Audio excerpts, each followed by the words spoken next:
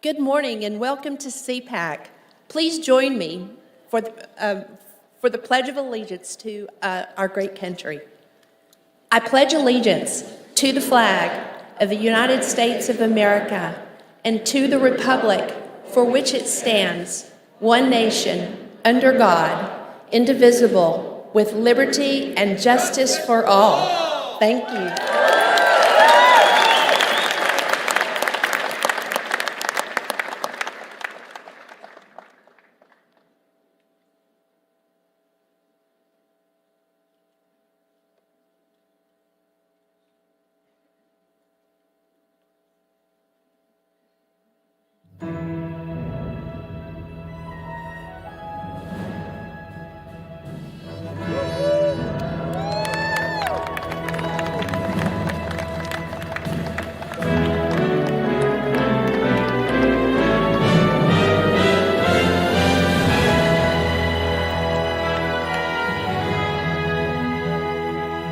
Oh, say, can you see by the dawn's early light what so proudly we hailed at the twilight's last gleaming, whose broad stripes and bright stars through the perilous fight o'er the ramparts we watched were so gallantly streaming.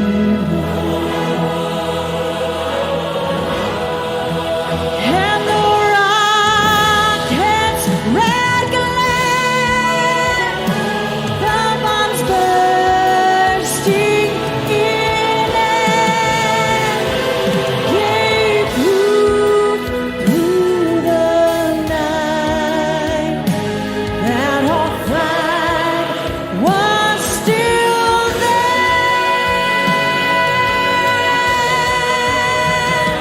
Oh, say does that star-spangled banner yet wave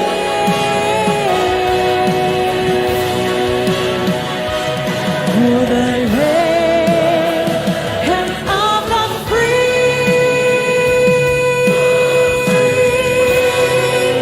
and the hope of the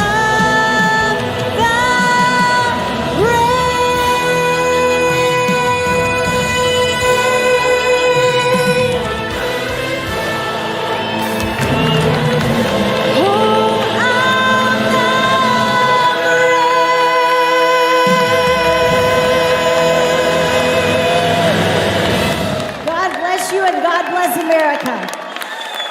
Please be seated.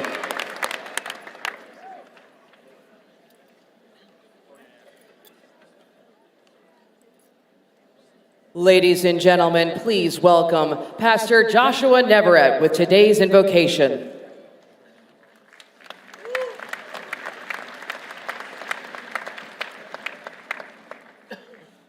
Before I begin to pray, I just want to say that we are living in the greatest time of our era, the golden age.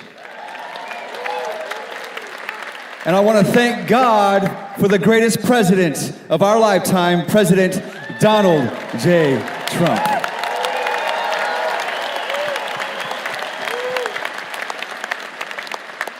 Let us pray.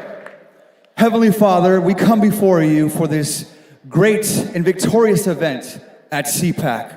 We want to thank you for the leadership at CPAC, Matt and Mercedes Schlapp, because you've allowed them to lead a great organization with American patriots. And we want to thank you for America, the greatest nation of our lifetime. And because of you, Lord, we've turned our eyes and sought your face and your righteousness. And now we are blessed with the golden age. But we ask you that you bless America, bless our people, and bless our allies. And we pray, God, for a victorious event over the next 4 days, that it be a safe event. As we strategize and we look upon the heavens, that you find favor over us, Lord, and you continue to bless America.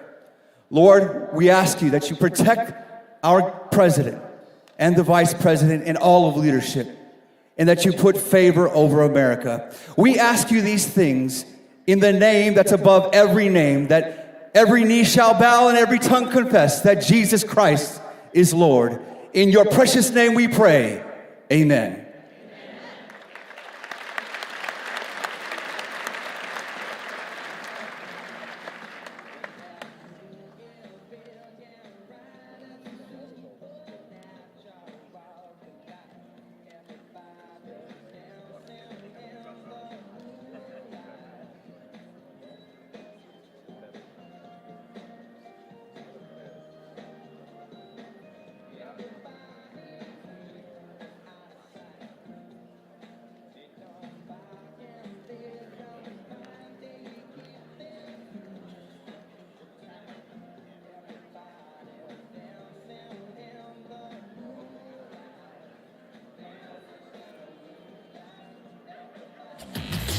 Good morning, ladies and gentlemen, and welcome to CPAC 2025. America is back on track.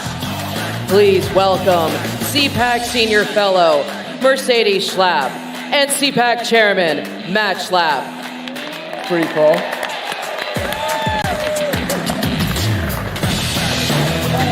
right, come on.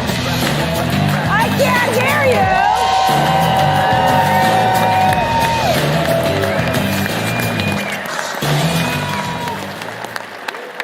There must be someone real special about to get on stage, right, Matt? We have some seats open here. Let's go. Pack it in, folks. We got some red seats open here. They're moving. What do you think about CPAC 2025? Are you glad that America is back on track?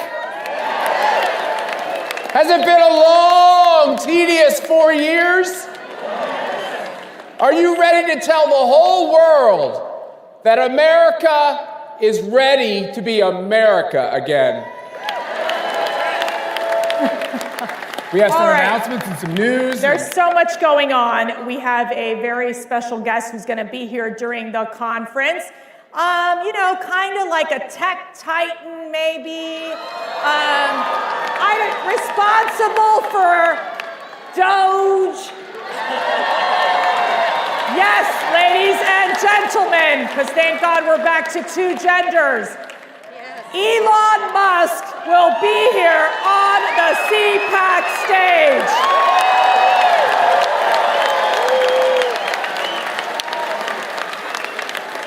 We just launched yesterday with the CPAC International Summit, where we had several key members representing from different countries with their delegations, where we passed 3 resolutions, Matt. That's right. Do you want to share what we did there? Yeah, we passed 3 resolutions in support with one of America's greatest ally, the state of Israel.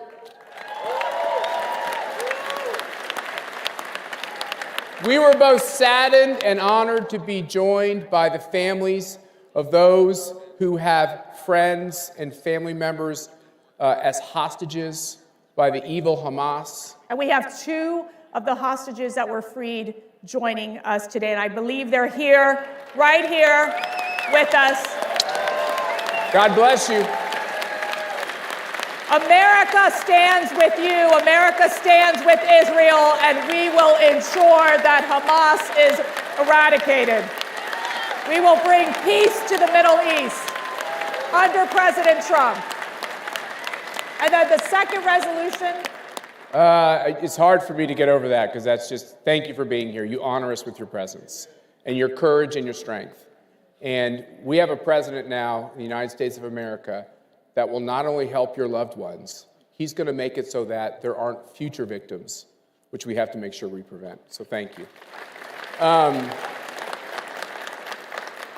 Gordon Chang wrote a very important resolution. By the way, these resolutions were supported by all the nations that were assembled at our second annual CPAC International Summit.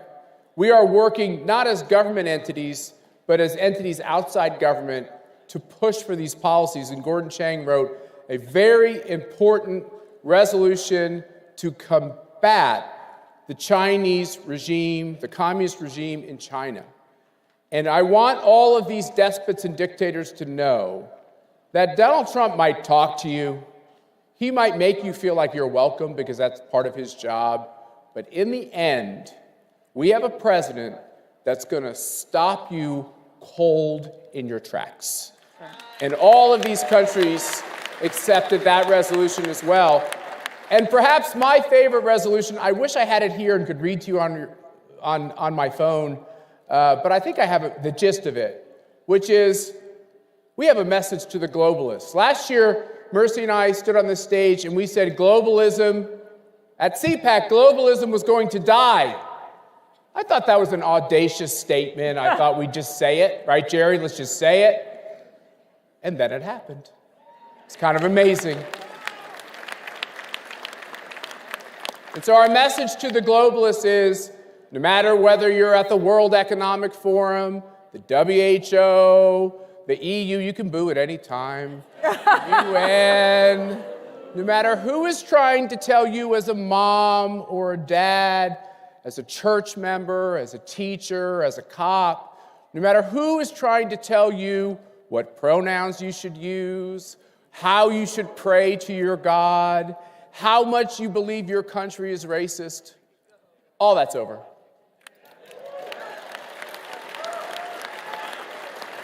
And a part of that is, and this is a great way to start, we just had Natasha out here and the great pastor from Arizona who was with us on the campaign trail in Arizona.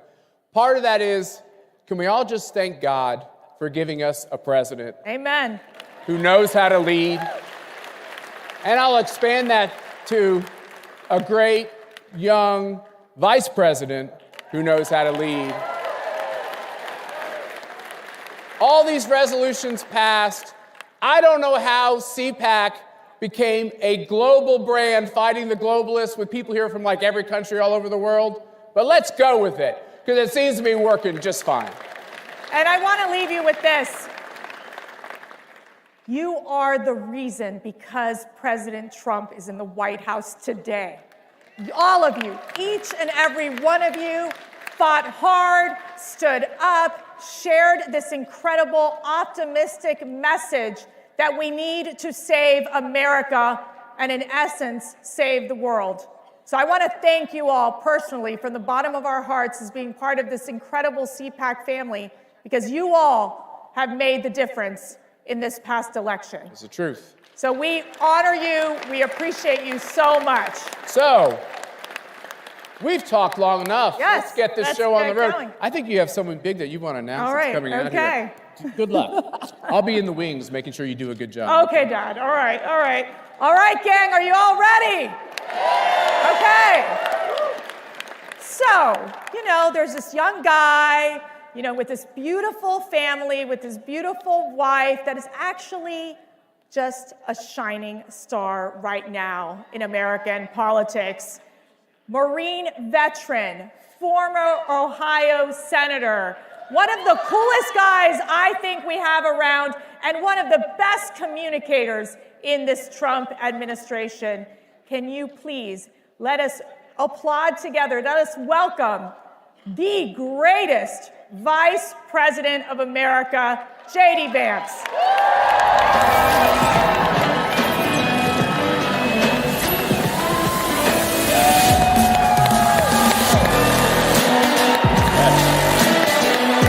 What's up, guys? How we doing?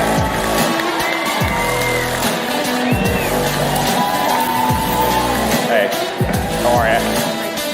You too. Thanks for doing this. Thank you all. Thank you. Thank you. USA!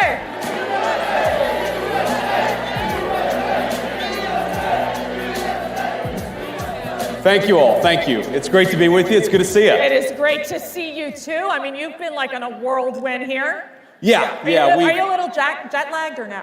You know, yes, I am a Okay. little jet lagged. So we did a trip where we went to France and then to Germany, and then we went to San Diego for a family wedding, and then back in DC, and we did all that in like 7 days. So Okay. a little jet lagged, but that's okay. Well, I'm in a good place right now, Mercedes. Well, you know I got what- some sleep last night. Okay, good. Then we're ready. We're ready. But it's a real special day today. You know what today is, guys? It's February 20th. That means our first 30 days, the happy one-month anniversary of the Trump-Vance administration. I mean, how exciting is that? It's very exciting. It's hard to believe we've only been in office for a month, because I think we've done more in a month than Biden did in about 4 years. And thank God for that. But, you know, the president keeps us on a pretty breakneck pace. He always asks, what have we done today? What are we going to do tomorrow? What are we going to do next week? Because I think he realizes this is a special moment in time. And by the way, thank you. Thanks to all of you for making it possible for us to do all the great work we've been doing in the administration. I know we wouldn't have been here without you, but I think the president is acutely aware that the American people gave us a window to save the country, and that's exactly what we're going to do, and thank God for that, because it's been a hell of a lot of fun the past month. Okay, so I don't even think we can keep track of all the things you all are doing. In been a lot. fact, I don't even Been a lot. think the press can keep track of all they're doing. I mean, they talk about the shock and awe strategy. Seriously. So when you're looking at this list after list after list, what stands out to you? Well, speaking of the press, I do think that we've had maybe more executive orders than CNN has viewers each night. So hello to our friends at CNN. I actually think that their plan was they were going to go all in on anti-Trump and hope that he could save CNN in the same way that he did, frankly, in 2017, because nobody really watched the network until he became president in 2017. But that's maybe the one thing I think the president has been unable to save the CNN's ratings over the last few months. But look, I think that what the president has tried to do is recognize that we have a historical mandate on a few issues. We have to secure the southern border, and thanks to his actions, border crossings are down well over 90%, and we're just getting started. He recognizes that we have to really unlock the engine of American growth. We've got to get back to having a growing economy that creates good jobs and high wages for the American people, and a lot of that goes back to drill, baby, drill. We've done more on energy under President Trump's leadership than I think any administration in history, and that's not an exaggeration, and of course we're going to do more. And then I think the third thing that he's tried to do, of course, with the help of Elon and all the great folks at Doge, is ask, what are we doing with all of the American taxpayers' money, and why are we wasting so much of it on garbage that the American people either aren't aware that we're spending it on or don't want to be spending it on in the first place? Like, for example, the stuff that we've figured out, Mercedes, is unbelievable. Why are we spending money on progressive modern art projects centered around toilets in Afghanistan? That's actually something that your tax dollars were funding until very recently. And I think all of us are sitting around and asking, what the hell have we been doing with the American people's money for the last 4 years? Let's turn off the spigot and spend the American people's tax money on the American people's priority. And that's, of course, been a big focus of the administration, too. Let's dig deeper into the immigration issue. Sure. We've seen, and you've met many of the victims, people who have family members who have died, Yes. have been tragically murdered. Those angel families in the hands of these criminal illegal aliens. Sure. What's your message to these families? What is your message to these horrific drug cartels and human traffickers who have preyed on the most vulnerable in the world? Well, our message to the drug traffickers is get the hell out of our country. Your free ride is over because President Trump is back in the Oval Office. That is, you're not welcome. You were never welcome, according to the American people, but unfortunately you had President Joe Biden who allowed you to run free over the United States of America, and Donald Trump has said, you're terrorist organizations, we're going to go after you, we're going to wage war on you, and certainly we want you out of the United States of America, and that's an important message, of course. But our message, and you know this, Mercedes, our message to the families is President Trump cares about you. He thinks that it's disgraceful what your own government let happen to your children, to your grandchildren, and it's got to stop. And of course, we mourn with people, we pray for people, but we're also asking, as their government, why did this happen to your child in the first place? And the answer is that under Joe Biden, your government didn't do its job. Under Donald Trump, it is. Thank God for that. On the economy, and I'm getting this question all the time, it's this question of affordability, right? Yeah. There's a lot of stress on our families, something that I think Joe Biden could not manage in terms of really helping lower that cost of living and making things just simply more affordable. Sure. We talked about energy independence being a critical component of this, of ensuring that we unleash this economic prosperity. What more needs to be done? Yeah, so one of the first interviews I did, it was, I think 6 or 7 days after the inauguration, and somebody asked me, well, it's been 6 days, what have you guys done to fix the inflation crisis created by Joe Biden? I'm like, well, first of all, it's been 6 days, we've done a lot in 6 days, but it's gonna take some time to fix what Joe Biden broke over 4 years. And we know it is easy, unfortunately, to burn the house down. It takes a little bit of time to build it back up. And here's what we have to do. Because look, the fundamental goal of our immigration policy, of our border policy, of Doge saving taxpayer money, the fundamental goal is we want your children and grandchildren to be able to raise a family in security and comfort in the country that we all love. That is the whole goal of President Trump's agenda. Like, safety and prosperity, right? Yeah. It's pretty common sense stuff. And we know that to do that, we have to, first of all, unleash American energy. Now, why is that so important? Because look, if, we all know grocery prices got too high under Joe Biden's leadership. Well, one of the main drivers of groceries is energy. Because if the farmers are paying more for energy, then we're all paying more for what the farmers grow. And if the truck drivers who are delivering the groceries are paying more for fuel, then we're all paying more for what the truck drivers are delivering to the grocery store. If we unleash American energy, that will do more than anything to drive down the cost for the American people. The second thing, Mercedes, is we have got to stop spending the American people's money on garbage. Every dollar that we take in and spend, you have to pay for, either through taxes or through inflation. And if we spend the American people's money more wisely, if we stop taxing and spending the American people to death, that's also going to bring relief to all of the pricing pressures that are out there. We're going to make it affordable to live in this country again. That's our mandate. That's our goal. And you're right, there's a lot more that we can do, but I think we've got a pretty good start after 30 days. We've got a pretty good start. But we've got this big, beautiful one bill budget reconciliation scenario. How is that working? What are the dynamics that are happening right now in Congress and what the administration is doing to ensure that a lot of what the president is wanting to do in terms of really pushing forward with economic prosperity and his tax relief initiatives gets done in these bills? Sure. Yeah, it's really important. So the Senate obviously has its own approach, and the president has been very clear that his preference is to put everything in one bill. Right. And part of that is just simple legislative strategy. I think the president has learned a lot about how DC works. And I actually talked to the president about this yesterday, and he said to me, look, it's very rare that you can get 2 reconciliation bills done in one Congress, which is why he thinks we've got to do a lot with that one big, beautiful bill, that first reconciliation package that we're going to get through the House and the Senate.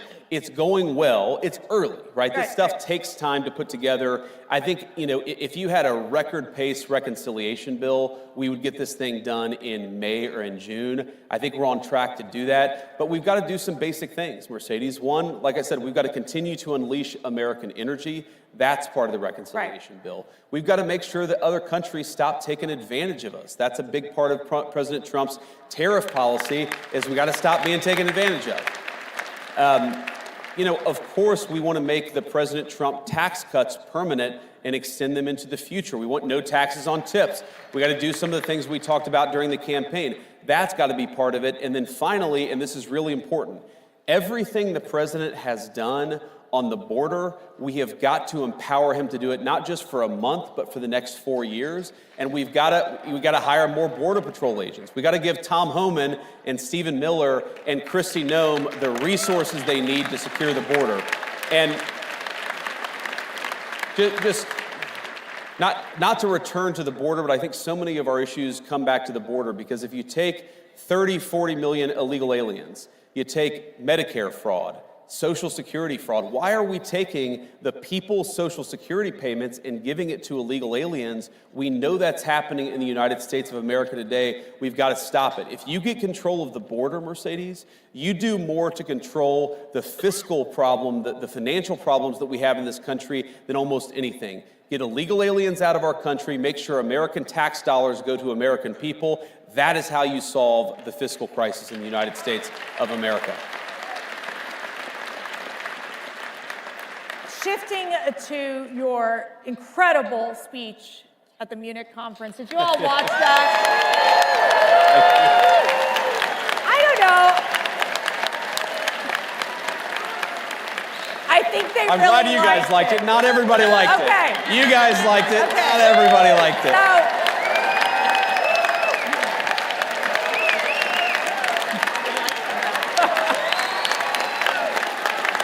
Good to see you.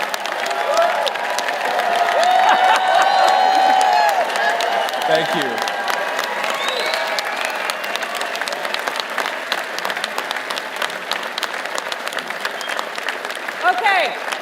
okay. I'll take a standing ovation for a speech I already gave. That's Like two awesome. for the price of one. Yeah, I was going to say, here's your speech to say it again. All right. But it was fascinating because there was obviously some of these European leaders that, they were a little uptight about it. It stressed them out just a little bit. A little bit. But you talked about the greatest threats in Europe. Yeah.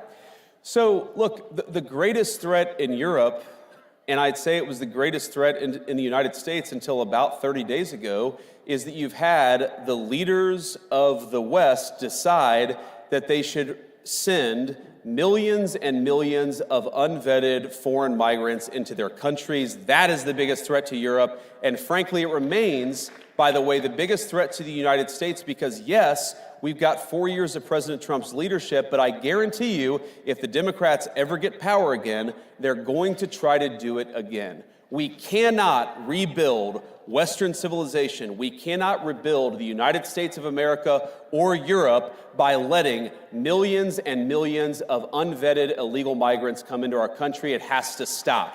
Thank God it stopped here, but it's got to stop there. And a related issue, Mercedes, is you can't just stop it. You have to allow European peoples, and of course the American people too, to raise issues about it. Right. You have to allow free speech to debate this stuff. You have to stop doing things to the populations of the world. You've got to give the populations of the world the opportunity to speak up and say, no more of this BS. We want borders. We want sovereignty. We want to be able to speak our own mind in our own country. And I guarantee you, if we don't allow free speech, and of course, the Biden administration, I made this point, Mercedes, the Biden administration did more to destroy free speech, not just in the United States, but also that is the future for our shared civilization. And I will tell you something that is really, truly remarkable that's happening at CPAC is, and we had our second CPAC International Summit yesterday, and we have many of these conservative European leaders with us today, where we stand in solidarity because they have an opportunity to basically make Europe great again, make Asia great again, make Latin America great again. And so in essence, I think your message was very well received by many of those conservative leaders across the globe. But what does this mean with the U.S. now that, in giving that speech, what does this mean with the U.S.'s relationship with Europe? Well, look, obviously, we're going to continue to have important alliances with Europe, but I really do think the strength of those alliances is going to depend on whether we take our societies in the right direction. Think about this. Germany's entire defense is subsidized by the American taxpayer. There are thousands upon thousands of American troops in Germany today. Do you think that the American taxpayer is going to stand for that if you get thrown in jail in Germany for posting a mean tweet? Of course they're not, right? So the point that I try to make to our European friends, and I think that they're our friends, I believe that, I know President Trump does, is that friendship is based on shared values. You do not have shared values if you're jailing people for saying we should close down our border. You don't have shared values if you cancel elections because you don't like the result, and that happened in Romania.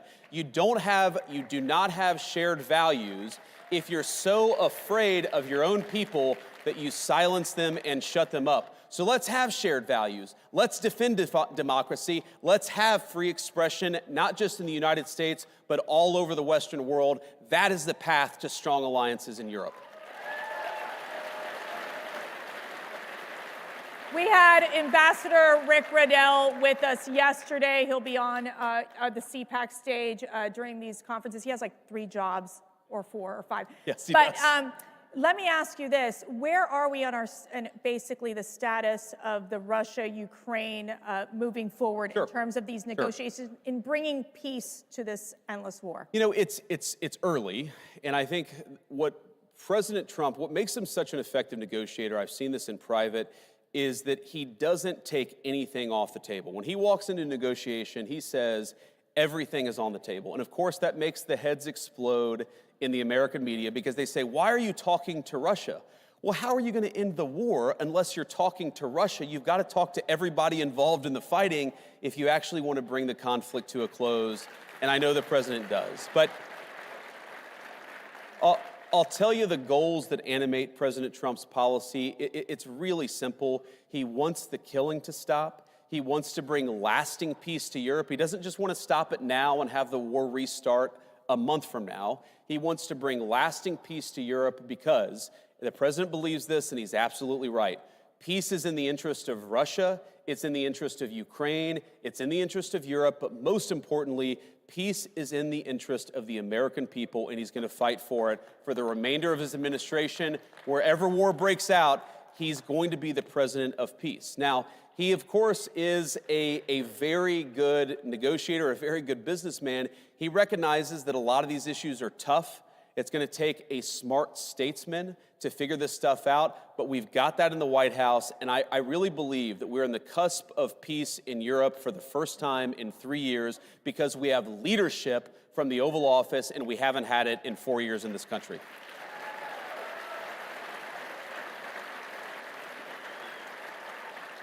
Matt and I mentioned this right when we started the conference. We're honored by the presence of 2 hostages that were freed after the Hamas atrocity, the tragedy that we've seen happen. And we have several of the family members as well who still, they're there.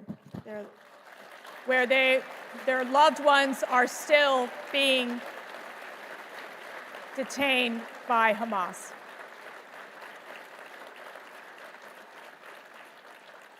What is your message to these hostage families, these survivors? Our message is that President Trump loves you.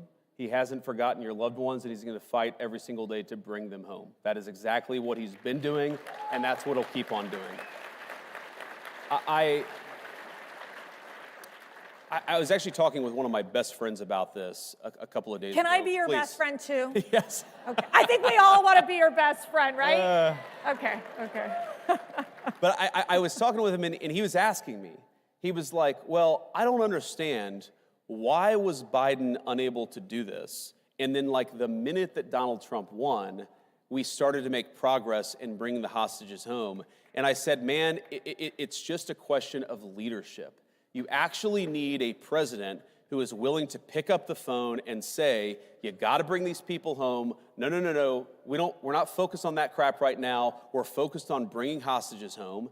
And then when the negotiations hit a wall, because they always do, you need a president who picks up the phone and says, cut this crap out. We've got to make progress, and you've got to keep that pace going.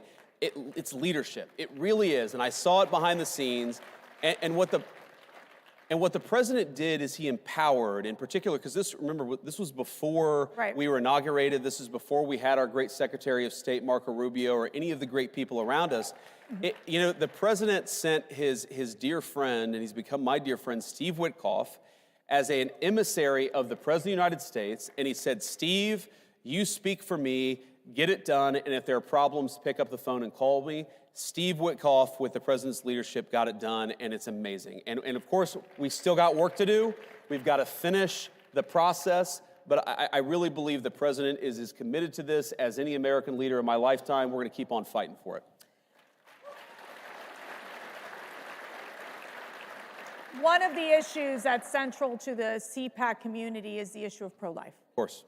And what is the administration going to do to defend the unborn, to provide support for those mothers, those fathers that choose life? Sure. Well, one of the things, of course, the president got done during the first term, and I think that it's why he is accurately called the most pro-life president in American history, is he finally made it possible for the will of the people to speak on the life issue. And that was the Dobbs decision. What that did is it gave the abortion question back to the people. It took it out of the hands of unelected bureaucrats and unelected judges and gave it back to the people. And I think the most important thing that we can do, and as you know, Mercedes, I'm very pro-life, I'm a devout Christian, is that we have got to persuade our fellow Americans, because now we've got the power. We've got the power of persuasion. We've got to persuade our fellow citizens that unborn life is worthy of protecting. It is sacred in the eyes of God, and it should be sacred in the eyes of man too. And we have to pick up the torch and fight for that every single day. And I know you guys are up for the task. I am too. And I think on the administration side, what the president has said, and it's been consistent, it's going to be consistent in the rhetoric and in the policy, is we believe in the Trump administration that babies are good, that families are good, and we want to make it easier for young moms and young dads to choose life, to start families, and to bring new life into the world. That's the whole point of our policy. Now, some of that, of course, is supporting our great crisis pregnancy centers at the moment of these important healthcare decisions, encouraging young women to choose life at that important moment of choice. Some of that is bringing costs down so that young moms and dads don't look to the future and a new baby and say, how can I afford this? And if they're able to actually afford to raise a family, maybe they'll start thinking of babies as the blessings that we all know that they are. Yeah. And I think... But I think fundamentally this is going to take a lot of leadership from the president on down, but from every single person in this room. We've got to persuade our fellow citizens to stop thinking about babies as inconveniences to be discarded. We've got to start thinking of them as blessings to cherish, and that's exactly what I promise to do. So now we're going to get personal. This is going to be so fun. Your faith. Yep. Why is it so important to you? What does it mean to you?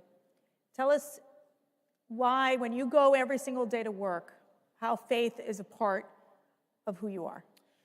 Well, first is I believe the fundamental tenet of the Christian faith. It's not just a set of good moral principles, though it is that. I think the fundamental tenet of our faith is that the Son of God became man, he died, and then he raised himself from the dead. That is the fundamental tenet of the Christian faith, and I think so much flows from that. And I think one lesson that flows from that is that we shouldn't fear death. Of course, death is a very bad thing, but there are much more terrible things than just losing one's life, and importantly, you could lose one's soul. And I think whether it's fighting for the unborn or fighting for peace and security for our citizens, I want us to be the kind of society where my kids can grow up to be virtuous young people, can be good young Christians, of course, because that's what I'm trying to raise them to be, and that's what our public policy is trying to do. Creating the space where moms and dads can raise their children in their faith to become good young people who believe the things that I do. that is what I'm trying to create, is the space for you, of course, to raise your children as you see fit, but the space for me to raise my kids to be the kind of young people that I think they ought to be.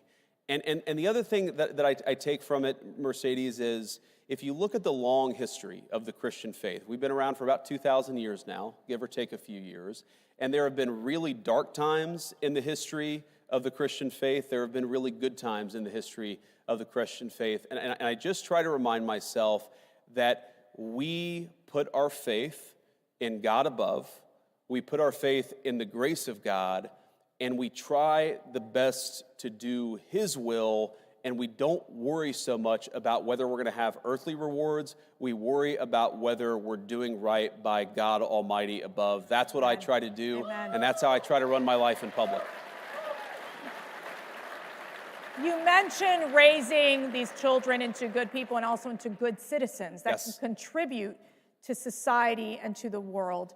We had so many young people come out and support Donald Trump and JD Vance and thank you. This past election. So what is your message? And what is your message to the young men? You know, I guess my message to young people generally is we're trying to make your life better. And that is the simple thrust of President Trump's policy is we want you to be able to buy a home. We want you to be able to work a good job. We want you to be able to raise your kids, like I said, according to the values that you believe in. And we want you to be able to build a nice life in this country that all of us love. That is what we're trying to do. And, you know, you guys more than anybody, more than me, I'm talking about people under the age of 30 in particular, you guys are going to have to deal with the consequences of good policy or of bad policy for much longer than the rest of us. And I want you guys to think about the future and ask yourself, do you want safe communities? Do you want a prosperous life? Do you want to be able to work a good job? Or do you want that job shipped off to China or somewhere else? We're fighting for you every single day. We want you to help fight for us because we've got to win.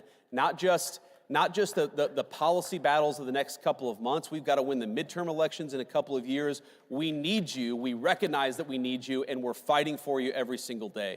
And I think, you know, you asked me, you know, my message to young men is I think that our culture sends a message to young men that you should suppress every masculine urge. You should try to cast aside your family. You should try to suppress what makes you a young man in the first place. And I think that my message to young men is don't allow this broken culture to send you a message that you're a bad person because you're a man, because you like to tell a joke, because you like to have a beer with your friends, or because you're competitive. It's...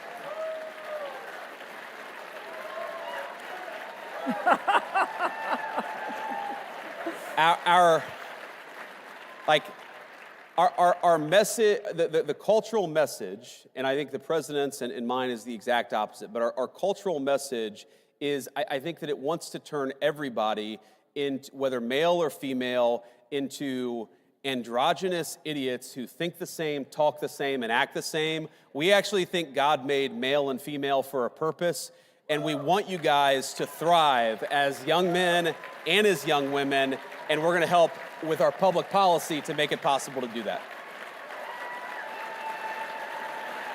And by the way, that I actually think, Mercedes, this is the thing that President Trump, this is why the media went after him so hard, is because, you know, when I think about, like, what is the essence of masculinity, you could answer this in so many different ways, but when I think about me and my guy friends, we really like to tell jokes to one another. Like, we like to laugh. If you think of all the movies that were really popular. Are you saying you're pretty funny? I try to be. Okay, President Trump, who's funnier? Who's funnier? President Trump. All right, there you go. Let's be honest. There you go. He's got the best sense of humor of any American political figure. But I think this is why young men in particular are so, you know, they're so inspired by President Trump, is because he doesn't allow the media to tell him he can't make a joke or he can't have an original thought. President Trump just says what's on his mind. That's a damn good thing, and it's a good example to set for young men in American culture. You know, I always tell my 5 daughters, so I don't have any sons, but Matt and I, we have 5 beautiful daughters, and I always say, you know, the most important decision you'll ever make is who you marry. That's right. Always who you marry. And you made a very important decision in marrying Usha. I did. I And married so- up. I married up. She is a beautiful second lady, and I want to know, what is the best advice Usha has given you? Well, one This is so fun. Okay. this is going to be very personal. One piece of advice she gave me like a week ago was you should be nicer on social media. I don't know that I'll take that advice. Some advice is good. Some advice is, you know, can be good, but you don't have to always take it. You sound like my husband. The best advice Usha ever gave me, when it comes, I mean, she gave me so many good life advices or pieces of advice, but the best advice she gave me when it came to politics is don't let them filter you. And in politics, you know, you've got consultants, and you've got media professionals, you've got pollsters, you've got a lot of people who try to tell you what to say or how to behave or, you know, what to do. And Usha just said, just be.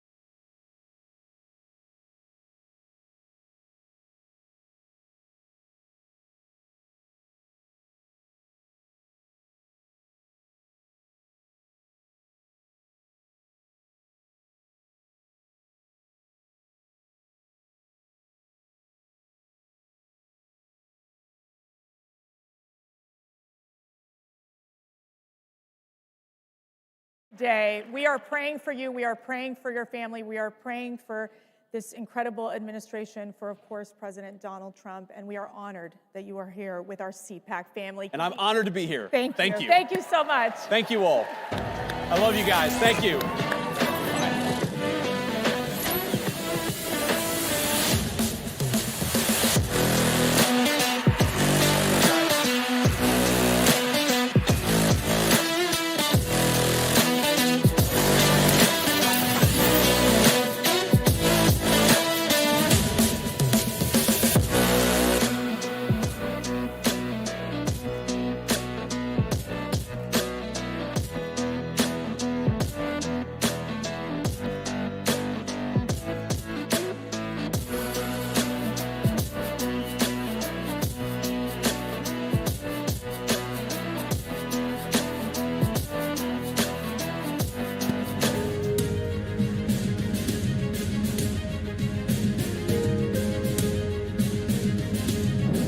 Hi, everyone. I'm Elaine Back, and I'm so excited to be here. You know, for the last 4 years, I've showed up at CPAC because God sent me there, the greatest God there is in heaven and earth. And we are so blessed. Please stick around and hear what I've got to say, because God needs you. He needs you to participate. He needs you to be on fire like I am. God has a way that He can fix everything, because as long as you've got Him in you, as long as you've given your life to Him, you too can participate in this. You know, the first thing that happened is I showed up in Washington, D.C. because God told me to go there. I had no reason, but he gave me a reason immediately. And when I got there, I met two of my greatest friends, Matt and Mercedes Schlapp. Yes, the people that run CPAC, God put in front of me. And I have served God and this organization ever since then. And I'm honored to be called the Matriarch of CPAC. CPAC has been such a major influence in my life and all of your lives, whether you know it or not. Not just your visits, not just when you come, but when you participate. You too could participate and go to the CPAC events in places like Hungary and Japan and Australia, Israel. But remember, God needs all of us. You know, 4 years is not going to last forever of Donald Trump. He's going to need all of us to stay powerful, stay in the show, and there's no better way of doing it than through CPAC, being a participant in every way that you can. God loves what they're doing. He has proven that over and over again because he brought you here today. He brought you here to hear this message and know that there is other things for you to do, and God is in the center of all of it. So all of you step up to the plate, do what I did. Make friends here. Make friends everywhere across this country. Reach out, speak your voice, and know that God is with you in everything you do every day, and that we are all at CPAC praying for you daily. I'm so glad I could be here today, even if I'm not there in person. And our studio is there, whether I'm there or not. Proverbs Media Group, you'll find them on Media Row. We want you to hear the truth. Just like the Bible tells the truth, we're going to tell the truth. We do this through so many entities. You can see us on any of the social media accounts, but mainly go to YouTube and look up Proverbs Media Group. Watch our shows. Learn what it's like to actually hear the truth. And we started our show, It's Not About Us, because it's not. It's about God, our Savior. It's about we are here to serve him and each other. Serve your neighbors, serve your friends, do all these things. And we want you to know that one of our latest things is, you know, that crazy iPhone that causes all kinds of trouble? We want you to know, and you'll find cards over there, that 3 to 5 times a day you set an alarm on your phone. Not on, when to get up, but when to remember that God is with you. So that if it goes off in the middle of something stressful, just say, God, help me. If it goes off in a time that's peaceful, say, God, thank you. And talk to him all you can. Have that reminder there, because we all get so busy nowadays that it's easy to forget he is with you in all things. We want you also to remember that, CPAC is an amazing place. It's where I started. It's where you can start. It's where you can put your time in and just show people love. There's so many ways to do it. Our people at our booth are waiting to hear from you and see you. Here, throw me that hat and shirt. Here's the Trump hat. Here's the Proverbs Media Group shirt. And know that we pray for you all the time. We love you. We care about you. And don't forget, you are the most important thing in the world to our Lord and Savior. God bless you. Ladies and gentlemen, up next, Tales from the Crypto, Bitcoin, and the Digital Economy. Please welcome Strategy Executive Chairman and Co-Founder, Michael Saylor, and CPAC Board Member, Christos Marafatsos.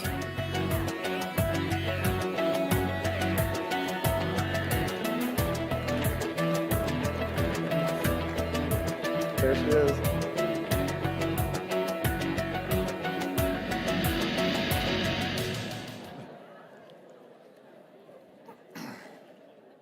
Good morning, everyone. What about that speech from our Vice President and our great Mercedes Schlapp? I am not as good as a moderator as Mercedes. Michael turned to me and said, man, she's good. I go, Mike, I'm not that good. But good morning, everyone. Thank you so much for being here. It's an honor to be here at CPAC, moderating one of the most critical discussions of our time, the future of Bitcoin, digital assets, and financial freedom. We are witnessing a once-in-a-generation transformation in how people store and transfer wealth and value. And today, I have the privilege of introducing a man who didn't just predict the future of money, he's helping build it. In 2020, as governments printed trillions of dollars, where it weakened our US dollar, one CEO made history. Michael Saylor became the first major CEO of a US publicly traded company to transfer his entire balance sheet from cash into Bitcoin. Historic, that's incredible, that's risk. He is the largest single corporate holder of Bitcoin in the world, owning 478,740 Bitcoin, now worth 48 billion. Michael just didn't talk about Bitcoin, he bet on it, he built on it, and he led the way for corporations, investors, and people like me and you to invest and remain sovereign. He remains one of the most influential voices in financial and technological history, proving that Bitcoin isn't just an investment, it's a revolution that America has to dominate. Please join me in welcoming one of the most fearless and financial minds in our future, a champion of digital freedom and a trailblazer, Michael Saylor. Well, thanks for the intro. I'm really excited to be able to address this group today because I think that Bitcoin represents the most powerful technology force for conservatism in the world. And I don't know that that's fully appreciated, but Satoshi many years ago had this vision for sound money and sovereign money via technology, via modern cryptography, modern semiconductors, the modern internet. And that idea of giving economic power to the individual in the face of the overwhelming power of the collective, when you feel like the government's against you, the banking system against you, the currency is against you, big tech is against you, when you're the little guy, when you're struggling for freedom and struggling in the face of overwhelming power, you need some advantage. And Satoshi created this network that's based on two principles. One principle is integrity, and the other principle is sovereignty. The integrity, we all know, is there'll never be more than 21 million Bitcoin, and that's enforced by millions and millions of computers and hundreds of millions of people everywhere in the world that believe it's not okay to lie, cheat, or steal. It's not okay to distort the truth. There is a truth. There is a universal common ledger that no one can tamper with, no one can corrupt, not a nation state, not a company, not a politician.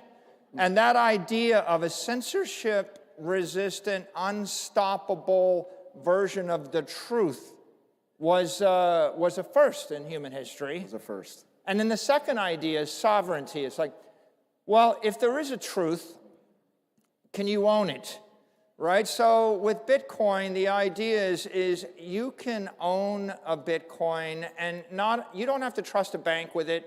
You don't have to trust the city with it. You don't have to leave it in the custody of a big company. You can take self-custody. So we oftentimes say, what do you own? The only thing you own are your memories. Everything else in this world that you own at the pleasure of someone more powerful than you, and they can take it away from you via force. What they can't take away from you is your experience and what's in your head. And the brilliance of Satoshi was, what if we could put all of the money in the world into the heads of the people?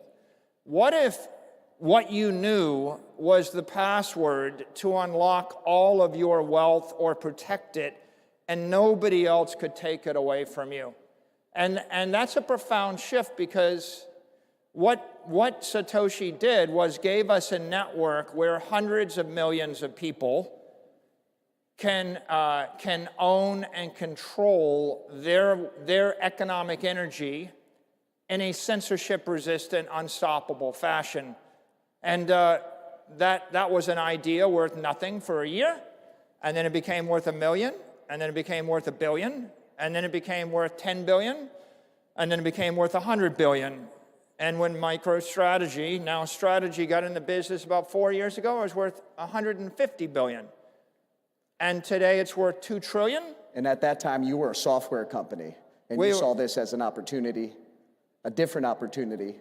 We were a software company, and we were staring at a quick death or slow death or take a risk.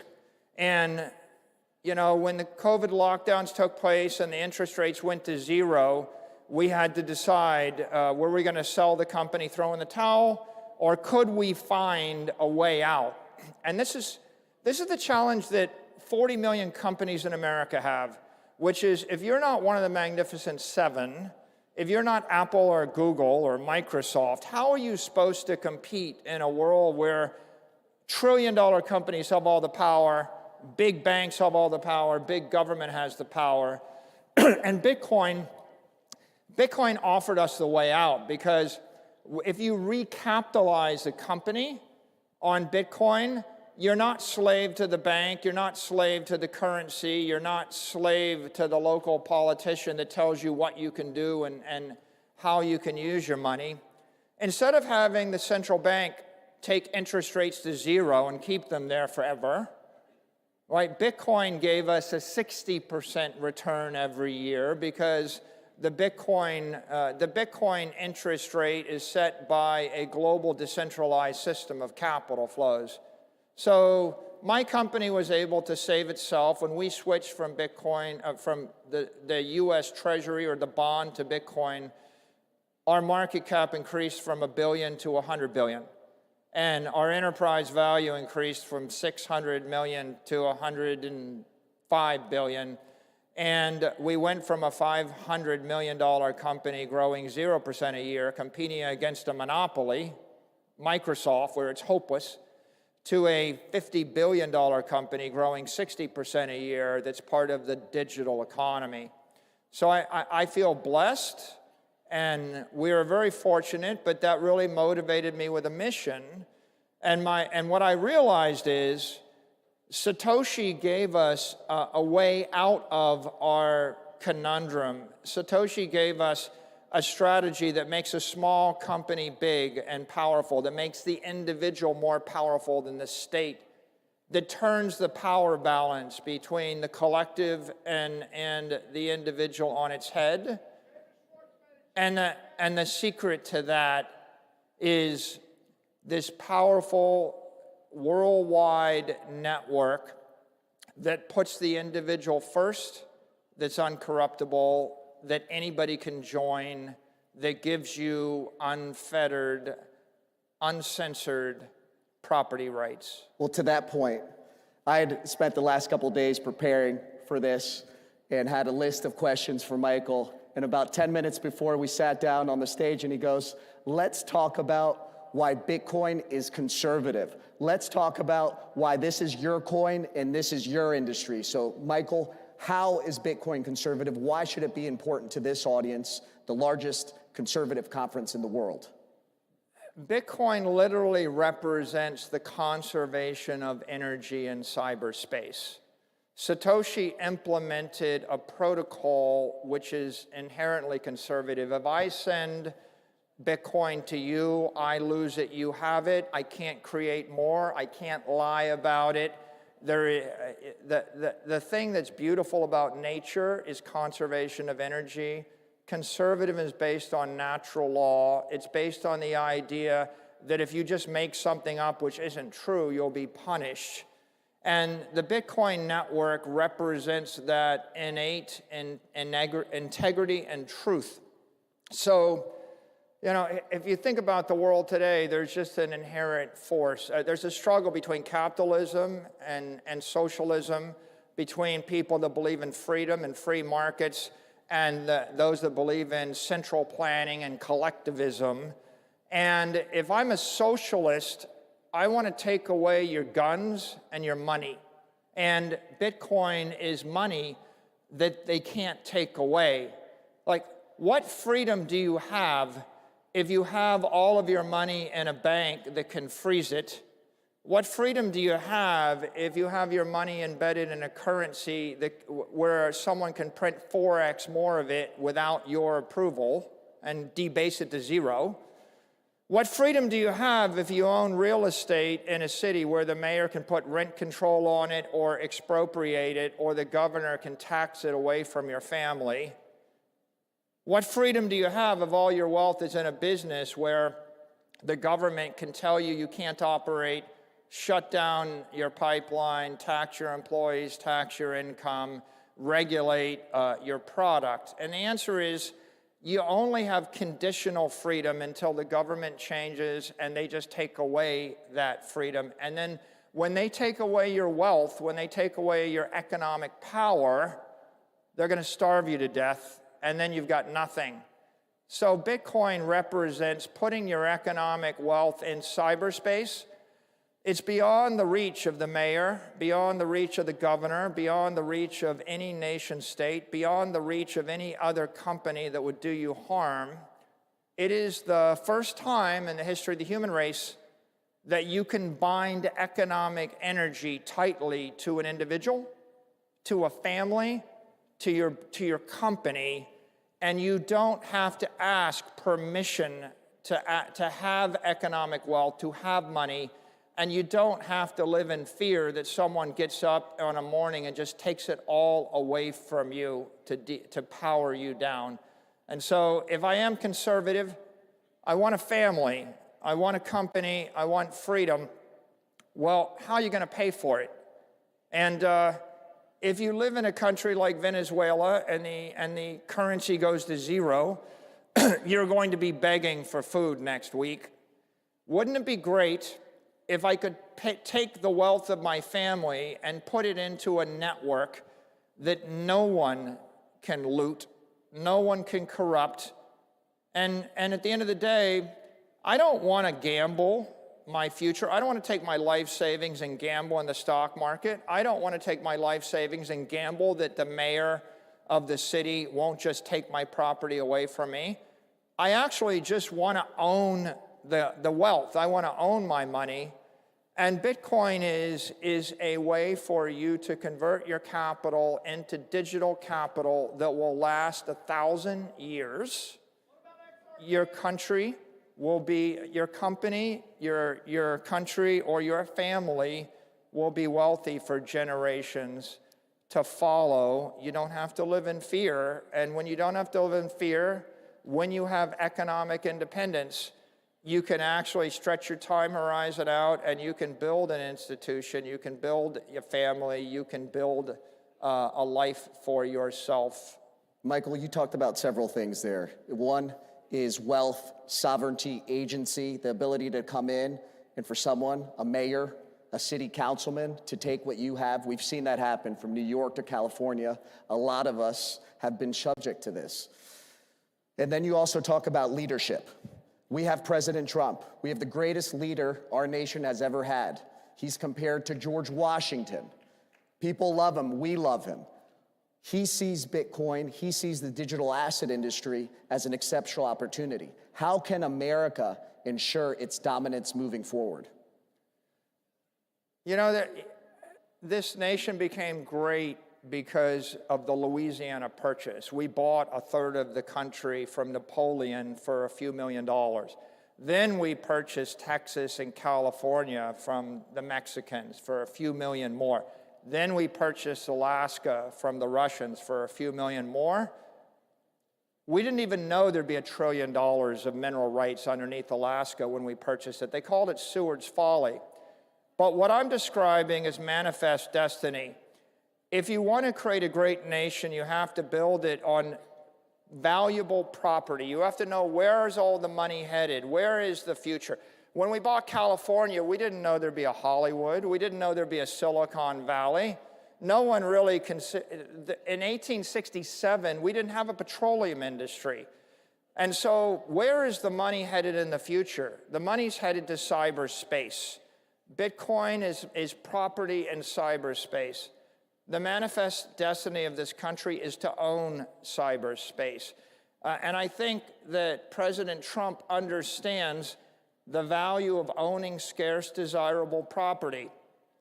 If we go to cyberspace and we buy Bitcoin and the nation embraces Bitcoin, then all of the capital in the world, all of the Chinese money, all the Russian money, all the European money, all of the money from the 20th century, the money invested in a Siberian warehouse, the money invested in fill in the blank, anything you could possibly own in Africa, all of that capital is flowing into cyberspace. It's going from physical to digital. It's flowing from the 20th century to the 21st century. The 21st century is going to be a billion AIs thinking a million times a second. And what are they going to be using to move their money around? They're going to use digital money because they can't get a bank account. They can't get a credit card. I have to approve my wire transfers from my bank once a week. It takes about 20 minutes, and they ask me on the phone whether the money should move. It's a good problem with 478,740 Bitcoin, Michael. The computers... We don't feel too bad, is what I'm trying to say. Yeah, I get it, but my point we've been doing it that way for 50 years. And if you look at the way the digital economy is going to run in the 21st century, it's going to be a billion computers thinking a million times a second, moving assets at the speed of light. Bitcoin represents digital capital. That network is $2 trillion today. It's going to be $20 trillion in 4 to 8 years. It's going to be $200 trillion in 20 years. Then it's going to grow faster than every other asset in the world. It's going to continue to grow. The United States should own it, right?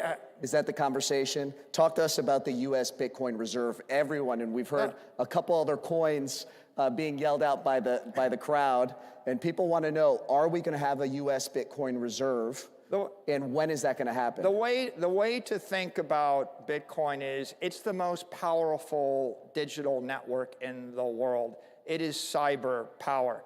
If you want to dominate the next 100 years, just like the last 100 years is based upon dominating sea power, fire power, air power, space power, nuclear power. You want to dominate cyberspace. You want cyber power. It's the unstoppable network that no one can corrupt. And the use of the unstoppable network, among other things, is hundreds of trillions of dollars of capital moving from point A to point B. But the other use of the network is I can send a message which is unstoppable, and I can store information that is unstoppable, and I can prove beyond a shadow of a doubt the authenticity of an instruction or a document. No country, no company, no individual, not a trillion computers can corrupt that message. So if you want to own the future, you want to own cyberspace. How do you own cyberspace? You own Bitcoin, and then you run the Bitcoin networks. You mine Bitcoin, you own Bitcoin. President Trump understands property. He understands the value of Greenland. He understands the value of Alaska. He understands the value of oil rights. He understands drill, baby, drill would be impossible if we didn't own the land, right? He understands American dominance. And land is physical property. When I run electricity through semiconductors and I create a wall of encrypted energy, I create digital property. Bitcoin is digital property. You should own it. Your company should own it. Our nation should own it. It is the future. In your perspective, how soon do you think we're going to be buying Bitcoin and have within our U.S. reserve at a timeline? You think it's going to be 12 months, 24 months? I think there's an appreciation of the power of Bitcoin throughout the cabinet, throughout the House, throughout the Senate. There's going to be a political process by which we build consensus with the White House, the Senate, and the cabinet, and find the right way through. But, what I would say on this topic is the US could own 20% of the network like that for free. The dollar would strengthen, the nation would be enriched. And the real promise is if you own 4 to 6 million Bitcoin, you're going to pay off the entire national debt. You're going to neutralize it. We can generate a $50 trillion to $80 trillion benefit to the United States people, to the citizens, to the taxpayers, and we can do it simply by seeing the future. It cost $6 million to buy Alaska. The payoff was $1 trillion. Just like right now, you can literally buy it for a song and dance. That's the opportunity. The risk is that you wouldn't want the Saudis to buy it first, or the Russians, or the Chinese, or the Europeans. And there's only room for one nation state to buy up 20% of the network. And obviously, I think it should be the United States. I think it will be the United States. It's a way for us to enrich ourselves and emerge as a creditor nation in a matter of a decade. It's also a way for us to ensure that we're the economic leaders in cyberspace and the digital economy for the next 100 years. And if we do that, every one of our allies will follow us, and then all of our enemies will end up having to buy into the network once it passes 10 or 20 million a coin, and they will enrich us. And we saw that just yesterday. President Trump was in Miami, and he was talking about Bitcoin. The Bitcoin reserve is a touchy subject. A lot of people want to know what other coins within the digital asset industry are going to be involved. The US does not just hold just gold and oil within our reserve. It holds up to 27 other trace minerals. And so we're completely diversified. Do you see room for another digital asset to be included in the Bitcoin reserve or the US financial reserve system? I think the key thing to keep in mind right now is that Bitcoin is a commodity. It is an asset without an issuer. There is no company, no individual, no country, no entity that can corrupt it. It has reached escape velocity. It has gotten to the point where it is basically a freedom virus, a truth virus, a monetary virus. It has been embraced by $1 trillion of smart money. That is, $1 trillion of real money has been invested in the network. It is 99% of the digital power on Earth. It's fairly unstoppable. And so if you're going to capitalize a company or a country, you want to capitalize it on property or a commodity or a network which is beyond the point where anybody could change the nature of it.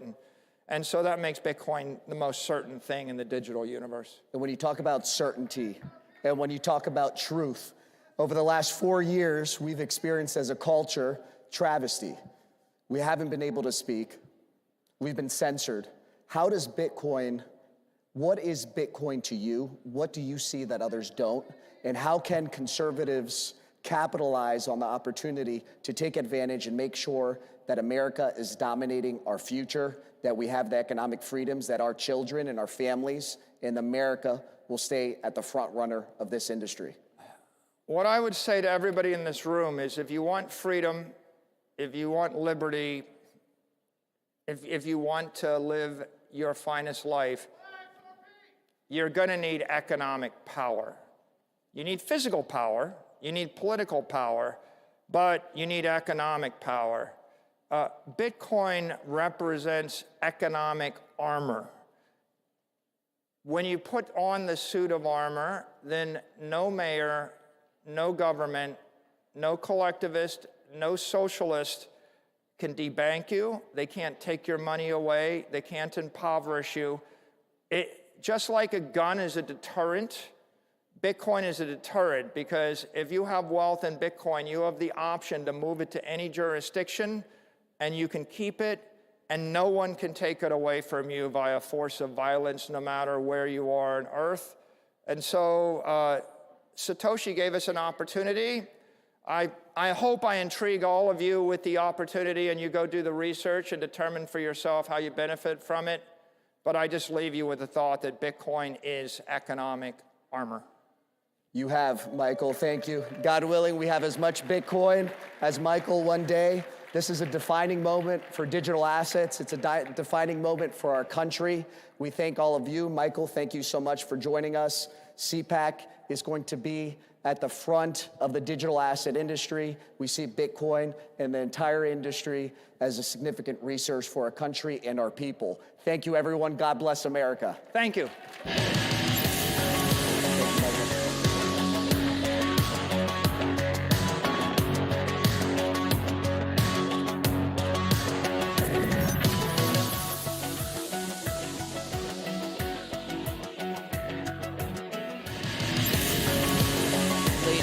Gentlemen, this is Republicans for Weaponization Control. Please welcome Chairman of the House Committee on Oversight and Accountability, Representative James Comer, Counselor to the President Donald J. Trump, Alina Habba, and your host, editor of townhall.com, Katie Pavlich.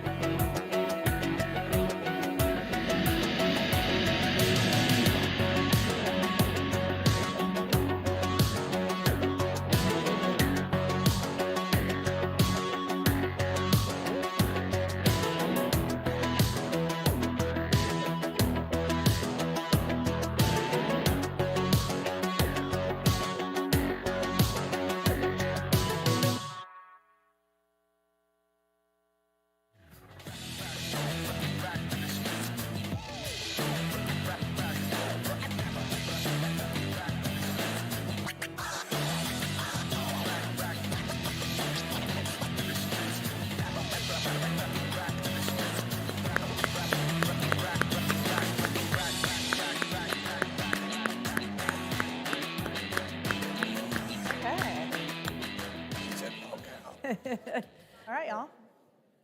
Good morning, CPAC. How's everyone doing?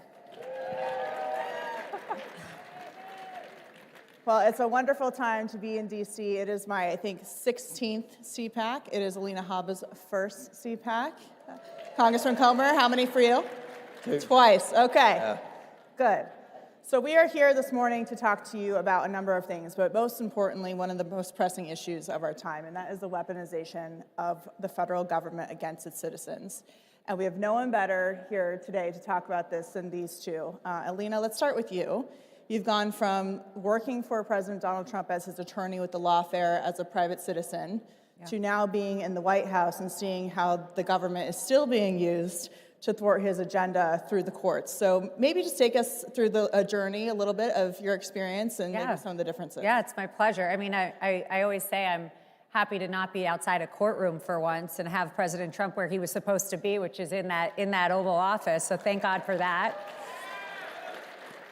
But I think when I came to, and yeah, my journey's been a strange one for an attorney, right? I always say this, you should not know who somebody's lawyer is. That should not happen in this country.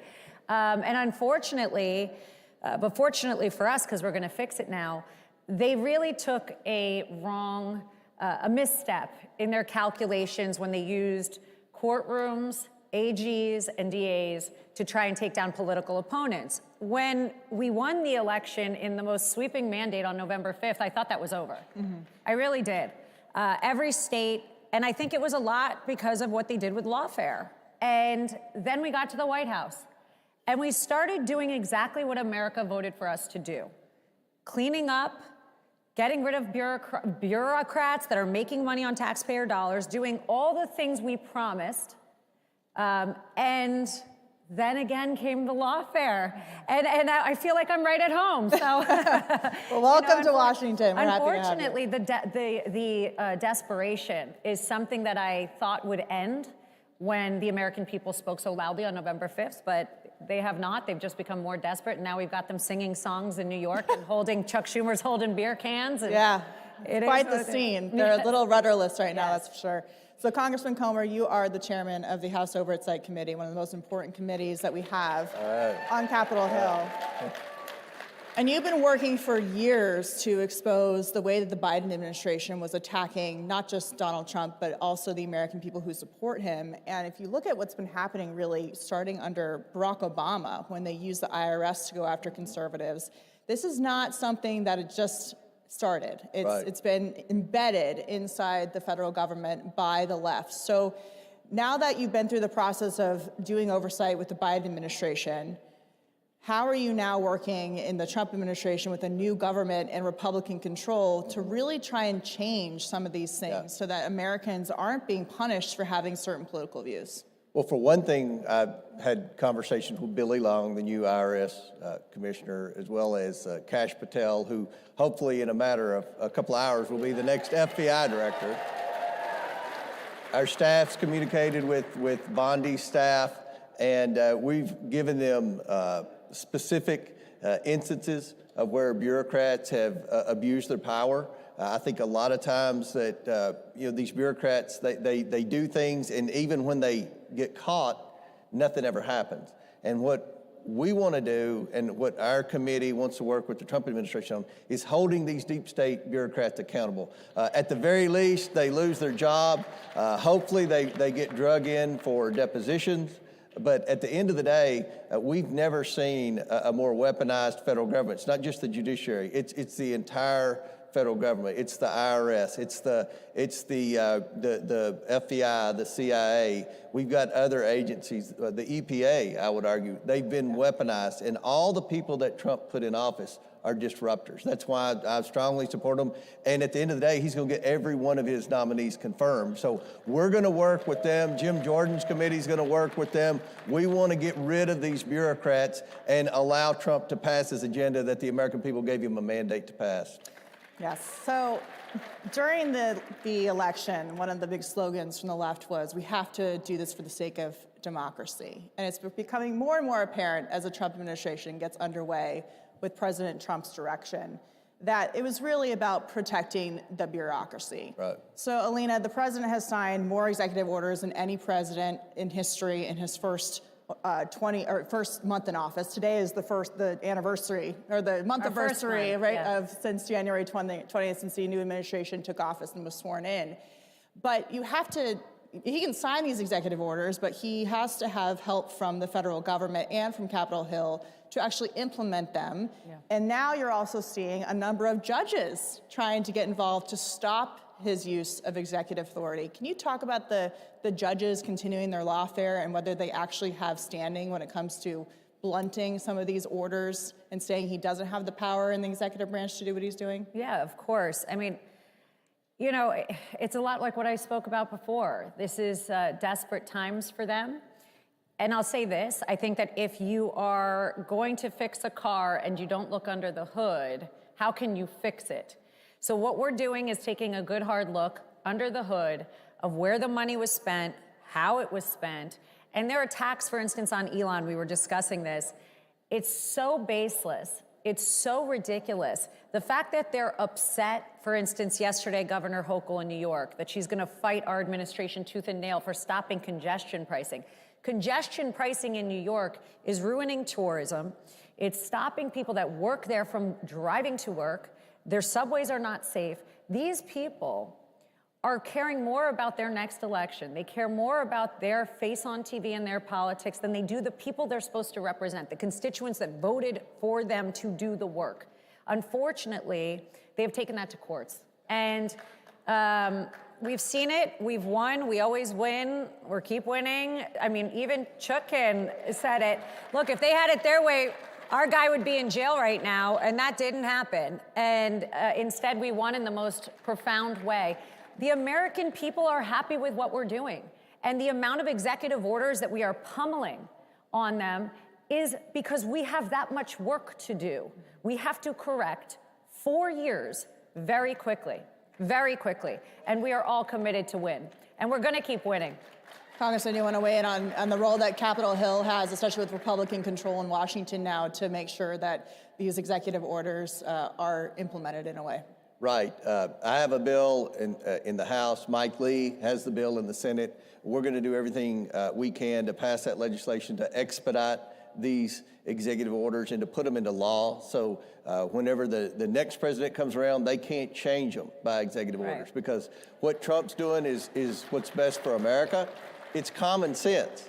He's restored common sense back to Washington, D.C. He's getting the government and the bureaucrats out of the way of the private sector, and we've got to make sure that becomes the law of the land. And I think the support's there in Congress. There were a few members of Congress on the Republican side in the House and the Senate that stuck their toe in the water to try to defy the president, to try to obstruct the president, to try Rhinos. And hey, well, I think they're on the team now. I think they got the message from their constituents back home. They listened to their people when they went home, and they're on the Trump train now, and hopefully we can drain the swamp and make America great again.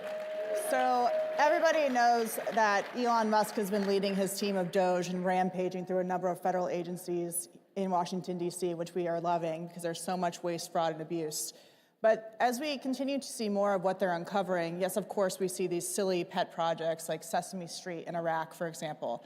But we're also starting to see a massive issue of actual corruption that has occurred. For example, it was reported, I believe this morning by the Free Beacon, that Stacey Abrams, who is, Georgia's darling, ran for governor twice. She was involved in a lot of voter initiatives there, got a $2 billion grant from the Environmental Protection Agency after only managing $100 at a nonprofit that she started. Yeah, it's the NGOs. Right. So, Congressman, talk about what the Oversight Committee is doing with these new cabinet members like Lee Zeldin, for example, at the EPA to really root out this corruption and this infrastructure the left has built in D.C. to really push their political agenda on the entire country. We're going to work with the administration. When they identify something that they believe is fraudulent, we will follow through with investigation, with subpoena power, follow the money. That's what we did in the Biden investigation. We got the bank records. A lot of people say, well, go after the tax records. Let me, as someone that's been involved in banking, tax records don't always tell the true picture. The bank records don't lie. And one of the things that we're working on, we go through a thing called the suspicious activity reports where banks identify fraudulent behavior. Banks usually catch when something suspicious happens. If there's an account that had a $100 balance, which is probably the minimum to open an account, and then all of a sudden they get a multi-million-dollar deposit out of the blue, that raises a red flag. And the banks report that to Treasury. So that's where we're going to be following the money. We're doing this now with Act Blue. And I think we're going to have some very interesting information to come out very soon on Act Blue. But we're having a hearing on March 5th with the sanctuary city mayors. We're bringing in the mayors of New York, who's not a bad guy, the mayors of New York, Boston, Denver, and California. And Philadelphia. And we're bringing them in. And these, other than the New York mayor, they have tried to obstruct what Tom Homan's doing and obstruct the deportation efforts. So we're going to let them explain that to American people. But one question we have is who's been paying for this? And I believe you're going to see there are a lot of government pots of money that have been funneling through these NGOs, these non-governmental organizations. And that's what we want to identify. Musk is all over that, Doge is all over that, and Congress is going to be all over that. And hopefully we can show the American people how abusive the Democrats and their allies in the deep state bureaucracies have been with their tax dollars. They have funneled this mass implosion of illegal immigrants into our country. They've housed them. They've provided free health care. And at the end of the day, I think you're going to see a lot of tax dollars were laundered into programs like this. Sounds a lot like money laundering Absolutely. to me.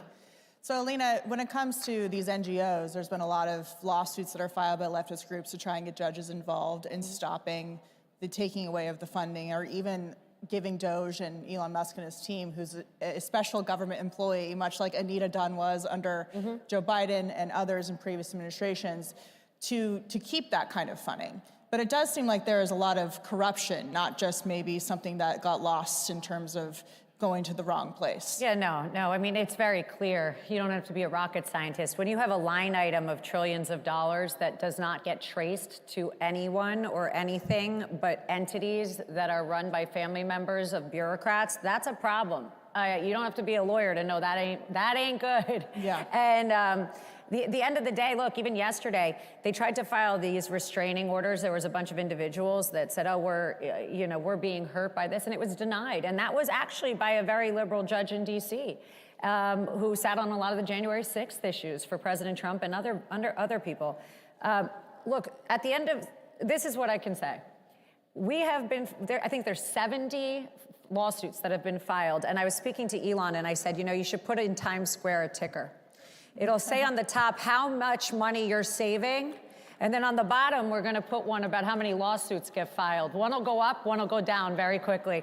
But they do that when we're winning and when we're hitting them where it hurts. So desperate times call for desperate measures. You see all these AGs and DAs trying to come in. You see individuals, but they're not winning. And the only people that are winning right now are American people. Right, the taxpayer. We are winning.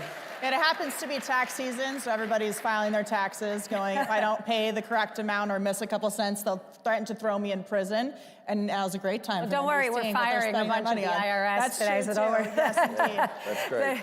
You know, but that was the stuff that they did, and America didn't like it. Yeah. You're funneling people to audit and hurt the American people. Why don't we audit the people that are hurting us? Exactly. It's not supposed to go the other way. We're not supposed to hurt each other. Yeah. And that's really the mission, you know. And President Trump said just yesterday, I was with him, and he was speaking at an economic forum, and he said, look, we hope to take 20% of what Doge has recovered, that is billions and billions of dollars, and put that money back to the American people who were hurt by the last administration, who can't buy eggs because they went off and killed all the chickens.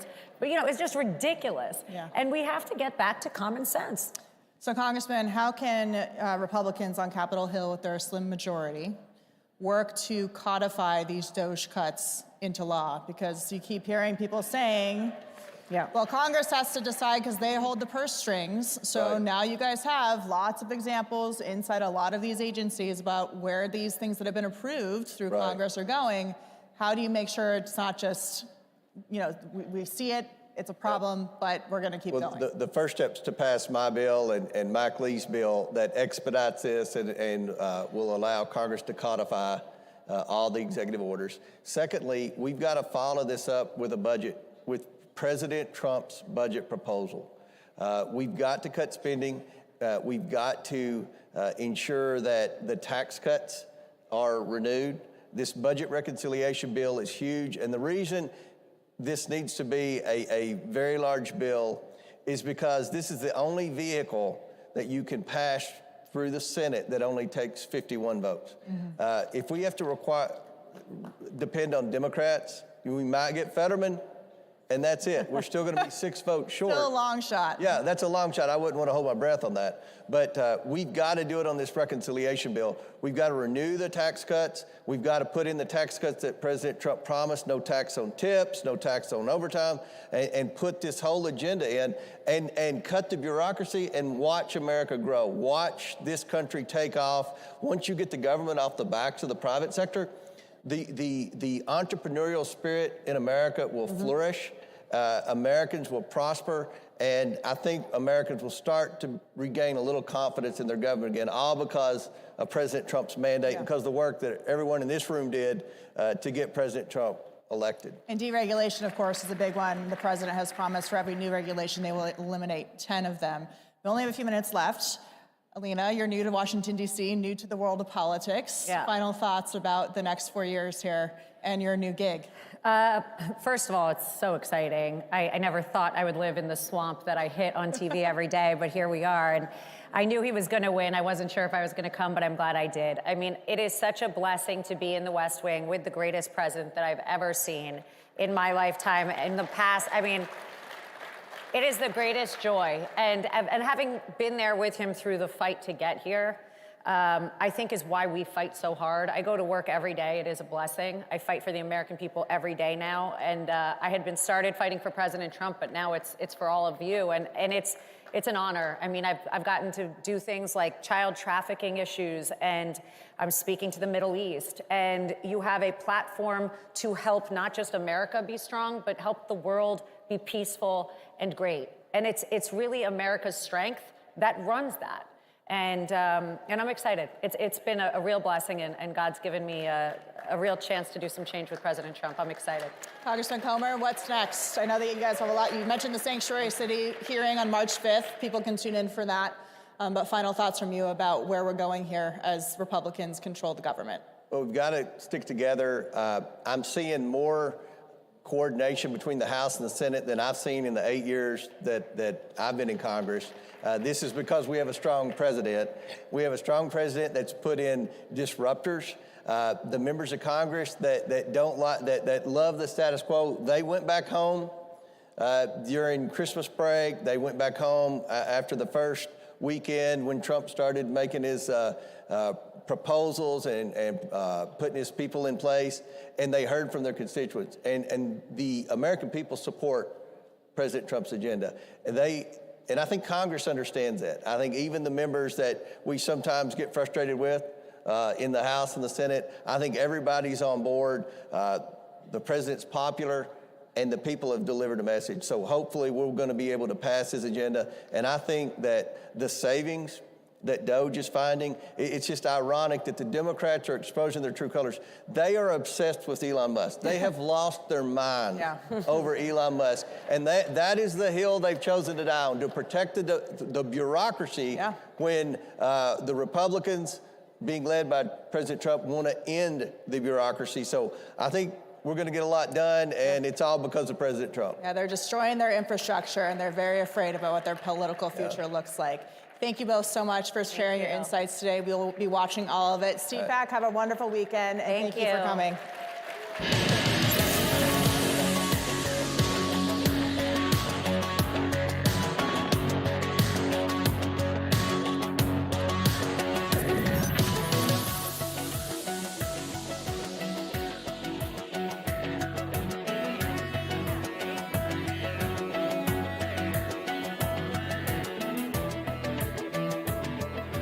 It's our America. We conquered it. We built it. Great values like honesty and fairness. Great courage. A great nation needs a free press. Newsmax is it. 30 million Americans regularly go to Newsmax when they really need to know. They watch Newsmax TV at home. On the free Newsmax app, they go to Newsmax.com. Start today. Newsmax is real news for real people. Every institution today is under attack. The home, the church, the government. And many people are asking, what is the truth? Jesus Christ claimed the ultimate truth. Are you willing to face the truth? Do you think the MKUltra project ever actually ended? The Central Intelligence Agency is actively involved in mind manipulation. We all answer to one God and one Savior, and He's there to change your life for the better. Freedom, sovereignty, prosperity. The Patriots for Europe Foundation is on a mission to make Europe great again. Globalist elites have led Europe into a dead-end street. Violent crime has surged because of mass immigration. The Green Deal has put the future of the European economy at risk. Fake NGOs and the massive bureaucracy in Brussels are interfering in our democracies. Patriots must take action. We bring analysis. We organize debates. We build the network of patriots to challenge the woke narrative head on. Patriots for Europe Foundation. Hey, we have a great group of sponsors down at CPAC Central. Make sure you go down there, get all the merchandise you need, see all the companies that are fighting the woke crap in the country, hear from our breakout panelists and speakers, hear Steve Bannon, hear everything that's important at CPAC. Get down to CPAC Central today. Before the cabinet room, you saw Donald Trump's next cabinet make waves at CPAC.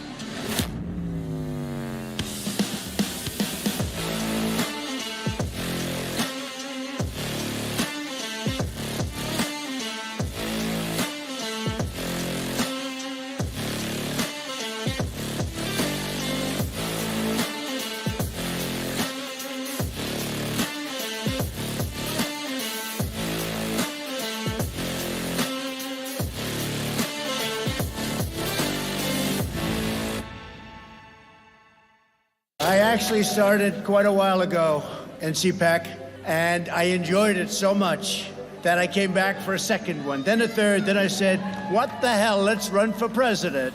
Matt said, it's like 5 years ago, 6 years ago, he says, you should run for politics. He's the one, he said, you should run. for the presidency of the United States. It is my honor to introduce to CPAC 2017 our president, Donald Trump. First of all, I want to thank Matt Schlapp and his very, very incredible wife and boss, Mercedes, who have been fantastic friends and supporters, and so great when I watch them on television defending me. Nobody has a chance. I love this place. Love you people.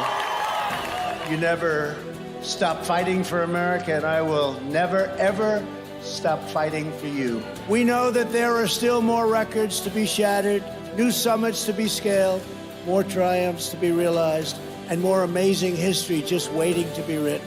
The American adventure has only just begun.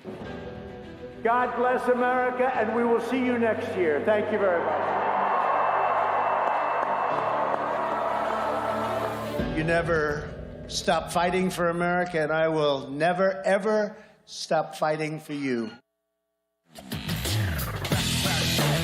Ladies and gentlemen, please welcome former Prime Minister of the United Kingdom, Liz Truss.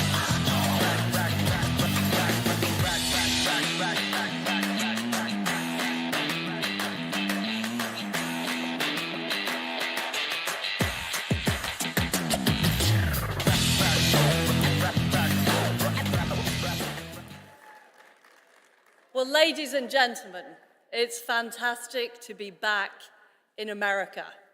And it's fantastic to be back at CPAC for the second year in a row. But last year, there was a dark cloud hanging over this conference. It was called Joe Biden.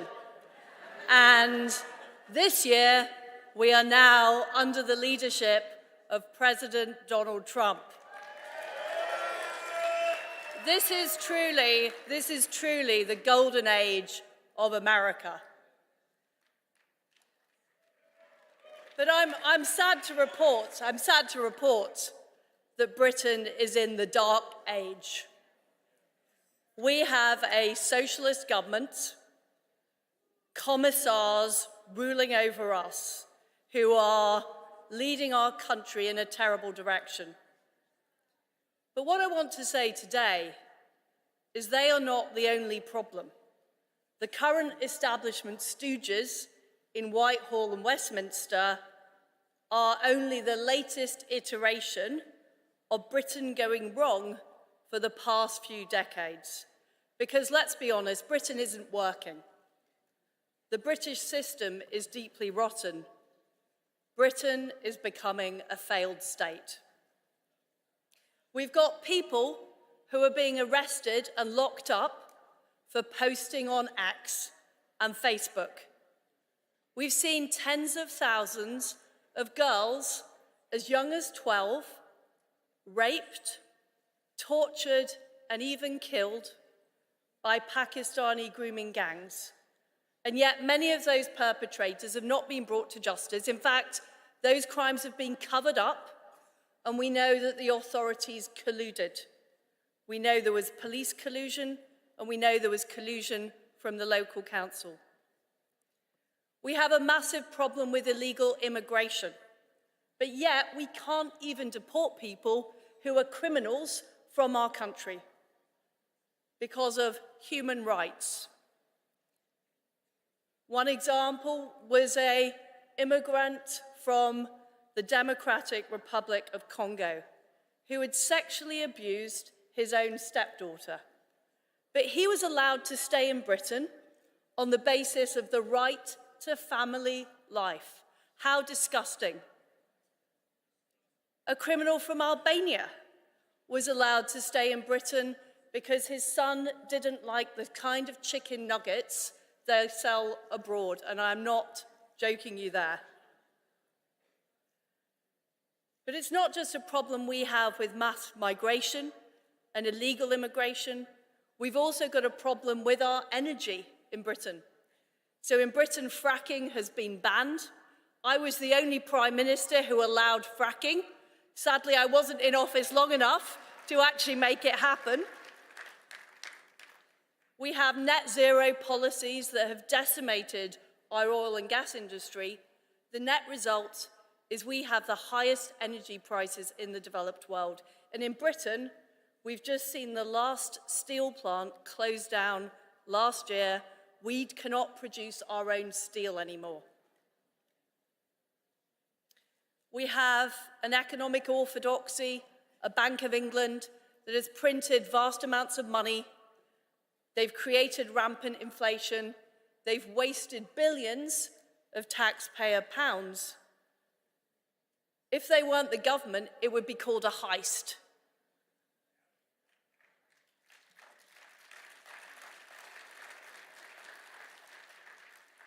Yet in none of these cases, have any of these people, any of these authorities been held to account for the fact they have completely failed.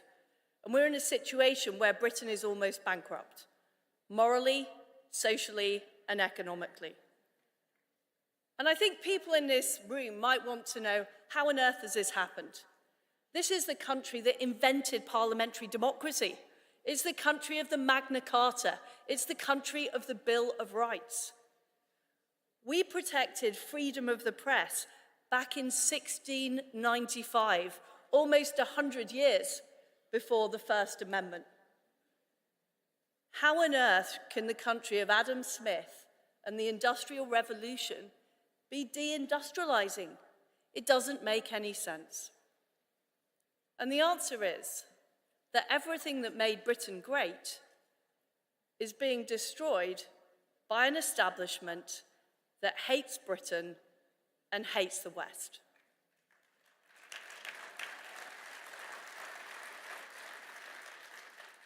Like in most of Europe, our universities, our institutions, and our corporations have been taken over by anti-West ideology. Islamism, green extremism, anti-capitalism, wokery, transgenderism, you name it, they've adopted it. And what we've seen is a massive failure of leaders in Europe to push back against this, because this is not something the population wanted. This is not something the people in Britain or Europe voted for. This is something that was imposed from above. And what happened is that democratically elected politicians handed vast amounts of power over to the unelected and the unaccountable. In Britain, Tony Blair in particular trashed centuries of liberty by creating a tyranny of technocrats. He created an unaccountable Supreme Court, which had never been existed in Britain before. He created a much deeper and powerful state that is not held to account. He also handed vast powers over to an alphabet soup of international bodies, the World Health Organization, the United Nations, the ECHR, all of whom nobody could vote in and nobody could vote out. And all of those bodies, as you've seen in the United States of America, have been captured by the same anti-West ideology. But what I find really incredible, really incredible, is it wasn't just China and Iran and Russia that were funding these NGOs, funding these anti-West groups. It was actually the United States of America under President Joe Biden through USAID. Now, did you know that American taxpayer dollars was funding the BBC? Did you know that they were funding the Tony Blair Institute? Did you know that they were funding Rory Stewart's wife? It's incredible. We thought you were our friends, but you were actually, American taxpayers were funding this anti-West ideology. And the problem is, when the people in Britain voted for something different, when they tried to change the government, when they tried to change the system in 2016, in 2019, and in 2024, they found the same people were still in power. The bureaucracy had not changed. And it's no surprise that young people are losing their faith in democracy because they don't believe it can change things. And amazingly, during all of this, many so-called conservatives went along with the ideology. They were busy hugging Greta Thunberg. They were putting up taxes. I'm not joking about that. They were putting up taxes. They were increasing immigration. They were pursuing transgender ideology. And it's no wonder that the Conservative Party had its worst defeat since 1834. Patriotic Brits have had enough. They've had enough. And we look across the Atlantic with envy. We see President Trump in the Oval Office signing off executive orders, and we want some of that in Britain. We want drill, baby, drill. We want men banned from women's bathrooms and women's sports. We want illegal immigrants deported. We want taxes to be cut. We want a Trump revolution in Britain.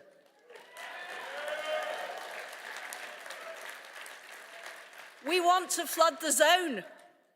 We want Elon and his nerd army of muskrats examining the British deep state.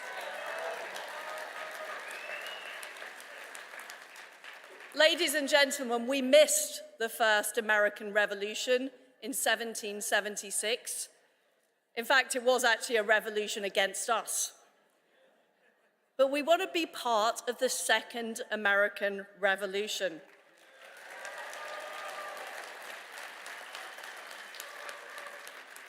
We want to dismantle the British deep state, which is older and more entrenched than the American one.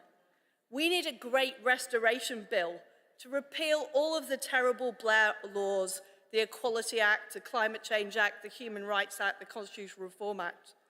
We need to eradicate judicial activism in Britain and restore parliamentary sovereignty. We want our government run by the executive, not by the bureaucracy.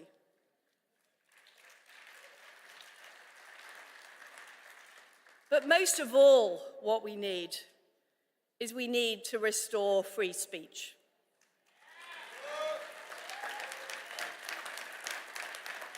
This is the lifeblood of our democracy. And JD Vance is right. Vice President Vance is right. Free speech is in retreat in Britain and in Europe.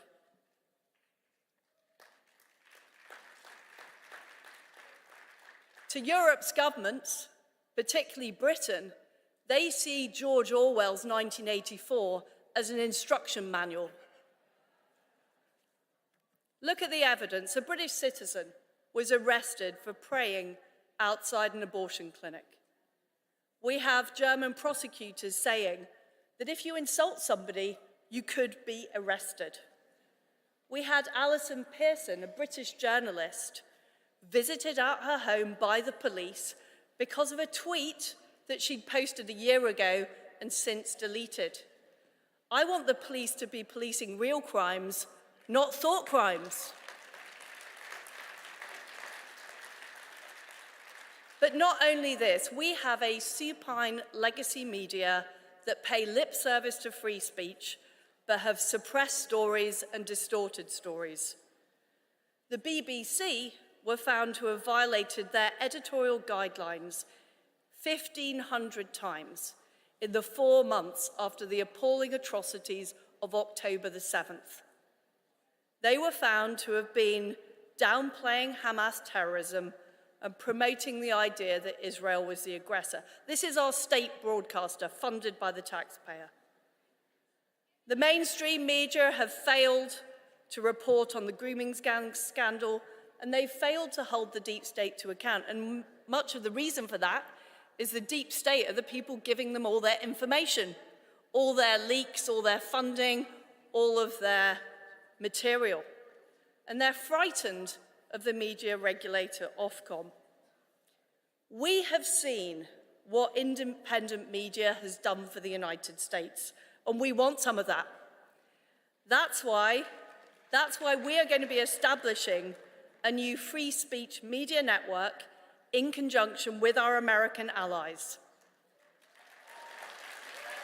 including the great people here at CPAC. It will be uncensorable and uncancelable. It will take on the Britain-bashing corporation, which is what we call the BBC. It will take on Starmer and his socialists, and it will take on the censors of Germany. Because it's only by telling people the truth, in the United Kingdom, in Europe, in the Anglosphere, in America, that we will turn our backs on the war's West against itself. All of the people here are working to make America great again. I believe that we can make Britain great again. I believe that we can make Europe great again. And I believe that together, we can make the West great again. Thank you. Thank you.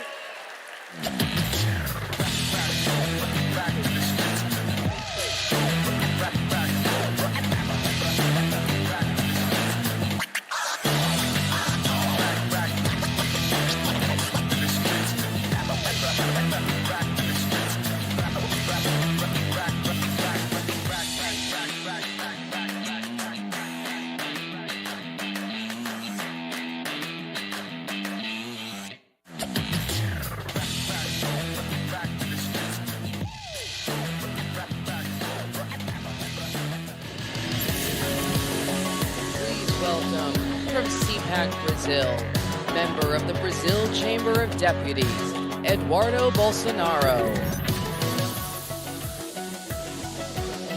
E aí, pessoal? Bom? Good afternoon. Hi there. Thank you. Thank you. Thank you. Thank you.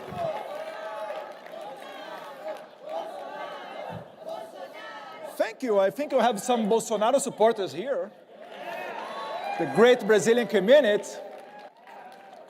This is a little bit weird. I'm not used with talking with the teleprompter, but I'm very happy to be here. Good afternoon, CPAC. How are you doing? It's great to be here in the land of the free and the home of the brave. I know many of you are well aware of the risks posed by unelected judges interfering with the policies of a duly elected president. Even we have all heard Elon Musk call it out. We've all heard Vice President JD Vance sound the alarm. And of course, we've all heard President Trump repeatedly warn that judicial overreach threatens not just his presidency, but the very foundation of the American democracy. Well, I come from the future, and I know exactly how this story can end. Okay, maybe not the future, but I come from Brazil, which is not that different, as my country has become a laboratory for censorship and judicial authoritarianism. Since 2019, it's been used as a testing ground for the judicial weaponization against conservative, libertarians, and Christians, always under the noble pretense of protecting democracy, fighting misinformation, and stopping extremism, while in reality, silencing dissidents, controlling narratives, and criminalizing opposition. We continue to face the dire consequences of this experiment every day. Just 3 days ago, my father, former president of Brazil, Jair Bolsonaro, was formally charged by the Attorney General of the current socialist government with allegedly orchestrating a coup, a Disneyland coup d'etat, as some might call it, without weapons, without a plan, and while he wasn't even in Brazilian territory, but in Orlando, probably debating strategy with Goofy, and taking national security advices from Mickey Mouse, maybe? It's really the Disneyland coup d'etat. There is no other word to talk about it. This baseless accusation, entirely devoid of evidence is nothing more than a tool to neutralize political opposition.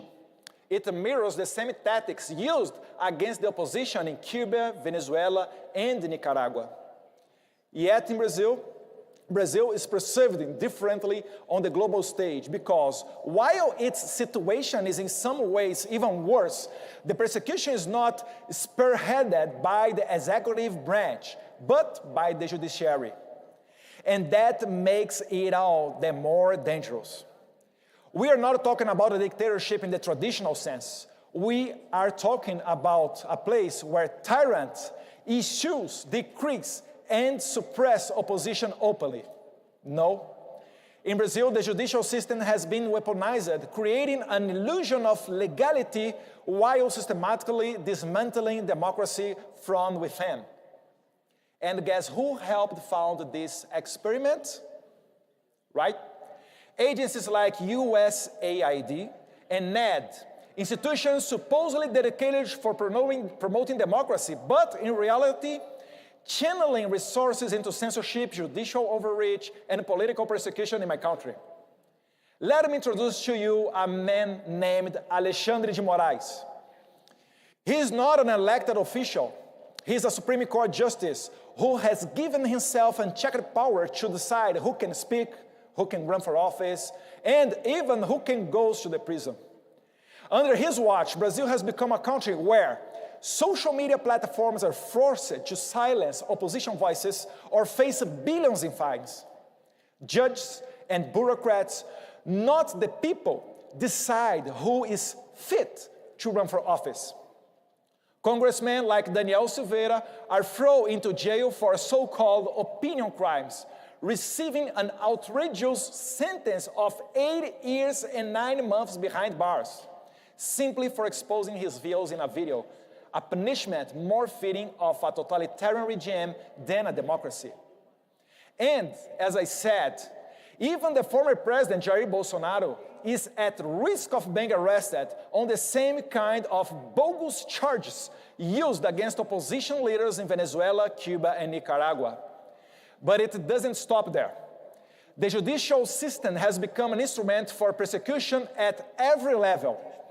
Political parties that challenge the status quo are harassed and investigated, and some of their candidates are banned from competing fairly in elections. Independent journalists face exile or worse, imprisonment for exposing government corruption or criticizing the judiciary. Ordinary citizens who dare to express dissenting opinions on social media find themselves banned, fined, or even arrested. This is not democracy. This is a judicial overreach. This is lawfare. And this is what happens when courts are turned into political weapons against the will of the people. Why is it happening? Because Jair Bolsonaro currently leads all major polls outside the margin of error and is the only candidate capable of defeating the left in the 2026 election. If he is kept out of the race, Brazil will fall completely under China's influence. There is no doubt about that, and Brazil cannot be overlooked. With over 200 million people, the largest economy in Latin America, and the land mass nearly the size of the United States, its geopolitical and economic importance is undeniable. China recognized this and is actively working to pull Brazil deeper into its sphere of influence. And while you might think this is just a Brazilian problem, it's not. This has many ramifications and has already spilled over into the United States. Here are 3 examples that should concern every American citizen. Number 1, Jason Miller's detention in 2021. An American citizen, advisor to President Trump, was detained in Brazil under politically motivated orders. His crime? Attending CPAC Brazil and supporting free speech. Number 2, Elon Musk's persecution. He was added to an illegal fake news investigation. That's right. Elon Musk is under investigation in Brazil. You should be, I don't know, maybe scared with him if he go around here, if he come around here. threatened with billion-dollar fines and saw his company X banned in Brazil, all because he refused to comply with government censorship demands. The deep state scandal at CBP involving a Brazilian national, number 3. Brazilian authorities, in collusion with American bureaucrats, manipulated U.S. immigration records to fabricate justification for the unlawful imprisonment of Felipe Martins, a former national security advisor to my father. He was subjected to solitary confinement, psychological coercion, and inhuman treatment in an attempt to extract statements that could be used to incriminate President Bolsonaro. So, think about it. If they can detain and silence American citizens, if they can control a country as large as Brazil, if they can manipulate official U.S. government's records to imprison a political opponent abroad, what else they can do? What stops them from doing the same to help terrorists, drug cartels, or transnational criminals? And more importantly, if they could do all of this outside of the United States, what makes you think they wouldn't try to replicate it within? This has gone too far. And you, the American people, must pay attention, because what happened in Brazil is being used as a blueprint for judicial tyranny elsewhere, including right here in the United States.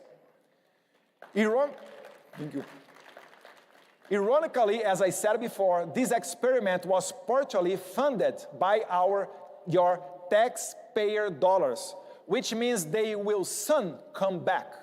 They will come to recover that investment. But instead of teaching leftist judges how to destroy Trump, let it serve as a warning for the American people. Freedom is fragile. And once you let unelected judges dictate your democracy, it's only a matter of time before we wake up in a country where free speech, free elections, and even freedom itself are just distant memories. Brazil was a test. Now, thank you. I told you that you have Bolsonaro supporters here.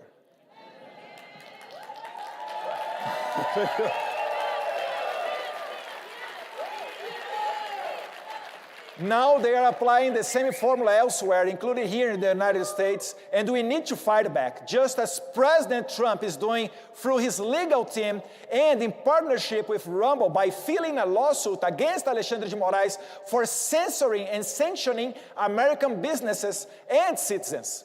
This legal battle will set a crucial precedent not just for Brazil, but for the future of the free speech and democracy in the United States as well. The globalist playbook is in full effect. If you don't fight back now, you will be the next. Learn from Brazil before it's too late.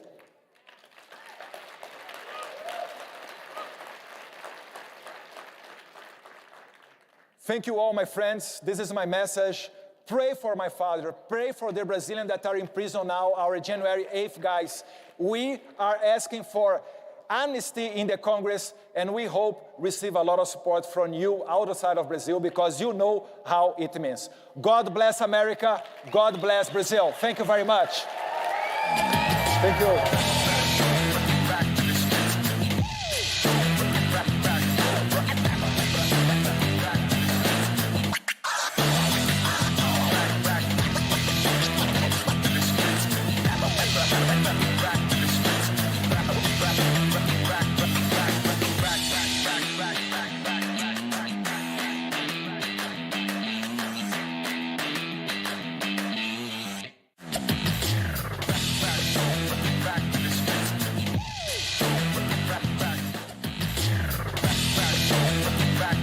Ladies and gentlemen, please welcome Verástegui.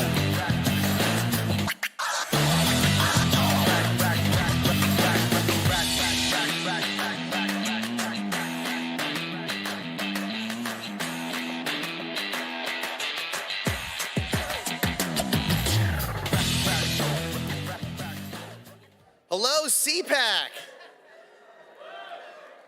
My name is Verástegui, and I'm the host of the international radio show America Matters on the Salem Network and the Answer Network. I was vice president of Zaki Farms, my family's poultry company, and a board member of the California Poultry Federation for 10 years. 120 years ago, my family legally immigrated to California, where my great-grandfather started what became Zaki Farms. Zaki Farms was a vertically integrated business and the largest poultry company on the West Coast, largest organic turkey producer in the nation, and the largest privately owned employer in California. After 90 years, we were forced to close our doors and put thousands of people out of work because of elected officials in California who hate private business. They raised the anti-competitive minimum wage and overregulated the entire industry until it was impossible to exist.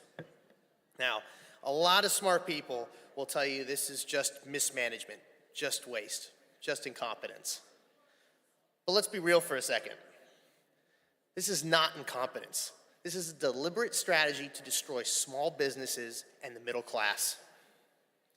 California isn't run by the people anymore. It's run by a political cartel, by a handful of ruling families and their cronies who will not stop unless we drive them out.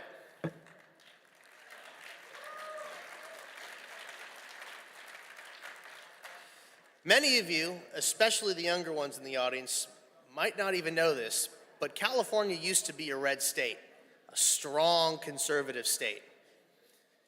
And here's what they don't want you to know. California still has more conservatives than any other state.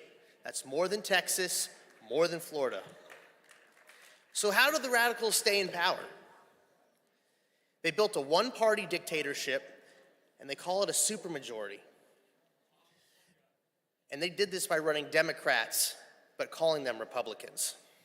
These rhinos stole the vote from the people by making IDs for voting illegal, by inflating the census, gerrymandering, ballot harvesting, and removing all oversight that was in place to ensure election integrity. I'm no detective, but even a dummy can smell voter fraud when the state with the most conservatives somehow magically votes blue every year.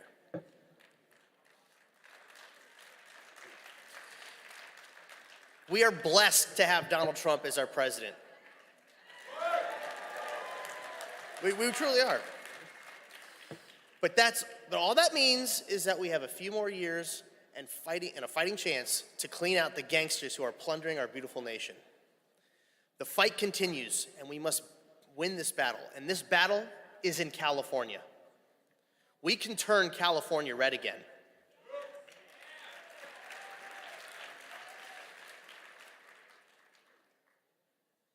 It's responsible for some of the worst legislators in the nation and destabilizing our republic with anti-American policies. If it happened here, it can and will happen in your state too. But that's why you're here, to see conservative values defended against the psychotic enemies of our republic with their BS woke Agenda 21 and 15-minute cities. Every day, the new Department of Government Efficiency exposes more of their lunacy and disgusting waste. California needs its own Doge and a proper purchasing department to manage its spending habit with full transparency. Transparency in our government is mandatory to keep out the bad guys. California is over $3.2 trillion in debt. And thanks to Doge, we will soon know some of the insanity these maniacs have been wasting our money on. This isn't just corruption, it's criminal. The fires in Los Angeles have woken up a lot of lefties. So guess what? It doesn't matter if you used to be a liberal or conservative when you're homeless. Losing everything tends to change your mindset. I'm here to tell you that California is ready for change, but it won't happen without the support of our Republicans across the nation. That means all of you, everyone in this room and listening at home, wants to save this country and defeat the Marxist globalist woke agenda. The time to strike is now.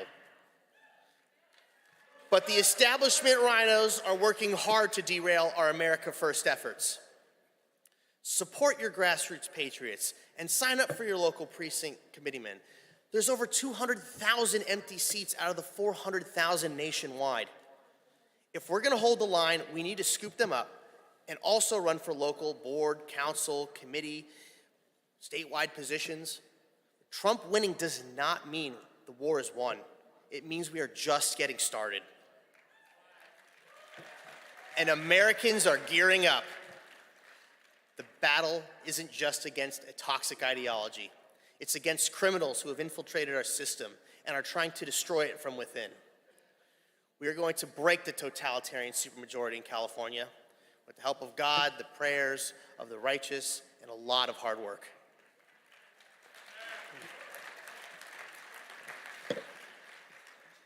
Again, my name is Leo Zaki, and please tune into my radio show Monday through Friday and visit my website to see how you can get involved locally with other patriots.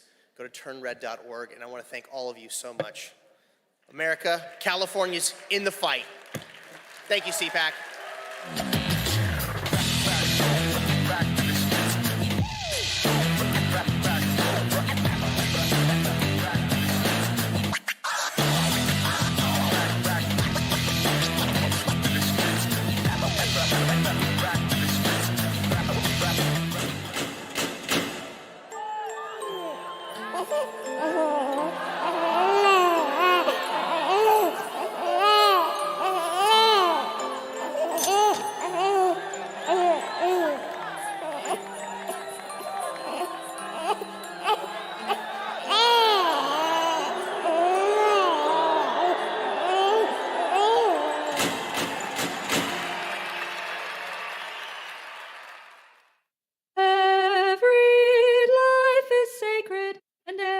Every life is a gift, and every life deserves a chance to live.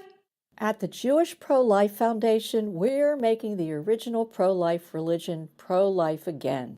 To learn about our life-saving educational and healing programs in the United States and in Israel, please visit jewishprolifefoundation.org. Every institution today is under attack. The home, the church, the government. And many people are asking, what is the truth? Jesus Christ claimed the ultimate truth. Are you willing to face the truth? Do you think the MKUltra project ever actually ended? The Central Intelligence Agency is actively involved in mind manipulation. We all answer to one God and one Savior, and He's there to change your life for the better.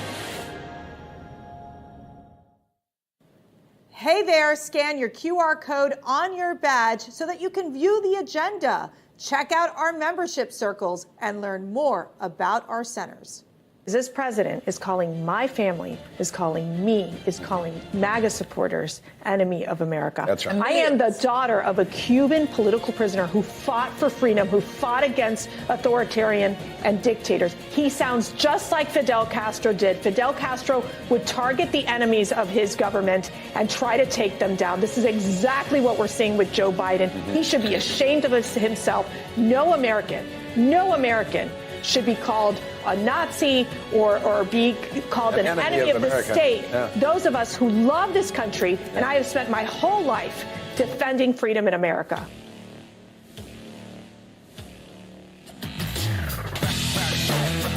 Ladies and gentlemen, what's Hungarian for Trump won and you know it? Please welcome CPAC Chairman Matt Schlapp and Political Director of the Prime Minister of Hungary, Balázs Orbán.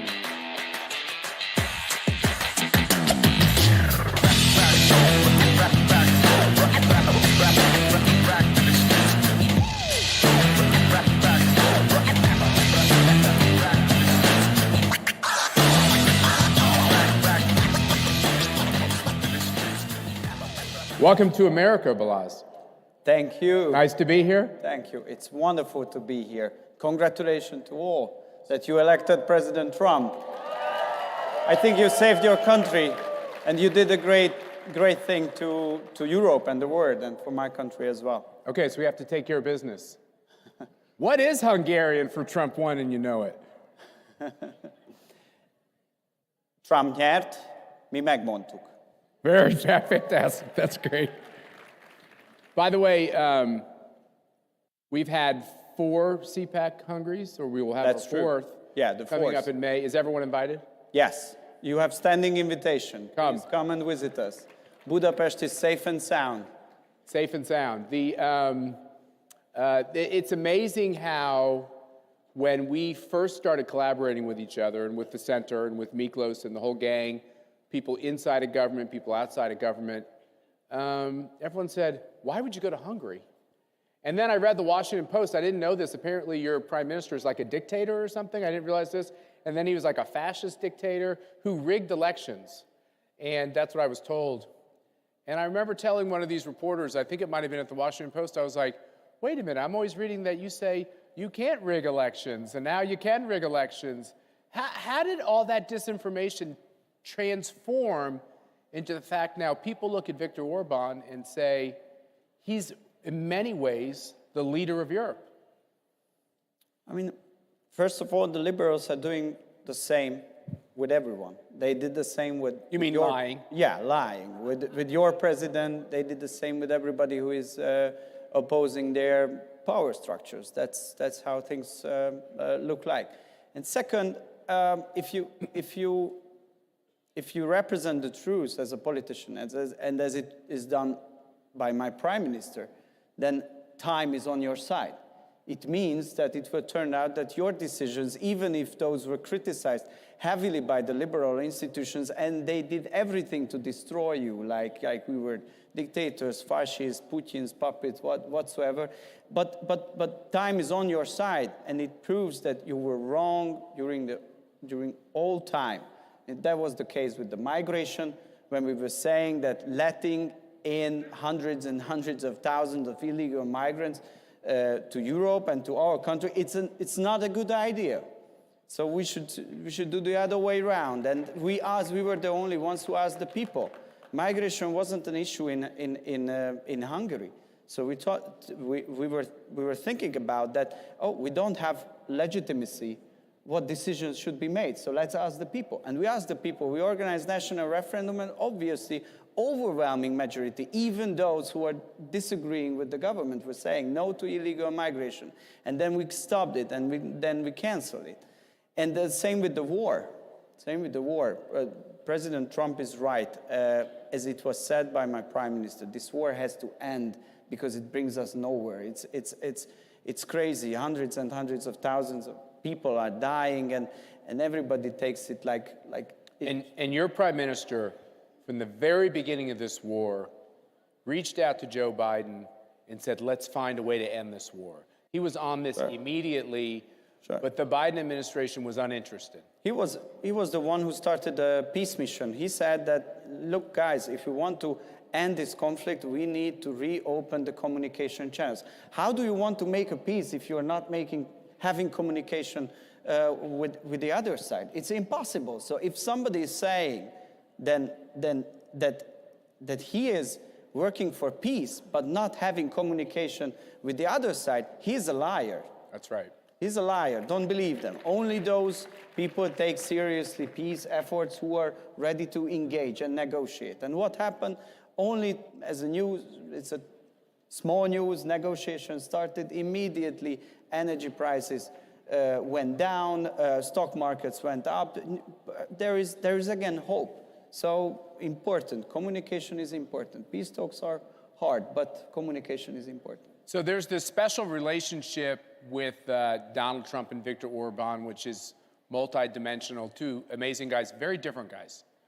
I think the Western press tries to act like they're the same. They have some similar characteristics: strength, endurance, same policies, but they're different in a lot of ways too, right?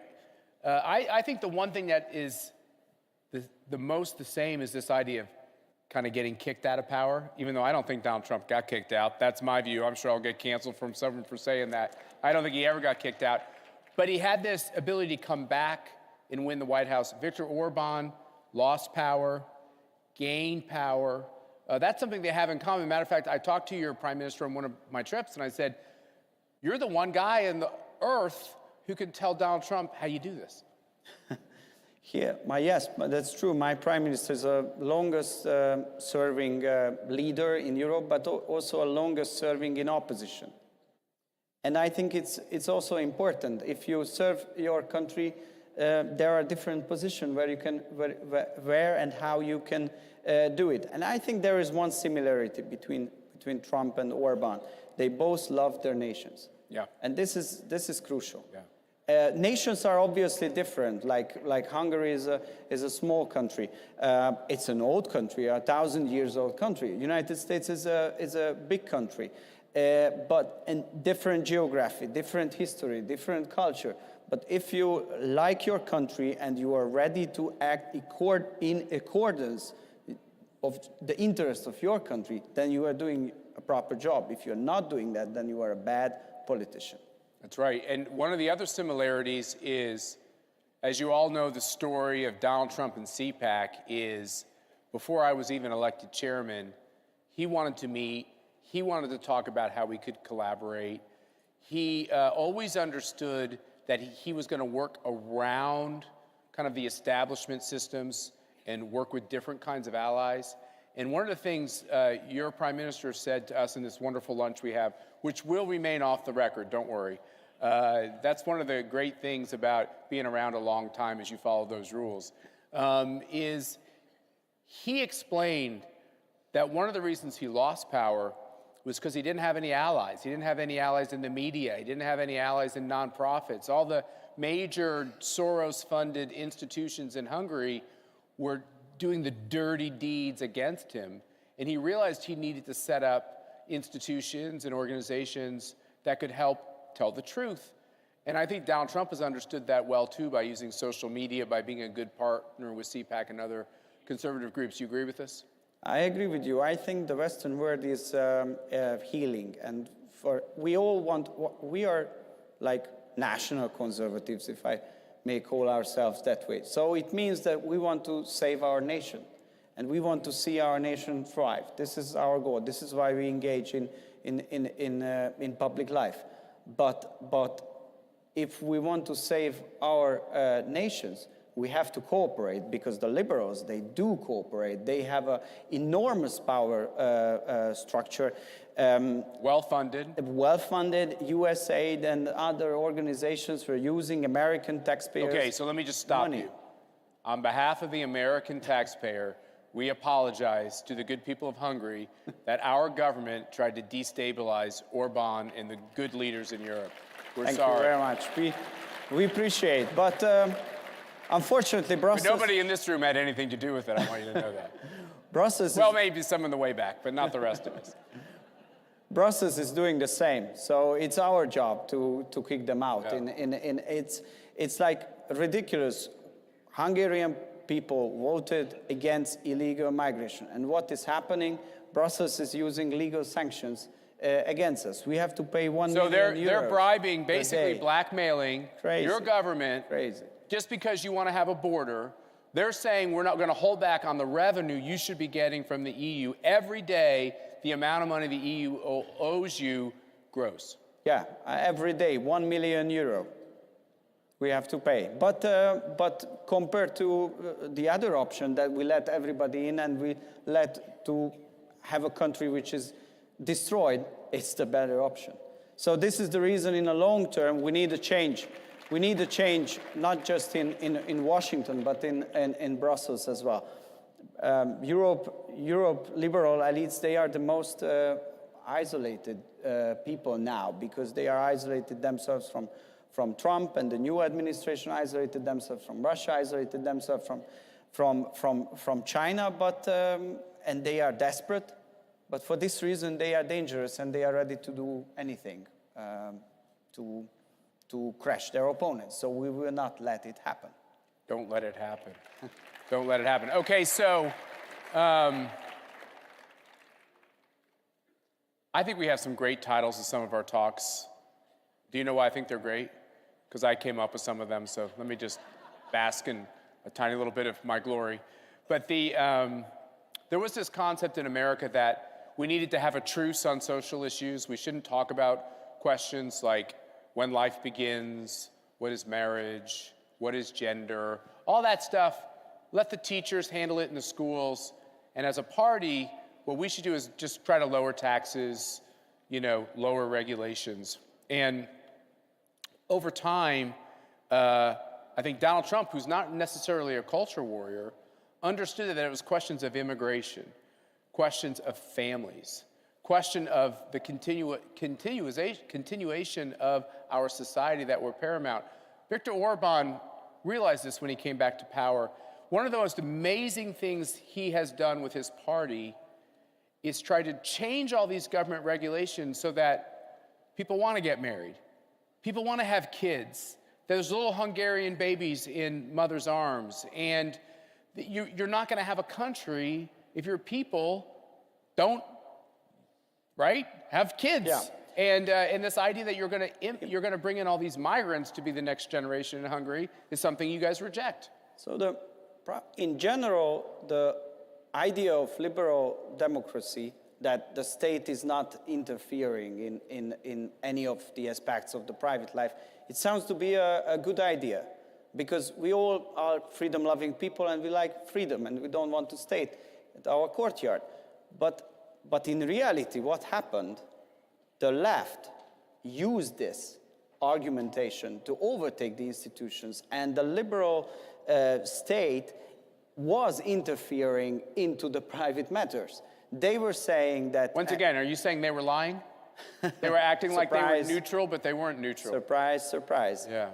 And I think many more conservatives are starting to realize that if these things are important for us, it's not about freedom. Everybody can do what they want. But if somebody wants to have a family, somebody wants to have a marriage, somebody wants to have a kids, then we need a state. We need a functioning institutional system which is not treating her as her as a criminal, but is treating her as a loyal, normal citizen. I think they view her as a polluter. Going to bring another human being into the earth and add to the landfills. They view it as a negative. It's crazy, isn't it? It's crazy. It's a nightmare, and this nightmare has to be stopped. This is what we are doing in Hungary for like 15 years. We're trying to create an environment which maintain freedom of decision for everyone, but also it advocates some policies. We have a proper family policy. Churches are not prosecuted. They are welcomed in Hungary. Woke agenda is out of schools, out of media, and I'm very happy to see that America is turning to that direction as well. And congratulations to you again. So what we're really saying is big government ends up subsidizing all the activities for our young people that are counterproductive to society continuing. They're encouraging drugs, giving out free needles, encouraging them to be on their parents' health care until they're like, 47 years old now? Like, nobody gets to grow up at all. And in Hungary, you said, okay, well, if the government's going to subsidize all these things that we don't want to encourage more of, what if we actually use the government system to subsidize what we want? And you did it through tax cuts. So if a mom decides, by the way, I don't think we should force anybody to be a parent. It's really hard to be a parent. The last thing you want to do is have people being parents who are really angry that they're being parents. But like you said, if you want to be a parent, have a kid, you get a tax cut in Hungary. Yeah, here we give you almost like a tax increase. If you have four children, you don't pay any income taxes. For the rest of your life? Rest of your life. And we are planning to increase it. Children with 3, and we will see. What if your child's name is Hunter Biden? Do you still get a tax cut, or does that... Is there like an appellate process where maybe you could put a little taxes on that kid? Every life counts. Okay, fair enough. It's a good answer. Okay, so you're here in America. It's a long trip from Hungary. By the way, how many people have been to Budapest or to Hungary? How beautiful was it? How safe was it? Amazing, right? Okay, the Balabans are like, they're Polish, but even they are like the Hungarians. We have beautiful people, beautiful architecture, good food, conservative safe space. That's also important for many people. So, come and visit us. So you've come all this way to America. You're one of the top advisors to a leader that the people here in this room really respect, the people around the country respect, Viktor Orban. You're in the middle of everything now, trying to stop a war, trying to change what Brussels tries to do to ruin people's lives. What's your message for America, and do you feel hope about how our collaboration, starting with CPAC, moving on to Orban and Trump, how this collaboration can change the world. I think my message would be America is back, is a good news, and don't rely on the liberals and don't count on the liberals. You have your friends all around the world, and if you find your friends, work with them together and save the Western civilization together. This would be my message. Are you up to the challenge? Balázs Orbán, thank you for being with us at CPAC. Thanks for the important work you do. And thanks for making Hungary great. Thank you. God bless.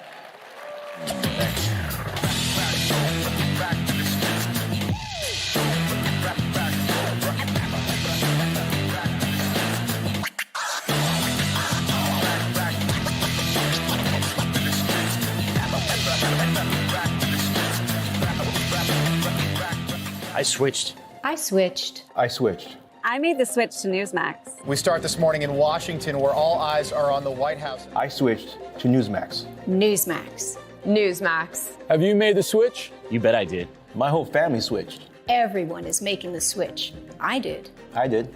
I switched, and it made all the difference. It made all the difference. Have you made the switch? You should. Millions are switching to Newsmax. You should too. Every institution today is under attack. The home, the church, the government. And many people are asking, what is the truth? Jesus Christ claimed to be ultimate truth. Are you willing to face the truth? Do you think the MKUltra project ever actually ended? The Central Intelligence Agency is actively involved in mind manipulation. We all answer to one God and one Savior, and He's there to change your life for the better.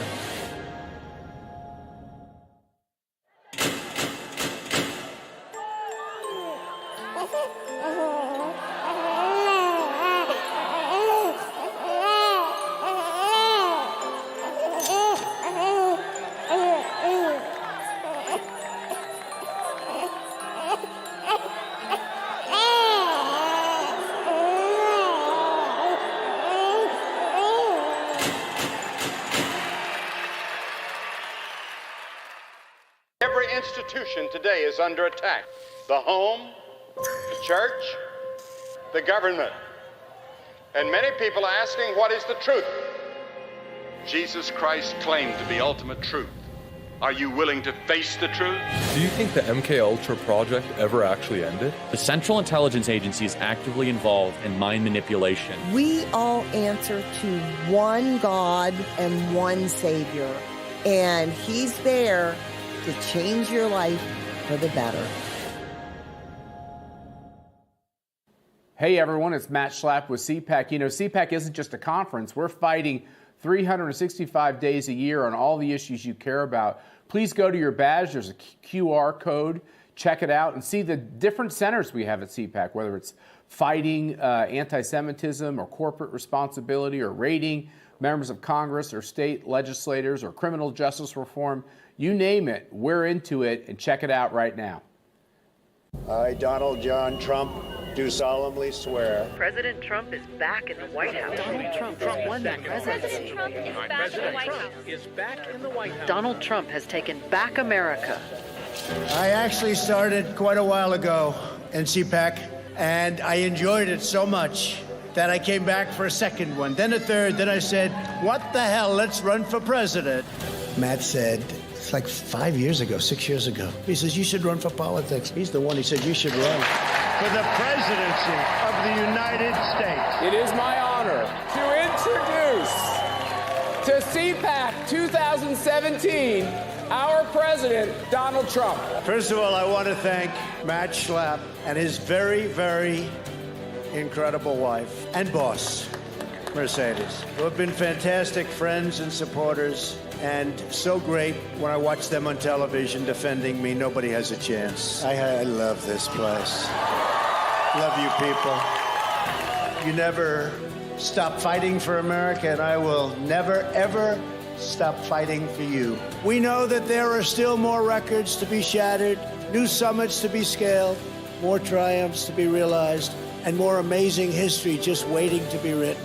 The American adventure has only just begun. God bless America, and we will see you next year. Thank you very much. You never stop fighting for America, and I will never, ever stop fighting for you. Ladies and gentlemen, it's time for Say Their Names. Israeli hostage families speak. Please welcome father of Idan Alexander, Adi Alexander, brother-in-law of Omir Moran, Moshe Lavi, Nova Music Festival survivor and brother of Guy Dalal, Gal Dalal, hosted by CPAC Senior Fellow, Mercedes Schlapp.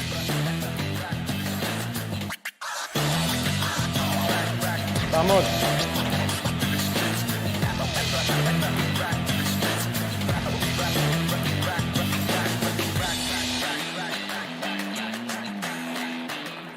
Thank you all so much. You know, this is a very difficult subject, and I see someone in the crowd, Julie Levin. Stand up, look, Julie.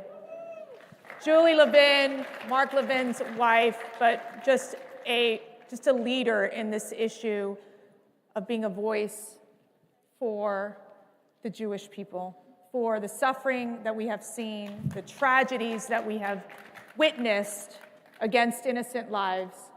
And these brave men have come here to deliver a somber message, but it's also a message of hope, a message of urgency, a message of action that we need to take. And here at CPAC, we all, a CPAC family, first we stand with your families. When you are in pain, when you are suffering, we are suffering with you, and we are praying for each and every one of you. And to start this, Gal, I want to start with you. You were at the Nova Music Festival that day on October 7th. Yes. Tell us what happened. First of all, I start with thank you, Mercedes, and thank you, all of you, for being here, supporting us, and thank you for having us.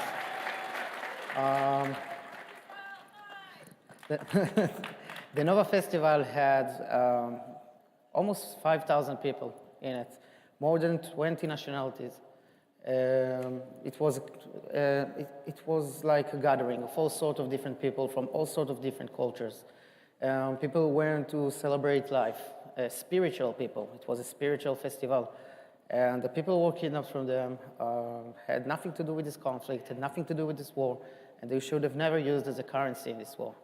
I went to this festival because it was my brother's first festival ever. And it's your younger brother. It's my baby brother, yeah. And he never went to any of these kinds of festivals. So I encouraged him, actually, to go to this kind of festival because I knew that it's going to be a good one. And he asked me to come with him, to join him in his experience and to watch over him. And that was the only reason I went. And I arrived there pretty early in the morning. And 15 minutes after I arrived, the alarms already went off. And I asked my brother if he wanted to come to my house with his friends, and they all agreed to come to my apartment. And I asked him if he wanted to join me in my car. And he said that he don't want his friend to feel like he left them, so he's going to go back with them, and he see me at home. I think like 30 minutes later, the terrorists start shooting on us. It was a massive round of shooting. It came from all around us. We had to leave our cars and run away, and I haven't seen my brother ever since. When that happened, tell us about the moment when you realized, oh my goodness, he's been taken. So after almost 10 hours of fleeing, running and hiding, while terrorists shooting on me with gunshots and RPGs, rockets, I was finally able to get rescued by our forces. And they took us to the nearest police station. This is where I called my father. And my father sounded broken. And I said to him, look, if something happened to my brother, you need to let me know. And that's when he told me that my brother was kidnapped and that Hamas was already published a hostage video 3 hours before I was even able to escape, which meant that my parents, my family, everyone knew that my brother was taken, but no one told me, so I can focus on saving my own life. So they saw the video. Your parents saw the video first. Yeah, and I saw it when I saw it after I was rescued, and all I could think about is that I went there to watch over him, and I went back without him. I just couldn't realize it. It took me a while. How are you getting through day by day? It's a whole process for us, the families of the hostages. Every day it's another struggle, but we always have on our minds that our hostages, our loved ones, they suffer much more. And when we think about the pain that they have to endure while still in captive, we get strength and we get the power to do everything we can to help them. I know that my brother would do exactly the same for me, and we have to stay strong for them for when they will come back. Moshe, your brother-in-law. Thank you.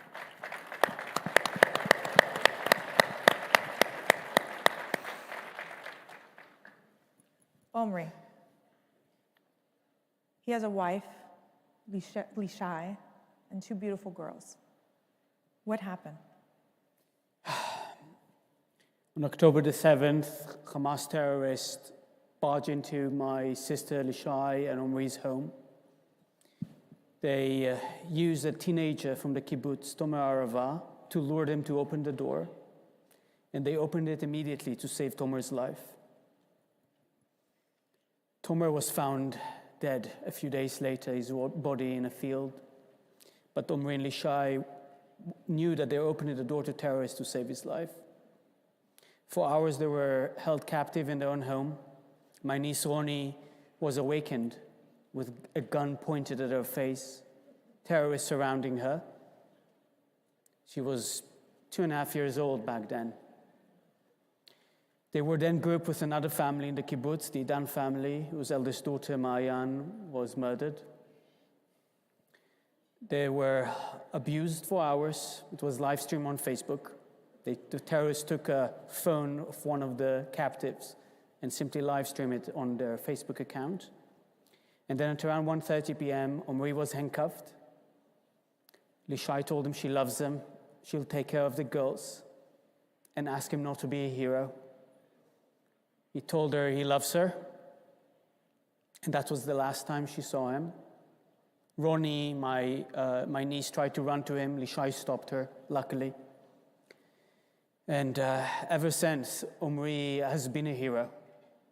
For 503 days, he's been a hero in captivity, fighting for survival, while we are fighting here to returning home.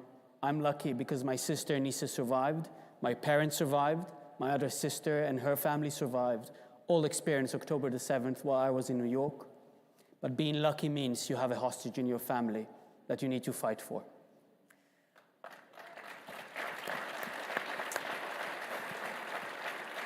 When Lishai called you, what did she tell you?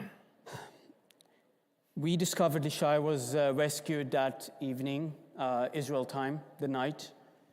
She was rescued 11 hours after the attack started by the IDF. After Omri was taken, she was held captive for a few more hours in that home. We talked for the first time a day later, the entire family on WhatsApp. We did a video call, and it was so difficult. By that time, my parents were rescued, my other sister was rescued, and luckily Shai and the girls were rescued. And we tried to understand what's going on, what do we need to do, where is Omri? And for the next couple of days, we discussed what do we need to do. I wanted to return to Israel to serve in the army. I was a captain in the IDF. But then my sister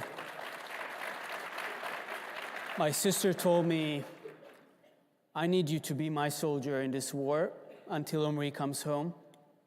I need you to speak up because there are very few people who can speak up for me and for Omri like you can. And since that day, I've been her voice. I've been Omri's voice. I've been every single hostage voice because they can't speak from the dungeons of Hamas. They are chained, they are starved, they're deprived of water, sanitation, sunlight. They're calling for the rescue. and we have to make sure to bring them home, like Vice President JD Vance said. Irrespective of other issues, there is one priority right now. Let's not sign more death certificates. Let's make sure all the hostages who are alive return home, and those who were murdered in captivity, like those who will return today and broke our heart, will be buried in the land of Israel.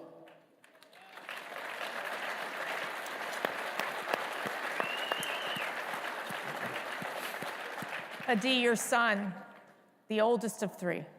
Yeah. Idan, the only living American right now in captivity.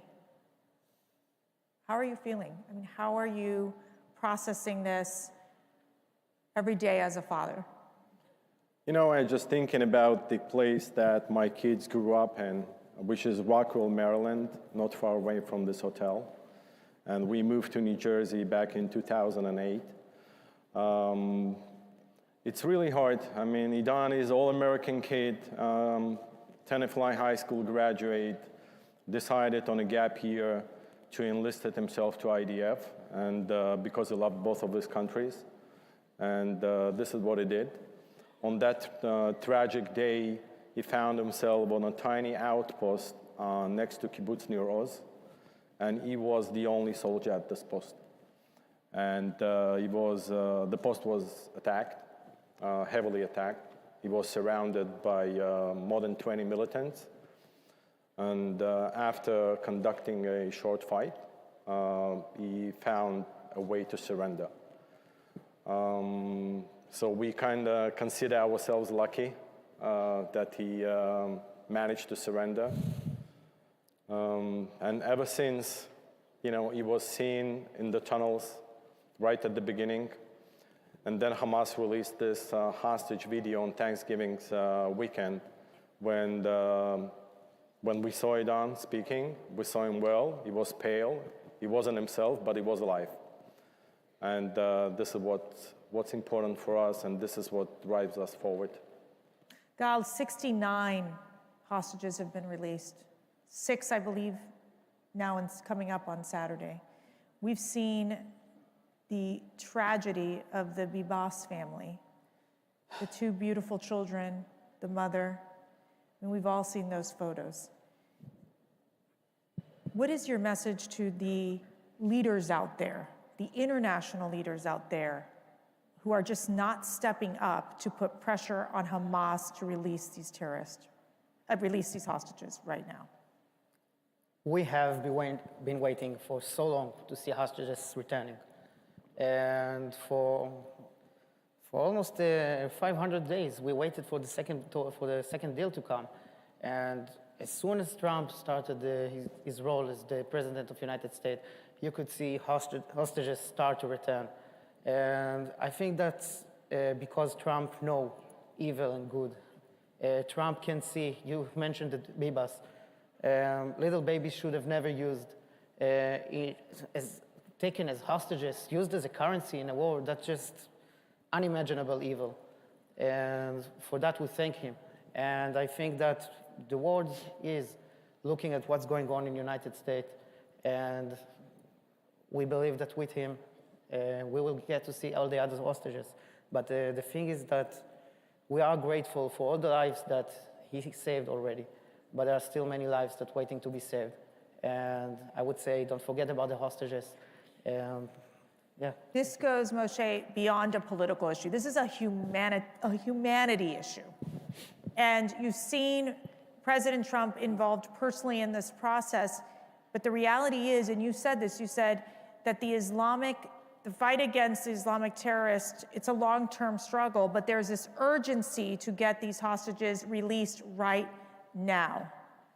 I mean, how do you just describe this message to those out there so that the world can unite in saving these hostages? I'll say that our struggle against Hamas, their accomplices, their funders and sponsors, members of the United Nations, is long-term. And we will finish that long-term struggle and be victorious. But for us as a society, to be victorious, to protect our social contract, our national and Jewish ethos, we have to bring home the hostages. It's a humanitarian issue. It's an international issue. Hostages from so many countries were kidnapped, of several faiths were kidnapped and are still held. Omri is a dual national, Israeli and Hungarian, and I can say the Hungarian government has stood behind us since the beginning. And so does the United States government. I'm so appreciative and grateful for President Trump's leadership, and I'm certain he knows that what needs to be happening now is that all the hostages must be freed. We have to keep demanding that Hamas let them go, but making sure that we make the concessions needed to bring them home in the short term. Adi, you've spoken to President Trump multiple times. What does he tell you? President Trump is a very tough guy, he's a smart guy.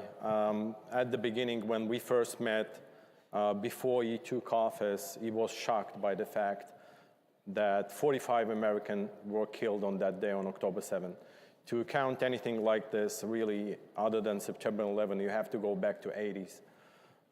And ever since we met him, he took ownership on this matter, recognizing that Americans are still being held and 45 Americans killed, and we're really grateful for that. But we have to push forward until everybody's out. No tips and drips, bunch of them out, like hopefully this Saturday, and then we will be done. Just to wrap up here, Gal, what do you want to tell our people here at CPAC? How can we support you and your family? So we always say that we need your prayers and we need your actions. Don't forget the hostages. Don't forget that they are waiting for you. Everyone can do something, and we all have the responsibility to do all we can to bring them back. And together we will. Adi, your message to what you want to know, how we can be helpful for you and your family as well. Just keep this issue front and center. Keep praying. Really, this is the time to pray. We're in the middle of this process. Hopefully, we will be successful to pass it over the finish line with President Trump help, leadership, and Steve Witkoff's knowledge and leadership as well. Just keep praying, guys. Moshe. I'll ask all this amazing audience to close your eyes and imagine with me my nieces Ronnie and Alma running to their father Omri. Imagine my sister Lishai hugging and kissing her husband Omri. Imagine Danny, Omri's father, shaving his beard after hundreds of days and embracing his son Omri. And take that joy of picturing that to mobilize in every way you can: prayer, action, rallying, writing, so that I could tell my nieces, Ronnie and Alma, that their father is coming home tomorrow.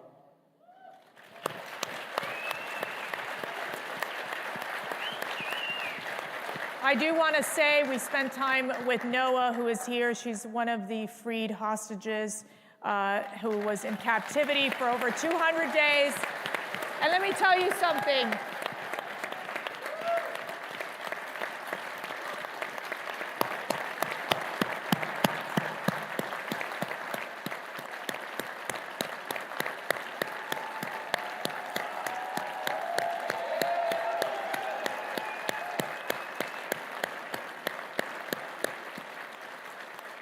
This young woman is recovering from major trauma, and she's putting her trauma aside to be a voice for the rest of the hostages. So that is such a brave woman right there. And these are brave men who are being so strong for their families and for the Jewish people. And we here have an obligation to make sure we give them the love, the support, the prayers, and make sure that these hostages come back home.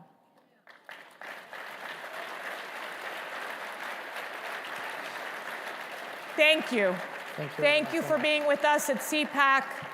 You all really inspire us. And yes, we're going to bring the people back home. We're going to bring the hostages back home. We are going to stand with you, stand with your families, and ensure that we can start healing and start moving forward. Thank you so much. Amen. God bless.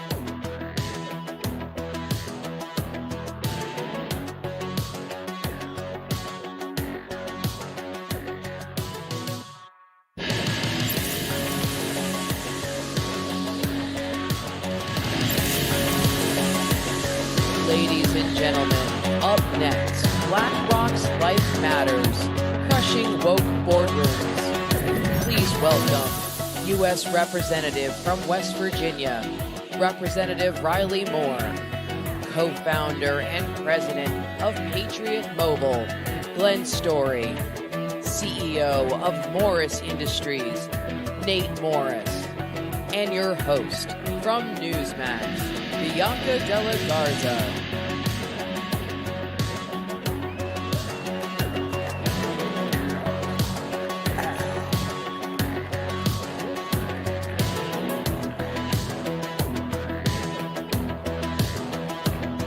Thank you. How's it going, CPAC? All right. Well, we are so thrilled to be here, and I just had a little backstage convo with these guys, patriots, entrepreneur, visionaries, and they are going to be so enlightening. So I'm pleased to be here, and I know we just heard all the introductions, but Congressman Moore, Glenn Story, the CEO of Patriot Mobile. If you don't have his cell service, we're gonna change you today on that. And Nate Morris, really incredible stories. So let's start a little bit with you, Congressman Riley Moore, because West Virginia is the 5th largest energy producer. And people were looking at what was going on, and you were the treasurer before you were in Congress, and way before it was popular, you actually took on BlackRock, you took on JP Morgan, you took on all these big banks and said you need to divest. You basically said you're fired. Tell us about the circle that was going on in your state that made no common sense. Well, thank you very much. And yes, for us in West Virginia, it was really an existential threat for us to continue to deal with these financial institutions that had an ESG framework that was so harmful to our industries, coal, natural gas, and oil. And so what I did was start to talk to some of our coal producers, natural gas, and the like, and they were losing access to financing. They couldn't continue their operations because no one would bank them. They were essentially being debanked. And we had folks like BlackRock and the other big three that were moving investment away from these critical industries that just so happen to power the country and are also so important to the state of West Virginia. So in 2021, I sent letters to them warning them if they didn't stop this activity that we were going to divest out of them, and they ignored those warnings. And then in January of 2022, which is a little while ago now, I became the first elected official in the United States to divest our tax dollars out of BlackRock entirely. Thank you. And then we took it a step further and created what's called the Restricted Financial Institution List, which had said if you're boycotting the fossil fuel industry, you're going to lose the ability to be able to bid on any financial service contract in the state of West Virginia. And that's where we ended up putting a lot of other banks on that list, Goldman Sachs, JP Morgan Chase, Citi, a whole bunch of other guys, and we had to tear up a lot of contracts, tens of millions of dollars. We'll get back to that. And fortunately, you had the vision to do that. Nate, walk us through when you were in your early stages. You started your company on a credit card. You said with 10 grand, you took it public, $700 million. And you had to battle the woke, well, you called it like the Sopranos. I'll let you tell that. Well, you know, first I want to say, you know, I'm Nate Morris. I'm a Kentuckian. I'm a 9th generation Kentuckian. I'm an entrepreneur, and I believe entrepreneurship is the cornerstone to our country. It's how jobs get created. And we had a big announcement this morning, come out of Kentucky. Mitch McConnell said he's retiring. Woo!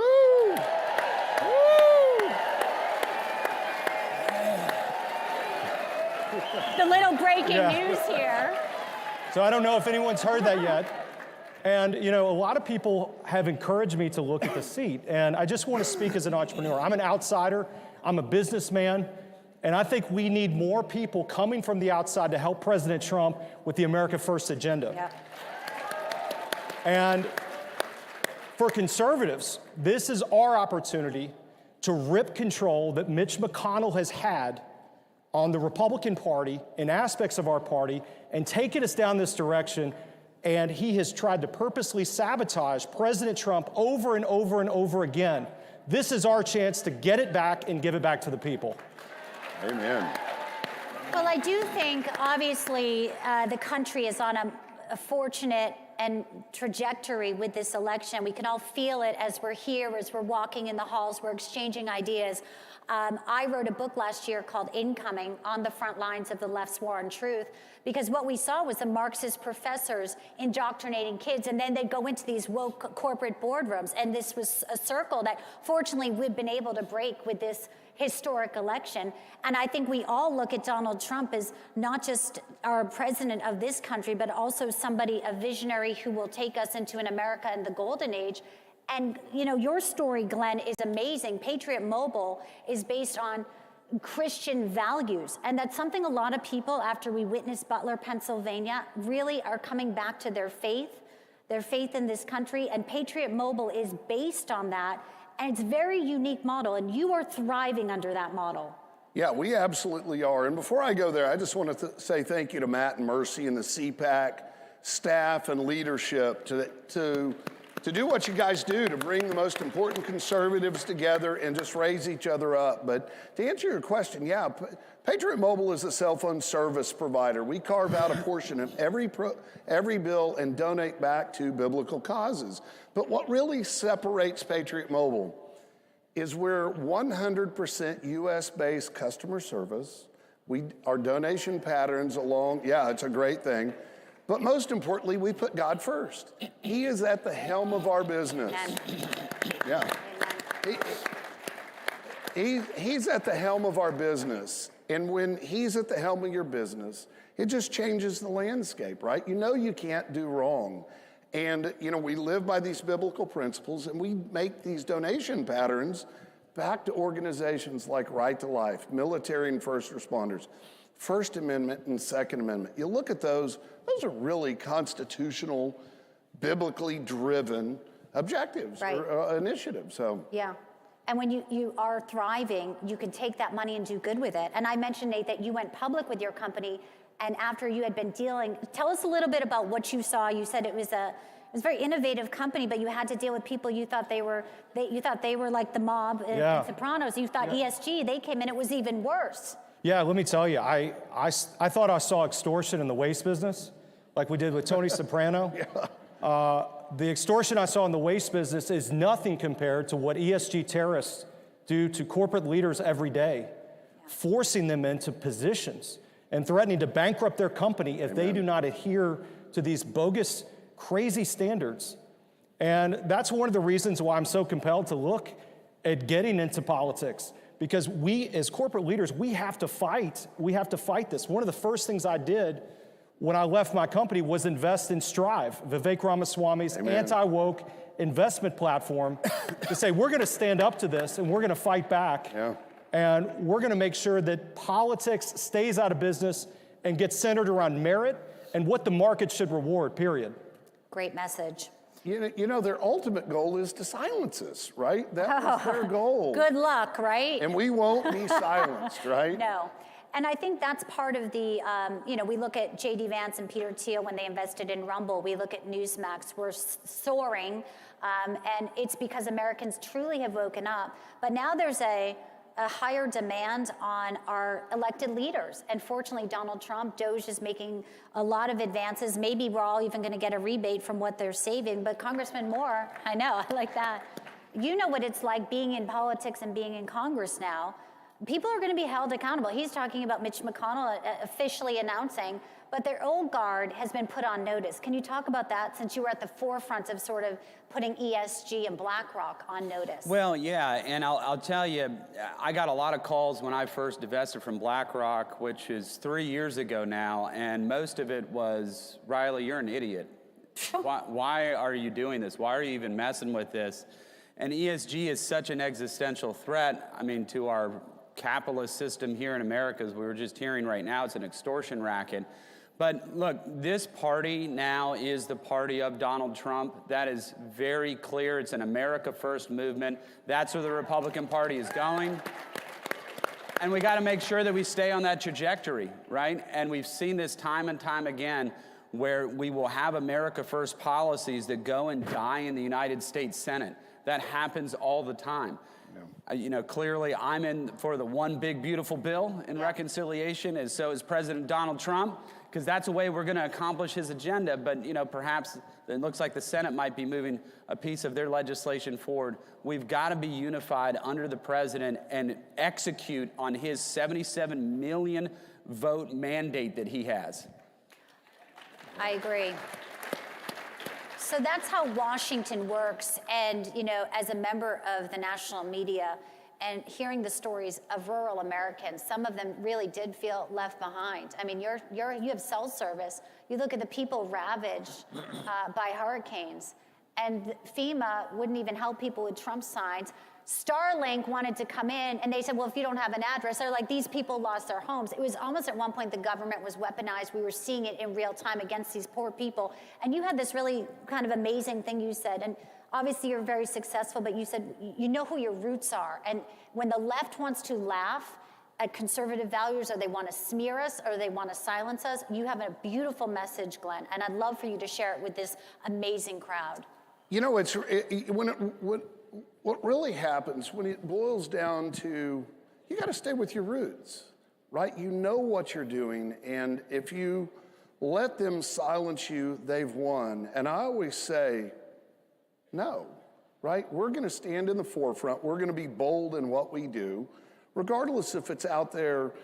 You know, I'll digress momentarily. I was on a call with the party chair of Georgia, and I said, hey, dude, how's it going? And he goes, it's miserable. And I said, what do you mean? He goes, well, our hurricane east of 75 is destroyed. So Friday at 4 o'clock, I called a couple of our executive team, Scott Coburn, and I said, hey, look, we need to fill up a trailer. We've got a 26-foot trailer. We've got a 1-ton truck. It's amazing. Let's fill this thing up with generators, wipes, diapers, baby formula. You just go down the list. Here's the most amazing thing. I couldn't go. I had some family stuff to do, but a couple of our staff did. And what was amazing about this is they drove out. They were giving stuff out to people that needed it. They haven't had anything. And the law said you got to turn left, and our driver goes, no, we're going to go straight. So they went straight. Now, this is a grown man, a professional soccer player. A woman was standing on the side of the road, and so he says, let's pull over. And they got out of the car, and Ethan's sitting down there somewhere. They got out of the car, and she goes, you know what? The only thing I need is diapers and wipes. I just said, Lord, please deliver. So they pull over, and you know what? We had crates and diapers and wipes. And this is a grown man just starts weeping. He was like, you know, what else? That's what we're commanded to do, to believe in our... And you know, it's not easy. You know, we have an elected member of Congress, 2 entrepreneurs and CEOs. When I brought you out, I said you're patriots. But we also, I think your stories are so important because other people in this audience are looking and saying, how can I do this? How can I involve? And there is obviously tremendous opportunity for American exceptionalism again under this president now. You're thinking about possibly getting into the race, but we know that you build companies. What do you just say to folks? We're on a live stream here. You have, thousands of people watching. They want to know how I get a credit card loan and start a company and be like you and do that in today's climate where we have the winds of change at our back. Absolutely. Look, I was raised by a single mother. 19 of my family members worked in an auto plant in Kentucky. My grandparents helped raise me. And I think that one of the things my mother always said, we may not have a lot of money, but it's free to think big, and you should think big. Amen. You're going to be thinking anyway, so you might as well be thinking big. And I think we got to get back to that and be the country of dreamers again. And I think Donald Trump has got people in America to get hopeful and get those dreams in action. And that's one of the reasons why I'm looking at this seat. I feel like as somebody I owe so much to my teachers, my pastors, coaches, people have helped me. I got to do something. And right now we've got 2 candidates that are looking at this race that are puppets of Mitch McConnell. Right. And we can't have that.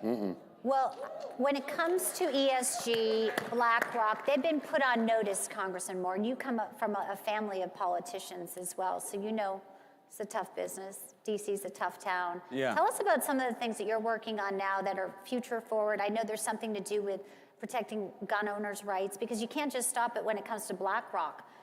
There's a lot of things that are going on, and you're really kind of clue us into what you're doing. Yeah, so we dealt with this on the state level in West Virginia. It's called a merchant category code. Maybe some of you have heard of this, but the credit card companies have put this in place to be able to track the purchase of your guns and ammunition in the United States of America. Now, we had put in an ability and a right to sue, cause of action in West Virginia if they shared your data. But I have a bill right now, and I do believe we're going to get action on it, in the United States House of Representatives to ban the merchant category code on guns and ammunition. Thank you. Now, this is a little bit off the ESG topic, but this is, I just wrote an op-ed about this, and I'd encourage you to take a look at it because it's a huge national security issue, and I am looking at legislation on this. There are currently, in the United States, there are 300,000 Chinese nationals on student visas in our country. And I'm looking to ban all student visas from China moving forward. Amen. Amen. Glenn, tell us about why you are the best choice, the alternative, because, you're up against the big guys. It's never deterred you. You said your sales, every time they come after you, you kind of soar. But a lot of people would have been maybe not up for the task to go up against the big guys and all the big cellular companies. Yeah, you know what? I would just say we're not really up against them. We really aren't. We're the only carrier out there. I won't get into the technical side, but we buy wholesale from all the major networks. We repackage it and sell it retail. And the real beauty of that is we provide a service, and I think it's better. Not only is our coverage better because we have all the networks, but look, we put him first. And when you put him first, what can you do? And then the real hook is when you call into our offices, we have an office in East Texas and in the Valley in California. You either talk with a redneck like me, or you talk with a Californian. And that's the real part. But then above that, it's not uncommon that we'll pray with you on the phone. And it happens all the time. We have a booth downstairs. I'll shamelessly plug Patriot Mobile. Come down. I think we've got promo code CPAC. You get a free month of service. But most importantly, you're going to be working with companies that love and honor their creator. Yeah. And I'm going to just say this. When you do that, it's so much better. You're not supporting organizations that are contrary to your values. Right. I mean, I know we have Patriot Mobile customers out there. I'm looking at 2 waving and a couple of Hey, everybody in here should be a Patriot Mobile customer. Can you hear him now? Hey, that's a good hint, right? You said you were part of Strive, Love it. Nate, and so tell us on the future of, do you think that ESG is dead? Is it all done for now? Or do we have to be vigilant? Because, corporate greed and others that don't have the intention, a pure of heart, which I'm hearing from all of you here on the stage. Yeah, look, elections have consequences. Amen. And we have to have leaders that are going to fight to keep this nonsense and garbage out of our corporate system and out of our economy. It has no place. And I think, we just had, we had an awful thing happen yesterday. Our governor, a Democratic governor, allowed KFC to move out of Kentucky. So I read about that. I read about that. And how does that happen? And this goes back to, we've got to elect America first, patriots that are not beholden and on a bended knee to Mitch McConnell or anyone else, but they're going to fight with President Trump and to keep this nonsense out of our politics, period. I just have a few moments left. That's pressure, and you're right there in the thick of it, AKA they call it the swamp, and they don't say that without reason. Yeah, well, and to your previous question, I'm sure there's somebody sitting out here right now, and I want this to be kind of hopefully a core memory at some point. Each and every one of you should consider running for office. All of you should think about doing this. Love it. I'm serious, because this is not, the seat I'm sitting in is not my seat. It belongs to the people of West Virginia, and they've hired me for 2 years to do it. Wow. Any of you can do these jobs. You can stand up, go run. State level politics is awesome. You can get a lot more done there than you can sometimes at the federal level. Please, I encourage everybody to take a look at office. I told you you'd be impressed, right? Congressman Riley Moore, Glenn Story, CEO Patriot Mobile, Nate Morris, and who knows what type of political future we'll be seeing from you. And I like this guy back here. I'm doing my show live here over at our booth at Newsmax, so come by and say hi. I'm Bianca Della Garza. An honor and a blessing to be with all of you great patriots today. Amen. Thank you. Thank you. Thank you. Thank you so much. God bless.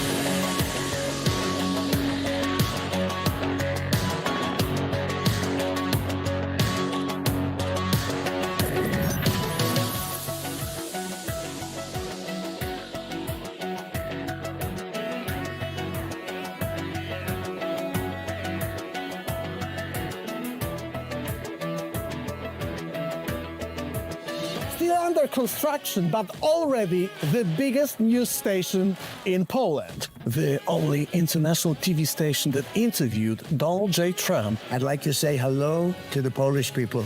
Poland's leftist government wants to destroy us, but we are not backing down. We're building conservative, English-speaking European news station. Join the movement. Support the revolution. Make Europe great again. This is Republica, the home of free speech. The steal was stopped on Election Day, I think in no small part thanks to Judicial Watch's heavy lifting. In just the last year and a half or two, we've cleaned up 4 million dirty names from the rolls. We also got that huge Fifth Circuit ruling that found counting ballots received after Election Day is unlawful. You can be sure that all helped ensure cleaner elections on Election Day, but there's more work to be done, so be sure to support Judicial Watch's election integrity work.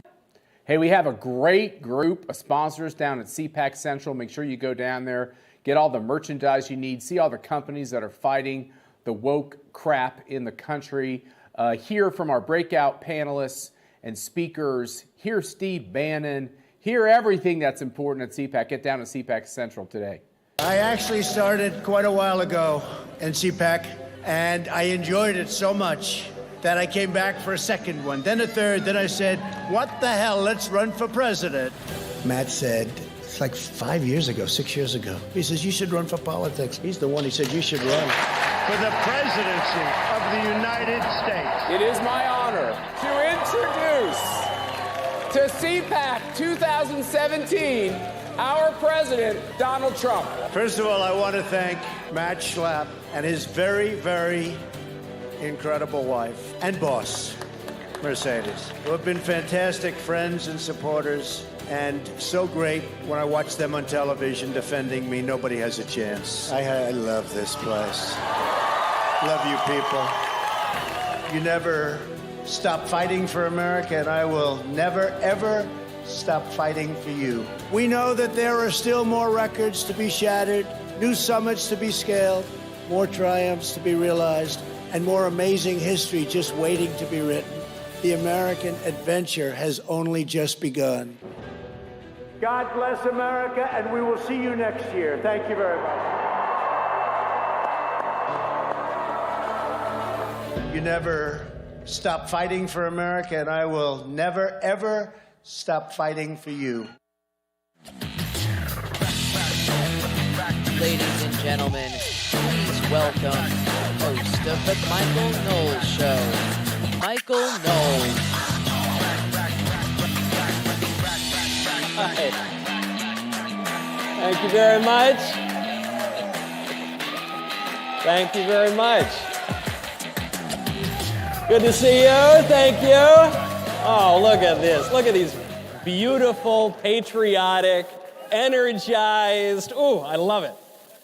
I love being at CPAC. It is always a pleasure to be at CPAC. I felt like an old man when I was thinking about this trip because I first came to CPAC in 2011. And it was fun then, it's been fun ever since, but something feels different this year. Doesn't it? Something. What is it? What is that thing? I don't think that it's just that we won. Because, we won in 2016.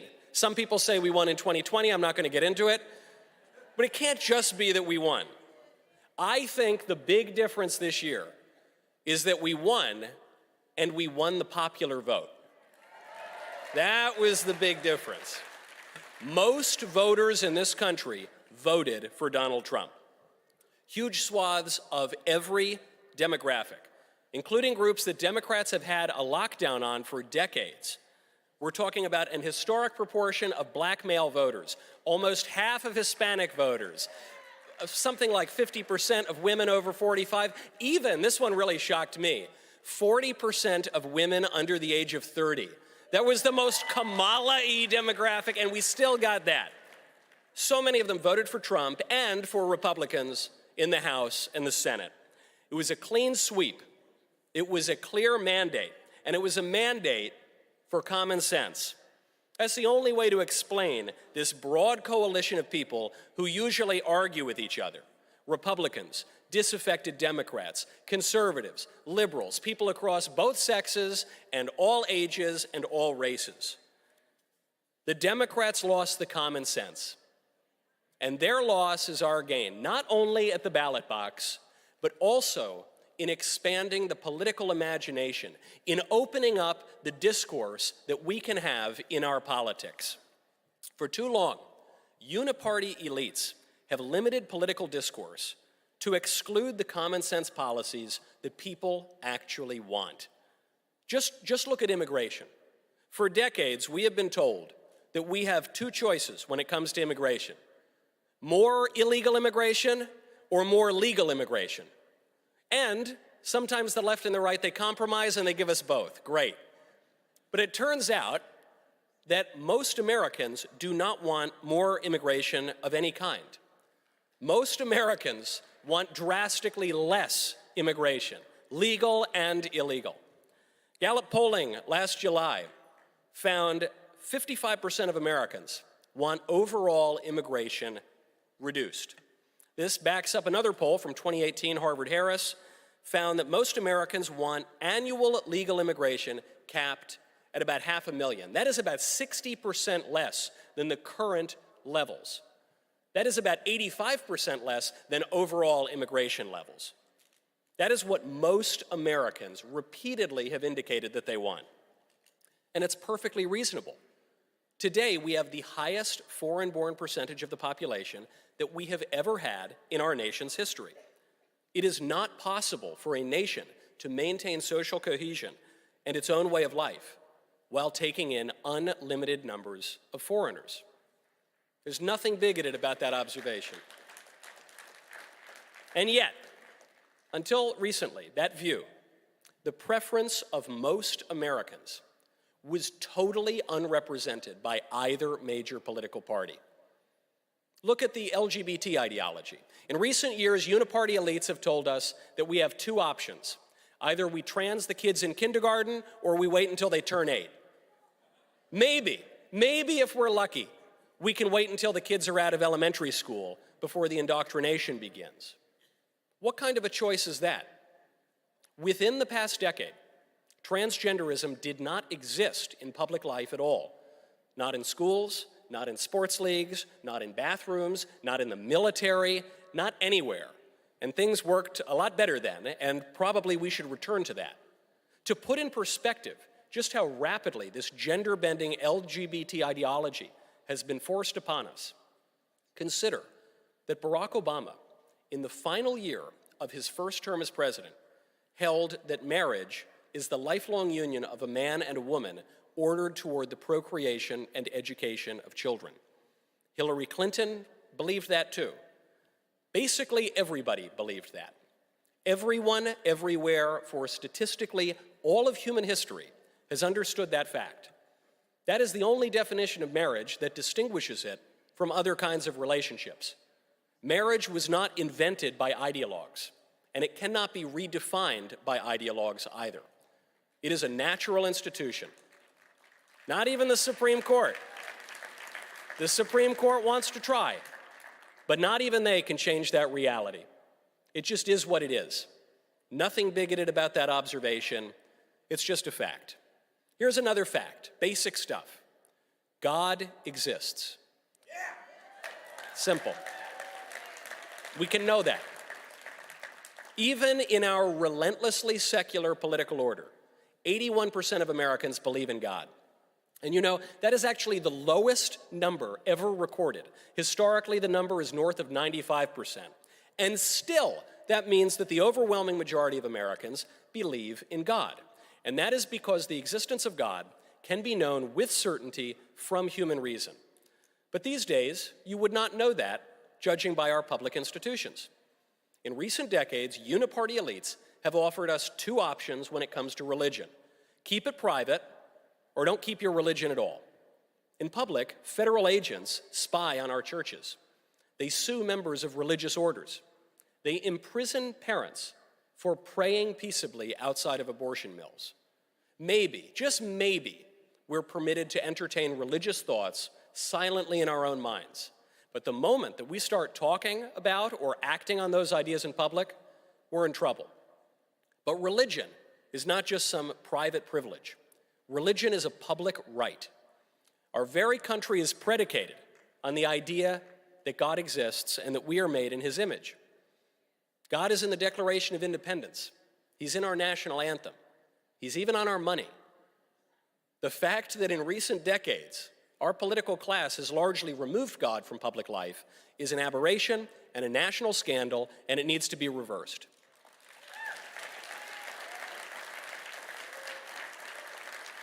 Now, of course, it's not really possible to remove religion from politics because lawmaking entails moral judgments, whether we're talking about abortion or whether we're talking about parking tickets. Politics requires us to come to certain conclusions about human nature, about justice and mercy, sin and grace. Politics always and everywhere involves rituals and veneration, reward and punishment. These things are inescapable. So when the ideologues remove traditional and true religion from our politics, they can only replace it with their own novel and false religions. They replace Christmas displays with pride parades, sturdy virtues with modern values, faith, hope, and charity with diversity, equity, and inclusion. They ban the Bible from schools, and then they assign gender queer. That is to say, they remove the most important book ever written, the book without which it is not possible to be an educated person, and they replace it with their own neo-Gnostic nonsense. Is it any wonder that our rulers got so stupid? You saw the consequences of taking the Bible out of schools a couple weeks ago when our vice president invoked a basic Christian concept, and our political establishment started alternately drooling and shrieking. When he was asked about mass migration, JD Vance brought up the order of charity, which is the idea that we owe more to the people closer to us than to people who are further away. This is an observation, it's so obvious. It's articulated in Scripture, it's written about by the great Christian thinkers, but it's also just common sense. It does not take a PhD in philosophy or theology to know that we owe more to our kids than we do to face-tattooed Mexican gangsters. Now, of course, this means that our political leaders owe more to American citizens than they do to foreigners. That's the point JD was making. That is the meaning of the phrase America First. It's not that we don't wish to help people around the world. We certainly do. We're the most charitable nation in history. But it is perverse for our political elite constantly to prioritize the whims and desires of foreigners over the needs of citizens. A nation without a proper concern for its own well-being can never, in the long run, be good to anyone else anyway. This is why when we're on the airplane, they say, put your own mask on before you help others. You need to have things in order. For decades, our uniparty elite have told us we have two options when it comes to charity and the common good. We can either erase our national borders, or we can try and fail to build democracies in the Middle East. Or we could do both, I guess. Those were our options. But you know, there's a third option, and it happens to be the option that most Americans want. We can rebuild our own country. We can help our own citizens. Charity, after all, begins at home.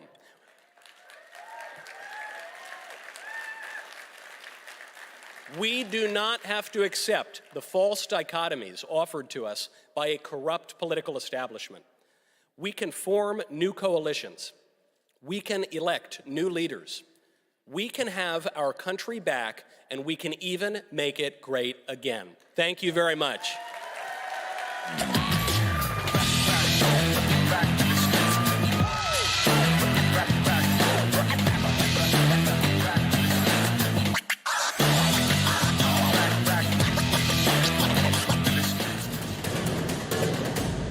Newsmax has been terrific. President Trump is right. Millions are switching to Newsmax. It's the fastest growing streaming service in America. You don't need those woke streaming services anymore. Just get Newsmax Plus. Watch the best shows like Greg Kelly, Rob Schmidt, Greta Van Susteren, and Rob Finnerty.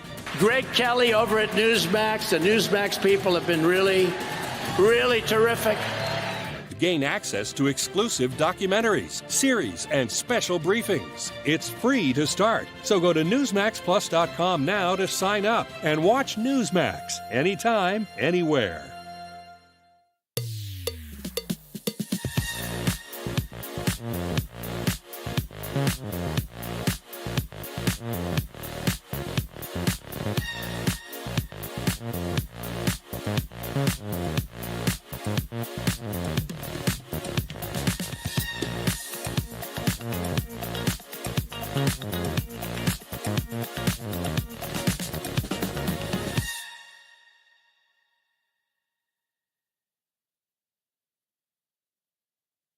Freedom, sovereignty, prosperity. The Patriots for Europe Foundation is on a mission to make Europe great again. Globalist elites have led Europe into a dead-end street. Violent crime has surged because of mass immigration. The Green Deal has put the future of the European economy at risk. Fake NGOs and the massive bureaucracy in Brussels are interfering in our democracies. Patriots must take action. We bring analysis, we organize debates, we build the network of patriots to challenge the woke narrative head on. Patriots for Europe Foundation. Hey everyone, it's Matt Schlapp with CPAC. You know, CPAC isn't just a conference. We're fighting 365 days a year on all the issues you care about. Please go to your badge. There's a QR code.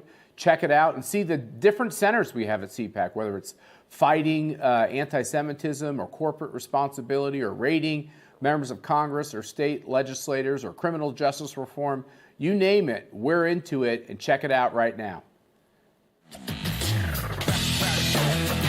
Ladies and gentlemen, this is Culture Warriors. Take your truce and shove it. Please welcome CEO and President of Concerned Women for America, Penny Nance. President of American Principles Project, Terry Schilling. And your moderator, Second Vice Chairman of CPAC, Matt Smith.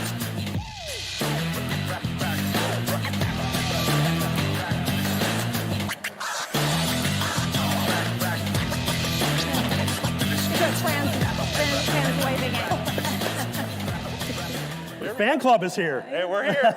Where are my kids? Well, you need a van for all 10 of them. All 10 of them. That's Well, inside joke while we were backstage. Before we get started, though, we want to just thank all the pro-life, pro-family patriots that are here. Please give yourselves applause for being here and making the travel out to Washington, D.C. During this cold winter. We thank you. You know, the name of this panel talks about truces, and CPAC has never called a truce on being pro-life. We've never called a truce on being pro-family. And we've got two of our great allies here today, in Terry and Penny. They're going to talk about some of the progress that's being made since we've got a great pro-life, pro-family president in the White House again. And so to kind of start with that, Penny, we're a month into the presidency. President's been pretty active. Yes. What are a few of the things that he's done that get you excited in the pro-life movement? Well, first off, thank God President Trump won, right? And Concerned Women for America is the nation's largest public policy women's organization, and we are unapologetically pro-life women. And we are not afraid to lead with that. And what a great month it's been, from everything from pro-life people who use their First Amendment rights to, I don't know, sing and pray outside an abortion clinic, being pardoned by our president, as they well should have been, to signing the Mexico City policy executive order, to the Hyde Amendment coming back, and many important things. Mexico City policy, of course, is about abortions in other countries. And why are we funding all of this? Why are we spending $700 million a year for Planned Parenthood, who's the nation's largest abortion provider, and also giving cross-sex hormones to little kids? Why are we doing that? I think Doge has got a great target right there. Yes, that's right. That's right. Terry, same question. And for those of you, I mean, I know you guys watch these two great heroes for the pro-life, pro-family movement. Both have been leaders on making sure that girls play girls' sports, that we use the right pronouns when we're describing ourselves and our kids. But Terry, same question to you. Where has President Trump made you proud this first month? Well, first of all, President Trump is the most pro-family president, period, ever, period. He's done a full blitzkrieg to protect our children and families. Out of the gate, he signed this executive order to protect our children, not just their bodies, but their hearts and minds from this nefarious and evil transgender industry, which, by the way, this transgender industry that's given our kids cross-sex hormones, blocking their puberties, chopping up their body parts and sterilizing them, it's worth $4.5 billion in this country. And we just allow it to go unchecked. And we wonder why we're always talking about it. Well, it's because they're taking that money and they're piling it back into PR campaigns and public relations and pushing it on our kids in schools. But President Trump, out of the gate, signs this amazing executive order to protect our children from this. And it bans the funding of these surgeries. It bans them at any hospitals that accept Medicaid. But also, what was very fascinating to me was it instructed the Department of Justice to investigate any doctors or clinics or companies, pharmaceutical companies, that are pushing transgender surgeries and hormone treatments on minors. And then, by the way, President Trump has been leading on the women's sports fight. Right. And it was so cool. Yeah, that's right, he deserves it. But he had this executive order signing ceremony, and I've been involved in this fight for so long. We ran so many campaign ads on this. But in the background of President Trump signing this were all these little girls from all across the country with their jerseys on, their medals, and you could just see how much his work on this fight meant to those girls. And so I'm going to be forever grateful, eternally grateful to President Trump for everything he's done. Can I just add something to that? Concerned Women for America has worked on this issue for 7 years with many others. But President Trump was the first person to sign a presidential pledge to American women and actually follow through. This happened in 2023. I went to Bedminster. Go to my Instagram page, you'll see a picture. And he signed it right away. And I don't want to tell you how many other Republicans we had to beg and plead with to get to do it, because he got it at his gut. He looked at, my husband was in the room, and he's like, can you believe I have to sign a pledge that says that there are only two genders and only women can be mothers? Like, you know, like, but he gets it at his gut, and we're so deeply grateful because trans ideology has hurt a lot of kids, and I've seen Chloe Cole around this, around the event, around CPAC, many others. Yeah. So we've had a busy first month. You know, the vice president talked about some things this morning. Where do we go next? What you know, obviously we got some early victories. He followed through on his promises. Where do we need to go next, whether it's with the president, whether it's working with Congress?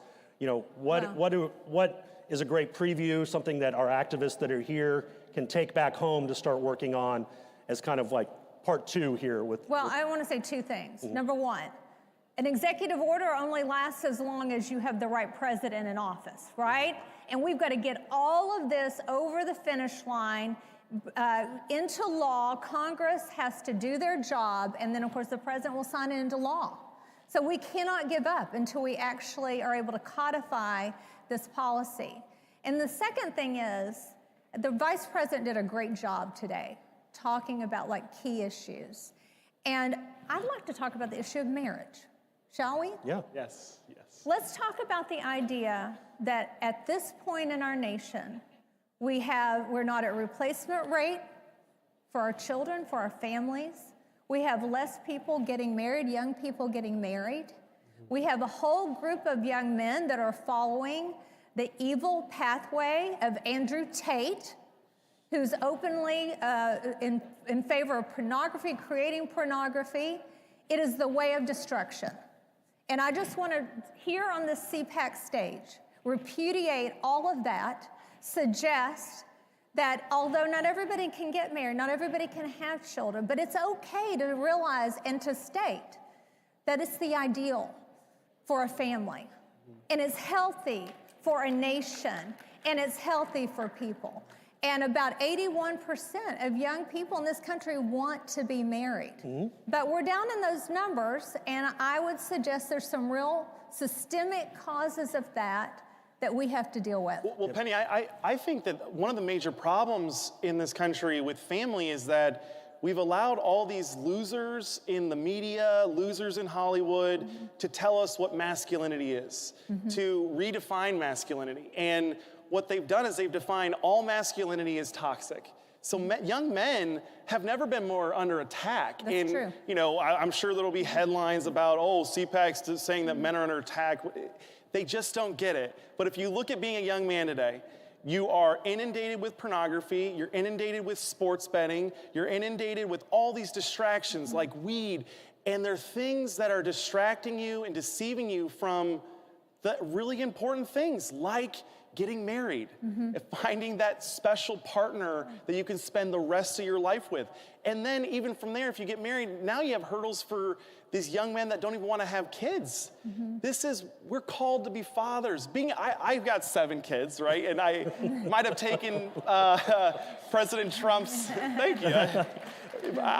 He had 4 the first time he met President Trump. And he told me, it was funny, we took a picture and President Trump, I didn't know what to say to him. And so going up, I introduced my wife and I said, Mr. President, can you believe that my wife just had her 4th baby? And he says, oh my gosh, she's stunning, which my wife is absolutely beautiful. She is. Keep going, don't stop. But being a father, it's the most amazing thing, right? And they get better, every one. But you hold these little babies, and looking up at you is this little vulnerable human being that's looking at you with these eyes that are just drawn to you. And it's the product of the love between you and the other person that you love with all your heart, and now you have something that you love just as much, and you didn't think that was possible. And we have an entire generation of young men who are smoking weed, watching porn, not getting married, not even pursuing women. We have this thing called incels, involuntary celibates. It's terrible, and we can't become a great nation again. We can't make America great again until our men are great again, until our men are strong. And watching porn, doing OnlyFans, recruiting people, making money off of girls on OnlyFans, that's not how to be a man. That's not masculinity. That's some third gender out there that they've invented. And So I don't know. I just think that these young men out here are they're missing out. And I want to bring them back home. We got to inspire these young men for the challenges ahead of them. Let me say, we're the women's group who love men. And I'm a mother of a son. We need to have great role models for them. And, and I would say those great role models are not the men who monetize women, but it are the men who are faithful husbands. My husband and I have been married 30 years almost. He's been a faithful husband and father to our children, have been a lifelong friend and supported my career. That's what you want, young ladies. And don't sell yourself short and settle for anything less. Any man that doesn't respect you and is not willing to commit to you, don't settle for it. But at the same time, the young men have been undermined, and I think we need to support them and give them the great role models that they deserve, because they'll be happier, is the truth. And we're talking about changing our culture, and we won an election, but as one of our colleagues in the movement once said to me about 20 years ago, he said, the fight only begins. That's right. You win an election, and then the fight, that's when the real fight begins, because that's when you have to start getting things done. What, as kind of in our last few minutes here though, from we're talking about these concepts, and I have a 15-year-old son, and I spend a lot of time with him. That's one of my biggest responsibilities, is to make sure he comes out right. And I know you feel the same way about yours and your kids. And what can we do? What can we send these folks home with that they can do though to help get this broader culture shift that we're talking about today? Can I just today? add on to that, because you touched on something very important, and that's parents being good parents. It is your top responsibility. It's the most important job I have. And so and parents, it's a difficult world we live in. Utah just passed a bill saying that parents have the right, should be the people that allow children to download apps. Right now, kids can download anything without parental notification. We need to actually help parents have the tools to be better parents, to be able to protect their kids from bad media, from pornography, from all the things that are toxic, that hurt them, and be able to give them a loving, faithful home, and recognizing that, we as a nation are people of faith, and we need to return to that. Yeah, look, I think that there are some easy things that we can quickly clean up, and there are already movements that are out there that have been growing. So we're up to 26 states that are protecting girls' sports. We're up to 27 states now that have banned these gender procedures, but we're up to 19 states that require age verification to access adult content online. If we can get our young people, Matt, off of porn and get them to 18 where they're dating girls, they're interested in girls, not computer screens and fake stuff online, I think we're gonna have a much brighter future. But again, I think we gotta reach our young men, inspire them. JFK would have been a Republican today, right? I think it's obvious, but in his inaugural address, he said, we do these things as Americans not because they're easy, but because they are hard. Nothing we're doing is ever easy. And we have to inspire young men that's ripe, they want the challenge, and there's no better challenge than being a good husband and a good father. And by the way, spend time with your kids. Like, guys, we're dads. We get to have fun. Like, we get to buy the candy that mom won't want. We get to buy the donuts. We get to throw the kids up in the air way too high, but they're having a blast. So spend time with your kids, even if it's 5 minutes a week or 5 minutes a day. But just make time for it. Prioritize the right things. And it's not weed, it's not OnlyFans, it's not sports betting, it's your family. And take them to church. Yeah, go to church. Penny Nance, Terry Schilling, thank you for being at CPAC again. Thanks, guys.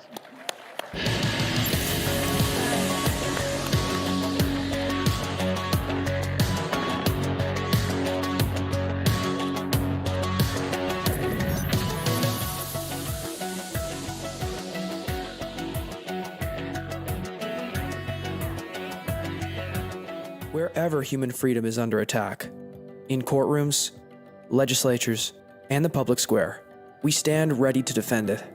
This is why Alliance Defending Freedom exists. Supreme Court victory for a Christian woman who was taken to court for standing firm in her beliefs. The First Amendment follows a golden rule. If we want to protect speech for ourselves, then we need to protect it for others. A video released this week by ADF International has attracted over 34 million views and even attracted comment from Elon Musk. It concerned a pair of Swiss parents who have had their child taken away from them because they objected to her gender transition. We're not just here to stop the erosion of liberty for this moment alone. We are here to keep the door open for the gospel.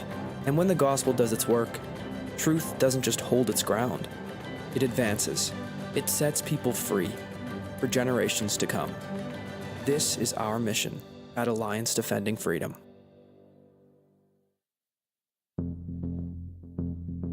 The only homicide on January 6 was the unlawful shooting death of Ashley Babbitt. This major new lawsuit that Judicial Watch filed, a $30 million wrongful death lawsuit against the United States government. She was unarmed. There were no weapons visible. She was shot in the shoulder and killed by Lieutenant Byrd. He popped out and shot her dead.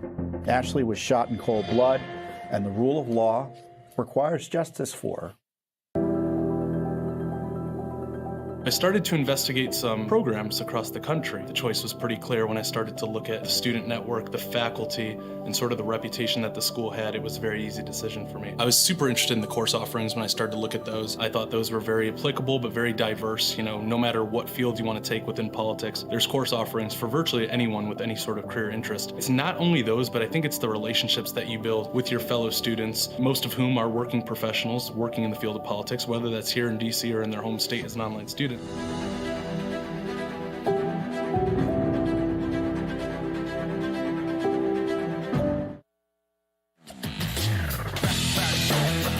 Ladies and gentlemen, please welcome President of Patriots Party, Santiago Abascal.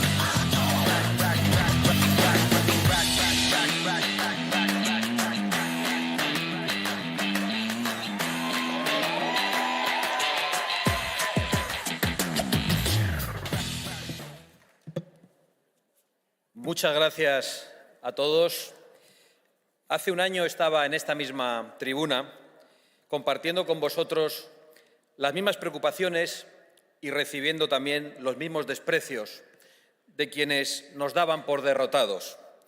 Ahora nos toca sonreír porque ese desprecio de quienes se creían todopoderosos e intocables se está convirtiendo en rabia.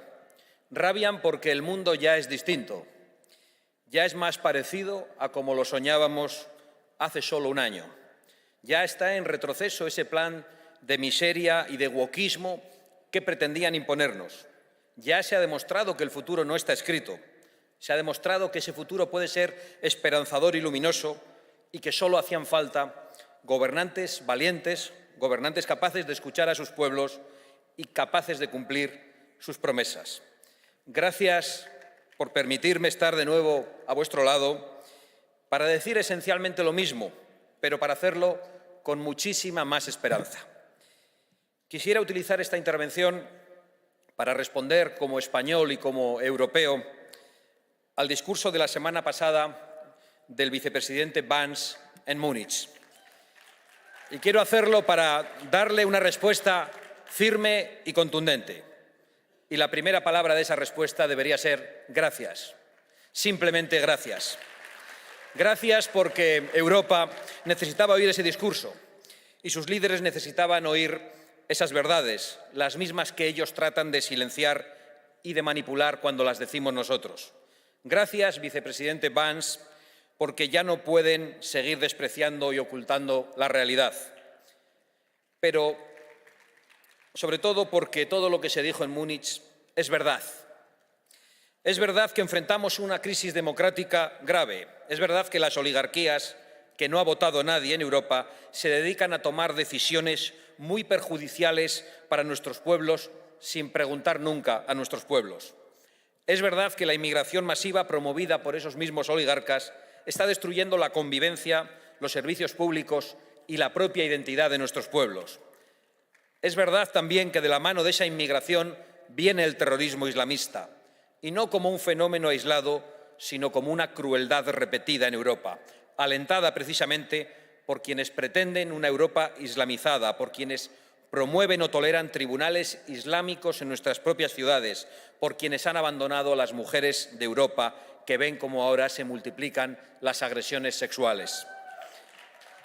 Es verdad también que una mezcla de pacifismo malentendido, de egoísmo, de suicidio y de sumisión, con esa mezcla, los europeos han visto cómo los oligarcas han dejado indefensa a Europa, inseguras sus calles, derruidas sus fronteras e insuficientes sus recursos.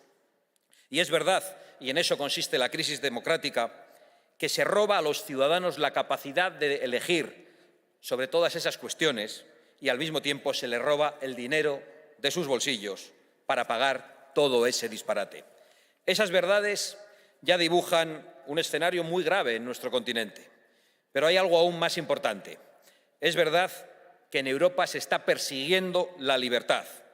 En Europa hoy pretenden que todas esas verdades no se puedan denunciar y, por lo tanto, no se puedan remediar los problemas. Las oligarquías europeas están destruyendo todo lo que hizo a Europa grande alguna vez y para ello pretenden liquidar nuestra libertad, que es la columna vertebral de nuestra civilización compartida.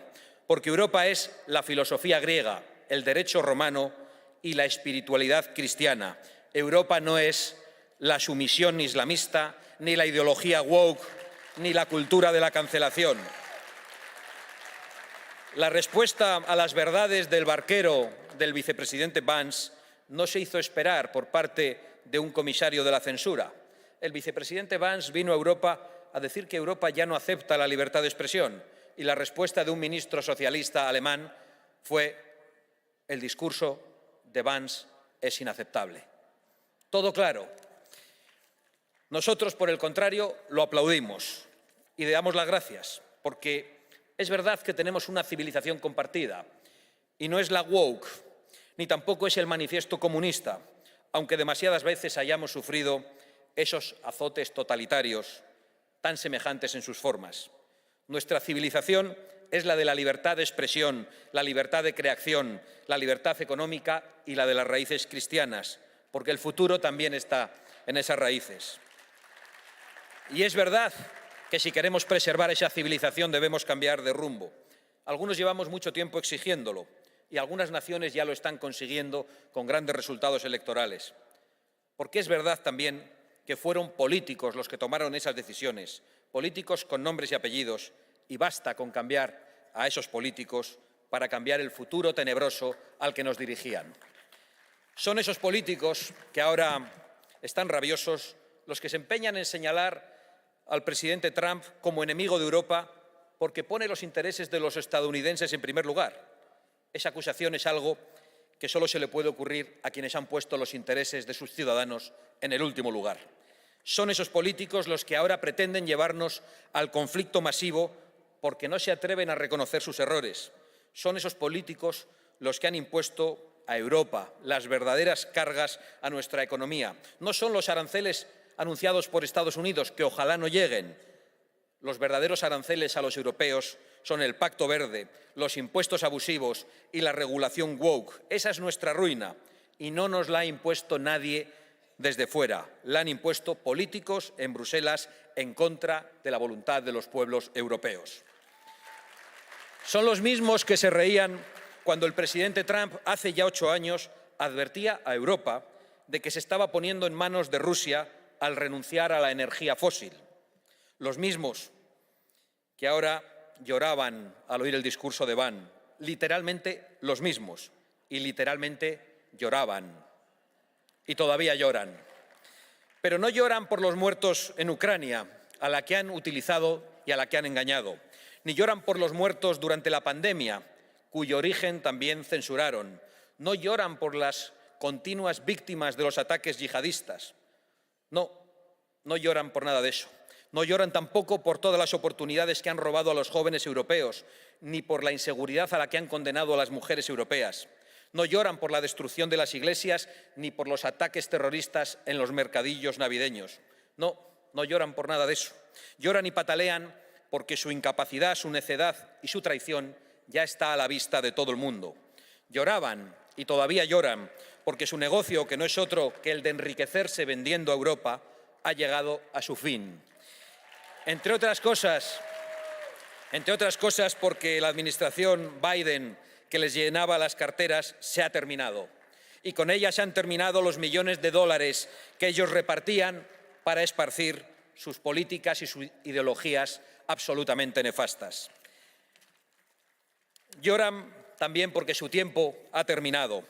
No podemos por ello sentir la más mínima compasión por esas lágrimas de quienes han sido fuertes hasta la crueldad con los débiles y ahora lloriquean ante los argumentos fuertes y verdaderos. Pero tengamos cuidado, al igual que Sánchez en España, los burócratas de Bruselas van a aferrarse a sus sillones con desesperación, quizá porque saben que cuando no se sienten allí tendrán que sentarse en un banquillo delante de un juez.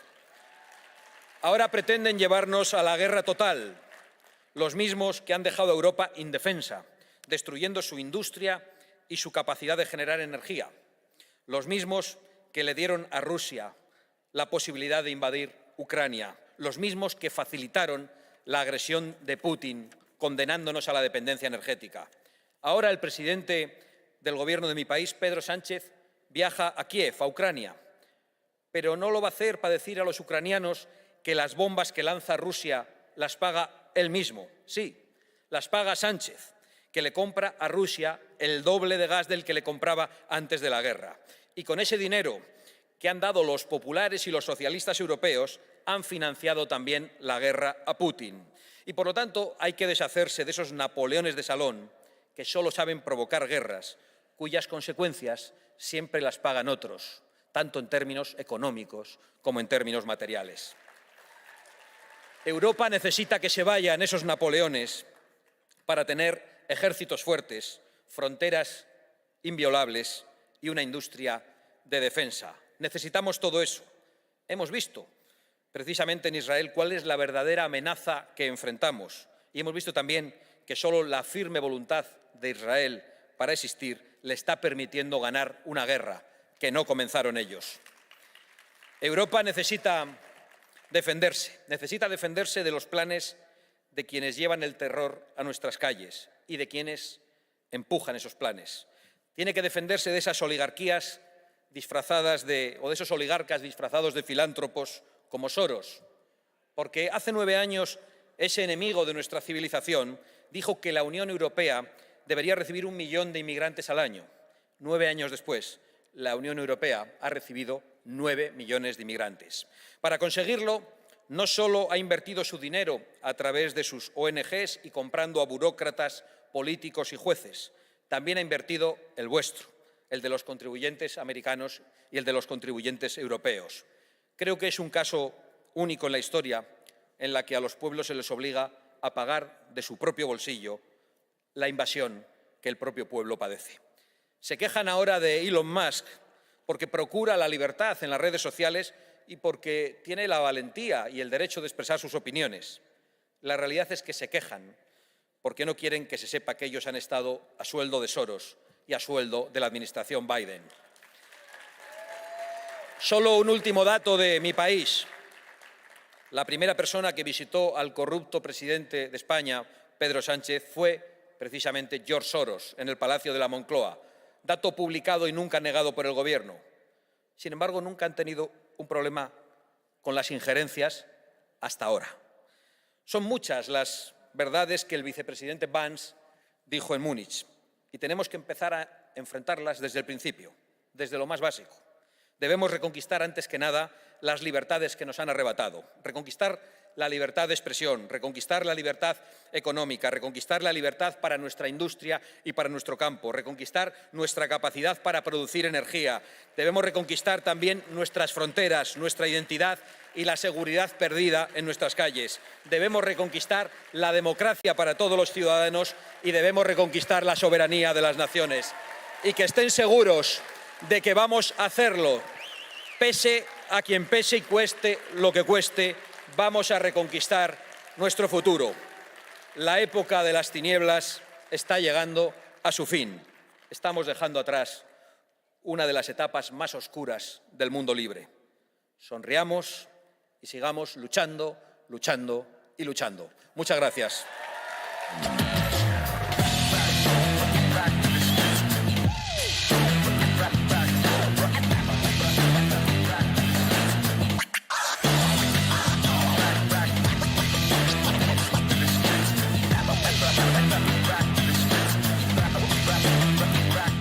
2025, we find ourselves in a pivotal moment where the call for unity, freedom, and a better future echoes louder than ever.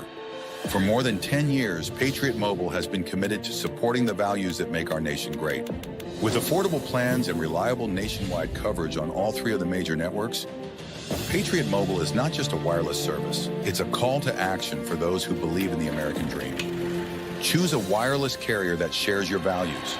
Choose Patriot Mobile.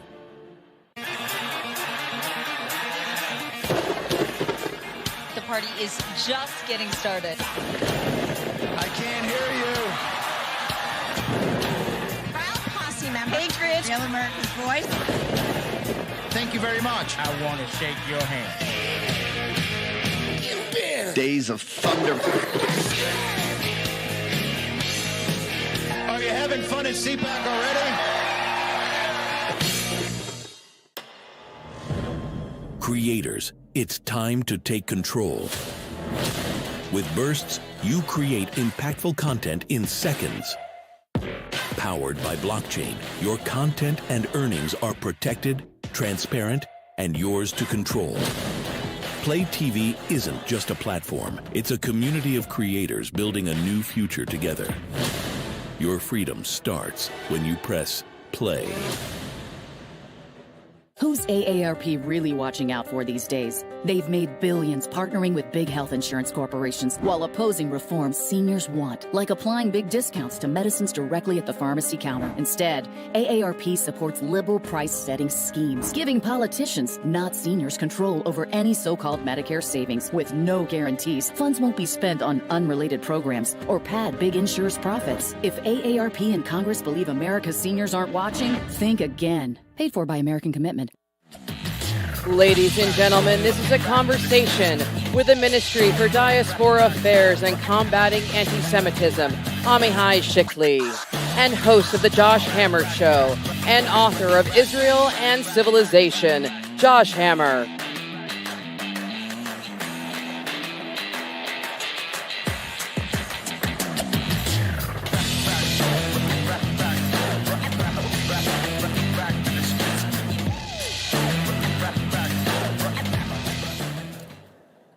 So good afternoon, CPAC. I'm not sure how many of you saw the images this morning, but we do have to start on a somewhat somber note. There were these terrible images of babies being returned in coffins from Gaza to Israel this morning there. And I want to toss it to the Israeli Minister of Diaspora Affairs and Combating Anti-Semitism, Amihai Shikli, is going to lead us in a moment of silence for these deceased hostages. So we have experienced one of the most toughest days since the beginning of the war. It is an extremely difficult day in Israel with the returning of the bodies of Shiri, Kfir, Ariel Bibas, 2 little children and their mothers, along with Oded Lifshitz from Kibbutz Nir Oz. And I think if we can take a moment of silence before we begin. Thank you. So tragically, these images this morning really do set the scene for our broader conversation here. And first of all, let me just make a brief point. You guys all heard from Vice President JD Vance this morning. Vice President JD Vance said it very well about a month and a half, 2 months ago, where he said the message should not be bring them home for the hostages. The message should be let them go. Let them go. Let them go, absolutely. That is the message. That's a major shift. That the new administration is coming with a new spirit. You know, for decades, we've heard this sentence, Israel has the right to defend itself. But this is obvious, and no other state needs to mention that they have the right to defend itself. And this administration is coming with a different message, that Israel has the right and it's obliged to eliminate its enemies, to eradicate evil, as Marco Rubio said. And this is a totally different approach. And this is how you win wars. Well, in many ways, Amichai, I think Israel is teaching the West how to win a war, which the West has not really done, frankly, since World War II. But I want to just briefly talk about the broader war, which is the war for Western civilization actually itself. What is Western civilization? We talk about it here. To me, Western civilization is basically synonymous with the Bible. It all ultimately goes back, as we two Jews know all too well, to God's revelation to Moses at Mount Sinai. I mean, when we talk about defending the West, guys, Jews and Christians alike, we're talking about defending those very values and that very way of life. And Israel is not just the canary in the coal mine for all of these fights, but anti-Semitism itself, as you know in your role, it is a direct attack not just on the Jews, but on all of this, on all of Western civilization. Absolutely. I think that, President Reagan ended the Cold War, and we thought that this war ended, but it never ended. It just wore a different face. And we saw it in universities all across Europe. We saw it on universities here in America. And the woke progressive movement is just another face of the Marxist movement.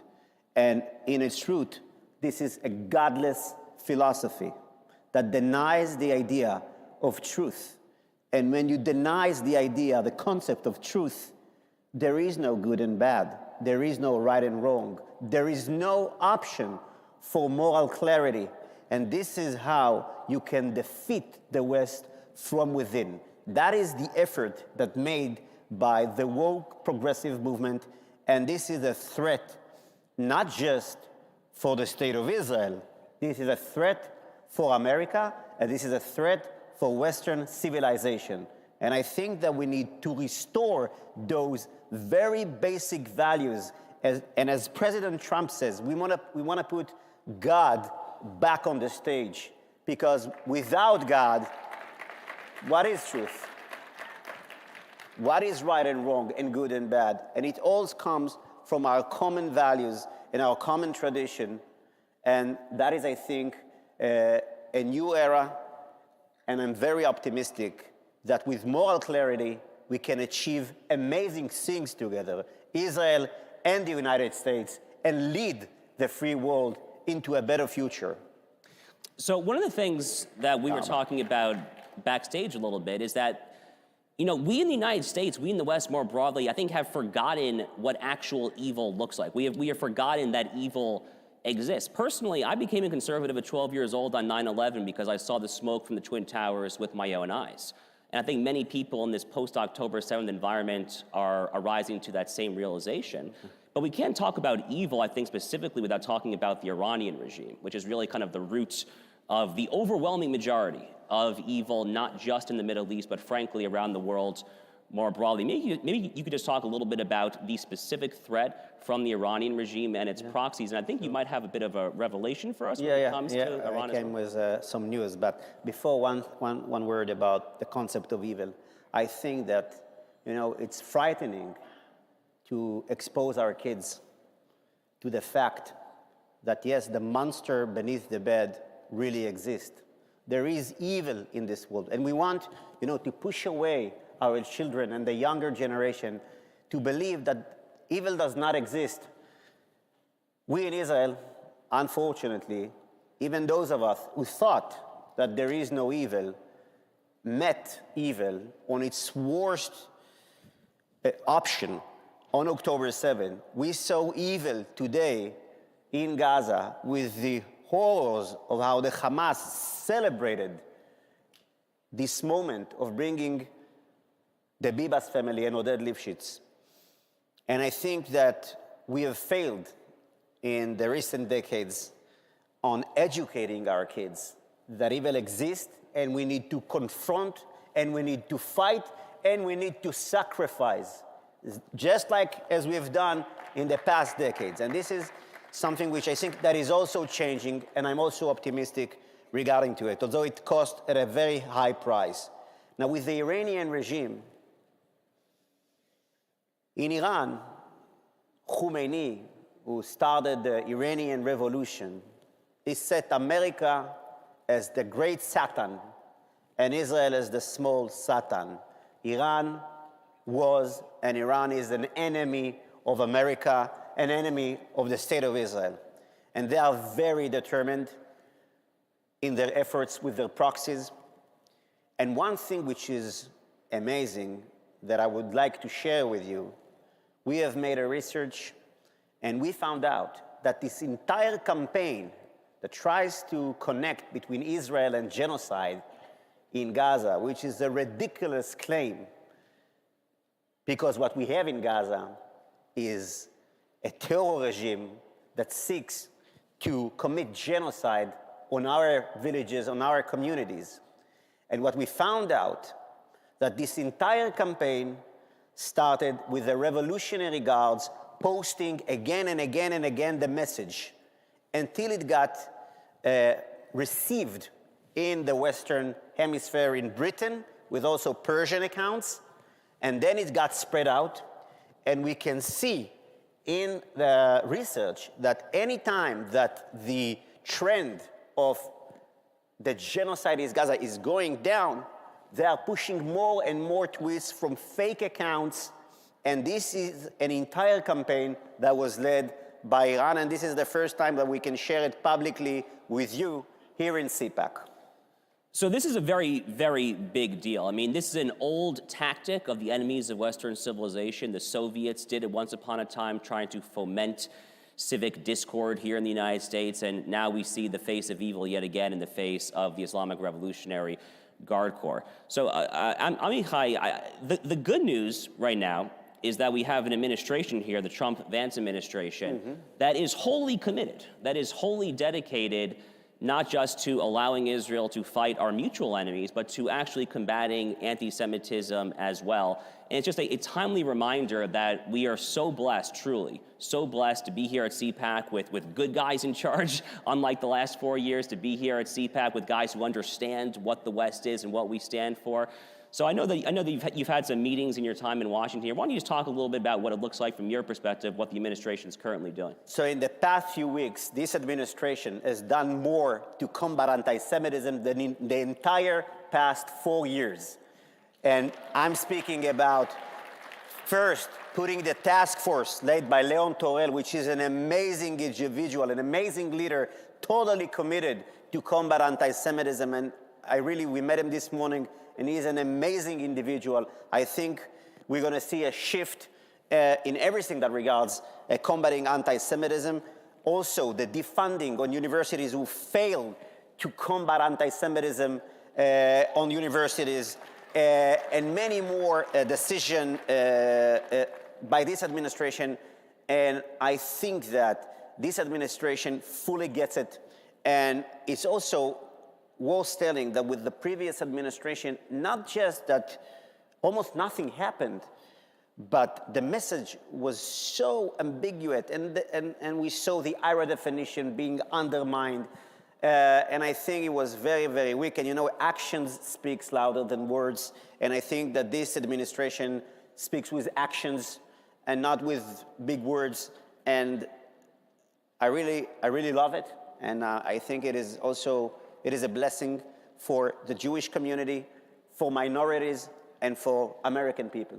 You know, Teddy Roosevelt, the president, famously spoke of the man in the arena. That's his famous speech. And Donald Trump is nothing but the man in the arena. He is nothing if not that right now. So God bless Donald Trump. Amen. And God bless you, Amichai, and God bless you, CPAC. Thank you guys so much for having us. Thank you. Thank you.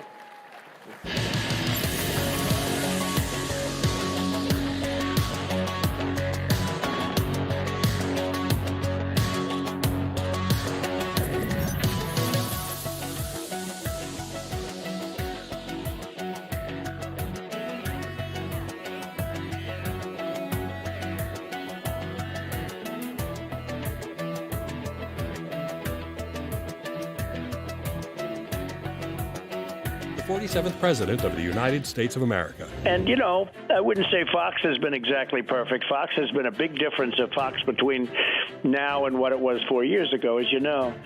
But we have others that come along, and they're doing well, and Newsmax has been really good, and others are coming along, and people are seeing that they're watching these conservative networks. President Trump is right. That's why millions of Americans are tuning into Newsmax for the real news they can trust. This lunacy will end on my first day back in the Oval Office. I promise you it will end immediately.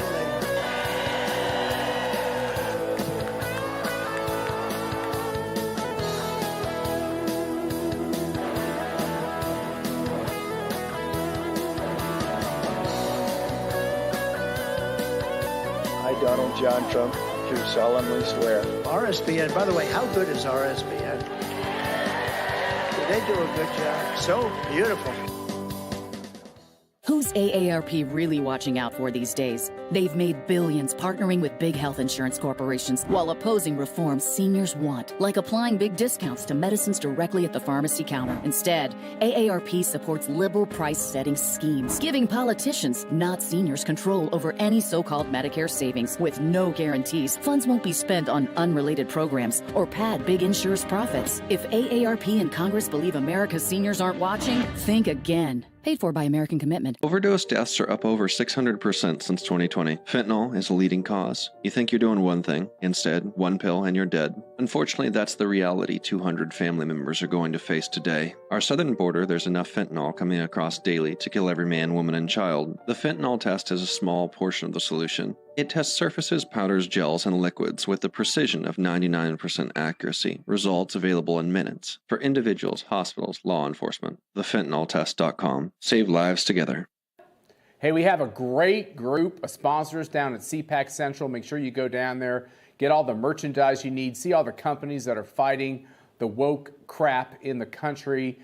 Hear from our breakout panelists and speakers. Hear Steve Bannon. Hear everything that's important at CPAC. Get down to CPAC Central today. When the bad people of Mexico meet with the bad people of the United States, what's the result? Culture of death, child trafficking, abortion, illegal guns, drugs, death. Mexico and the United States, we are not just neighbors, we're brothers and sisters. We need to work together, and let's make Mexico and America great together again. Let's send the world a message. We condemn the police state tactics of Xi Jinping, Vladimir Putin, Lula da Silva, and Joe Biden. I want to start by thanking Matt and Mercedes Schlapp and everyone at the American Conservative Union. They say globalism comes to die at CPAC. I'm here to tell you that in El Salvador, it's already dead. An amazing time to be in this fight for freedom. Eliminar la corrupción de la política, pero no nos vamos a rendir en volver a ser Argentina grande nuevamente. Va a ser quién va a ganar y bien quién va a proteger a la familia. Esa es la batalla. Y ellos, al final del día, querían llegar a nuestros hijos para dividirnos. ¡Viva España! ¡Viva los Estados Unidos! ¡Viva Israel! Vamos a ganar.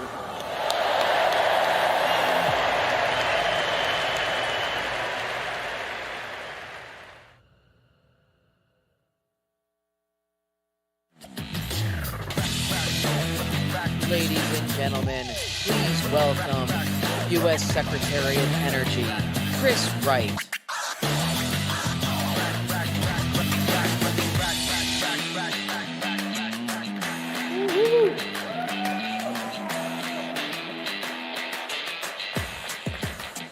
I'm thrilled to be here. Thank you all for being here. I'm also thrilled to work for President Donald J. Trump.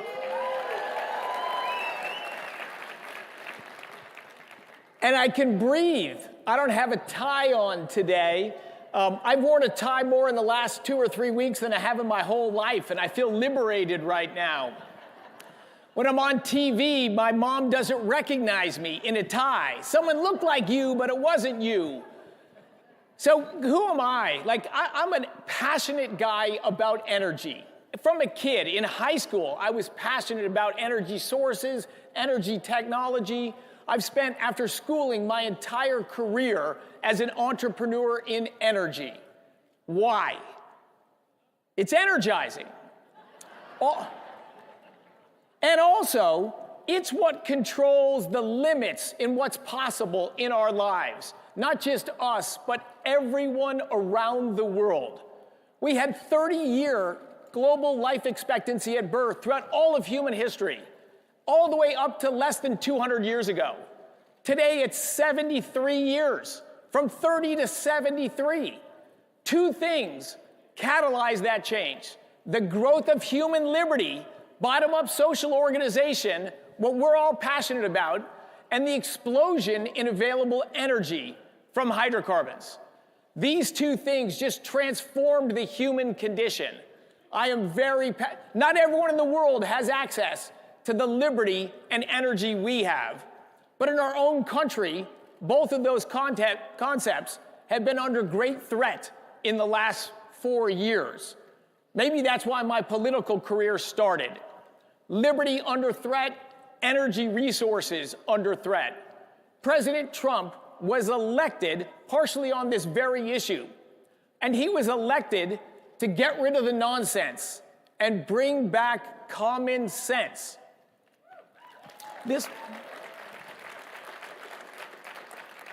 What do I mean by nonsense? Look at the last 4 years. What have we seen? Every possible new barrier implemented to make it harder to produce oil and gas. No, that doesn't change the demand for oil and gas. You just make it harder to produce. What do you get? You get less supply and higher prices. We've seen 30% rise in electricity prices just in the previous administration. During President Trump's first term, almost no change in national average electricity prices.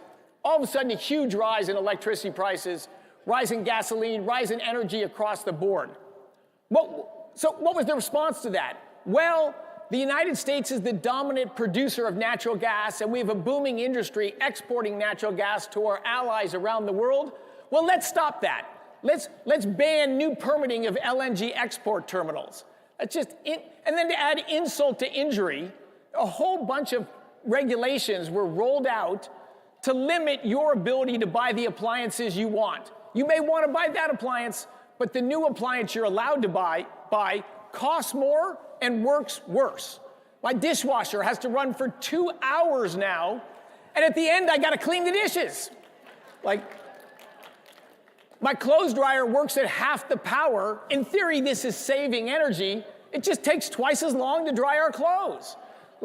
These are just nonsensical things that have hurt people's lives and driven prices up.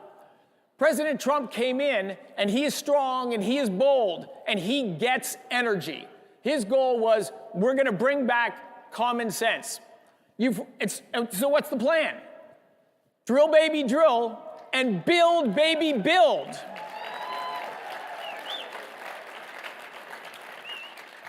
To produce more energy, you need the infrastructure to move that energy to customers. Think of the consumers in New England. They don't have enough access for natural gas there, and they have sky-high electricity prices. And you don't get industries placed in those states. Every state that's driven up the price of energy, it not only impoverishes their citizens, but it makes it so businesses don't want to locate there. Those businesses are going to locate in another state. And frankly, over the last 4 years, a lot of those businesses are going to locate in another country. We don't want that. We want things built in America. We want those jobs in America, which means we need that energy produced and consumed in America. Thank you. Thank you. We're on the cusp of a brand new industry, an energy-intensive manufacturing industry called artificial intelligence. This is an industry we want to lead in. This is American technology. It matters not just for the efficiency of our economy, it matters from the enormous benefits that'll come in drug discovery, in product manufacturing, and frankly, in driving costs down. And it also matters for national security. Do we want China to lead the way in AI? I would feel naked. If their AI was better than ours, what does that say about the balance of power and the security of our country? We need to lead and win the competition in AI. And the only way to do that is to have tremendous energy production that we can both grow our electricity production, which is what AI runs on, but stop the price rises. They had almost no demand growth, and they raised prices. This administration needs to do the opposite. We need to have demand growth and supply growth and not raising prices, everything we can do to push prices down. That's how we can better human lives. Better opportunities for American, lower cost of living, more industries that want to invest and build things here in the United States. That is this president's agenda. And as I dig into my job and my colleagues in other cabinet positions, there is an immense amount of barriers to making things happen. Our country, it's become a place where it's very hard to build something, and unfortunately, it's very easy to stop something. One regulation, one protest, our government is littered with inefficiency and traps that can be exploited to prevent people from building things. So the task before us is big. It's not modest, it's not simple, but we have a committed team who are working every day to get these barriers out of the way, let America grow our energy production, build our energy infrastructure, bring jobs and investment back to our country, raise American wages, and lower American prices.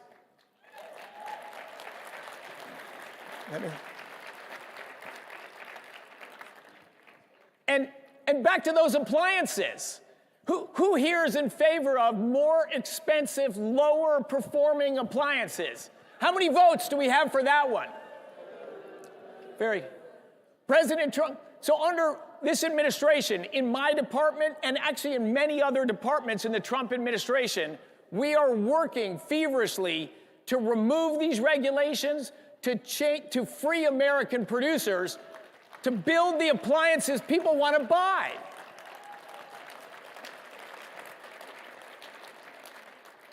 We have a factory in the southeastern part of the United States that employs hundreds of people to build a particularly popular product these days.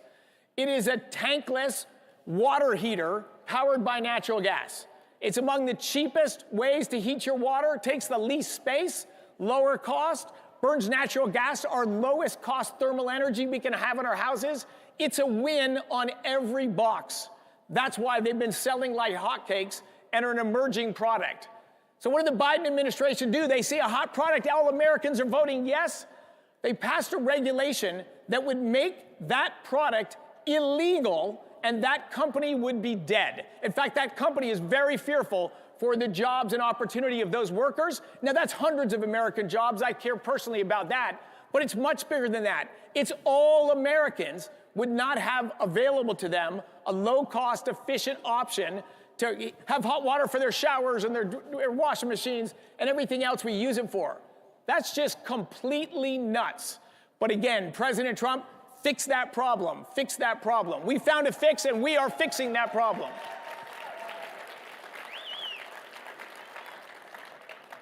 That factory staying open, those products are going to be built in mass, and they're going to be shipped all across the country for the American consumers that want to buy them. We're not going to tell you what to buy. We want to enable you to buy what you want to buy. That's that crazy freedom idea.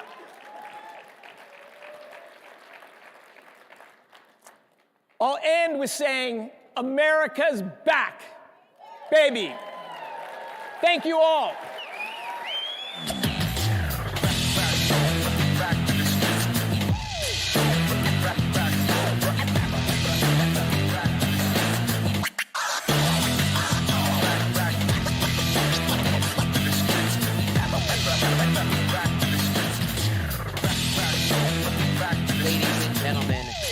Welcome the Senator from Indiana, Senator Jim Banks.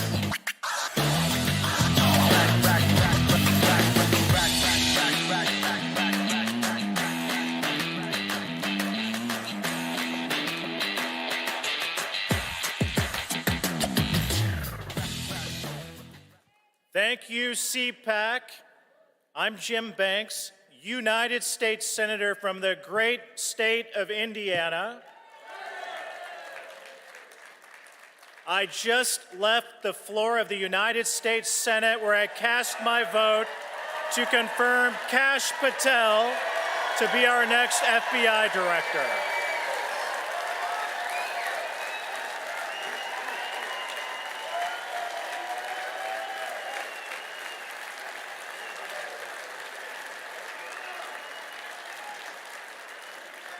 It's great to be among so many patriots on this historic day. Today marks the 1 month point exactly that Donald Trump became our president, once again kicking off the golden age of America. Within a short time, we've gotten just a glimpse of the greatness that will define this new era. President Trump has already rooted out massive waste, fraud, and abuse within the federal bureaucracy, crippling the corruption of the deep state. He's directed the largest mass deportation operation in American history, making our communities much safer. And he's removed the "kick me" sign from the backs of our industries and our American workers. Our adversaries and our partners have been put on notice. The era of taking advantage of America is over.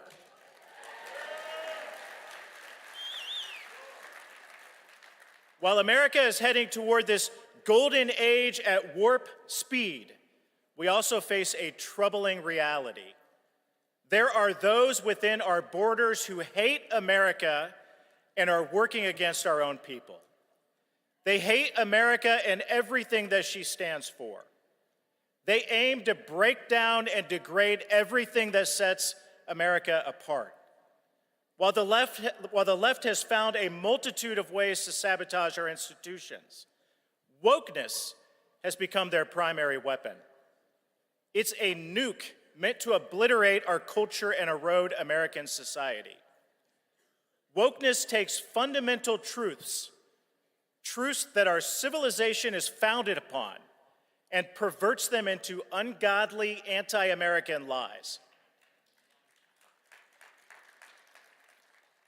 That ideology serves as a tool to undermine everything that makes America great: the family unit, faith in God, and historical and biological truths. Putting up a fight against this kind of poison requires courageous action, and that's why all of us are here today. And that's exactly what President Trump has given us on his watch. He's inspired the rise of what I like to call the new right. It's a coalition of conservatives who recognize that the status quo in Washington is failing the working class, steamrolling their best interest. The old Republican Party bowed down to liberal corporate interests and an America Last foreign policy, while ignoring the working class. And ladies and gentlemen, let me declare to you today, that Republican Party is dead.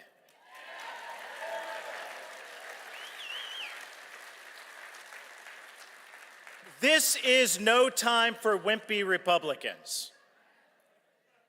The new right merges true conservatism with the interest of the people. President Trump and his administration boldly embody this new Republican Party. This administration had the nerve to stand up against corporate America, the media, the federal bureaucracy, Wall Street, the mainstream culture, the education system, the entire Democrat Party, and even weak Republicans on our side.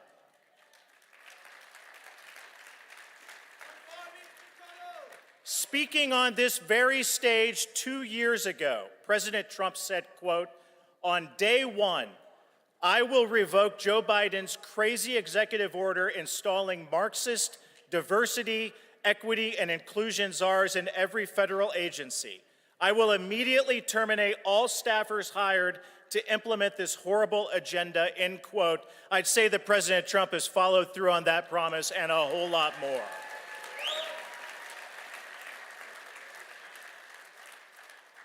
Despite how extensively DEI polluted our institutions, President Trump, with the swipe of a pen, dismantled this Marxist ideology from the halls of our government. The Education Department under President Trump has been given 14 days to end any practice that treats students differently because of their race or lose federal funding. That is a huge blow to DEI and a massive win for our kids. Maybe most importantly, though, DEI has been uprooted from our military because of Secretary Hegseth and President Trump.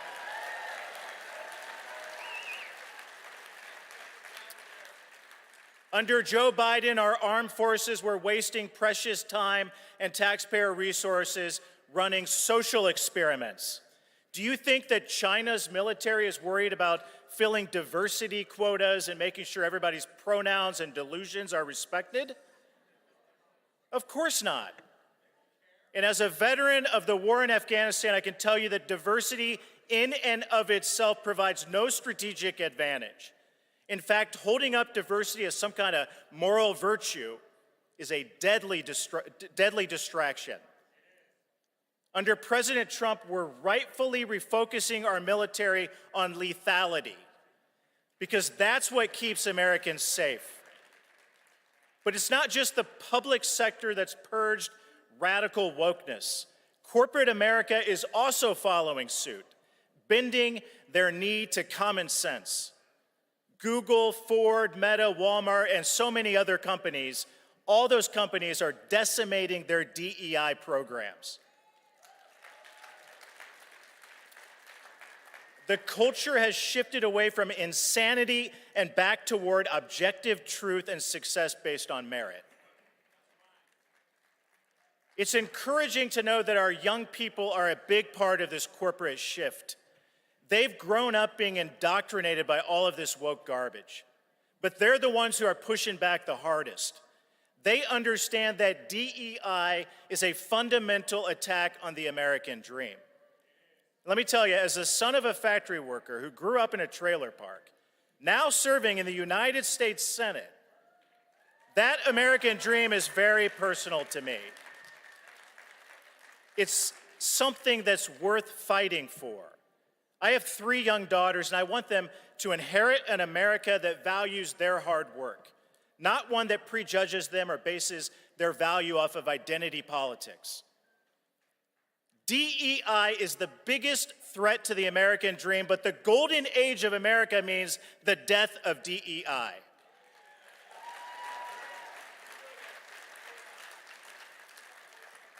Right now, President Trump has his foot on the neck of wokeism and driven a stake through the heart of those who hate America. But let me tell you, Congress needs to do its job. We have to reinforce the successes that President Trump and his administration have accomplished.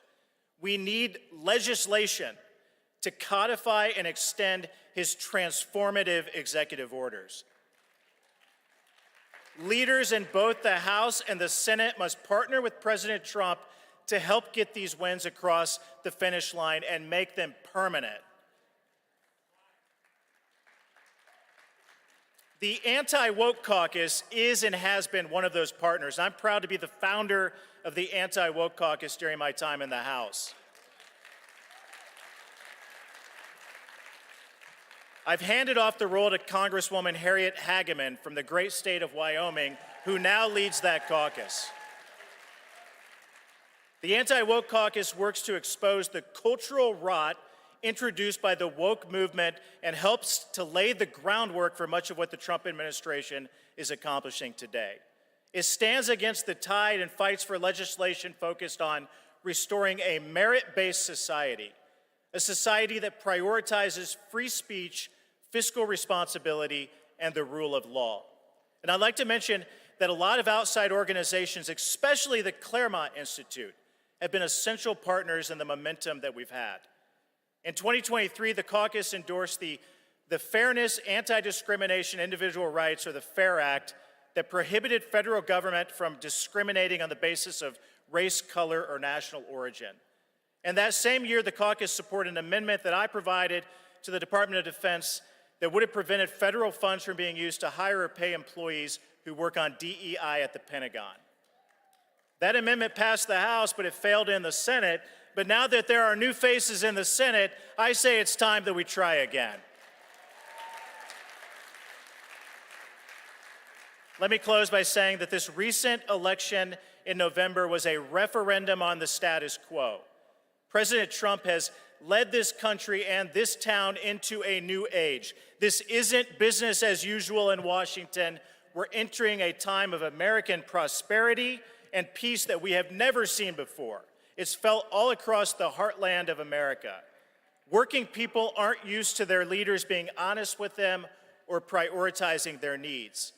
But that's what President Trump and the MAGA movement, the new right, the new Republican Party have achieved. The cancer of wokeness tried to undermine our national unity and destroy our country, but thank God it failed. We, the people, know what makes this country great. This is the greatest country in the history of the world. It's always worth fighting for, and I look forward to fighting alongside you to keep this country great. Thank you. God bless. The yeas are 51. The nays are 49. The confirmation is confirmed. Under the previous order, the motion to reconsider is considered made and laid upon the table, and the President will be immediately notified of the Senate's actions.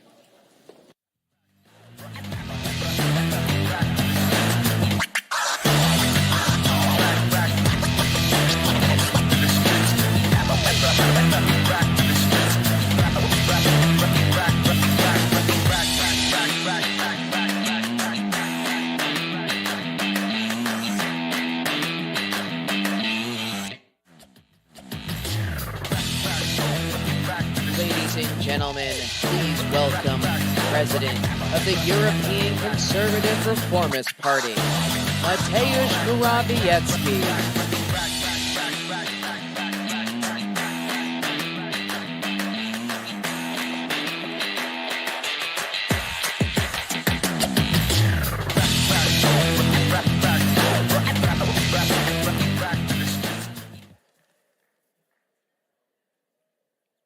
I stand here in front of you as a representative of Europe, a continent which once shaped the world, and great continent, a continent of great explorers and inventors, industrial revolutions, Columbus and Copernicus, Leonardo da Vinci and Nikola Tesla.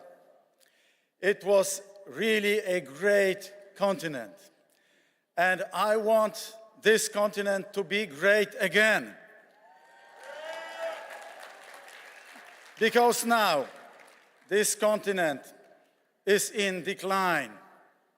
And we stand on the shoulders of those giants, our heirs, and we owe this to them and to our children, as JD Vance, Vice President, said it a couple of hours ago from this place. We owe this to our children to repair the European continent as well.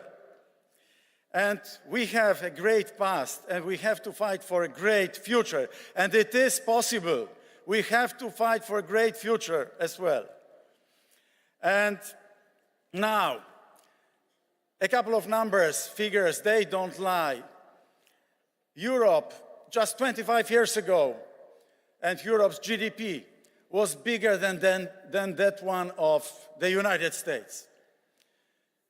Fast forward 25 years later, it's by 50% smaller than that one of the United States. Industrial production in Germany is 90% of this from the 2015. By the way, the industrial production of Poland is on the level of 155% of that one from 2017. So today, Europe stands at a crossroads. It can rise again or fade into irrelevance. And we have to rise because we cannot be the weaker partner of the United States. The challenges all around us are really great and grave, and we have to cope with them, hand in glove with the United States. But to do so, we must abandon the outdated EU development model. The Franco-German engine has stalled, and Brussels bureaucracy cannot replace real economy. And climate and migration policy, instead of delivering solutions, have created chaos. If we fail to change course, Europe risks becoming a museum, an open-air museum, you can say, or worse, a colony of Asian powers. That's a real threat. And Europe faces many threats. Amongst them, not only a very stupid Green Deal policy, illegal migration policy, which actually is an open door policy for everybody from Africa, from the Middle East, the Willkommenskultur of Germany. Totally wrong. But also it suffocates the free speech, and it also fights with very poor defense system. If we do not fix these internal failures, we will have even bigger challenges to deal with, because Russia, the illegal migration, China, and Islamic terror is just next door, behind the corner. Right now, bureaucracy is killing Europe. I tell you, Europe used to award ambition once upon a time. Now it awards compliance. We need a renaissance of the European industry. We need a program designed and crafted in Europe 2040, exactly like the Made in America, Made in China as well. But we don't have it. The EU was built on economic cooperation and freedom. And today, every entrepreneur, every innovator, every visionary faces an army of regulators. That's Europe.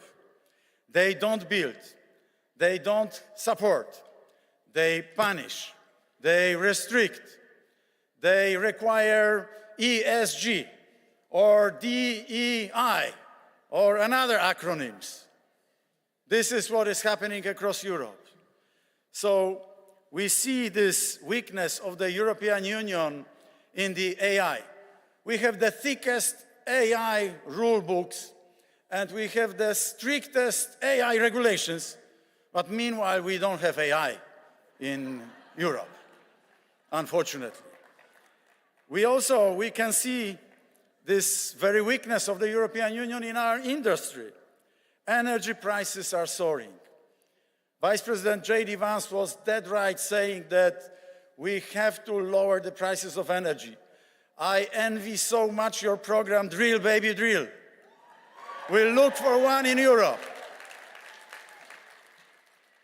Because factories are shutting down, carbon leakage everywhere, mass layoffs in Europe, yet European elites push towards unrealistic climate policies instead of securing the economic strength and economic growth. We also see this European weakness in the area of freedom. The European Commission speaks of democracy while silencing dissent. They manipulate elections. You've heard about what's happened in Romania. My friend George Simeon from Romania is here with us. And they fight with all the Republican movements, including my political camp.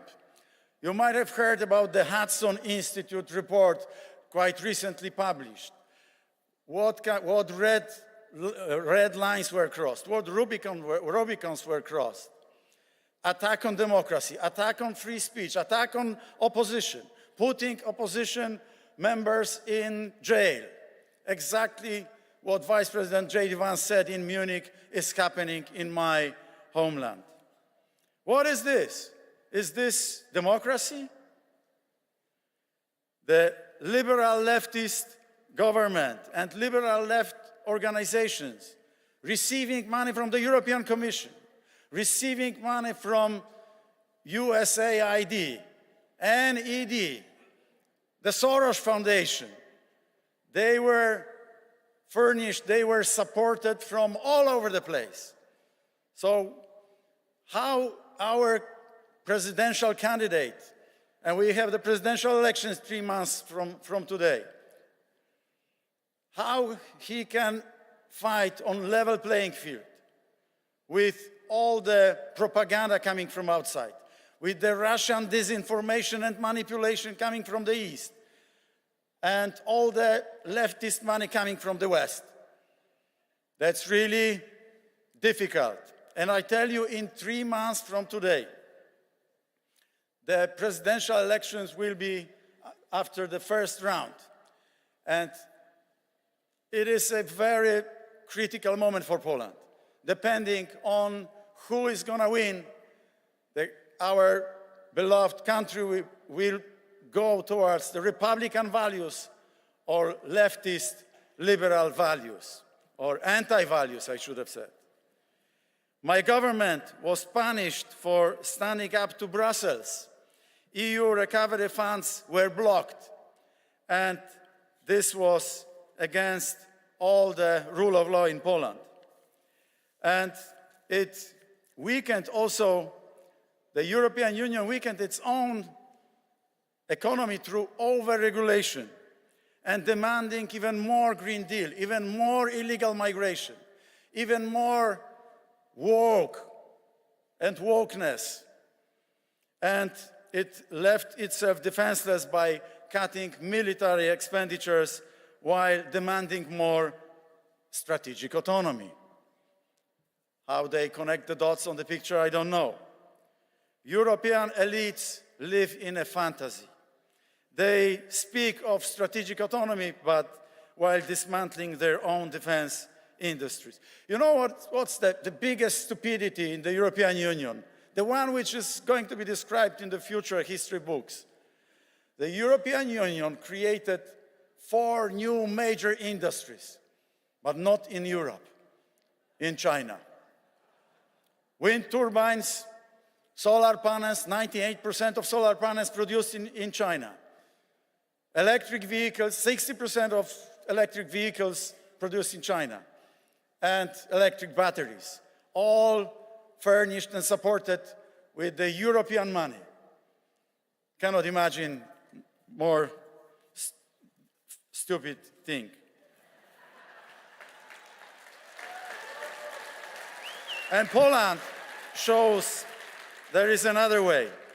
So, dear friends, come to Poland. We have a very strong GDP growth, around 40% for over the decade. Come to Poland. No illegal migration, at least until I was Prime Minister. Because my successor opens the door. He is not even reacting when the German police is pushing the illegal migrants who got to Germany and pushing them back to Poland. So right now you can feel very secure in Poland. But what will happen in a couple of years' time if they continue their mad policy, I don't know. So come to Poland if you want to see a country ready to stand shoulder to shoulder with your great country, with the United States.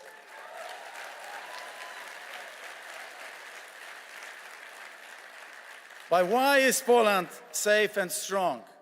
Because we have rejected the European self-destruction policy. And this is why I'm so much concerned these days that my successor as Prime Minister is a very pro-German, pro-Brazilian politician.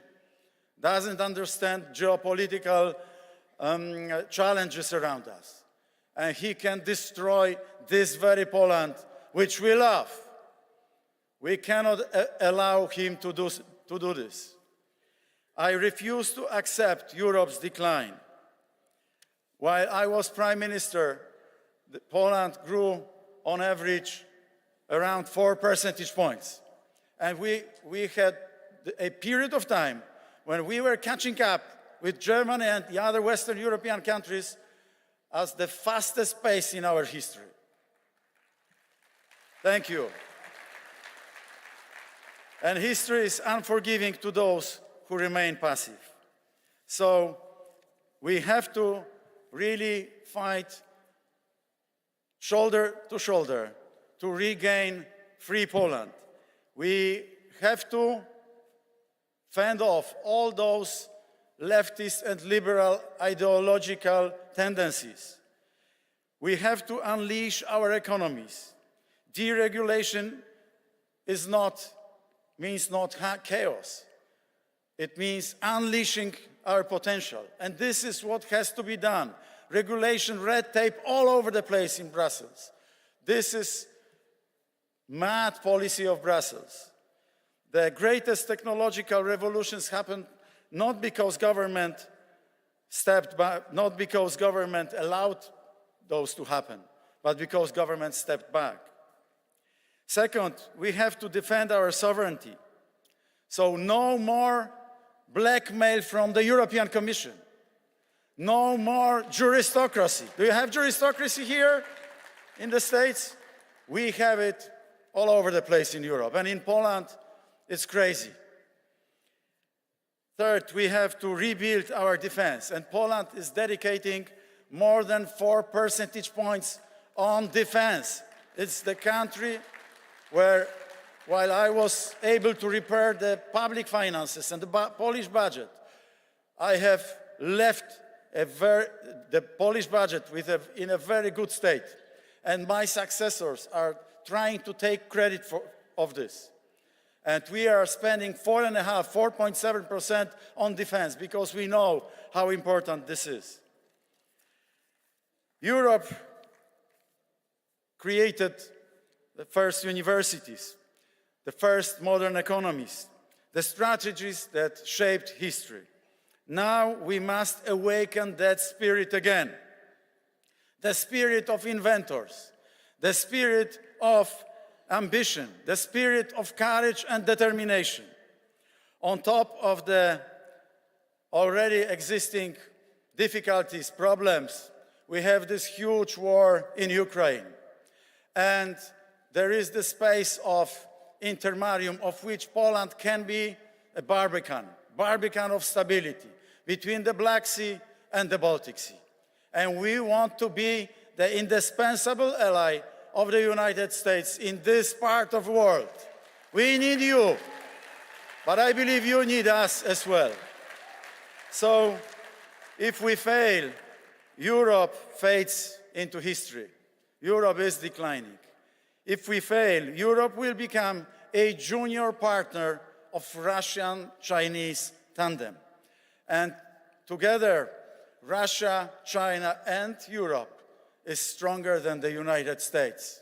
So it's a jeopardy for the security and stability and prosperity of the United States as well. If we act, however, Europe shapes the future. If we restore our strength and our vibrant economy, Europe and the USA together may stay as a beacon of hope and freedom. The choice is ours. Let's make Europe great again. Thank you.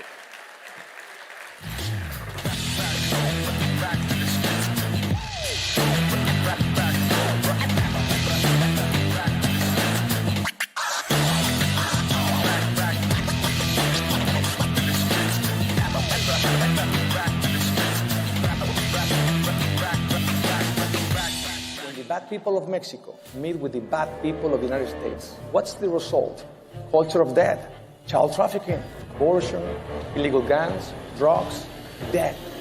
Mexico and the United States, we are not just neighbors, we're brothers and sisters. We need to work together and let's make Mexico and America great together again. Let's send the world a message. We condemn the police state tactics of Xi Jinping, Vladimir Putin, Lula da Silva, and Joe Biden. I want to start by thanking Matt and Mercedes Schlapp and everyone at the American Conservative Union. They say globalism comes to die at CPAC. I'm here to tell you that in El Salvador, it's already there. An amazing time to be in this fight for freedom. Eliminar la corrupción de la política, pero no nos vamos a rendir en volver a hacer Argentina grande nuevamente. Va a ser quién va a ganar y bien quién va a proteger a la familia. Esa es la batalla. Y ellos al final del día querían llegar a nuestros hijos para dividirnos. ¡Viva España! ¡Viva los Estados Unidos! ¡Viva Israel! Vamos a ganar.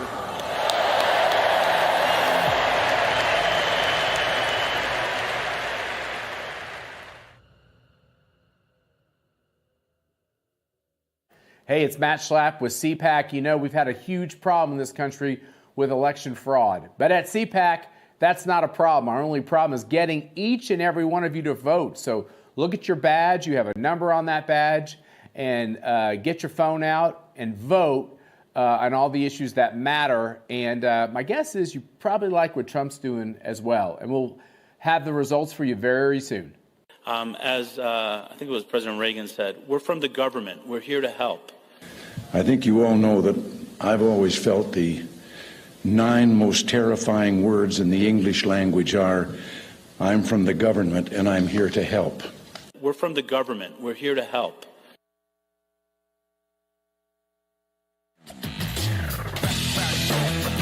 Ladies and gentlemen, this is a conversation. Please welcome Speaker of the House, Mike Johnson, with Newsmax's Rob Finnerty.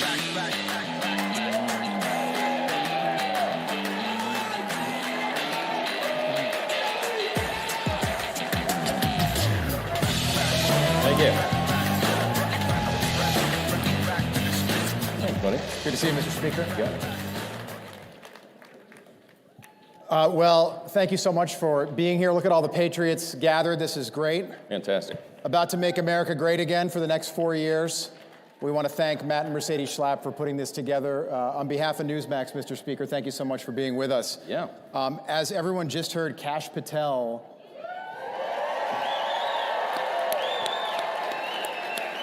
it's official. Murkowski and Collins voted against him. Mitch McConnell voted for him and announced that he's not going to run again in 2 years.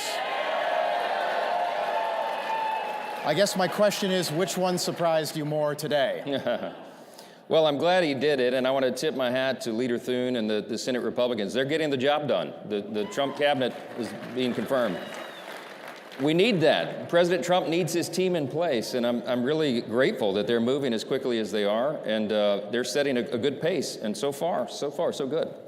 So, Mr. Speaker, only twice in, I believe, 85 years has the president's party picked up seats in the midterm elections. But you are going to change that in 2 years. We are. There's a lot of reasons for that. We're going to defy history, and we're going to grow the House majority in 2 years and not lose the majority. I think everybody recognizes President Trump needs 4 years and not 2. And if they took the majority back, they would try to impeach him, they would open the border wide, they would create all sorts of chaos. So we have to win, and we will, and let me tell you why. Because we have a very favorable landscape. Right now, as we're sitting here today, 13 House Democrats are sitting in districts that President Trump won pretty handily. That's right. There's more than 20 districts that President Trump came within 5 points of winning. So we've got a great landscape to go out and play offense, not defense, but offense, to flip those seats into our column. And on top of that, we had an historic demographic shift in the election cycle. We all saw it happening. We had a record number of Hispanic and Latino voters, Black and African American voters, Jewish voters, union workers, all these groups that had not traditionally been in the Republican Party, but on the sheer force of Donald Trump's persona, they came into the party, and they're going to be with us for quite some time, because now we have a once-in-a-generation opportunity, Rob, to demonstrate for these people that it truly is our conservative policies that are better for them, that leads to human flourishing. It's better for individuals, families, communities, states, and the nation as a whole. We do that, we'll hold this majority for quite some time. Question I've wanted to ask you for a while. So before the election, Trump Force One, Donald Trump's personal plane, there was a photograph. I'm going to name you 4 people that were in this photograph. Kid Rock, RFK Jr., Elon Musk, Donald Trump. The 5th person, House Speaker Mike Johnson. That's my crew, Did you ever man. think that group would be together at 30,000 feet? You left out Jelly Roll. I mean, it's a great group. Yeah. We went to the UFC fight, it was in Madison Square Garden, and we did a round trip to Palm Beach, to South Florida, in the same night. So we arrived back at Palm Beach about 4:25 in the morning, and everybody you just named was up like it was the middle of the afternoon, man. It was a great, great event. But look, that's the power of President Trump. He brings together all sorts of people that would not otherwise be unified like that. And it's a great thing for the country. It's unifying for the country. And there's talent, and it's a motley crew sometimes, but in a beautiful way. And that's been one of the highlights of being speaker, is hanging out with that crew. Absolutely. And you fit right in. Yeah. You fit right in. Can you explain why the left and why so many Democrats are enraged at Donald Trump right now for trying to end 2 wars that he did not start? I wish I could explain the Democrats. They're just enraged about everything. They think about it. Their policies and their parties are in totally disarray. They don't have a leader. They don't have a real vision forward. They don't know where they're going to head. The entire platform has been repudiated by the American people. The woke progressive nonsense has been stamped out. And so all they know to do is to lash out. I mean, think of it. They're opposing the ending of wars. They're opposing they're imposing the Doge effort, right? What Elon and the team are doing is what Congress has not had the ability to do. They have cracked the code. They're inside the belly of the beast of the bureaucracy, and the algorithms are crawling through. That's right.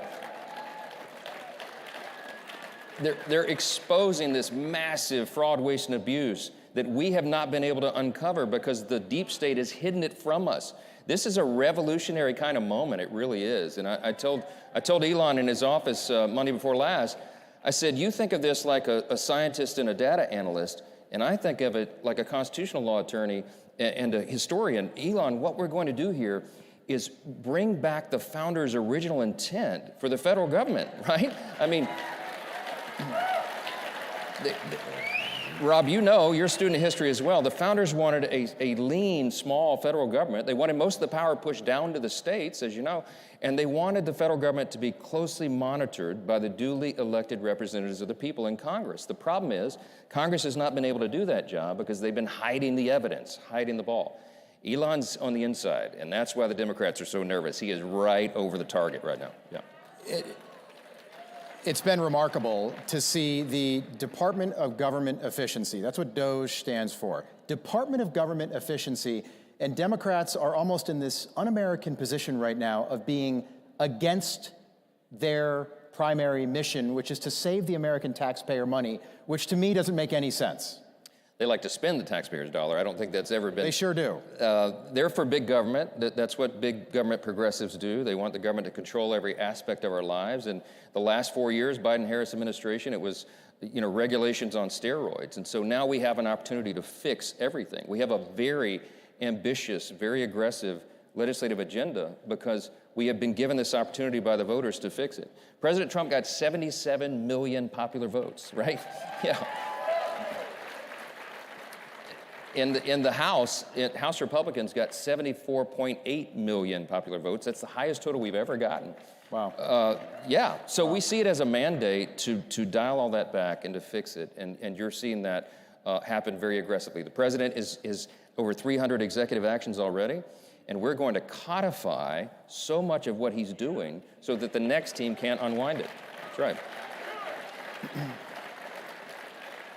In America, we hold presidential elections every 4 years. We did so during COVID. We did so during the Second World War. We did so during the Civil War.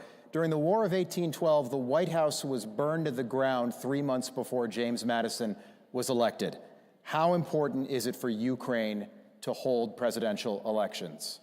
Well, it's very important, of course, and because they were canceled last spring. That's right, and the president has pointed that out. And they claim to be a democracy. That's right. We need an end to the conflict, and what I've explained, I've done 2 panels at 2 different events this morning. I started the Republican Governors Association. They asked me about this, and I went to the big business leaders, Fortune 500 executives there. They all want to know the same thing. What is President Trump doing there? I said, you got to give him room to operate and do what he does. He's doing a level set, right? You've got to get both parties to come and bring about an end to this conflict, which will serve America's interest and everybody's interest around the world. But I think of it very much like a mediation or arbitration. If you're a lawyer, you know, I'm a recovering lawyer, forgive me, I think of those terms. But when you start a mediation, you start an arbitration between 2 parties, you don't bring them into the room for that first meeting. You do it separately. So I think Zelensky complaining that he wasn't invited to the first meeting with Saudi Arabia and Russia is misplaced. I mean, what Trump's trying to do is do a level set, put the conditions in place for that real negotiation to happen, and we've got to allow him to do what he does. Remember, he wrote The Art of the Deal. He knows what he's doing. Absolutely. Okay? If that level set takes, let's say, 3-6 months, or it drags on, do you see another funding bill for the war in Ukraine? Look, there's no appetite for that. What do you think? No. Yeah. We got our answer there? We have to bring it to an end. And I can tell you that our European allies understand the necessity of this as well. It's drug on too long. By some estimates, Russia's lost almost 700,000 troops, maybe more. The Ukrainians have suffered great losses. We have to bring an end to the conflict. President Trump is exactly right. It's time for it to end, and he is the brute force, I think, that can make that happen. The president said that a percentage of Doge savings could maybe go back to the American people in the form of what he called Doge stimulus checks, something like 20%. How would that work?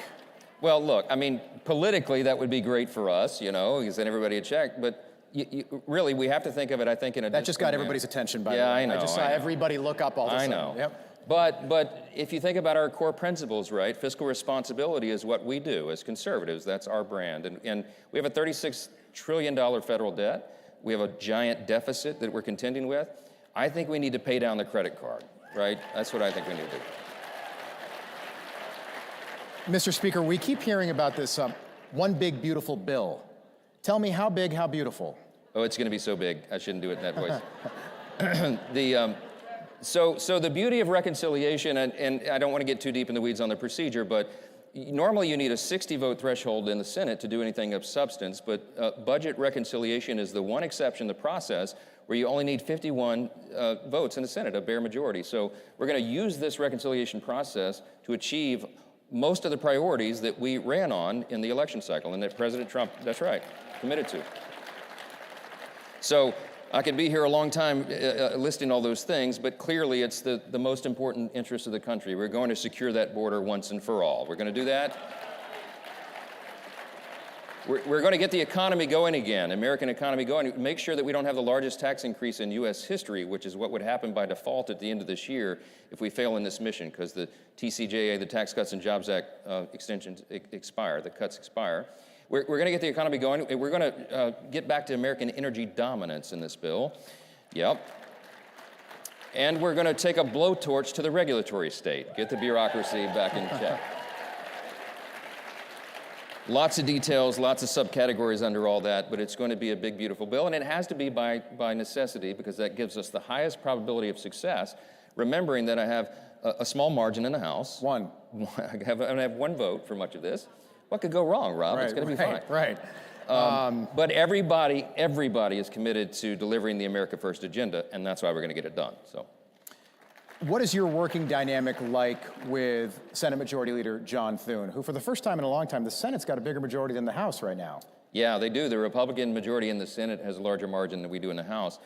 And so by necessity, the two chambers have to work very closely together, and that's kind of an innovation. It doesn't really happen in Washington. It hasn't so long as I've been there.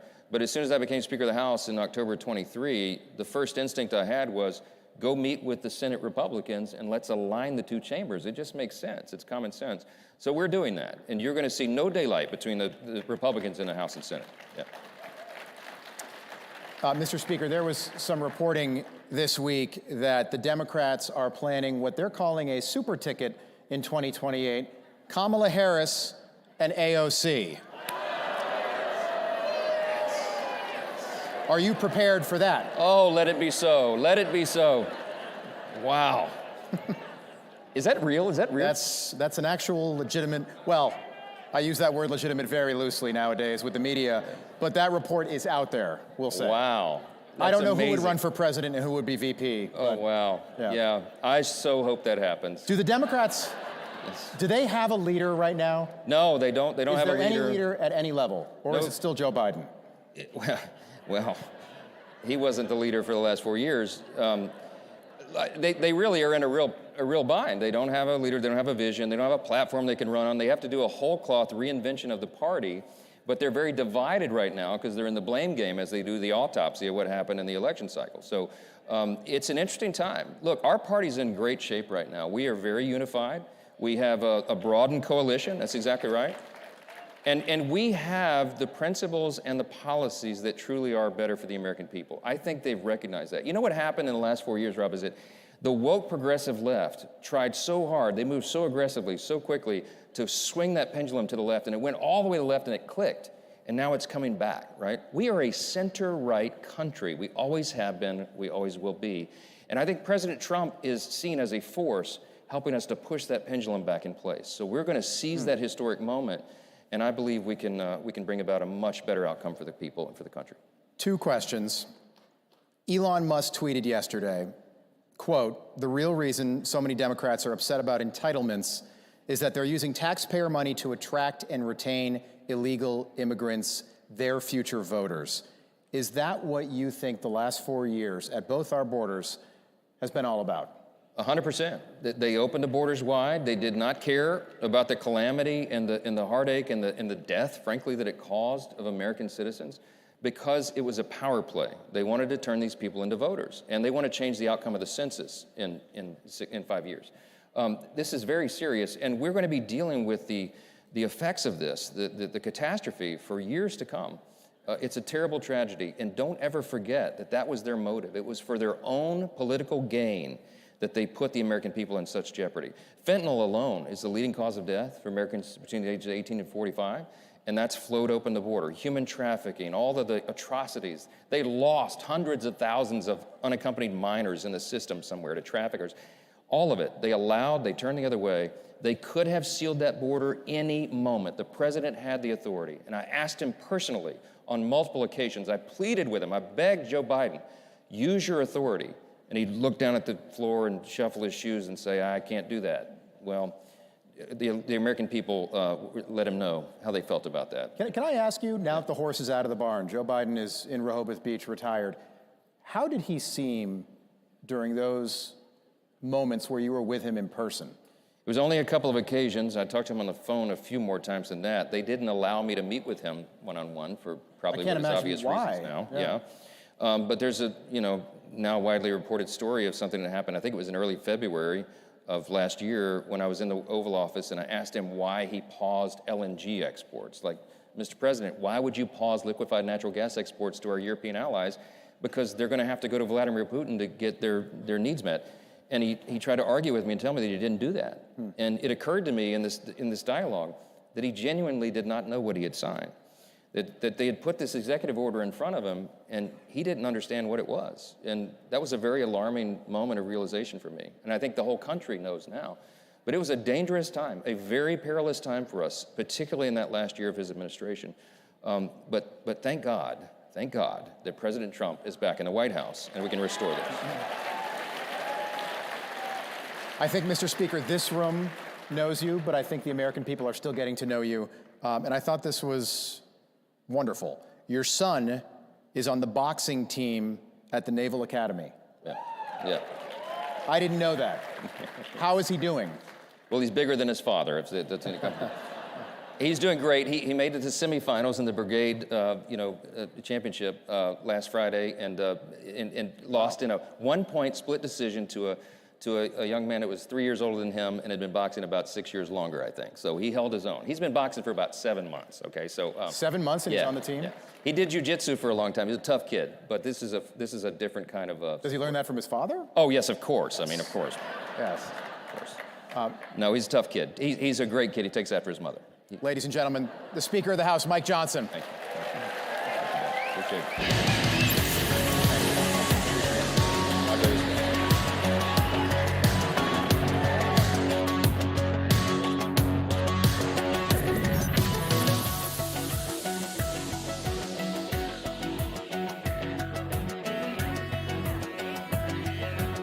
Donald John Trump, do solemnly swear. President Trump is back in the White House. Donald Trump has won the presidency. Donald Trump has taken back America. I actually started quite a while ago in CPAC, and I enjoyed it so much that I came back for a second one, then a third, then I said, what the hell, let's run for president. Matt said, it's like 5 years ago, 6 years ago. He says, you should run for politics. He's the one, he said, you should run for the presidency of the United States. It is my honor to introduce to CPAC 2017 our president, Donald Trump. First of all, I want to thank Matt Schlapp and his very, very incredible wife and boss, Mercedes, who have been fantastic friends and supporters. And so great when I watch them on television defending me. Nobody has a chance. I love this place. Love you people. You never stop fighting for America, and I will never, ever stop fighting for you. We know that there are still more records to be shattered, new summits to be scaled, more triumphs to be realized, and more amazing history just waiting to be written. The American adventure has only just begun. God bless America, and we will see you next year. Thank you very much. You never stop fighting for America, and I will never, ever stop fighting for you. Hey everyone, it's Matt Schlapp with CPAC. You know, CPAC isn't just a conference. We're fighting 365 days a year on all the issues you care about. Please go to your badge. There's a QR code. Check it out and see the different centers we have at CPAC, whether it's fighting anti-Semitism or corporate responsibility or raiding members of Congress or state legislators or criminal justice reform. You name it, we're into it, and check it out right now. Everything they said about him has been wrong. I don't know how he does it. It has always been a battle against Donald Trump. Puts a very bright light on the two-tiered system of justice that only seems to go after President Trump. The reason why we want him as president is because he's not stuck in this kind of bureaucratic machination. He was very clear. If you hit your target, you were golden, and you could work and work and work and do a great job. He's a very inquisitive person who loves to talk about the economy. Trump does the same thing in a different medium. He's talking directly to the American people. That's why Trump is transformational, because he kind of came outside the Republican Party. He's a great closer. He understands what the most important issues are to voters. Not only is America a great country, but that we Americans are good people. Donald Trump stands for everything that's good, everything that we need, what needs to be changed in our society today. Think about that Trump supporter that was demonized, that was taken down, that was criticized, that was targeted. Think about that person out there. That is the one. They are winning tonight. The American people, they've spoken up tonight. We just lived through history. We're never going to see anything like this ever again. Being woke is easy when it was just a call to defund the police or end capitalism, right? It's a little different when your fellow ideologues start cheering for your beheading. And here's a question. This next video, does this look like London to you? The pro-Hamas protests making for a very interesting political moment at Harvard. A university recently ranked the worst school for free speech in America. What would Harvard do in a moment like this, we all wondered? A school that will expel you for using the wrong pronoun and making a pink-haired trans girl cry. Well, in this moment, Harvard just miraculously transformed into free speech absolution. Apparently at Harvard, there's nothing offensive at all, even though everything's offensive at Harvard. There's nothing offensive at all about celebrating the murder of 1,000 people, including a whole bunch of kids.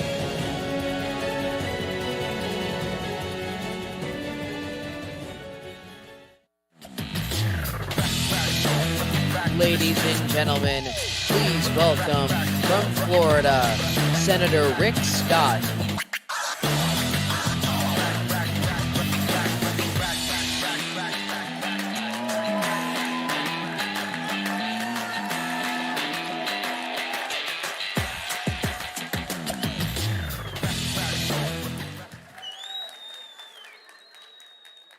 So, good afternoon.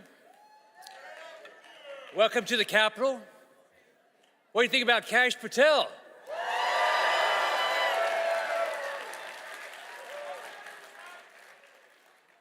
You know, I told CPAC leadership that next year's event should be down in my home state of Florida. You know, we also have a great view of the Gulf of America. And by the way, the weather's a little bit better. I think it's about 75 degrees. So the first thing I want to do is I want to thank you. I want to thank CPAC for all your friendship and support. You know, last year I ran to be Senate Majority Leader. And many of you very vocally supported me. And I'll be eternally grateful. Your vocal support changed the Senate. You did it. Now, for too long, Washington has been known for all the wrong things. Big spending, no results. Waste and inefficiency. Washington is about enriching politicians like Nancy Pelosi. Yep. Bureaucrats like Anthony Fauci. At the expense of the American people.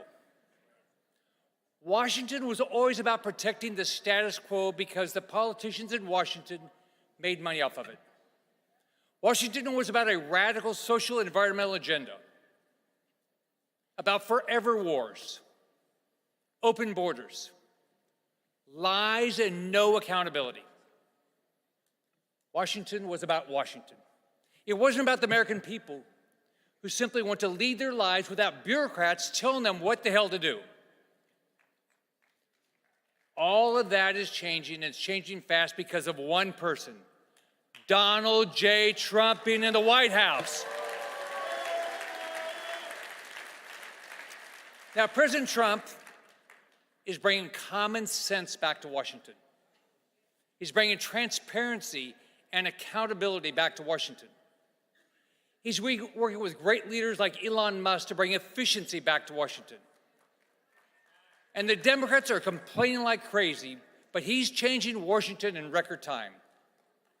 He's bringing the voice of the American people back to Washington. President Trump is making America great again.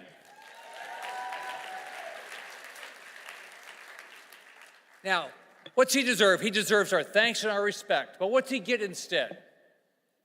He gets lies and obstruction for the Democrats, the mainstream media, and even some establishment Washington Republicans desperately clinging to relevance. Mitch McConnell supports Merrick Garland's nomination for Attorney General. He's already voted against 3 of President Trump's cabinet nominees. AOC, she's yelling about fascism. CNN is blaring that the Trump administration is a threat to democracy and ushering a constitutional crisis. Guess what? Here's the good news. They're the past. Their voices no longer matter. Their shadow can no longer hang over politics. They lost, the American people won. What happened last fall? President Trump and an army of supporters like you all across this great country started a movement.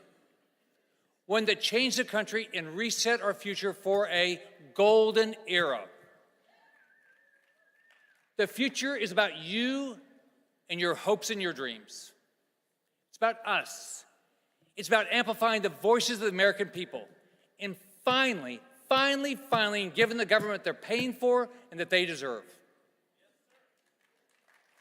Now, a couple years ago, in the midst of Joe Biden's disastrous presidency, or whoever was in charge,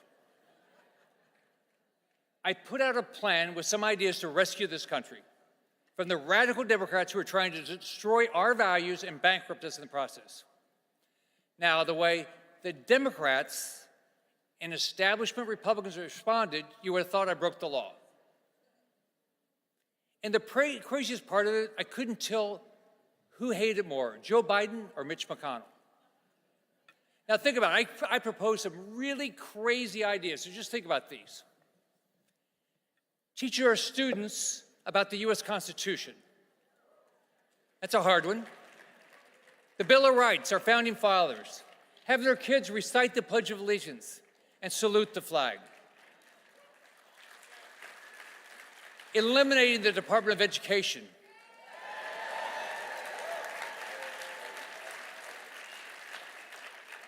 Banning the federal government from asking American citizens to disclose their race or skin color on government forms. Funding our police and enforcing all of our laws. Securing the border, build the wall, name the wall after Donald Trump. Start growing the American economy, not the Washington economy. Enacting term limits for member of Congress.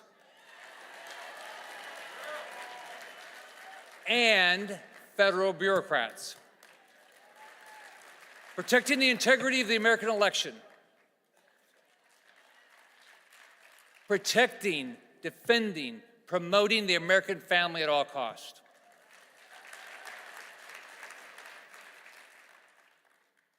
Believing in science. Guess what? Men are men. Women are women.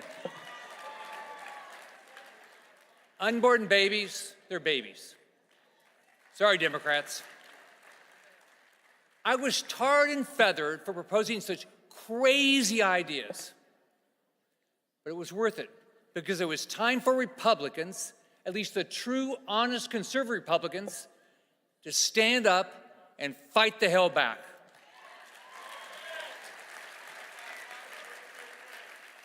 Now, here in Washington, we're seeing what truly fighting back gets us. The bureaucrats are scared that their lies are being exposed. The muddy spigot is being turned off. NGOs across the world and liberal think tanks around the world are scrambling because their golden goose has finally laid its last egg. Corporate America is tripping over itself to reverse racist DEI programs that seek to divide us by race, gender, and creed. Now, fighting back gets us a government that's listening, an administration that's focused on a stronger future, a president that really cares, who truly fights for us, and who will not accept the status quo any longer. Now, let me say what I said a few years ago when I introduced my plan to rescue our country. Failure is not an option. The future of this country depends on each and every one of us and the actions we take today, tomorrow, and the months to come. Now, I've got grandkids. Many of you in this room and watching on TV, you've got kids and grandkids as well. In America, we used to believe we had a duty, a sacred duty, to leave things better for our children and our grandchildren than we found them. $2 trillion deficits, $36 trillion in debt, Medicare and Social Security going bankrupt, failing schools, high crime rates. Means that hasn't happened. Instead, our political and cultural rot has made things harder for our kids and our grandkids than they were for each of us. It's harder to get a good education now than it was when I was growing up. It's harder to buy a home. It's harder to start a business. It's harder to get a good, full-paying job. It's harder to live the American dream. That's wrong. That cannot be our legacy.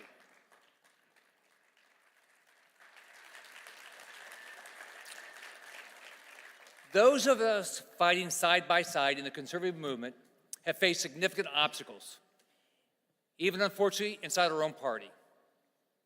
But you and we have kept fighting. We have to fight harder now. We have the opportunity, but it takes our fight. Now, we all watched what happened in Butler. We all saw President Trump stand up and raise his fists, and what did he do? Fight, fight, fight. Even in the face of unimaginable obstacles, he kept fighting. Now we know he's going to keep fighting. I know I'm going to keep fighting, and I know everybody in this room is going to keep fighting with us.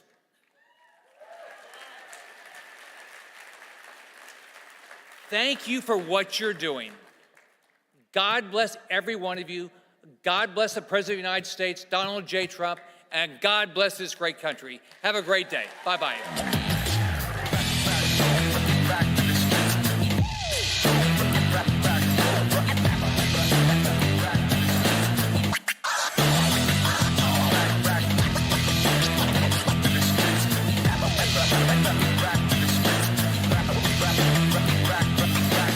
AARP really watching out for these days? They've made billions partnering with big health insurance corporations while opposing reforms seniors want, like applying big discounts to medicines directly at the pharmacy counter. Instead, AARP supports liberal price-setting schemes, giving politicians, not seniors, control over any so-called Medicare savings. With no guarantees, funds won't be spent on unrelated programs or pad big insurers' profits. If AARP and Congress believe America's seniors aren't watching, think again. Paid for by American Commitment. Every institution today is under attack.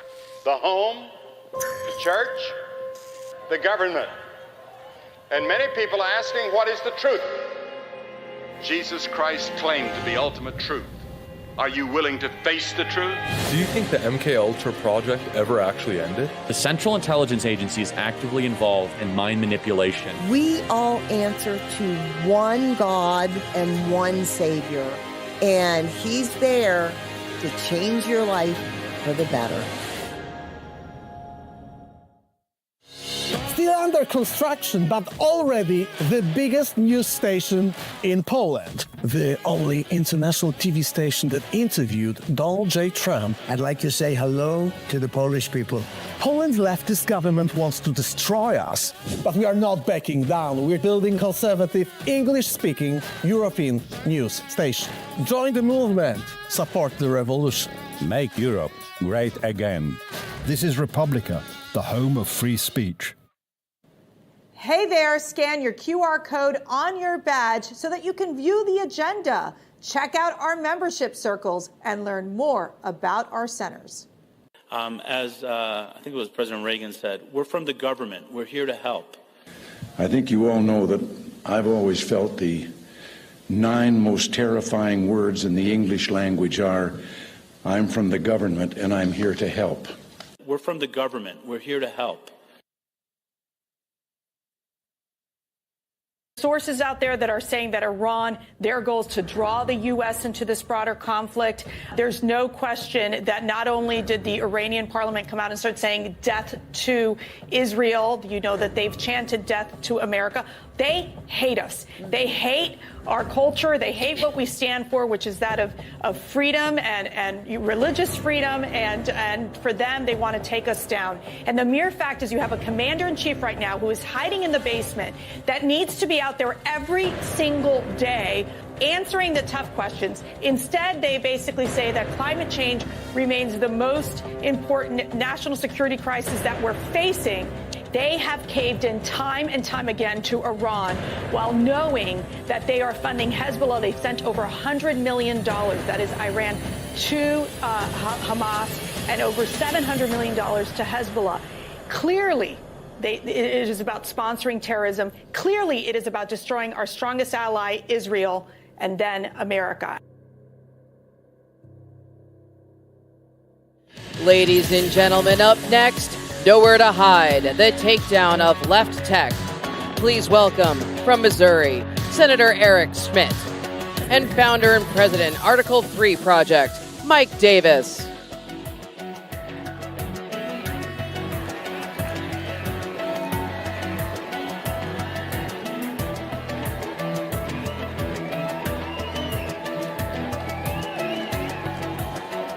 Thank you, sir. Yeah, good to be with you.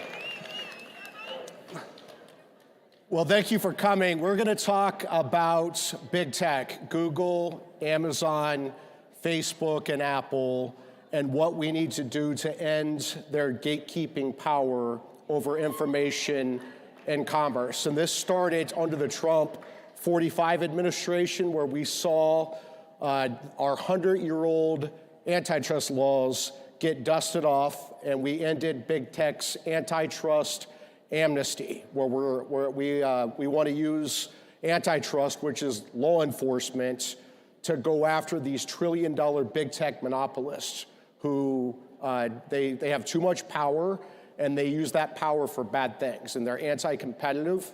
And we saw that the Trump 45 Justice Department started this. I always said that the only thing that the Biden administration did right was they continued President Trump's antitrust enforcement under the Biden antitrust division.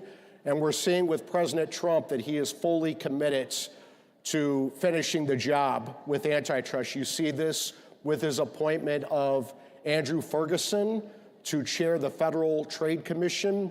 And we're seeing this with President Trump's pick of Gail Slater to lead the antitrust division. And it's critically important because these trillion-dollar big tech monopolists, they crush competition, they shutter small businesses, and they cancel conservatives and others with whom they disagree. And I'll tell you, the tip of the spear in this fight has been Senator Schmidt from Missouri. He has been a warrior against big tech.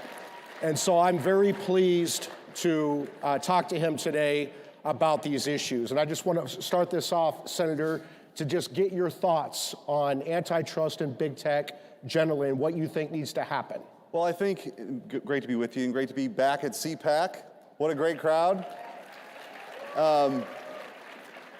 This feels a lot different now that we won in November than it did just a couple years ago, doesn't it? There's a new sheriff in town. So, yeah, I think that for most people, especially people in this room and conservatives, they have seen, Mike, over the last 4 years in particular, what happens when you have these massive concentrations of power. And you see that sort of collide with this fundamental belief that we have as conservatives that when we're born with certain rights. And those rights come from God. And the first one that's mentioned in our Constitution, our Bill of Rights, is the right to speak your mind. This idea of fundamental human expression, right? And government's only role is to make sure it protects those rights. That's like the foundation of the country, and we believe that. So when you have these massive companies then that infringe upon that right, it's sometimes at the behest of the federal government, it's a scary situation. In my previous job, before this one, I was Attorney General for the Free State of Missouri. It was a great gig. I loved it. And we launched the Missouri versus Biden lawsuit, which turned into Murphy versus Missouri. But you got to remember, so I think it's important to sort of go back in time.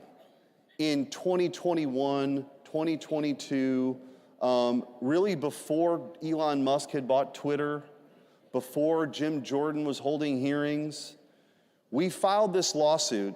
And it's interesting, Jen Psaki, you gotta go back. This is COVID, forced masking, forced vaccinations. The real raw power of the federal government was on display. And Jen Psaki was standing there up at the podium saying, yeah, we're flagging this for Facebook. They need to take this down. They wanted to start a disinformation governance board. Remember Mary Poppins, who was singing, what was her name? But she's, singing about how great it is, and this disinformation must be taken down by the government. So you saw this, when we filed the lawsuit, we got discovery before the temporary restraining order that ultimately went to the Supreme Court. And what we found was shocking. We had an idea of what was happening, but could have never been prepared for what we found, which was high-level government officials working directly through a secret portal with the big tech companies at Facebook, at Twitter, saying, take this down. This is misinformation. You need to take this down. And them saying, okay, what else can we do? They were also threatening to take away Section 230 protections if they didn't do more censorship. So as this unfolded, it really, I think, showed to the world and to this country the real risk of these concentrations of power, with the federal government working directly with big tech giants to censor speech. And I think this is the fight. This is the fight long term for us. The Democrats, the liberals even, have ceded this ground, the high ground of defending your right to speak your mind. And so as conservatives, I think we should own this issue. It's the right thing to do. And clearly American people, I think, watched all this the last 4 years, and they sent back President Trump to fix it. That's exactly right. I think people need to understand the whole point of antitrust is to protect the free market, right? When you have these trillion-dollar monopolists using their market power to crush competition, you no longer have a functioning market. You no longer have a free market. And that's why antitrust laws that have been on the books are so critically important to break up this power. Because if you're a free market conservative like we both are, you should strongly support antitrust law enforcement. You are targeting the anti-competitive tumors on the free market, so you don't need industry-wide regulation. Facebook is calling for regulation. Of course they are, because they're a big company and they can afford to pay for the lawyers and the lobbyists and the PR people to navigate those regulations. Those are entry barriers to startup competitors. And I would say this, remember this about Google and YouTube. If Google competed against YouTube instead of acquired YouTube, there's no chance that Google would be censoring half of America based upon their political viewpoints. They would be competing, Google would be competing with YouTube for conservative users, not trying to censor them. And I think that's really important to remember. And I think in Google in particular, like, there's been a lot of attention. I mean, thank God Elon Musk bought Twitter and X, and it really is a platform. It really is a platform. And, but Google is really the ultimate black box. That algorithm, like if you're a business or whatever, or you're a political candidate, there's a huge difference between you being on page 1 of the search and page 12 of the search, right? And nobody gets to see the wizard right now. Nobody gets to see it. So I think some of the litigation as relates to Google's really search and page 12 of the search, right? And nobody gets to see the wizard right now. Nobody gets to see it. So I think some of the litigation as relates to Google is really important to sort of bust that up so you have real competition. That's right. There are 2 major antitrust lawsuits working their way through the courts right now, and Google's the worst of the worst. They're the worst actor. And one is on Google's search monopoly. When you go on Google and look for things online, that's their search monopoly. The bigger problem is Google has an online advertising monopoly, right? They use the money they make with their online advertising monopoly to fund their censorship. All their woke nonsense that they do is because they have this online advertising monopoly. And you're seeing lawsuits right now, again, started under Trump, to Biden's credit, continued under Biden. We need to finish the job with Trump's antitrust law enforcers like Gail Slater at the Antitrust Division. Another problem you're seeing with these big tech platforms is something like NewsGuard, right? Where they rate news services in schools like libraries and classrooms. And of course, they give conservative news organizations like Newsmax or Fox News or Breitbart, they give them lower grades. And so kids don't have access to conservative news sites. They get the liberal news sites like CNN and MSNBC, and that needs to end as well, because again, they're trying to control information and commerce in this country, and we just cannot let this happen, so. Well, and I think the other thing that's happening too, and we saw it, which is why, you know, it's such a great opportunity for us now with having President Trump in the White House, having a Republican House, having a Republican Senate, because we can actually put some structural safeguards in place too. For example, you know, Section 230 protections, what is that? Back in the 90s when the internet was sort of becoming a thing, what Congress said was, okay, you're gonna be sort of immune from liability because you're a platform, right? People can go on there, as long as it's an open platform, you can't be sued for what somebody else says. And the idea was to have this democratization of information, right? What it didn't ever contemplate was that they would then be themselves sort of the censors, right? And so I think, you know, by way of legislation, you gotta pick. You're either gonna be an open platform or you're gonna be a publisher who can get sued, like 60 Minutes ought to get sued for the nonsense that they did to President Trump in the interviews. So they gotta pick a team. And also, if you're a bureaucrat and you work to censor Americans, you ought to be able to be sued individually by a citizen, so it doesn't take an attorney general to have to go do that. You as an army of Americans can sue the censors. That would change, I think that would really change the incentive structure, which would be really important. And I can't miss the opportunity to point out just how exciting, as Mike and I and all of you believe, the founders believed in this system of checks and balances where we have, power is spread out among the branches, you have federalism. The whole intent was so that no one branch or no one person could get so powerful to take your liberty away, right? That's the whole idea. The whole point is to protect individual liberty. They could have never contemplated the administrative state as it currently is right now, right? This army of bureaucrats in buildings, by the way, they don't even show up to work anymore. About 6% of people are actually in the offices here in Washington, D.C. on any given day. But they have immense power over your lives, right? Over your lives. They can take away your liberty in some cases. They could take away your livelihood. And so what President Trump is embarking on, and you see just the histrionics every day, the Democrats are losing their minds because of Doge and these efforts to strip away that power. And they should. They should, because the people of this country elected one person to run the executive branch. And he gets to make decisions on personnel and on policy. And you don't get to send millions of dollars to Guatemala for sex changes and think you're immune from having that money stripped away. That's what this fight is all about right now. So it's an exciting time. It is an exciting time, and I will say this to the big tech platforms like Google and Facebook.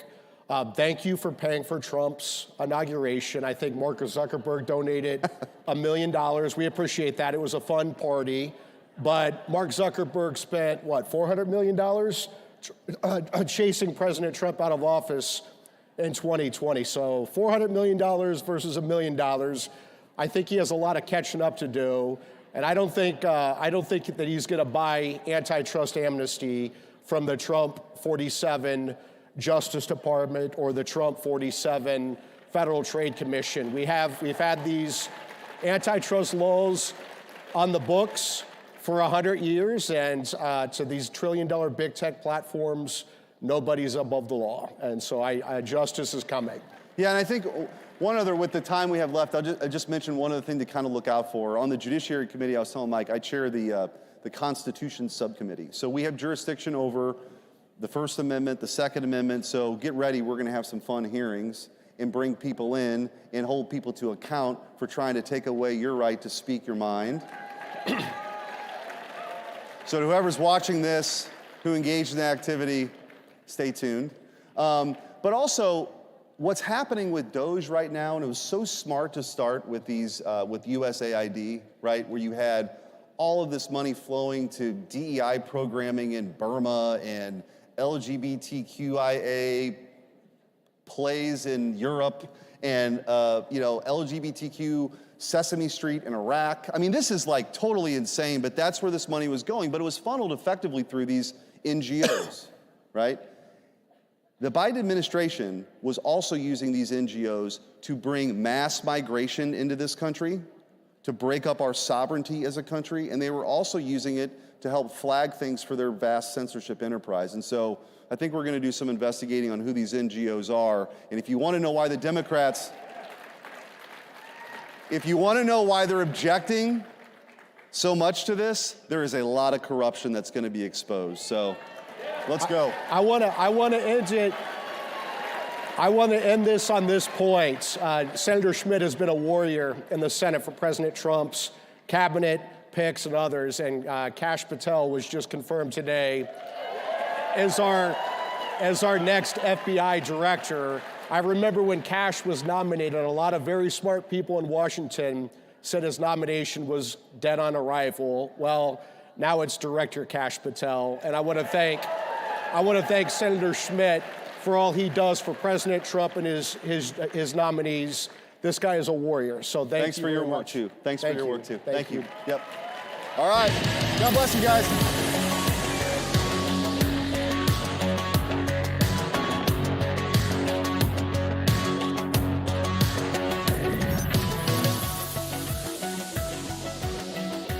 You came to Washington for one of two reasons. Some of you came here for position, for power and fame. You came for you. But a few came to change this town. We came to be sandpaper to a culture that despises truth. Are you one of the few willing to stand in the gap for our nation? If so, come join us as we make America's national motto our personal declaration.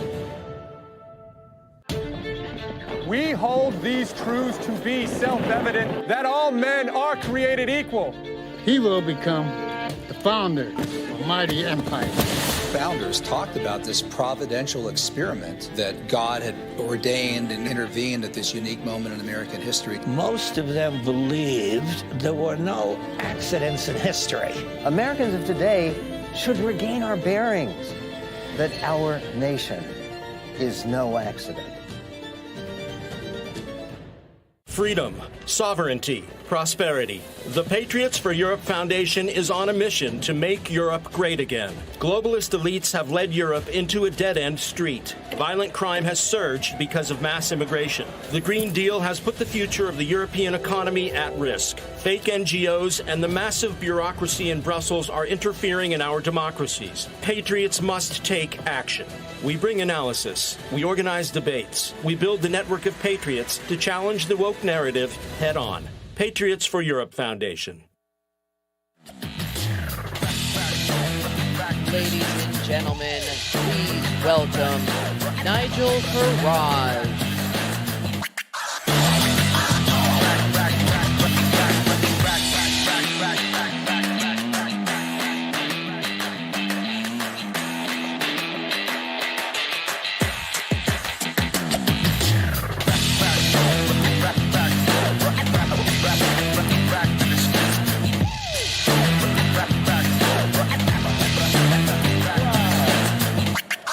Thank you so very much. What a reception. It's great to be here, and how amazing it is. You know, 13 years ago, I was the only foreign speaker, and now CPAC is a global brand. Congratulations to Matt and Mercedes Schlapp for making it happen. And what a time it is to cross the pond. My country. You can't say anything, or you might get put in prison. We're getting poorer. Everybody's miserable. We're governed by a left-wing, awful government. Suddenly, post-November the 5th, America is optimistic. It's upbeat. It's the beginning of the golden age in America. And it is all because of one totally extraordinary individual. You know, I can tell you that if you take on the establishment, they do not come out with a tray of drinks. The whole of the British establishment wanted us to be members of the globalist European Union. All the parties, all the big businesses, all the trade unions. And it was almost me alone saying, this is a crazy idea. We want control of our sovereignty, our borders, and our identity back with the British people. And for daring to say that, they made my life hell. But the tough times I went through are as nothing compared to what they put Donald J. Trump through. It went on for year after year after year. Endless court cases, mainstream media abuse, harassment of his family, debanking from some of the worst financial institutions, assassination attempts. And yet this man has come through it braver, stronger, wiser than at any point. He is simply the bravest man that I know, and we should all applaud him. We really should. We really should. And what a pick. What a pick for vice president. You know, very often, around the world, very often vice presidents, American vice presidents, are not particularly noticed, not taken that seriously. But after the speech at the Munich Security Conference, I think we can say with some confidence that the American VP is going to be a major part of global politics. And I loved it. I loved it. Did you enjoy his speech? Well, I tell you what, they didn't, did they? They absolutely hated it. It rather reminded me of my times in the European Parliament a decade ago, getting up saying the bloke had the charisma of a damp rag, and that rather upset them. But JD was right to have allowed millions of undocumented young males to come into Europe, many from war zones in which they took an active part, to allow those people who come in, and in many cases come from cultures and countries where women are not even treated as second-class citizens, to have seen the massive increases in crime, gang crime, dramatic increases in sexual crime against women, and yet nobody in the European establishment is prepared to put their hands up to recognize the depth of the problem and to say sorry to their people. And JD called them out in this speech, and he was right. He was right. He also mentioned free speech, and I think was a third figure in American public life now that is, well, I think he's a hero. Because if you remember 2020, in November, you couldn't say anything about the conduct of the election in this country. You then couldn't say anything about vaccines or about lockdowns without social media closing you down. And then along came the hero of free speech, Elon Musk. Fantastic. And he's fighting for free speech. And boy, if we don't have free speech, we're not living in a free, open, democratic society. It matters that much. And I think I believe that the talents of the world's most successful businessman going into this amazing Doge project, I wish him all the luck in the world and Godspeed. I really, really do. And we very often follow you. American trends we tend to follow. You occasionally follow some of our trends. I mean, you gave us woke. And we gave you Prince Harry.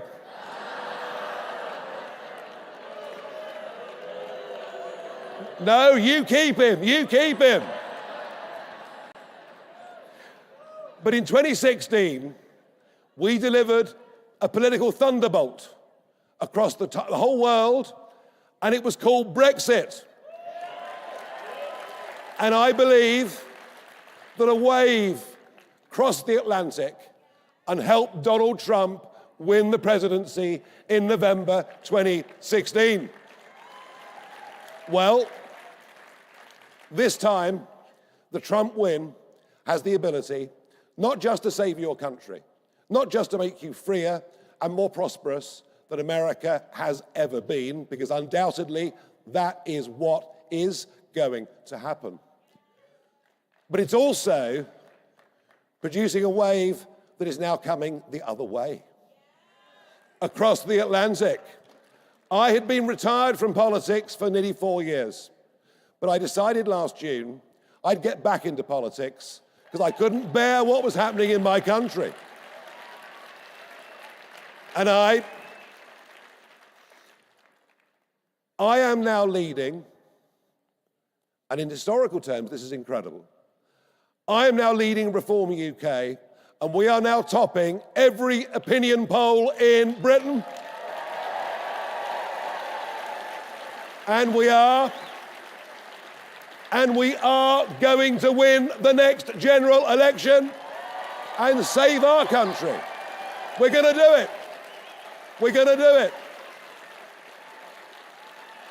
And what you guys have done, what CPAC, what the activists have done in helping President Trump win 85% of the counties in this great country of yours, to win the House, the Senate, the majority vote, all those things you've done, the confidence of this man, surrounded by a great team, this is all going to blow back and help us in our endeavors and across the rest of Europe too.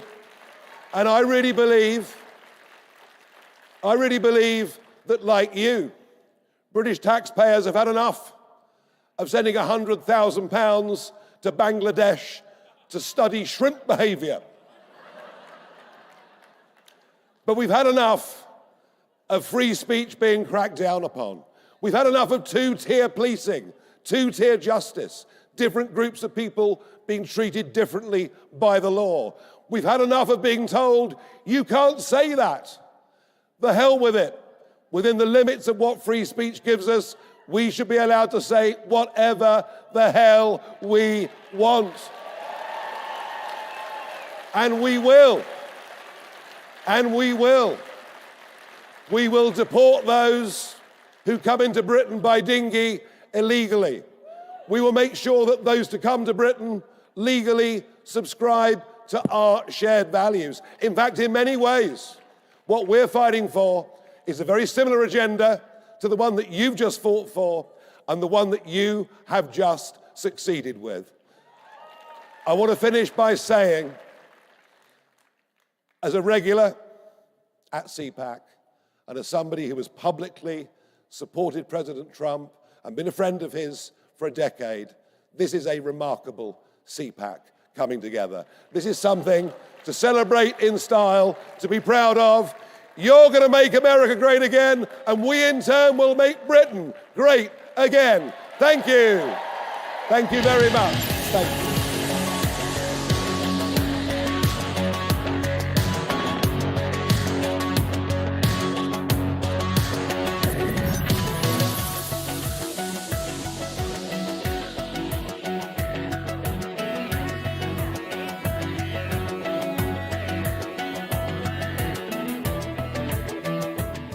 It's our America. We conquered it. We built it. Great values like honesty and fairness. Great courage. A great nation needs a free press. Newsmax is it. 30 million Americans regularly go to Newsmax when they really need to know. They watch Newsmax TV at home. On the free Newsmax app, they go to Newsmax.com. Start today. Newsmax is real news for real people. Welcome to CPAC. At Great American Media, we celebrate what matters most: faith, family, and country. Today, we invite you to experience storytelling that uplifts, inspires, and reflects the values we all cherish. PureFlix is your home for entertainment without compromise. With faith-driven movies and series, we bring you stories that strengthen hearts, uplift spirits, and honor what truly matters. And on Great American Family, where faith leads, where stories inspire. Welcome home. Whether it's Christmas all year long, heartfelt romances, or movies that bring families together, we are here to make you feel at home. At Great American Media, our foundation is quality. Our promise is to always deliver entertainment that aligns with your faith and values. Thank you for standing with us as we stand for faith, family, and country. Enjoy CPAC. And remember, when you choose Great American Media, you choose entertainment that lifts you up. Join us and experience the best in faith and family entertainment.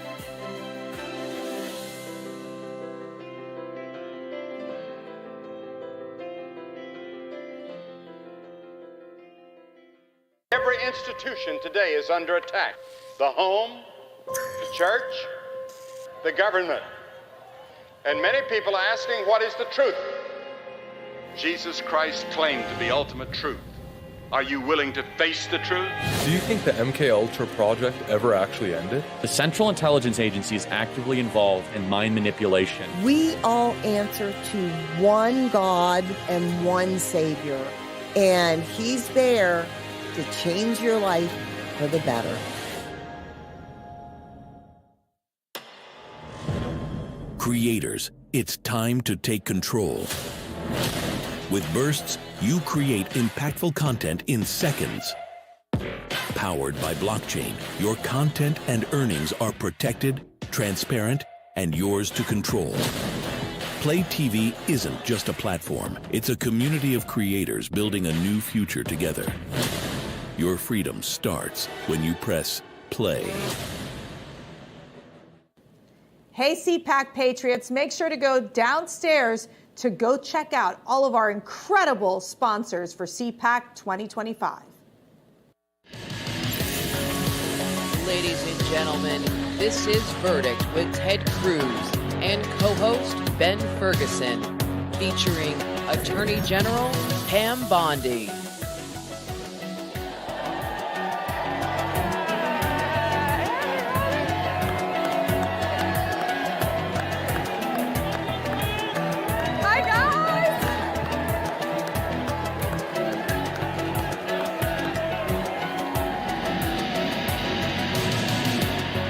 Good-looking crowd today. I love it. All right, so we are going to be doing our podcast live, so I'm going to give you guys a countdown. You guys are going to be in the podcast with us. I'm going to say we're from CPAC. I want you guys to be as loud as you possibly can. Are you ready? All right, here we go. Welcome. It is Verdict with Ted Cruz, live from CPAC 2025. Senator, I like this being our annual time to hang out with fun people. Well, it is great to be back with CPAC, and I got to say, CPAC this year, there is energy, there's excitement. Yeah. It turns out winning doesn't suck. It does not. And we have a guest. We have the Attorney General of the United States, Pam Bondi.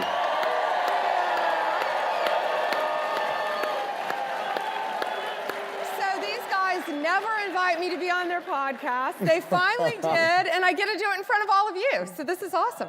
Well, Pam, I will tell you that there is some good karma to being on this podcast at CPAC, because the last guest we had at CPAC was someone named JD Vance, and he's done all right for himself. Yeah. He's a great man.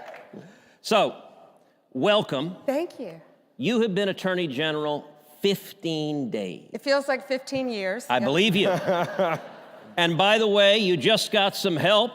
An hour ago, the Senate just finished confirming Yes, isn't that great? Been on the phone with him nonstop. I talked to him on the ride over here. He is going to do fantastic. Sure is. All right, let's start.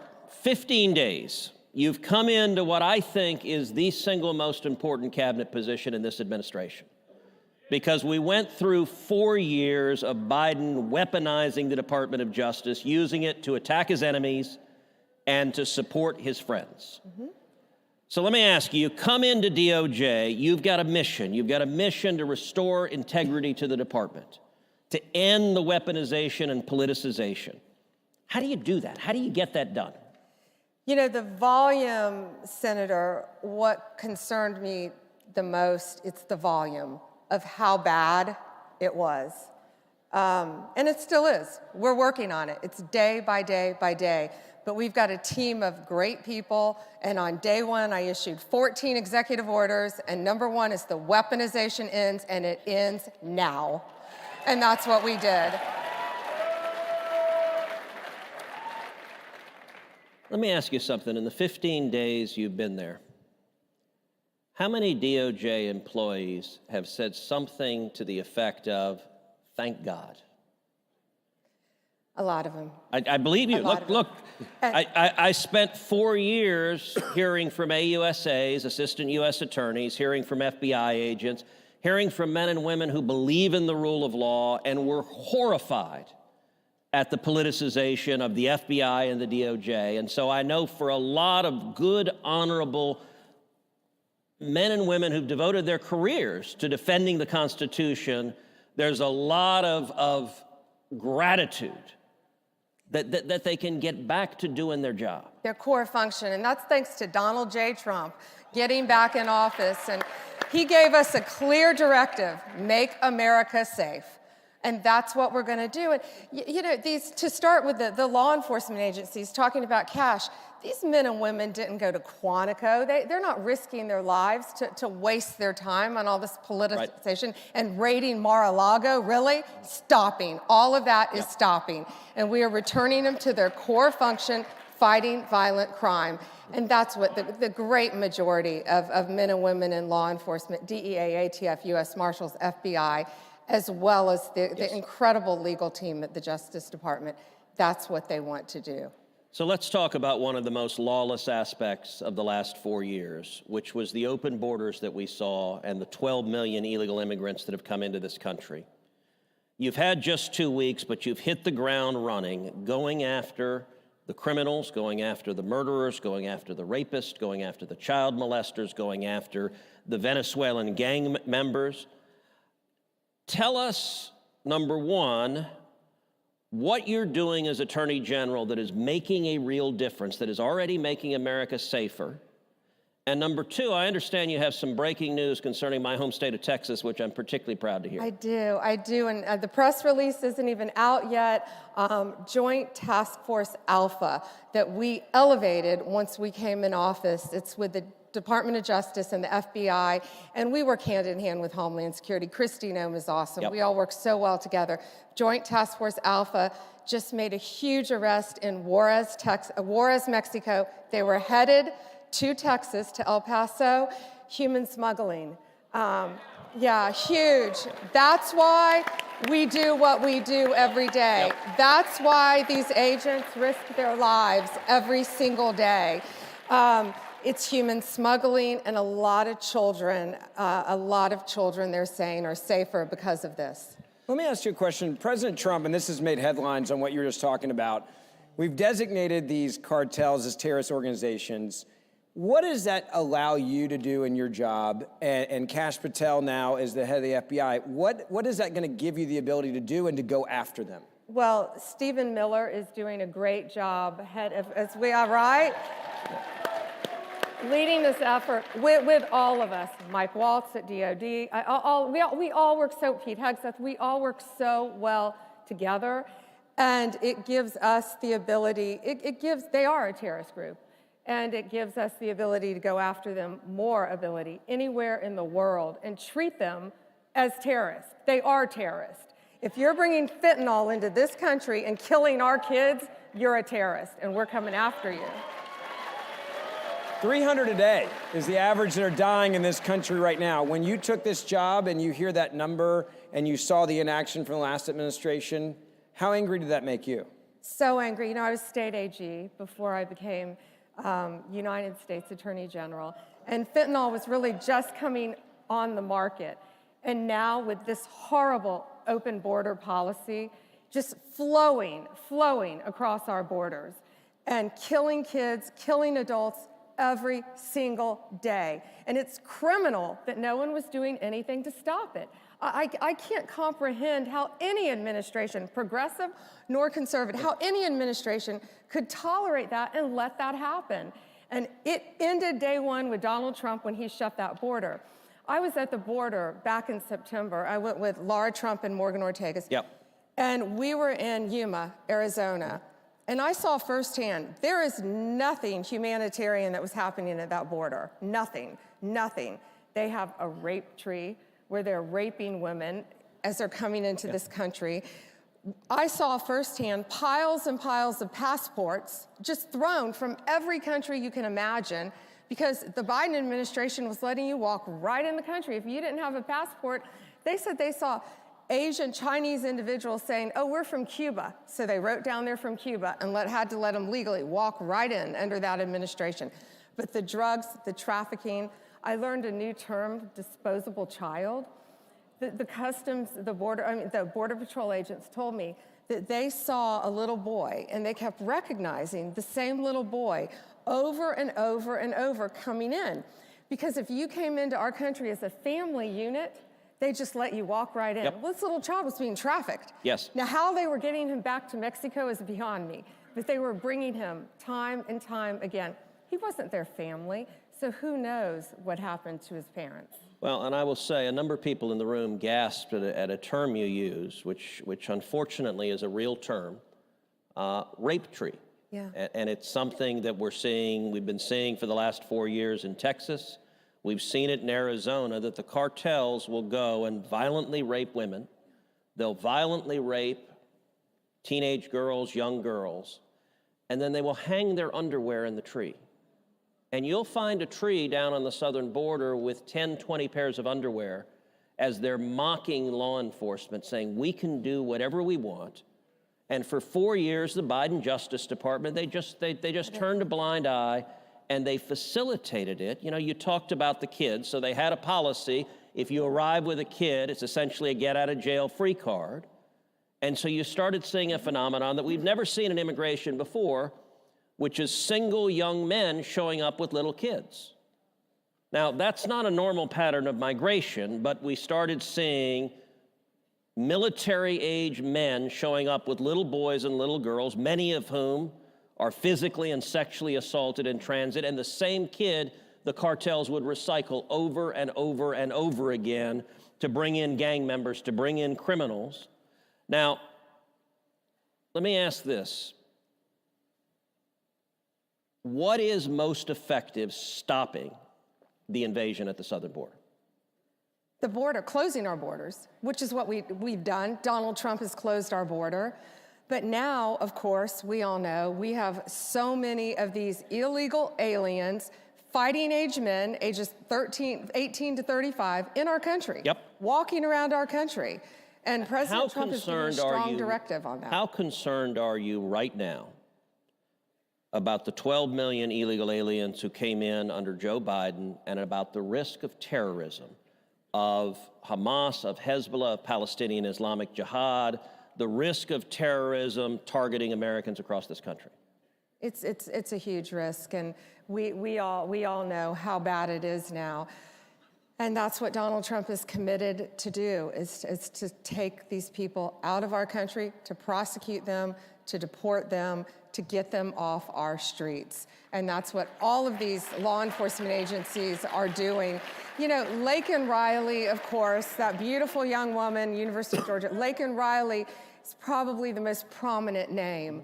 But look how many Laken Rileys are out there. One victim is too many. Jocelyn Nungery, Rachel Marin.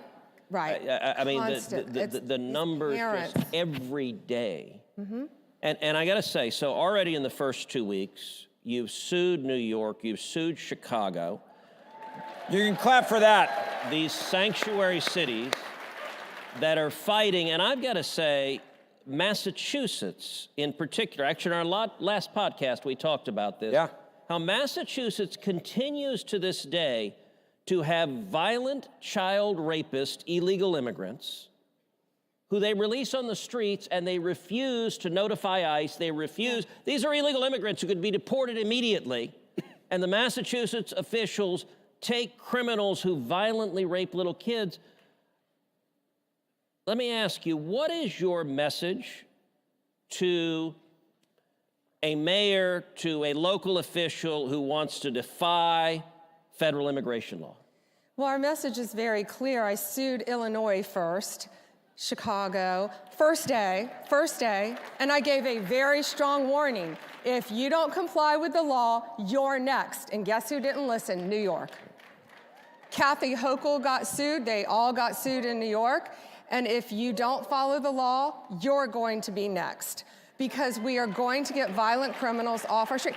And you know, Senator, it's more than that. They're endangering the lives of our great men and women in law enforcement. Yes. That's what people don't understand. When you're hiding illegal aliens from law enforcement, you're endangering their lives. It's gonna stop. So let me ask you, 2 weeks into it, you've been at DOJ. What's your assessment? Is it as bad as you thought it would be? Is it better? Is it worse? It's worse. Of course, it's no worse. You inherited chaos. Worse meaning, yeah, that department had completely lost its mission of fighting violent crime. Look what they did to President Trump. Look at the weaponization, and weaponization ended. And the deep state is very real. I think all of you in this room know that. It's very real. And people trying to undermine everything you're doing. You know, 3 weeks into it, I went in one department and found huge 20 by 20 glossies of Joe Biden, Merrick Garland, and Kamala Harris still hanging up in my office. They're gone. They're gone. They're gone. And guess what's replacing it? A very handsome photo of a man named Donald Trump is in place right now. Not the one in the hallway, right? That picture? That one. That one, okay, I like that one. one. That one's replacing. But you know, I make light of that, but that's what's happening. Yeah. You know, he had been in office 3 weeks, and the deep state still had those pictures hanging, and that's, to me, that's defiant. It's insubordination, not going to happen.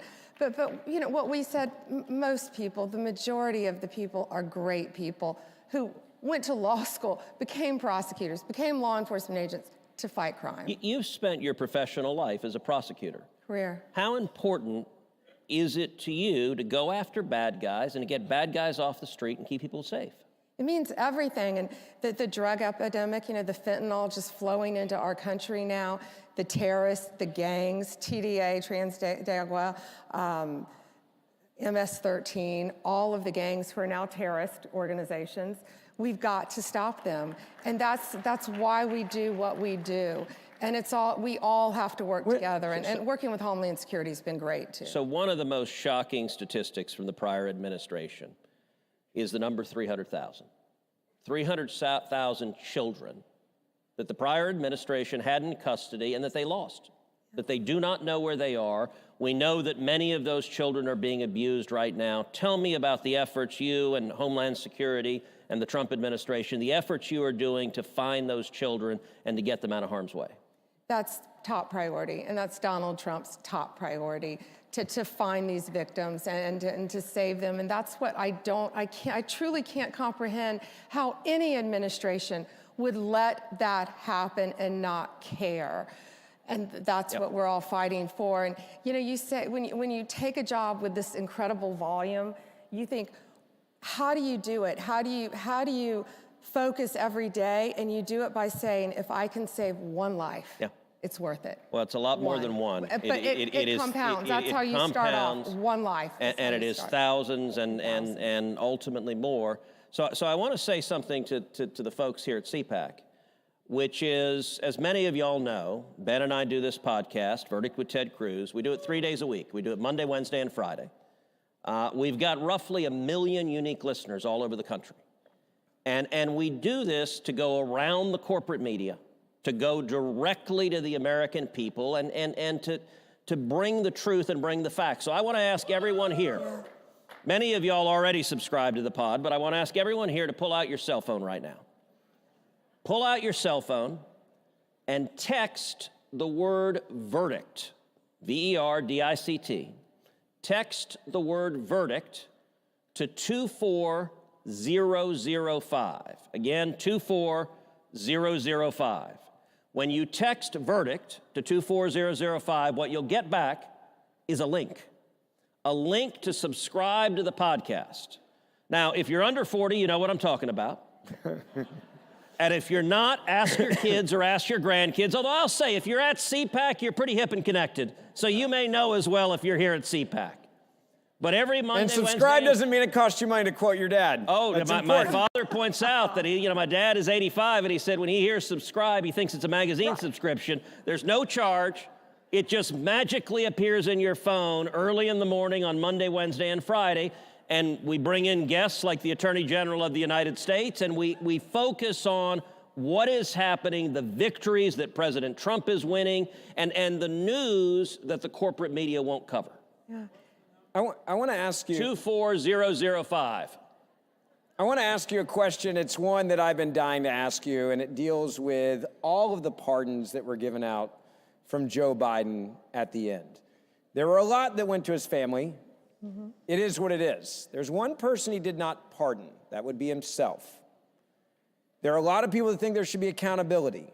Should this be something that is looked at to see what he did while he was president?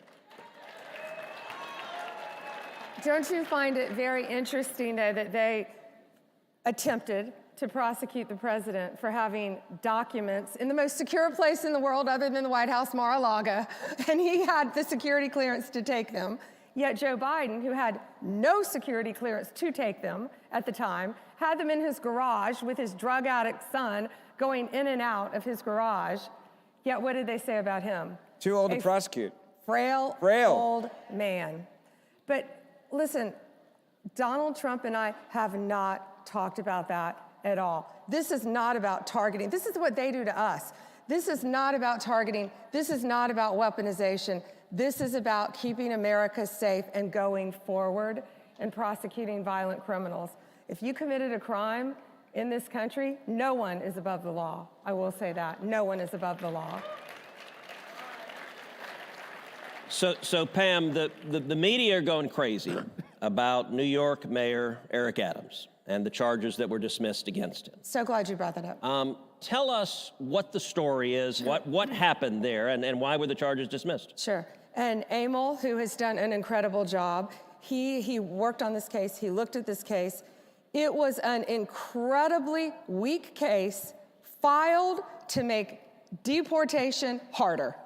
That's why they did it. They took one of the biggest mayors in the country off the playing field in order to protect their sanctuary city. This case, it was so incredibly weak. It was about increases in airline tickets, upgrades in airline tickets in his official capacity, without getting into all the details of the fact. I don't even think it could survive a verdict. Excuse me. Incredibly weak case. That is the weaponization of government. That's lawfare.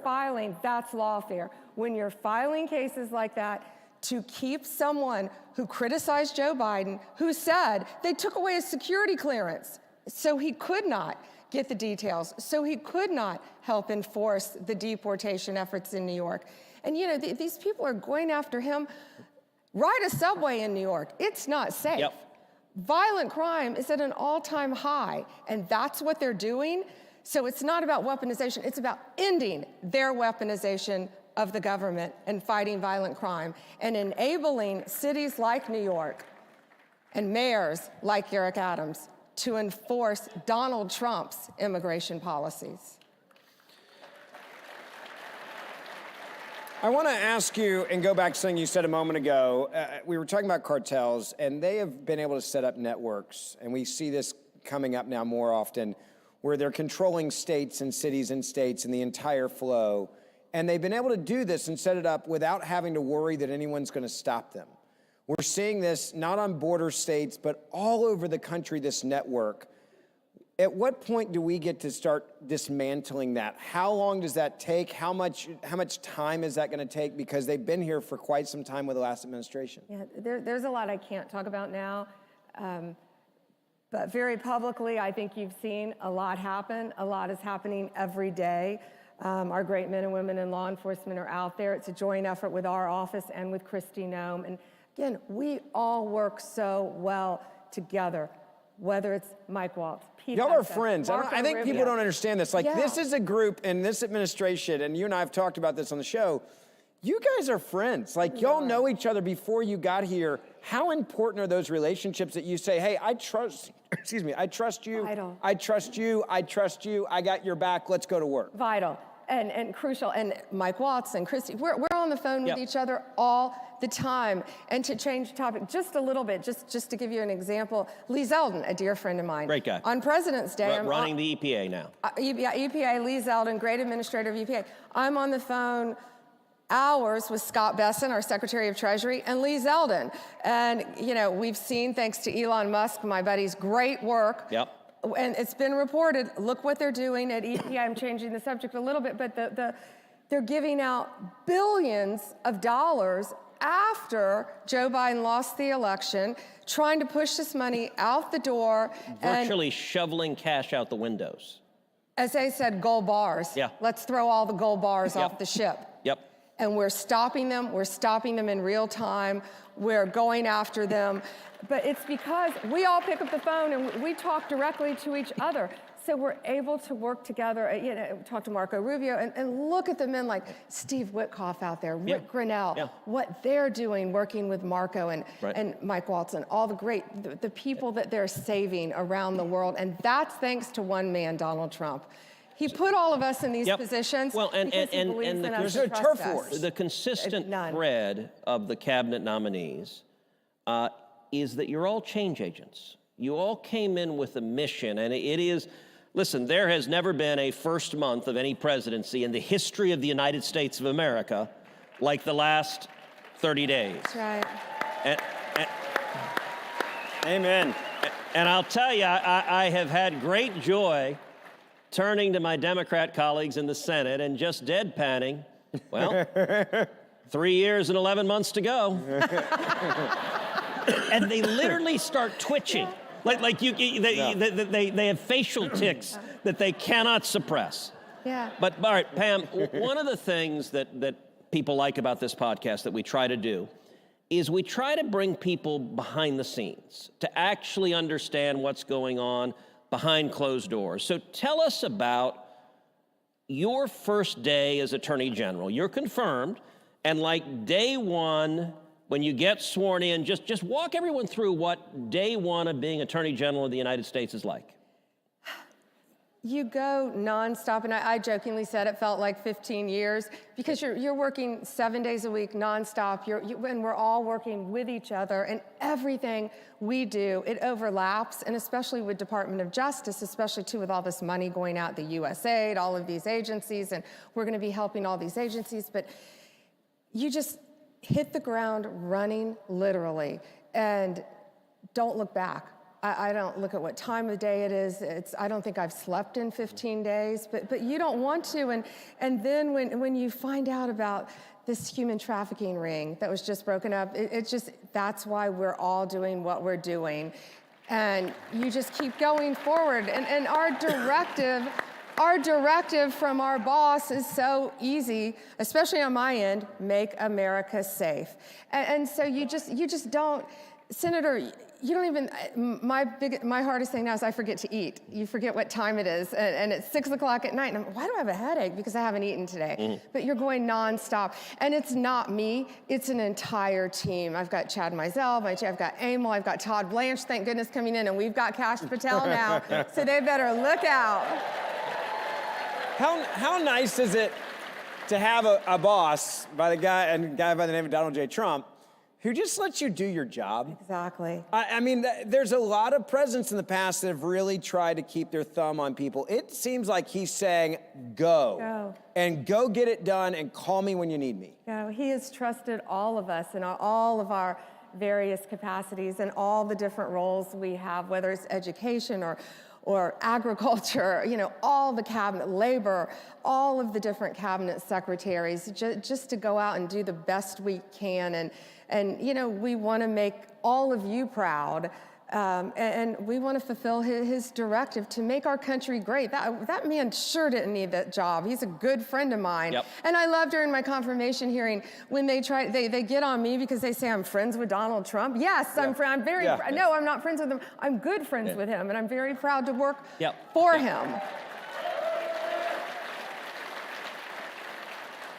When you look at weaponization and politicization, part of it is using it to attack your political opponents, and we've seen 4 years of that under Joe Biden. Yeah. Another part of it is turning the other way at your political allies and refusing to enforce the law against them. And I think one of the most egregious examples we've seen over the last 2 years is the rising anti-Semitism on college campuses. Amen. The violent protesters and rioters, many of whom are not students or not affiliated with the universities, and they are threatening students. You look at Columbia University, the Orthodox rabbi there sent out an email to the Jewish students on campus and said, do not come to campus because the university cannot and will not keep you safe. And the Biden Justice Department did nothing. They investigated nobody. They didn't follow the money. They didn't indict anyone. They didn't prosecute anyone. And they did not enforce Title VI of the civil rights laws, which say that if you are tolerating harassment on the basis of ethnicity, or religion, that you will have your federal funds cut off.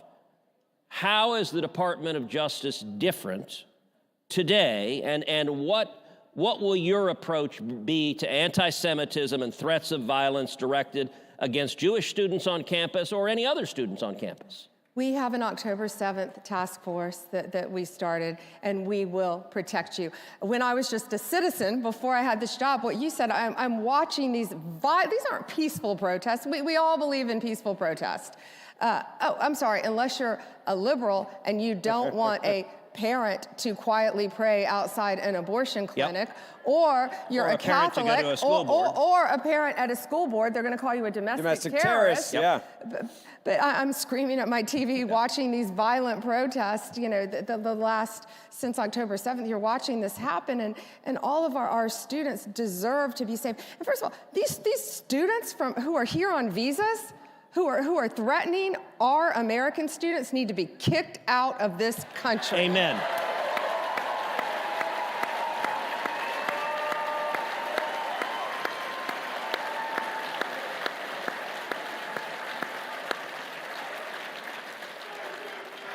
It is refreshingly simple to have an attorney general who has the approach that you're going to follow the law and enforce the law.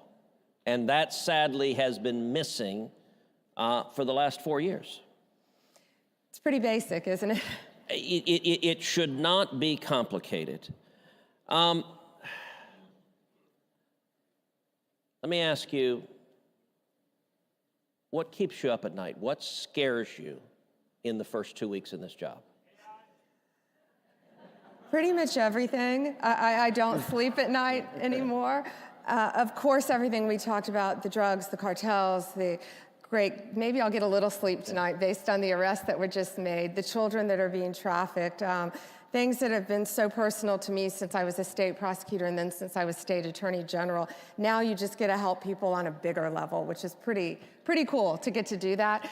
But most recently, it's really been what Elon has been uncovering, and the U.S. aid, the waste at EPA, this money, trillions of dollars, they believe, just being handed out, which is most likely making a round trip ticket and going to terrorist organizations. And you are on the front line of defending the president and Elon Musk and Doge and all the effort they're doing, and every day we are seeing Democrat attorneys general and Democrat interest groups suing the president, suing Elon Musk, suing the federal government, and the Department of Justice is on the front lines. And sadly, we're seeing left-wing activist judges, individual district court judges, issuing nationwide injunctions. Yeah. Tell us about what it's like defending against those lawsuits, and give us your thoughts on the authority of one radical district judge to try to run the executive branch and issue a nationwide injunction. 2 words: we're winning. But yeah, so you've got one. I like that answer. One unelected district judge trying to tell President Trump, who was elected overwhelmingly by the American people, where federal funds can go. We're winning. Even in liberal courts, by the way, Senator, we're winning. And if not, we're going to go all the way to the Supreme Court and keep winning. Well, Pam, let me say, you and I have been friends a long time. I am thrilled with the job you're doing. I'm thrilled. I was thrilled when the president announced your nomination. And let me say, on behalf of 31 million Texans and Americans across this country, thank you. Thank you for stepping forward and answering the call. Thank you for pouring your heart into defending this nation, into keeping my kids safe, keeping Ben's kids safe, keeping all of our kids safe. And thank you for remaining faithful to the Constitution and the Bill of Rights and restoring integrity to the Department of Justice. It is desperately needed, and you're doing a hell of a job. Thank you, my friend, and thank you for fighting for us every day. Thank you guys here for being here as well. Don't forget, we do this show Monday, Wednesday, and Friday, so make sure that subscribe or auto-download button. God bless America. Thank you, my friend. Thank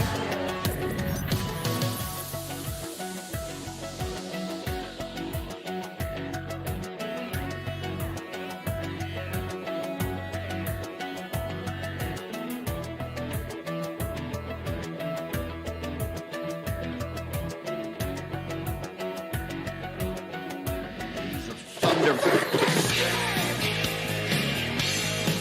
People mingling around, great guests coming up. Yes! Yes! Tension is going to escalate. On my purple. The White House is behind me. I'm a faithful watcher of Real America's Voice. That's where the news is.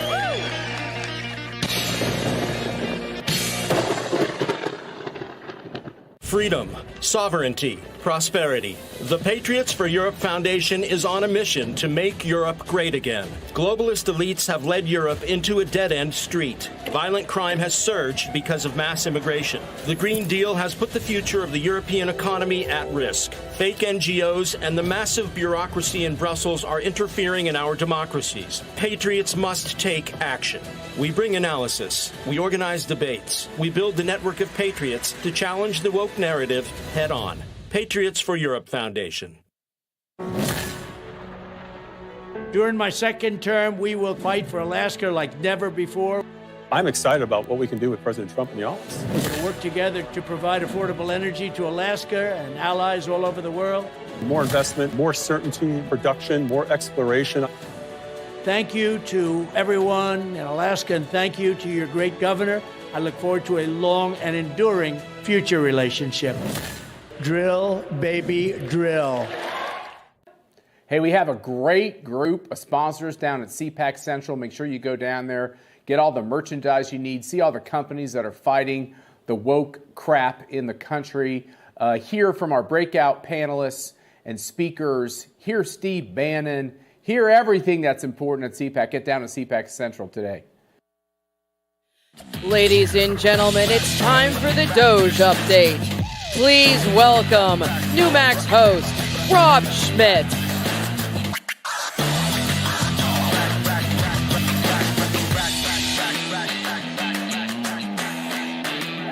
Hey. Man, that is a big crowd. And they are not here for me. How you guys doing? Nice vibe this year, right? After the best month we've ever had. Nice to see you all. Thanks for coming out. Good to see you. I'm not going to kill any more time. Let's bring out Elon Musk.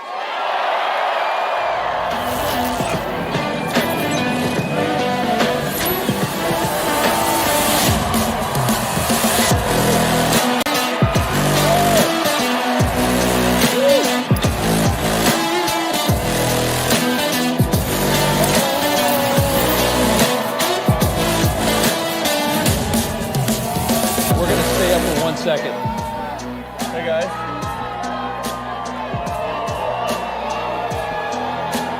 We've got one more surprise in case this wasn't enough. I'm going to let Elon do it. Who else is here? Well, President Milei has a gift for me. Javier Milei from Argentina. You guys know who that is, right? Why don't we bring him out? Yeah.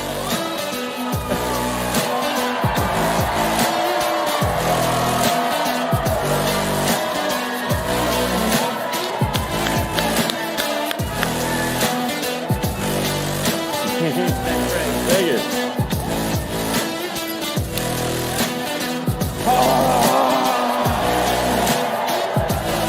This is the chainsaw for bureaucracy. Chainsaw!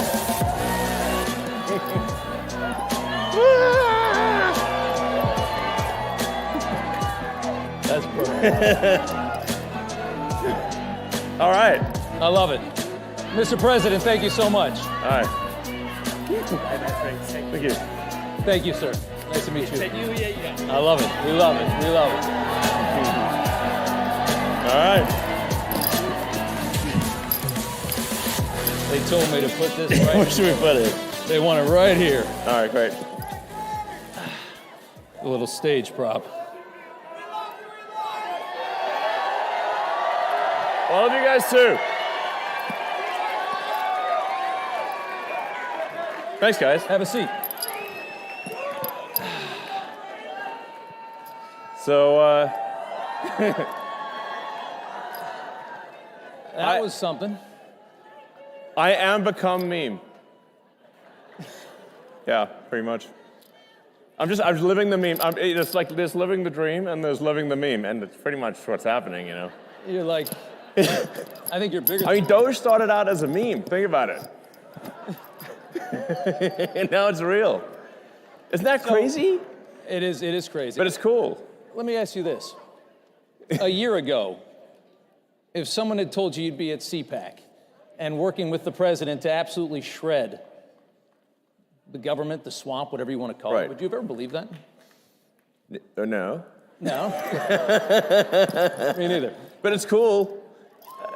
This is awesome. And I just want to say, thanks for your support. I mean, you guys are, So, I mean, we're trying to get good things done, but also, have a good time doing it. And, and have like a sense of humor, So, I mean, the sort of the left wanted to make comedy illegal, Like you can't make fun of anything. So then it's like comedy sucks. It's like nothing's funny. You can't make fun of anything. It's like legalize comedy. Yeah. Legalize comedy. And we've shifted the entire culture in just the last few months. The whole culture of this country has shifted dramatically just because of that election. Yeah, exactly. Yeah. Freedom of speech, having fun again. It seems like we should have a good time, I mean, it's a great time. Everybody in this place is so excited, and when you talk to conservatives, everybody's happy. Yeah. And everybody feels this great sense of relief because we were going to hell for about 4 years. It really felt bad, especially toward the end. It felt really bad. Yeah, I thought we were sort of heading for a point of no return, really. Yeah. Until that's why it was so essential that President Trump win the election, and that there be a Republican majority in the House and Senate, which, thanks to you, that has been accomplished. Yeah. Well, I want to ask you, one of the biggest questions I have for you is, you've been, politically, you weren't really on one side or the other for a long time. You're a businessman. A lot of people, they stay away from it. Now you're on a side, and you've chosen a side. You're sitting here in a MAGA hat. What's it, how did that happen? What was the moment it's dark Gothic MAGA. That's a good one. What was there a specific moment? Was there a moment that it all changed? Yeah, when I realized I was a fool. But no, I was, I guess, I'd say I was politically neutral for quite a while. Leaning a little Democrat. How do you go from that to this? Yeah, no. How does that happen? Well, did they go crazy? Yeah, they did. They did go crazy. Yeah, they went crazy. No, I mean the whole cancel culture and it's trying to stop freedom of speech and infringe upon people's personal freedoms. They just want state control of what you say. They want to take away your guns. And the reason they want to take away your guns is there's nothing you do to oppose them.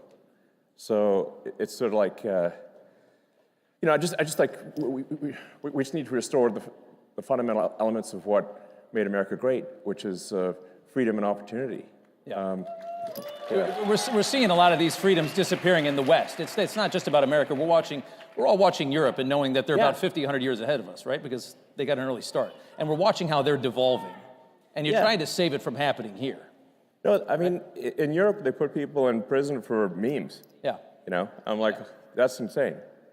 And they're collapsing. I mean, this society it's a collapsing society. It feels that way. It feels like... France was nicer 50 years ago than it is today. Yeah. I don't think you can question that. Yeah. But yeah, I mean, really... Thanks. I love you too. They do love I really just wanted to do useful things, basically build products, provide products and services that are good, and that I wasn't really that interested in being political.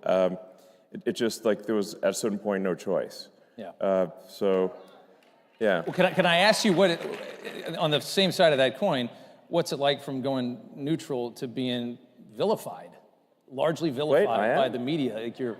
What? No.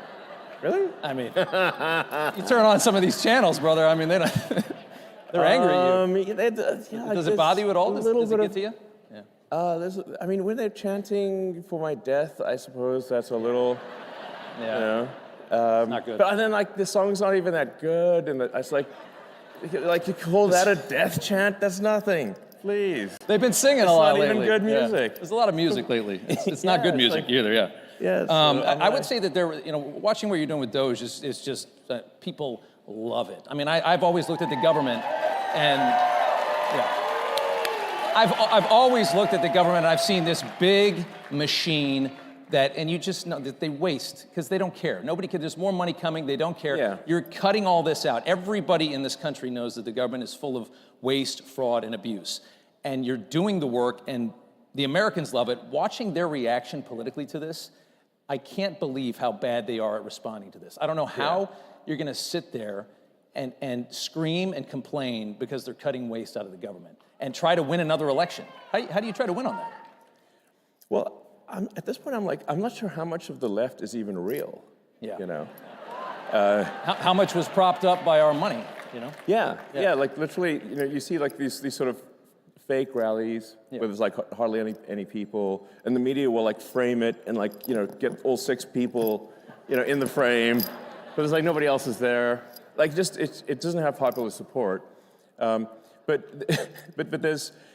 then you learn that like there's hundreds of billions of dollars going to these so-called NGOs. And it's your tax dollars that are funding things that are fundamentally anti-American. And they're propping up their narrative. Yes. A lot of that government money has been propping up a left that I don't think is as strong as they made it seem. In fact, a massive amount of your tax dollars is going to legacy media companies. Yes. Directly from the government. The government wants to take over media. Yeah, it's terrible. Yeah. That's why we have X. Yeah, and that's why you spent $44 billion. I mean, that's a lot of money. I mean, more than it was probably worth. But there was a message. Freedom is priceless. Priceless. Yeah. Probably one of the most important investments this country's ever seen. If you got to protect the First Amendment, it's not much more important than that. Yeah, I mean, I got a lot of criticism, and people said, well, that proves he's a huge idiot from he voted for whatever, $44 billion, and now it's worth like 8 cents. And it's not worth 8 cents. But there's it was essentially to buy freedom of expression, Once that's gone, it's all over. It's all over. Yeah. Descent into tyranny is really quick after that. Yeah, I mean, like it's all the sort of federal money going to media companies is what helps explain why the legacy media all says the same thing at the same time. Yeah. Like, isn't it like it's like weird? Like you can put them up where it's like like when they're mouthpieces for the state. For the state. Yes. And that's what we've come to know. Yeah. It's scary. And I like that meme where they because they're always saying like threat to our democracy, but if you just replace democracy with bureaucracy, it makes a lot of sense. It makes perfect sense. Yeah. Big threat to the bureaucracy. That's exactly right. Let's talk about these Doge dividend checks that everybody's talking about this week. And I know you tweeted out that you're gonna. Does everybody want like a $5,000 check in the mail? It sounds kind of good, right? And the best part about it would be knowing where it came from. That's $5,000 that you sent them last year. Totally. It's money that's taken away from things that are destructive to the country, and from organizations that hate you to you. That's awesome. Does it seem? I mean, have you talked? I mean, that's like glorious. That's like it's the best. The spoils of battle, Spoils of battle. I like that. Is there traction on that? Yeah. So I talked to the president, and he's supportive of that, and so it sounds like that's something we're going to do. Yep. So as we're finding savings, that's going to translate directly to reductions in tax. So yeah. I think they fired 6,000 people at the IRS today. And I think Lutnick said last night that they're talking about shutting down the IRS. And I think it's fair. I think people should realize this is, I mean, the amount of money that we send Washington like $5 or $6 trillion a year. That is such an ungodly amount of money. I mean, what do they? They say like 1 trillion seconds is like 30 years or something like that. I mean, that's how much we send them, and they seem to never have enough. There must be a lot you can cut. No, absolutely. People ask me, what's the most surprising thing that you've encountered when you go to D.C., when you're in D.C.? And I said, well, the most surprising thing is the scale of the expenditures and actually how easy it is to, when you add caring and competence where it was absent before, you can actually save billions of dollars, sometimes in an hour. Yeah. Like, it's wild. And then they scoff at it and say, oh, a few billion here, there. I mean, the way they're talking about it, you can see they don't care. It's such little money compared to how much they're used to wasting. That's what's really scary. Exactly. But obviously, it just shows that they really lack empathy for the average taxpayer who's working hard, paying taxes, and then they say, oh, $1 million doesn't matter. I'm like, I think it matters a lot to people, So what are you talking about? I'd like to have it. Let me ask you a question. I know the president fairly well, watched him survive 2 assassination attempts. Had the first one not happened, the second one would have gotten him. It was very, because without those extra guys, they would have never seen that gun poking through the fence at the golf course. I saw the crew that you had. Isn't it like mind-blowing that this has happened? I mean, it just, and what, by the way, why do we still know nothing about that guy in Butler? What's going on? Cash is going to get to the bottom of it. Yeah, there you go. By the way,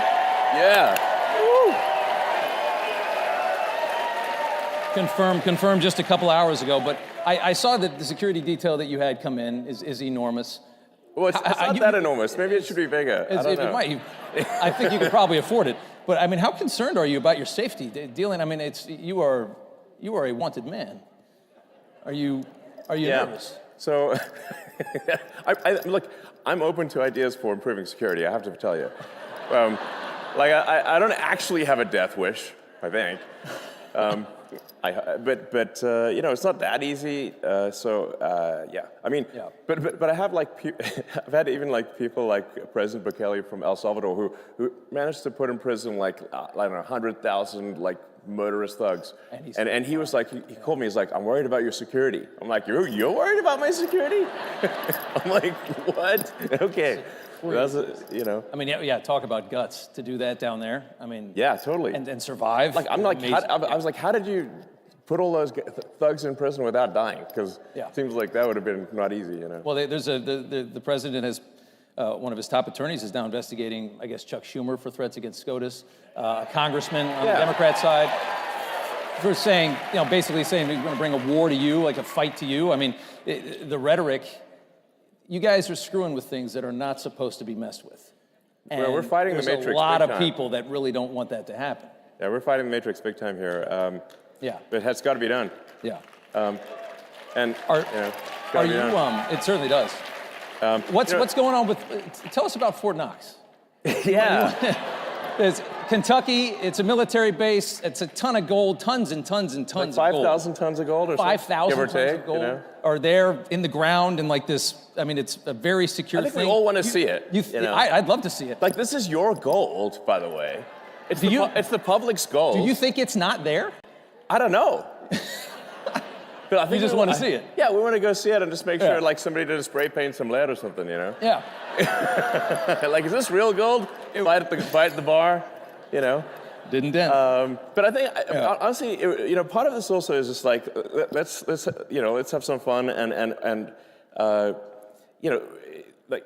like I said, all this gold at Fort Knox, it's the public's gold. It's your gold. So I think you have a right to see it. You want to take a tour? Yeah, I think we should have do a tour. And then the president last night was like, I think he's in favor of it. That would be cool. And then it should be a live tour. You can see what's going on, open the door, what's behind it. Well, and there's I think I'd watch that. Oh, are you kidding? Yeah. I mean, what does 5,000 tons of gold look like? What does How it big look is like? that? Is it the size of this? It's got to be pretty stage? big, I mean, you know. It's got to be a lot of Maybe gold. there's some other stuff in there, like just walk around, like I don't know, maybe they got some other stuff in there. Are you thinking about auditing the Federal Reserve as well, which is obviously yeah, sure. Regulates our economy. I imagine you think the waste has got to be everywhere. Yeah, no, waste is pretty much everywhere. People ask, like, how can you find waste in DC? I'm like, look, it's like being in a room, and this target, the wall, the roofs, and the floor are all targets. So it's like, you're gonna close your eyes and go shoot in any direction. you can't miss, you know? So it's pretty wild. Like you just push on things a little bit and you save billions of dollars. Like just a little bit, you know? It's wild. It's scary, isn't it?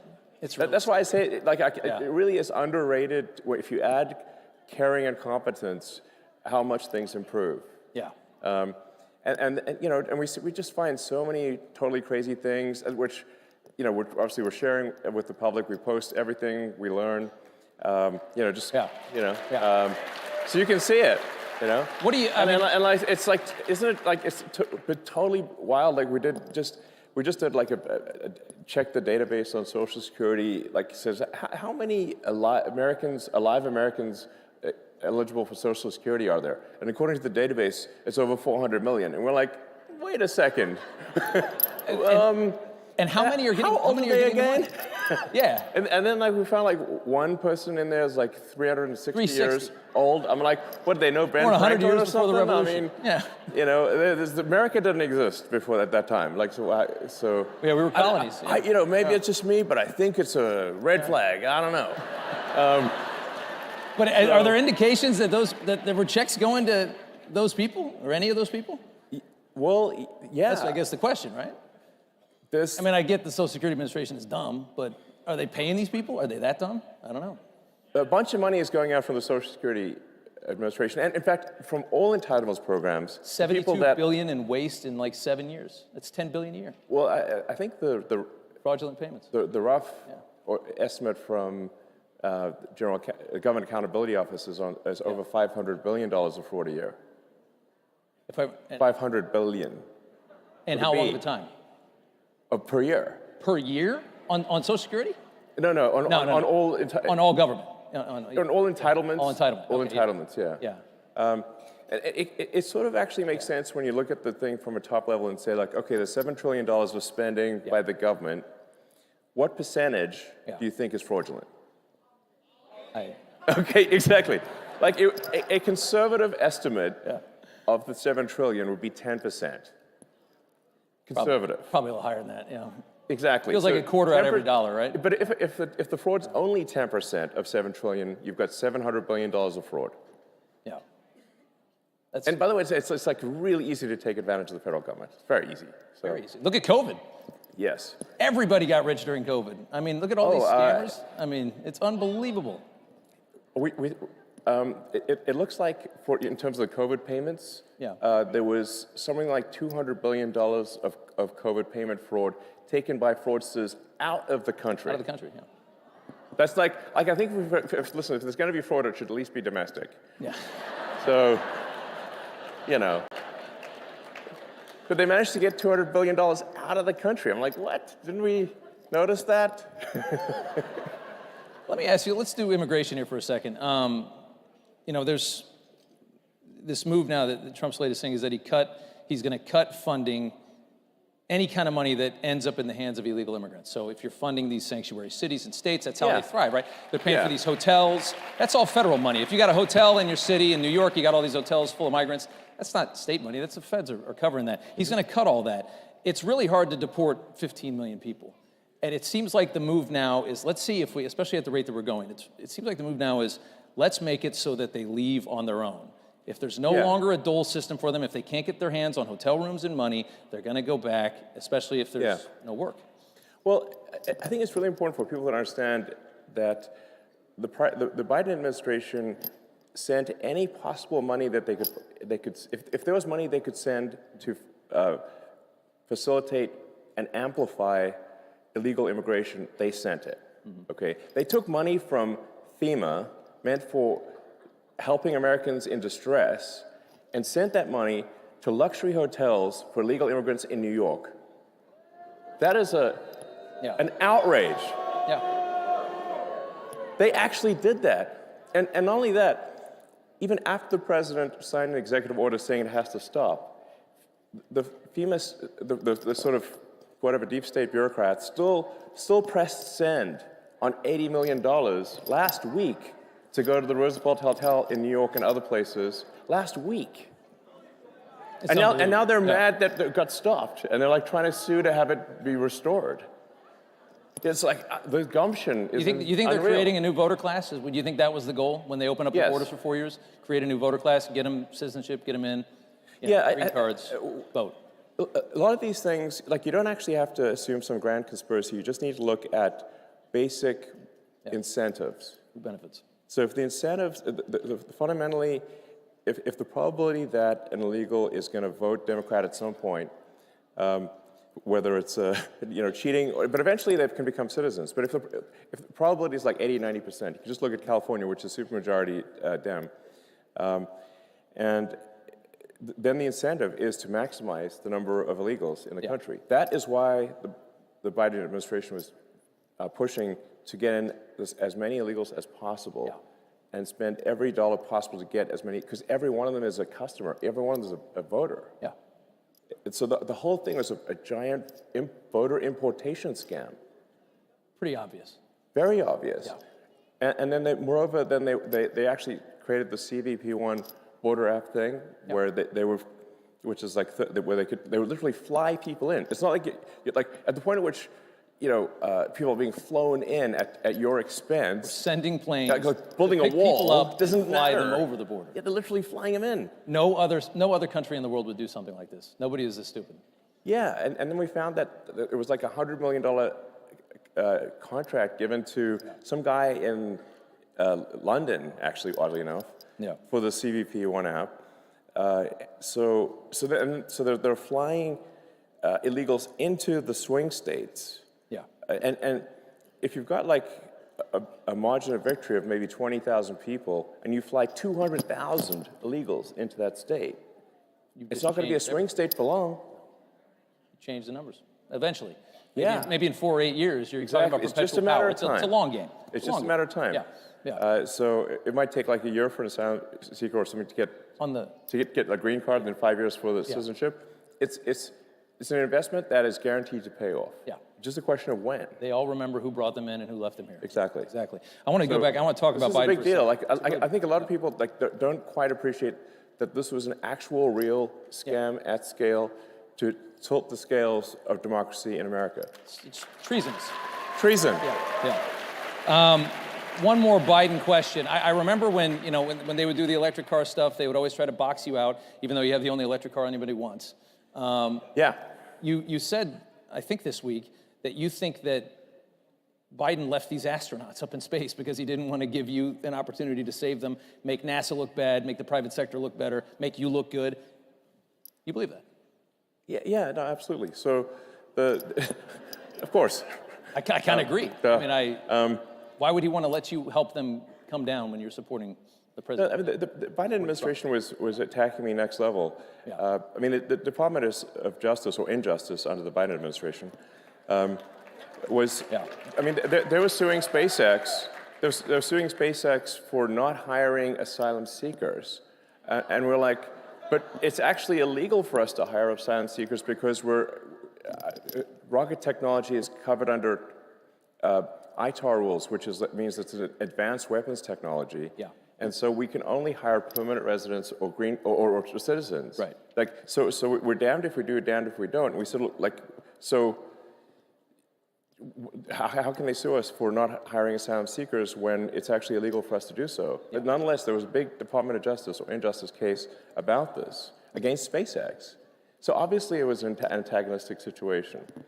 And those astronauts were supposed to be up there for 8 days, and now they're up there for 8 months. Does that make any sense? And we obviously could have brought them back sooner, but they didn't want anyone who supported President Trump to look good, basically. Yeah. That's the issue. A lot of them are saying right now that the reason that you want to get into Social Security, that you want to get into all of these different, into Treasury and things like that, is that you're looking for personal information and you're trying to make more money. Yeah. I've never met anybody as rich as you that cared less about money in my life. Every time I hear a story about you, you're sleeping on a couch of some other guy in a city that you could buy the entire thing. Yeah, I don't think you care about money, do you? No, actually, I mean, listen, like if I steal some Social Security, I can finally buy nice things. Yeah. You know? And on that same question, they're also talking about you guys are going to end Social Security, you're going to end Medicare, you're going to end these things. I don't imagine that conversation has been had with the president, and that's the plan. No, in fact, the actions that we're taking with the support of the president and the support of the agencies is what will save Medicare, what will save Social Security. Yeah.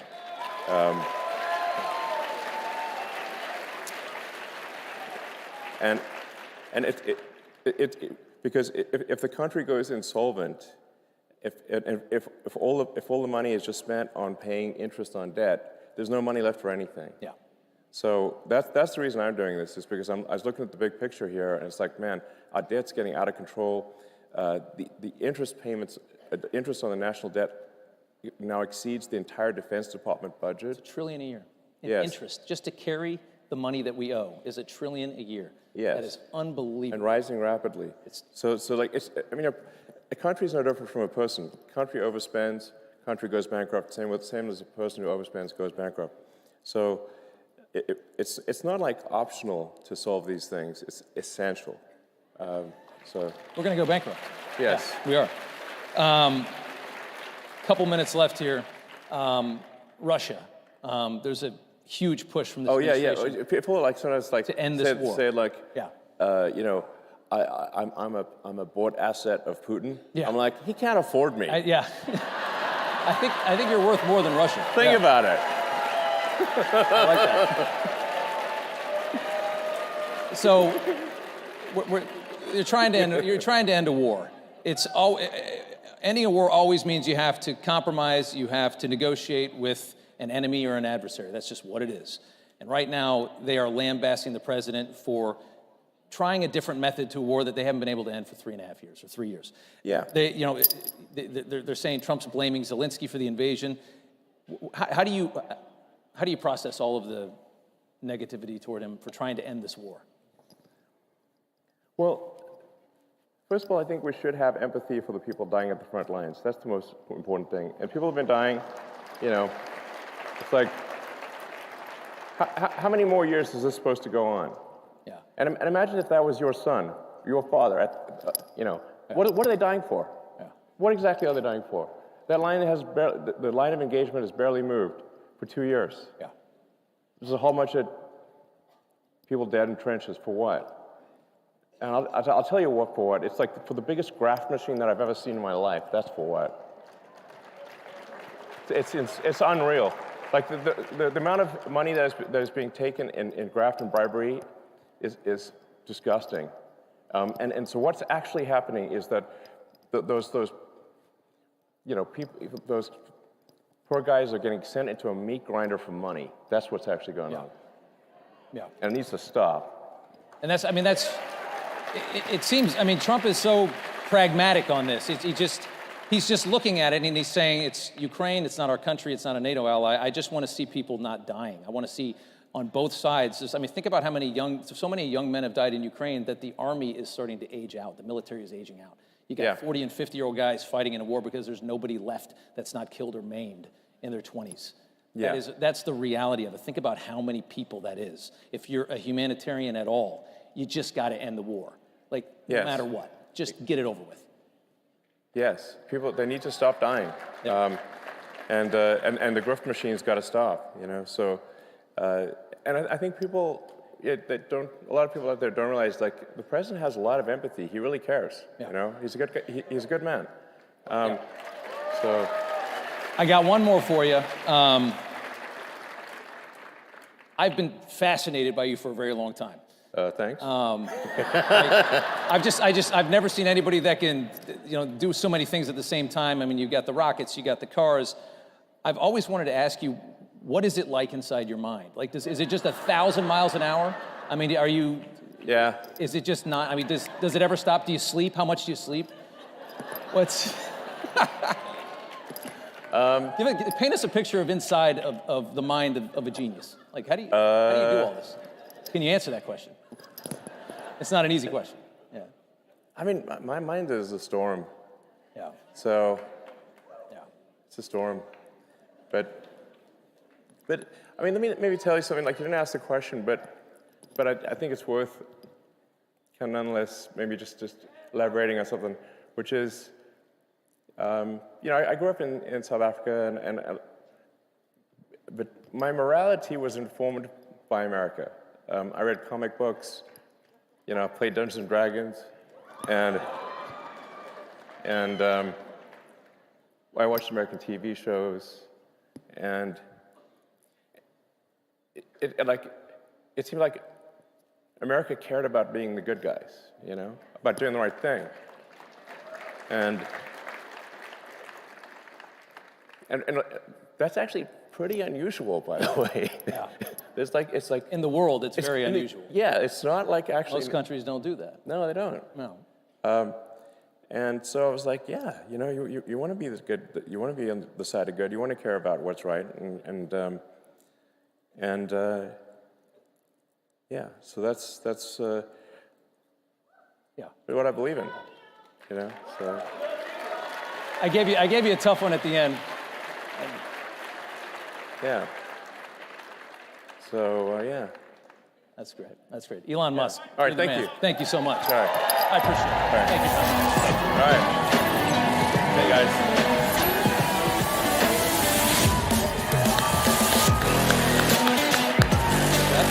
Yeah, thanks.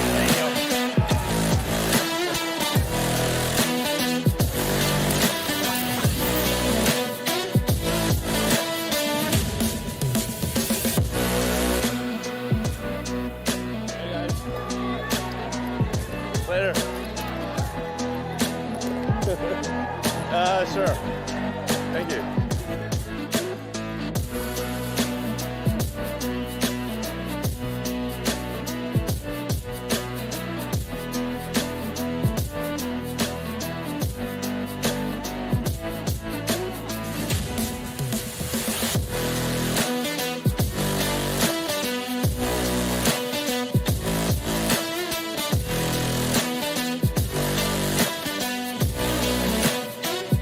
Guys.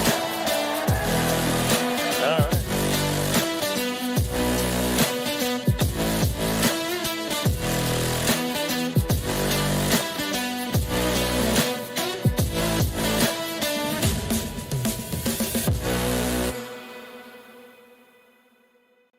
Hello, CPAC. Don't forget to vote in the CPAC straw poll. Your ID is on your badge. Scan the QR code and get your vote in.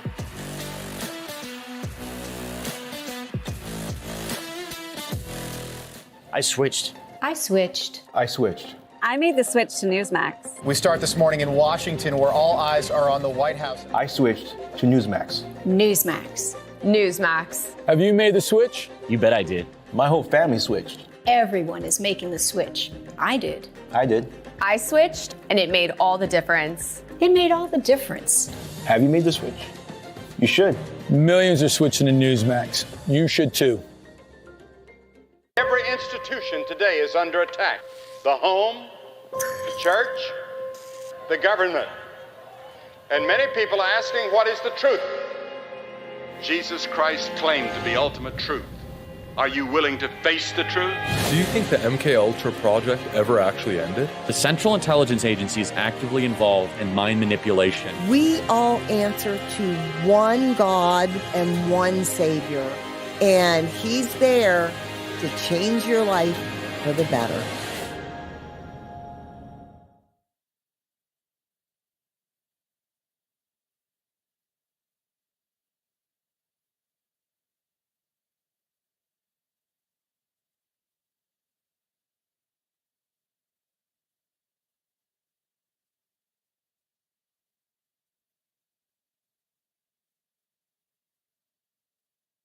America is under attack. Our families are being crushed under the politics of a radical agenda. But moms have had enough. We are standing up and we are fighting back. This is our battle. This battle is every bit as important as the Revolutionary War because we fight for the same thing. Moms for America is a national movement of moms reclaiming our culture for truth, family, freedom, and the Constitution. I think Moms for America is exactly on track and is doing the right thing for the future of our country and our children. Like, Moms for America is going at the heart of the issue. I want to go on the record and say I'm for moms, I'm for America, and I'm especially for Moms for America. But I am honored to join Moms for America today as we speak out against the horrific mandates. With a national network of over 500,000 mothers, Moms for America is one of the fastest growing movements of women in the country. The most dangerous place in all of nature is between a mama bear and her baby cub. We are the change. No matter what, no matter where, and no matter how difficult the obstacles are that are facing us and our families, we will not give up and we will not give in. So if not now, then when? If not you, then who? Welcome to the Momland Revolution.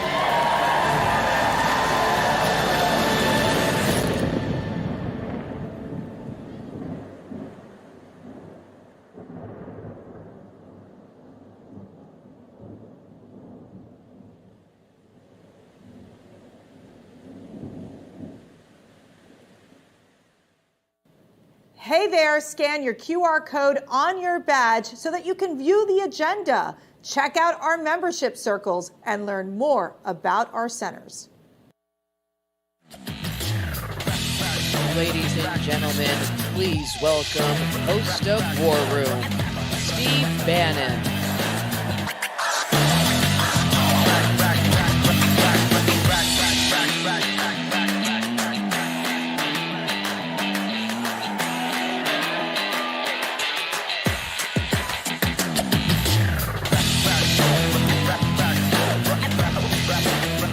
Yo! What a glorious day! Hold it.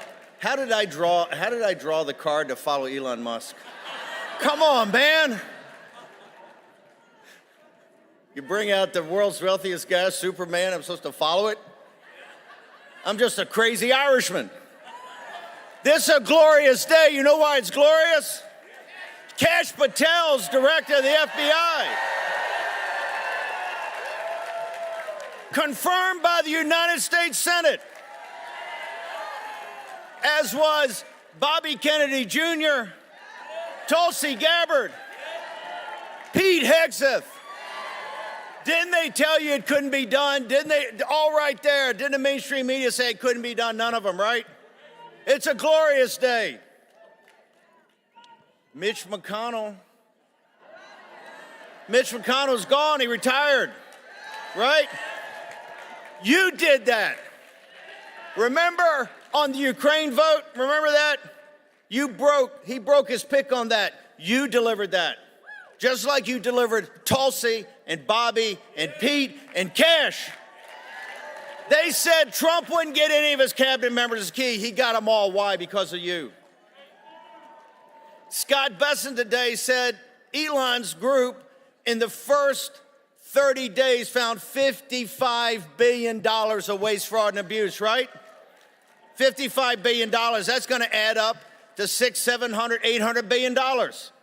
In 1 month, they've done that. And President Trump comes that day. He's so excited. He says, hey, I think we can balance the budget, right? President Trump, hang on for a second. Let's just get it down under $1 trillion. We'll start there. Zelensky's been put in his place, right? Right? And the J6ers are here at CPAC. All of them. From the medium-high security prisons to the U.S. penitentiaries, to the men that got diesel therapy, all of them are here. Right?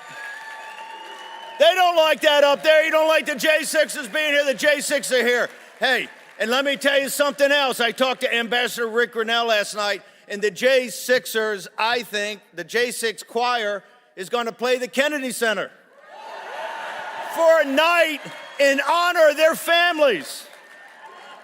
In fact, I got an idea. The night that they play, the J6 choir plays and opens the new with Rick Grinnell and President Trump as chairman. We have the J6 choir, right? And we invite all the families they try to destroy, the J6ers, and they get to sit in the boxes where the elite sit, right? And we take the elite for just one night, and we take them down to the DC gulag, right? For one night. Think they can handle that? I don't think so either.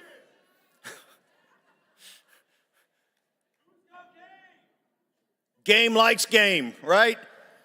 Game knows game, right? I tell you, it's game. The gentleman sitting in the White House, Donald J. Trump, it's a glorious day. Days of thunder. Days of thunder and years of lightning. Every day is Christmas Day. Every day you get more executive orders, more executive actions. It's not going to stop. But you know what's the most important thing of all that? It's you. You're here today at CPAC. You represent the tip of the spear of the populist nationalist movement. All of that, from Castile to McConnell leaving, to the J6 being free, right? To Zelensky being put in his place. And Elon just said it right there. It's been nothing but grift. The parents and the kids in Ukraine didn't want them to die. Who wanted them to die? The globalists wanted them to die. Who said stop it? You said stop it. You gave voice to President Trump. Now, why is it so important that all the media's here and the world's here and the Financial Times of London and the New York Times and all these? Why are they all here? They're not here to see me. They can see me every day on Real America's Voice screaming like a madman into a microphone. They can see Rob Schmidt and Elon. Elon's everywhere, right? It's great he did this. He's everywhere, right? JD Vance, gave a great speech, and you can see JD all the time. President Trump's going to give a magnificent speech on Saturday, is he not? But they get enough of President Trump every day, don't they? Hell yeah. He calls them into the Oval Office. He's signing executive executive orders, and they're sitting there throwing these questions. Ba-boom, ba-boom. He's like a howitzer.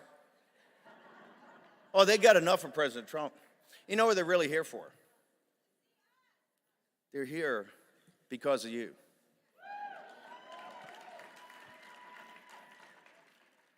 They can't defeat what they don't understand. They can't destroy what they don't understand, right? They can't contain what they don't understand.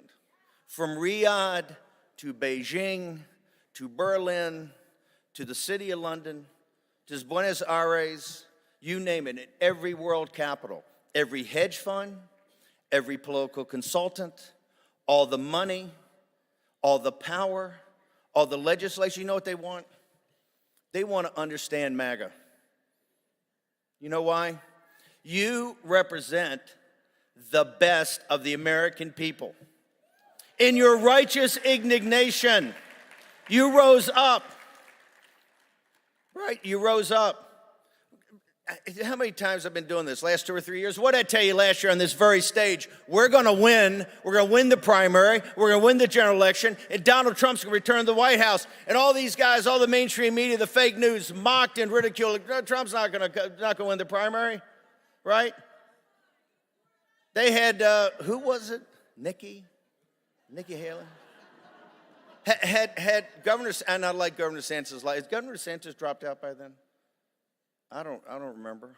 Well, it was soon thereafter. You had Trump's back. You had Trump's back in those dark days of 2021, did you not? Remember, he went to Mar-a-Lago, and it was like a lion in winter, and they all abandoned him except for you. And the Schlapps had enough guts and courage to take him to CPAC in Orlando and march 47 days after he had gone into exile because, guess what? They stole the 2020 election.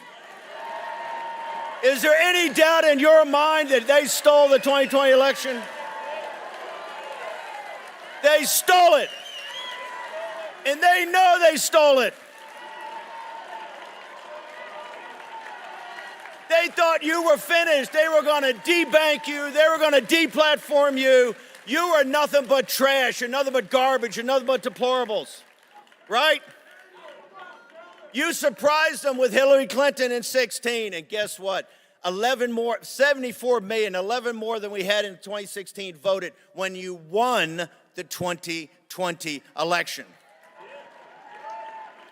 And the reason the J6ers are here and they're patriots is because that was a Fed surrection, totally set up by the FBI, by the Justice Department, by DA, all of them. And we're going to show the receipts.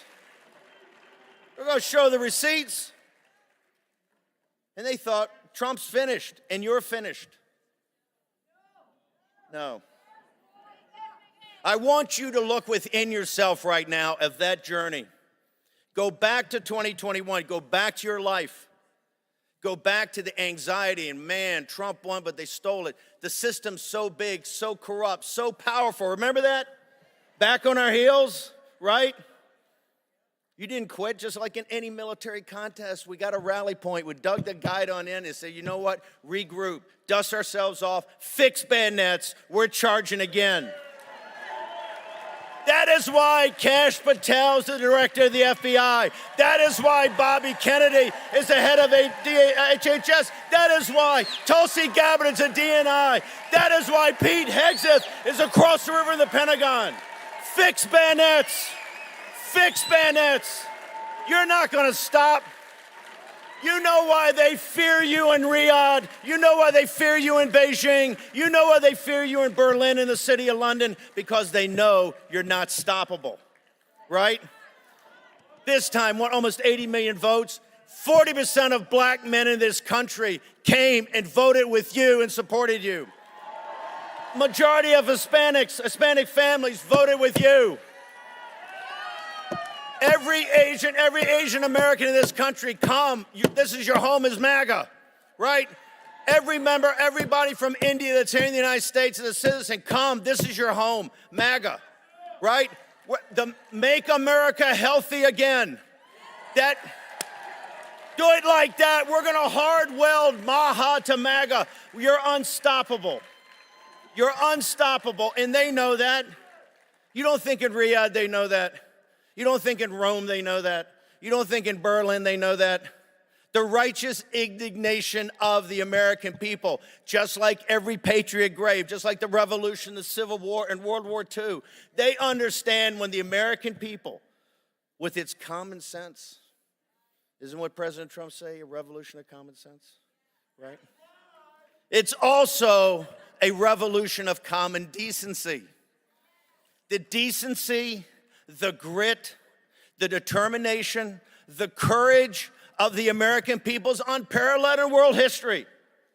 This is why we have our best and brightest on every battlefield all throughout the world, from the South Pacific to Europe to North Africa. What other nation on earth has ever done that? None. What other people have ever done that? None. Only you. And you rose up, and you said, you know what? Trump is our guy. Is President Trump perfect? No, he's far from perfect. He's an imperfect instrument. But I will tell you, General Washington was an imperfect instrument. Abraham Lincoln was an imperfect instrument. And he's the third. These come along about every 100 years. Leaders that take us in a new direction. And that's what Trump has done. It was divine providence that won 16. And it was divine providence hand that let them steal 2020. Because we had to see how depraved they were. We had to see how demonic they were. We had to see what they were prepared to do to this country. And what did you do? Did you ever falter? No, you did not. Did you ever doubt? No, you did not. Did you ever question? No, you did not. And you know what it brought us? A glorious, glorious, glorious victory.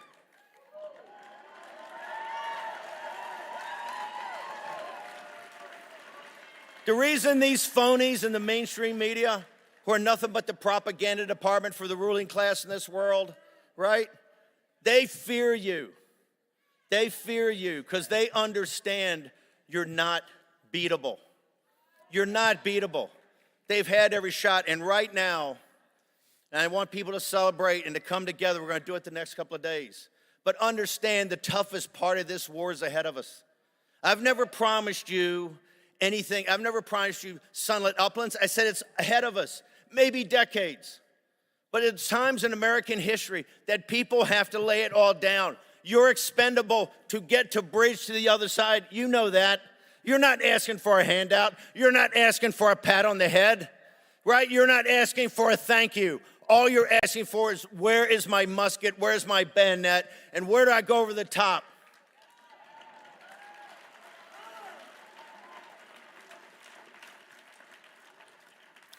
The other question, they're all running around. What's the future of MAGA? What's the future in 2028? We ain't worried about 2028. We're worried about today and tomorrow and the next day. That's how we won. We didn't go back in 2021, well, what's going to happen in 2024? No, it's every single day. You report for duty and we get it done. Action, action, action. So media, you don't have to come up and ask me. I'm going to tell you right now. The future of America is MAGA, okay?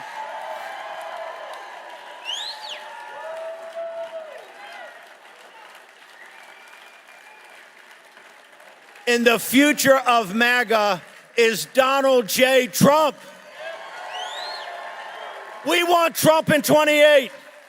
That's what they can't stand. A man like Trump comes along only once or twice in a country's history, right? We want Trump. We want Trump. We want Trump. We want Trump. We want Trump. God, I love you. Nothing's gonna work them up like that. No. They want to say, oh, Trump's a lame duck, Trump's this, Trump's that, Trump's not around 28. Trump is here. He's the leader of this movement. When they record the history of this age, they ain't gonna remember me or Elon Musk or Tucker Carlson or Sean Hannity. They're gonna remember two things: Donald Trump and MAGA, okay? And you know why? You know why they know they can't beat you and why they're so upset? Your agency, your human agency. You did this yourselves. You came, you worked through it. You said, I'm going to put aside fear. I'm going to put aside questions of concern. I'm going to put aside my anxiety of the 2020 election being stolen. I'm going to get together. We're going to fight. We're not going to back off any day. Your agency, your human agency, right? They can come up with all the algorithms in Silicon Valley they want. They can take away half of the economy as far as labor goes. Human agency is what drives this world forward, right? This is the Holy Spirit working through us. Your agency. That's why Trump, General Washington, Lincoln, and Trump, they come along every 100 years. Most nations never have them. We've had 3.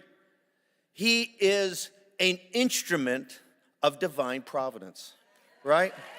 Of course he is.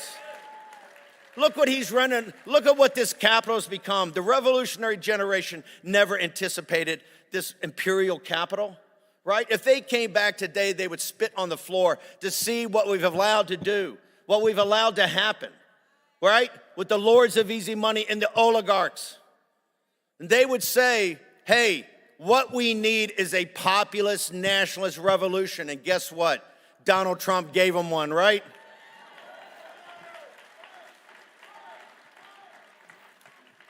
It's going to get so tough. It's going to get so hard. Are you going to quit or are you going to back Trump? Are you prepared to fight? When he made the moral decision to come back from Mar-a-Lago, understand they were going to put him in prison for 700 years, right? They were going to bankrupt him. They're going to destroy his family. What did he do? He came back in 47 days and said, I'm in. Are you in? Right? When they tried to shoot him, when they tried to assassinate him, and he was on the ground right there. They could have crawled off like any other politician in the world. What did he do? He got up, and what did he say? What did he say? I can't hear you. Are you prepared to fight for Trump? Are you prepared to fight for this republic? Are you prepared to fight for this country? The hardest, toughest days are ahead, folks, but you know what? Riyadh, Berlin, Beijing, Moscow, the city of London, right here. This is not beatable. You can't, the only way we lose is if we quit. The only way we don't have victory if we surrender. The only way that they win is we retreat. And we're not going to retreat. We're not going to surrender. We're not going to quit. Fight, fight, fight. Amen. God bless you. You are amazing. You've honored every patriot in this country, every patriot grave. You've honored them through your agency. This is all you.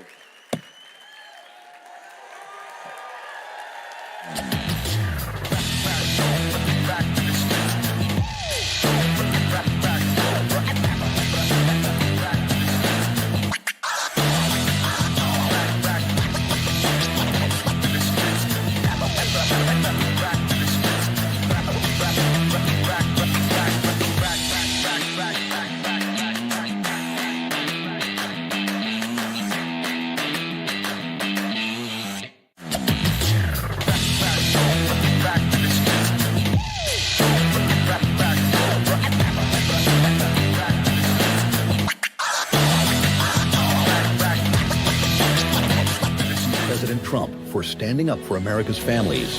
With the stroke of a pen, President Trump is shutting down radical gender ideology and racist indoctrination in our schools, protecting children from dangerous, irreversible transgender surgeries, defending the truth that there are only two genders and saving women's sports.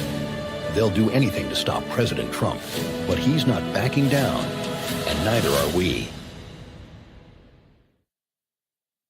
Who's AARP really watching out for these days? They've made billions partnering with big health insurance corporations while opposing reforms seniors want, like applying big discounts to medicines directly at the pharmacy counter. Instead, AARP supports liberal price-setting schemes, giving politicians, not seniors, control over any so-called Medicare savings. With no guarantees, funds won't be spent on unrelated programs or pad big insurers' profits. If AARP and Congress believe America's seniors aren't watching, think again. Paid for by American Commitment. During my second term, we will fight for Alaska like never before. I'm excited about what we can do with President Trump in the office. We'll work together to provide affordable energy to Alaska and allies all over the world. More investment, more certainty, production, more exploration. Thank you to everyone in Alaska, and thank you to your great governor. I look forward to a long and enduring future relationship.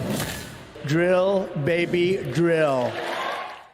Hey, it's Matt Schlapp with CPAC. You know, we've had a huge problem in this country with election fraud. But at CPAC, that's not a problem. Our only problem is getting each and every one of you to vote. So look at your badge. You have a number on that badge.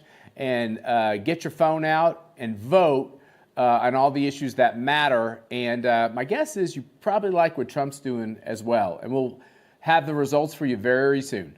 I actually started quite a while ago in CPAC, and I enjoyed it so much that I came back for a second one, then a third, then I said, what the hell, let's run for president. Matt said, it's like 5 years ago, 6 years ago. He says, you should run for politics. He's the one, he said, you should run for the presidency of the United States. It is my honor to introduce to CPAC 2017 our president, Donald Trump. First of all, I want to thank Matt Schlapp and his very, very incredible wife and boss, Mercedes, who have been fantastic friends and supporters, and so great when I watch them on television defending me. Nobody has a chance. I love this place. Love you people. You never stop fighting for America, and I will never, ever stop fighting for you. We know that there are still more records to be shattered, new summits to be scaled, more triumphs to be realized, and more amazing history just waiting to be written. The American adventure has only just begun. God bless America, and we will see you next year. Thank you very much. You never stop fighting for America, and I will never, ever stop fighting for you. Everything they said about him has been wrong. I don't know how he does it. It has always been a battle against Donald Trump. Puts a very bright light on the two-tiered system of justice that only seems to go after President Trump. The reason why we want him as president is because he's not stuck in this kind of bureaucratic machination. He was very clear. If you hit your target, you were golden, and you could work and work and work and do a great job. He's a very inquisitive person who loves to talk about the economy. Trump does the same thing in a different medium. He's talking directly to the American people. That's why Trump is transformational, because he kind of came outside the Republican Party. He's a great closer. He understands what the most important issues are to voters. Not only is America a great country, but that we Americans are good people. Donald Trump stands for everything that's good, everything that we need, what needs to be changed in our society today. Think about that Trump supporter that was demonized, that was taken down, that was criticized, that was targeted. Think about that person out there. That is the one. They are winning tonight. The American people, they've spoken up tonight. We just lived through history. We're never going to see anything like this ever again.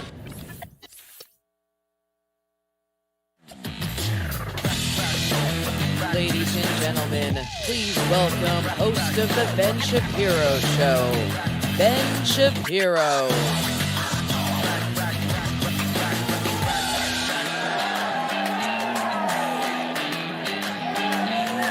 Hey guys, how's it going? Hey, how are you? How's it going, guys? How are y'all? Well, folks, you know, I'm not famous for being a particularly optimistic sort. If you've ever listened to my show, I'd say morosity, depression, that might be a feeling that's come over you once in a while listening to my show where I describe what's going on in the country. But I can safely say I've never felt more optimistic about the United States than I do right now. And that is thanks to President Donald J. Trump.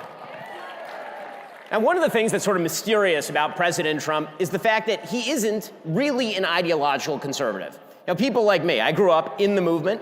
I grew up reading Thomas Sowell and Friedrich Hayek and reading Russell Kirk. I don't think President Trump has ever sat around reading those people. I don't think he sits around at night and browses Edmund Burke or anything. And so the question is, why is it that this man, who is not truly an ideological conservative, is the most successful conservative president of my lifetime, bar none? It's a real question. And I think to understand that, the thing that we need to understand about President Trump is that more than anything else, and in this era, needed more than anything else, President Trump lives in the world of reality. President Trump has been slandered by the media as somebody who creates fictions of his own and sort of lives within those fictions and says a lot of words that don't always match up with the truth and all that kind of stuff. The reality is that President Trump, in his gut, lives in the real world. Which is why President Trump wins so often, because if you are going to win, you have to acknowledge reality, because reality always wins. And this is what makes President Trump conservative. Conservatism lines up really, really well with reality. The reason that President Trump won the last election cycle is because the Democratic Party, the left, completely disconnected themselves from reality in every possible way. They ran screaming with their hair on fire, their blue hair on fire, away from reality. President Trump embraces reality with both arms. When it comes to the world of economics, for example, President Trump only cares about success. He cares about economic dynamism. He cares about American businesses being able to build and succeed. And he understands that in order for all those things to happen, you have to free American business from the shackle of regulation and government. That you have to allow businesses to innovate. That you have to allow people to rise and fall on their own merit. Meritocracy has to be valued more than, say, identity politics and DEI. President Trump knows that in his guts because he's a business person. President Trump has had to make payroll, Unlike literally every leader of the Democratic Party over the course of my lifetime, he is not a career politician, which means he's always been answerable to reality. And that means that when he unleashes another businessman, Elon Musk, inside the government and says, go in there with a meat axe and start taking out programs, that is what a businessman would do. If you came into a business as a business person and it was rife with waste, fraud, and abuse, you wouldn't sit around and run a commission on it. You would start firing people. You would go in and you start making changes. You'd start breaking things and moving quickly, and President Trump is doing precisely that. You can see business optimism in the country is skyrocketing specifically because of that. Meanwhile, the Democrats don't know what to do because their cherished blue pipeline, which is what the federal government is, it is a permanent payment program for the left, the federal government. They have permanent institutions that exist outside the government. They take literally trillions of your taxpayer dollars, and then they funnel all that money out to their political allies inside and outside the government. And Donald Trump came in and he broke the pipeline. Why? Because he lives in the world of reality. When we're talking about foreign policy, President Trump lives in the world of reality. When President Trump looks at the situation in Ukraine, he doesn't say, well, you know what, we're not going to set an endpoint. We're not really going to set a goal. We're just going to wing it. We're just going to go along with this for years. He says, listen, here's the reality. The reality is that there is a grinding trench warfare situation in Ukraine. There is very little shot that Ukraine is going to be able to win back Donbass and Crimea.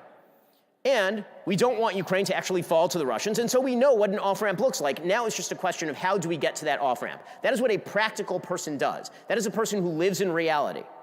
That's not a person who wants to speak airy-fairy nonsense and nostrums about democracy and tyranny. All that stuff sounds nice, but does it get the job done is the question that President Trump is always asking. Does it get the job done? When it comes to the Middle East, President Trump has completely broken the mold.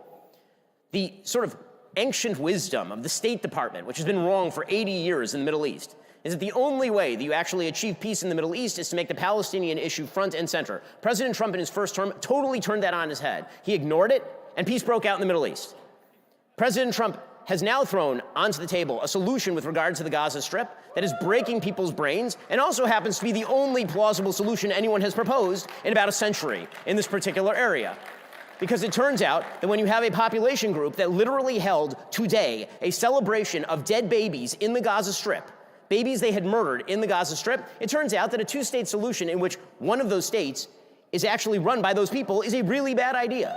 And President Trump knows that, and he says it, because he lives in the world of reality. And this is how you chalk up victories.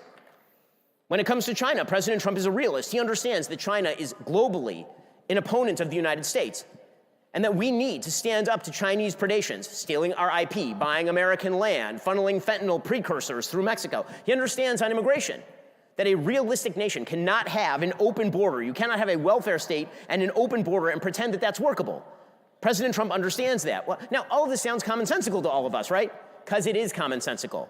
But in Washington, D.C., commonsensical is not the way things have been run.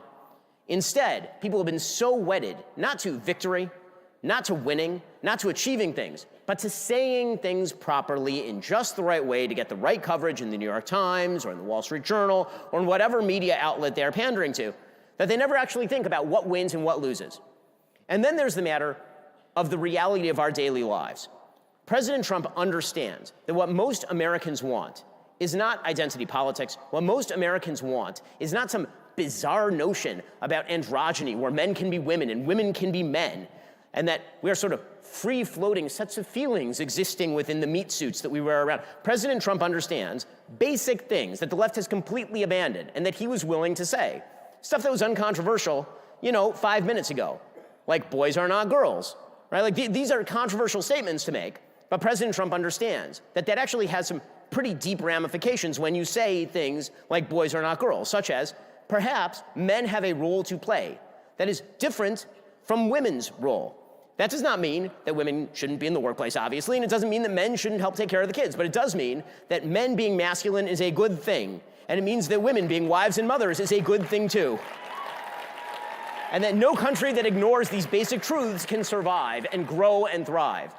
President Trump acknowledges and knows that the things that most Americans want, whether they are Hispanics living down on the border of Texas or whether they're white Americans living up on the border of Canada, those things are basically the same. They want to be able to live in safety, free of crime, with prosperity, being able to hold down a job in a growing, innovative, dynamic economy. They want to be able to go to their church and worship God and share that with their community without the government getting in their way. These are all things that, again, sound so easy. They sound so easy. But the way that President Trump measures whether a thing is true or not is whether it works. And that is why he has been so unbelievably successful. Now, when it comes to us, what can we do? This does say something to the rest of us. I think that I talk for a living, right, which is a really fun way to make a living. But the reality is that people come to me all the time and say, how do I make a difference in politics? And obviously there are things that we all can do, right? I spent the last election cycle campaigning with a variety of Senate candidates and with President Trump. I went out and I did things, but the things that most of us can do, aside from all the normal political fighting that Steve was talking about earlier, which is really important, the thing that is most important is to live a reality-based life, to be a model to our children, to be a model to our community, to build the social fabric that actually makes this country work, to create the businesses that make the country function, to engage in everyday common virtue. Because the truth is, the country is not just built by President Trump. We love President Trump. He's doing an amazing job. He should continue to be healthy and well and continue to succeed day in and day out. We're all praying for him. Okay, but the country also runs because of the people who are doing the everyday things, whose names we don't know, right? You, people I know, all the people out there who are just living with their families and bringing up their kids in the correct fashion in a country that is growing and thriving, building those building blocks, taking those building blocks and actually making the country work on a day-to-day level. President Trump is clearing the field for you. He's clearing the field for me, right? The Republicans, I hope, are going to do that. But then it's our job to actually build. And that's what we should be focused on, not just on politics over the next 4 years or 8 years or 20 years. We should be focused on the building because that project, that's the project that never ends. The political fight will always be there. There's no such thing as permanent victory. There will be losses in the future. But the one thing that we can do every single day is continue to build. And thank God, President Trump, the reason I'm optimistic, President Trump has brought us back to a world of reality where that building is possible and we should all build together. Thank you so much. And now, thank you, I appreciate it. Thank you. And now, I want to take the opportunity to welcome out my buddies from the Daily Wire for an episode of Backstage Live.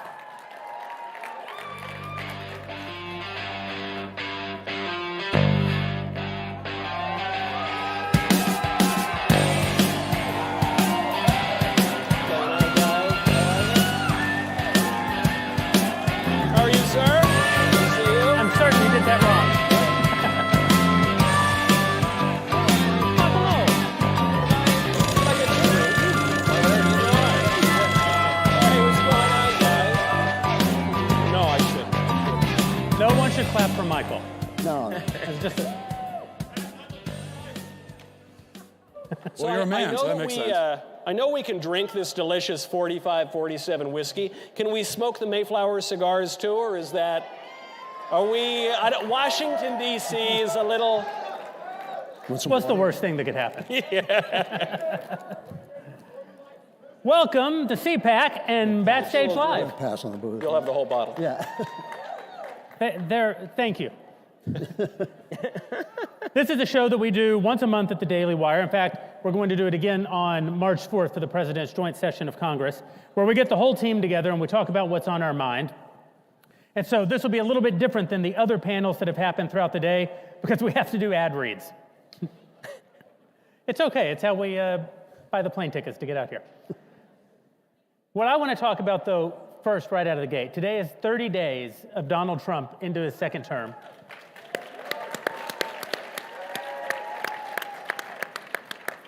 Which means even if you don't like Donald Trump, you're 30 days closer to being the end of Donald Trump. The Democrats must be thrilled. I don't know if they are. I want to talk about all the amazing things that have happened in this first 30 days. One of the most dynamic and energetic beginnings of any presidency, certainly in my lifetime. And since we got all of our pals here at CPAC, let's just talk about how great it's been. Michael. My favorite thing, this is very difficult, because I loved when President Trump, Napoleon posted on Twitter and through social. I thought that was great. Loved that. I loved when JD Vance gave lectures on Thomistic philosophy to that CBS News lady on television. That was great. But my favorite thing, I think, my actual favorite initiative for the first 30 days has got to be the presidential pardons. I felt politically it was very important for the J6 pardons to go through, but my favorite pardons, though, my absolute favorite, the pro-lifers who were unjustly imprisoned by Joe Biden and the Democrats. They are American heroes. I ran into one of them outside, John Hinshaw. He might be in this room right now. These are American heroes. These are deeply virtuous people. They were trampled on by their government, and Donald Trump rectified a major, major wrong. He deserves a lot of credit for it. You know, if I were to say my favorite thing from Trump's term, number two, I'll get to number one, but number two. You only get one. Well, I got to. My runner-up is Trump at least talking about potentially taking back control of the Panama Canal. That's a little bit of a deep cut, but I think that's an important thing. That's good. And Greenland too. Maybe we're taking Canada. We'll see. We got to get rid of move the Canadians somewhere else, because we don't want the Canadians, but we want Canada. We want the land, not so much the people on it. We'll move them to reservations up in the Arctic, and they'll be quite happy. But my actual favorite thing is what I think is basically the end of the trans agenda of gender ideology in this country. Yeah. This is. The fight continues because the people that advocate for this butchery and this insanity aren't just going to go away. They're going to find a way to continue victimizing kids, and so the fight will continue in that way. But look, we've got with Donald Trump in just a few weeks, we have banning men from women's sports. We have putting an end to child castration in the hospitals, defining sex as man and woman, and I think that. The legal stuff is really important, but just the bully pulpit, having a person in a position of authority who's willing to say the obvious thing, which is that men are men and women are women, which, by the way, is something that everyone has always known. Every single person in the world has always known that. But for a period of time, a lot of people were afraid to say what they knew to be true because and thanks to Donald Trump, thanks to a lot of people that have been in the fight. But what they needed was someone in a position of power like Donald Trump to say this obvious true thing. And so I think it's the beginning of the end of gender ideology in this country. Andrew Klavan, you have opinions? Yeah, by far my favorite thing about the Trump administration has been the absolute decimation and destruction of the mainstream media. It has been like that scene in Game of Thrones where the woman has to walk naked through the streets while people shout shame and throw rotten vegetables at her. Except it's been better because it's been the mainstream media walking naked through the streets. And they've just been reduced, and I knew this the moment— No one wants to see that, Drew. the moment the results of the election came in, this kind of blanket of peace passed over me because I realized what had happened, that we'd beaten them. And that was death, Drew. That may be death, yeah. But it couldn't have happened without Trump. It couldn't have happened without Trump. But it couldn't have happened without us, too, and all the Joe Rogans and all the podcasters and all the small media that grew up suddenly and exposed them for what they were. And the benefits, the side benefits of this, is it has put a little tiny bit of steel in the Republican Party. These guys, like this much. This place that we're in right now is surrounded by media like this steel bubble, I should call it. And they think when the New York Times says something, it's the people talking. They think, oh my gosh, it's in the New York Times, my career will be destroyed. And now they realize it's in the New York Times, a bird is going to crap on it, and no one's going to remember what anybody said. So far, I've enjoyed this panel very much because we're living up to our sort of reputation at the Daily Wire. Your favorite thing about Trump is us. Yeah. And your favorite thing about Trump is your movie. Yeah. And Michael's just here for the booze. That's true. And the cigars. And the Mayflower cigars. Delicious Mayflower cigars. Ben, the best thing about the first 30? So by far the best thing that has happened during the first 30 days was that exchange that he had with the Afghan lady reporter, which is one of the great moments in all of media history. And if you haven't seen it, folks, you absolutely should Google it, because it is legitimately one of the funniest things that has ever happened in the history of the media. There's a reporter from Afghanistan who asked President Trump a question in a very thick accent, and he had no idea what she was saying. And he said, "Your voice, it's so beautiful, so melodious. I don't understand a word you're saying. God bless and live long, live in peace." And it's like, wow, he went like full Spock at the end. Like, it was great. So that was great, just as a moment. And there have been many such wonderful moments, including I Don't Care, Margaret, right, from the vice president. And there are a bunch of like great memeable moments. And of course, Elon is a walking meme, as you've seen. But in terms of actual policy, I think the most important thing that President Trump has done is he has exposed the reality, which is that the amount of power that has aggregated in the executive branch over the course of time is extraordinary. And it is at the behest of the President of the United States. So for two reasons, this is really important. One, because the Democratic Party established over the course of the last 100-odd years, really since Woodrow Wilson, that the executive branch was going to be the predominant branch of American government, and all power was going to be centralized in it, spending power, regulatory power, all of it. And then they basically said, and Republicans can't touch it. When we run it, we'll run it, and we'll put permanent employees in place so that when you run it, you don't run it. And President Trump came in, and he said, no. You've given all this power to the executive branch. Guess what? Guess who's the president now? It's me. And long live the king. And he literally put out an executive order saying, like yesterday, all of you people work for me. And here's your reminder. The executive branch is a branch of government. There is no fourth branch of government that is an unelected bureaucracy. And thus, you work for my agenda. And this is great for a couple of reasons. One, because it means that he's going to be actually able to clean out so much of the rot inside these institutions, and that's what Doge is in large part. But second, I think it sets up the predicate for if there is going to be a useful constitutional fight, which I kind of like, then let that fight be about the prerogatives of Congress.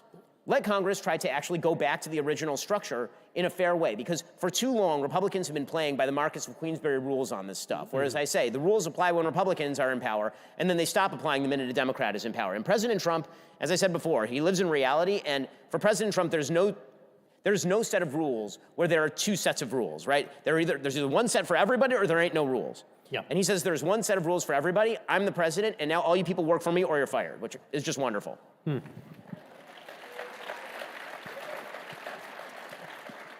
I have to say my favorite thing about the presidency so far is just the sheer chaotic disruption that Donald Trump represents. Everything from saying, that he's going to build Trumpistan in the Middle East. Maragaza. Maragaza, yeah. Gazalago. It's a work in progress. I love it because what it says is the way you guys have been thinking about this for the entire lifetime of every person involved in international politics is wrong.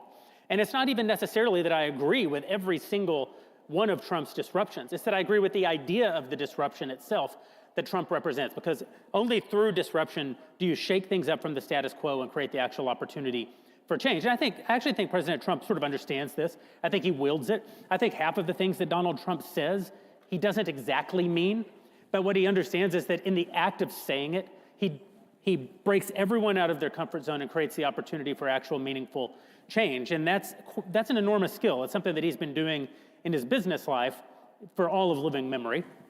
Donald Trump's very old, not as old as Andrew Clayton, but he's not a young man. And he's very successfully done this. He keeps people from being able to get to complacency, keeps people from believing that just because something has been the way means that it must continue to be the way. And you see it particularly, I think, in places like Doge. I think Elon Musk is the greatest living American. I think that we should clap for Elon Musk. He's probably still here. He's probably still here, and any one of us at any moment could be the recipient of one of his children. So it's like it's a really important thing to say on Elon's good side. I think Elon's the greatest living American. I think that Elon is one of the only people in the world actively trying to build a future. I think that for too long, the left has been the only ideological movement in the country who believes that there will be a future, and the future that they believe in is one that does not include us. And for too long, people on the right have sort of given up on the idea of a future. We've become a little bit black-pilled, a little bit nihilistic, a little bit conspiratorial and afraid that tomorrow must be worse than today, and which is worse than yesterday. Elon doesn't subscribe to that at all. He not only believes that America's best days are ahead of it, he's actively working to make that happen. And that is what you want in the government.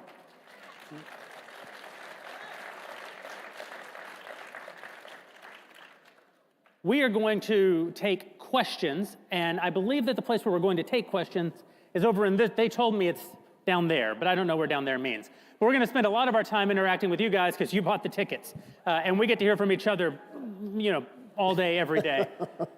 I could have told you all of their answers. I know what they wanted in the green room. Only green M&Ms for Ben. Classic. All the other M&Ms for Michael. He's not very discriminating. No. We're going to take a lot of questions from you. But first, Ben Shapiro. Well, folks, let's talk about how you stay healthy. Okay, because let's be real about this. You need to stay healthy. And if you wish to stay healthy, Balance of Nature fruits and veggies will make it happen for you. There's never been a more convenient dietary supplement to ensure you get a wide variety of fruits and veggies daily. Imagine trying to eat 31 different fruits and veggies every day. That sounds horrible. It sounds like torture. It sounds like a year in jail with Nancy Pelosi.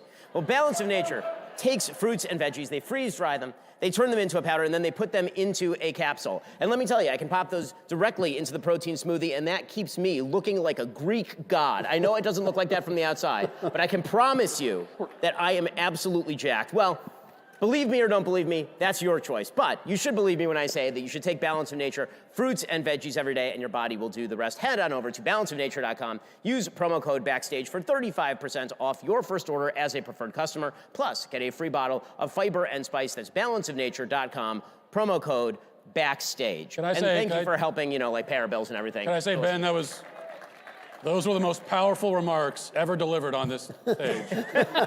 Wow. About Balance of Nature. I thought it was Hey, you were really sitting compelling. next to the man who called for the eradication of transgenderism from our national polity on stage. Well, second. right Okay, now. it was second. It was second. Now eradicate ill health from your body forever.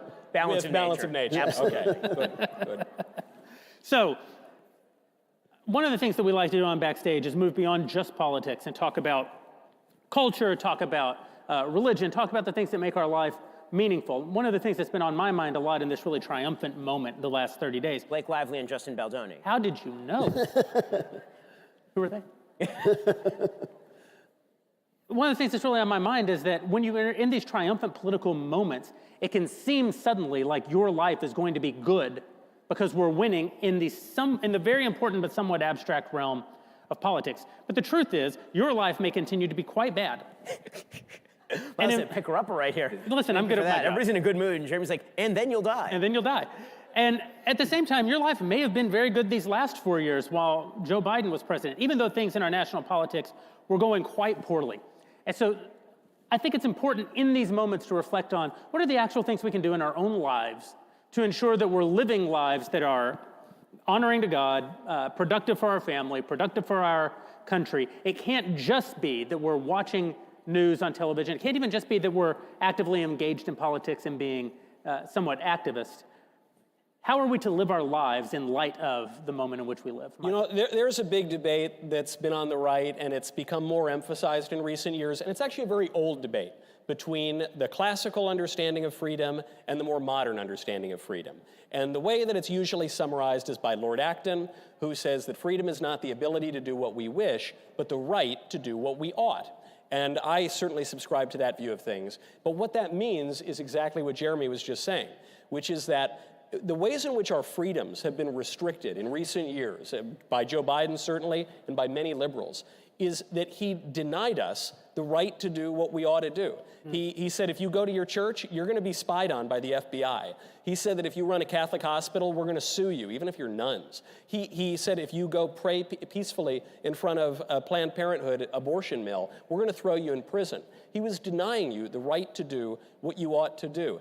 You see this in the attacks on marriage, the attacks on education, the attacks on children. We could be here all night listing these attacks on what we have a right to do.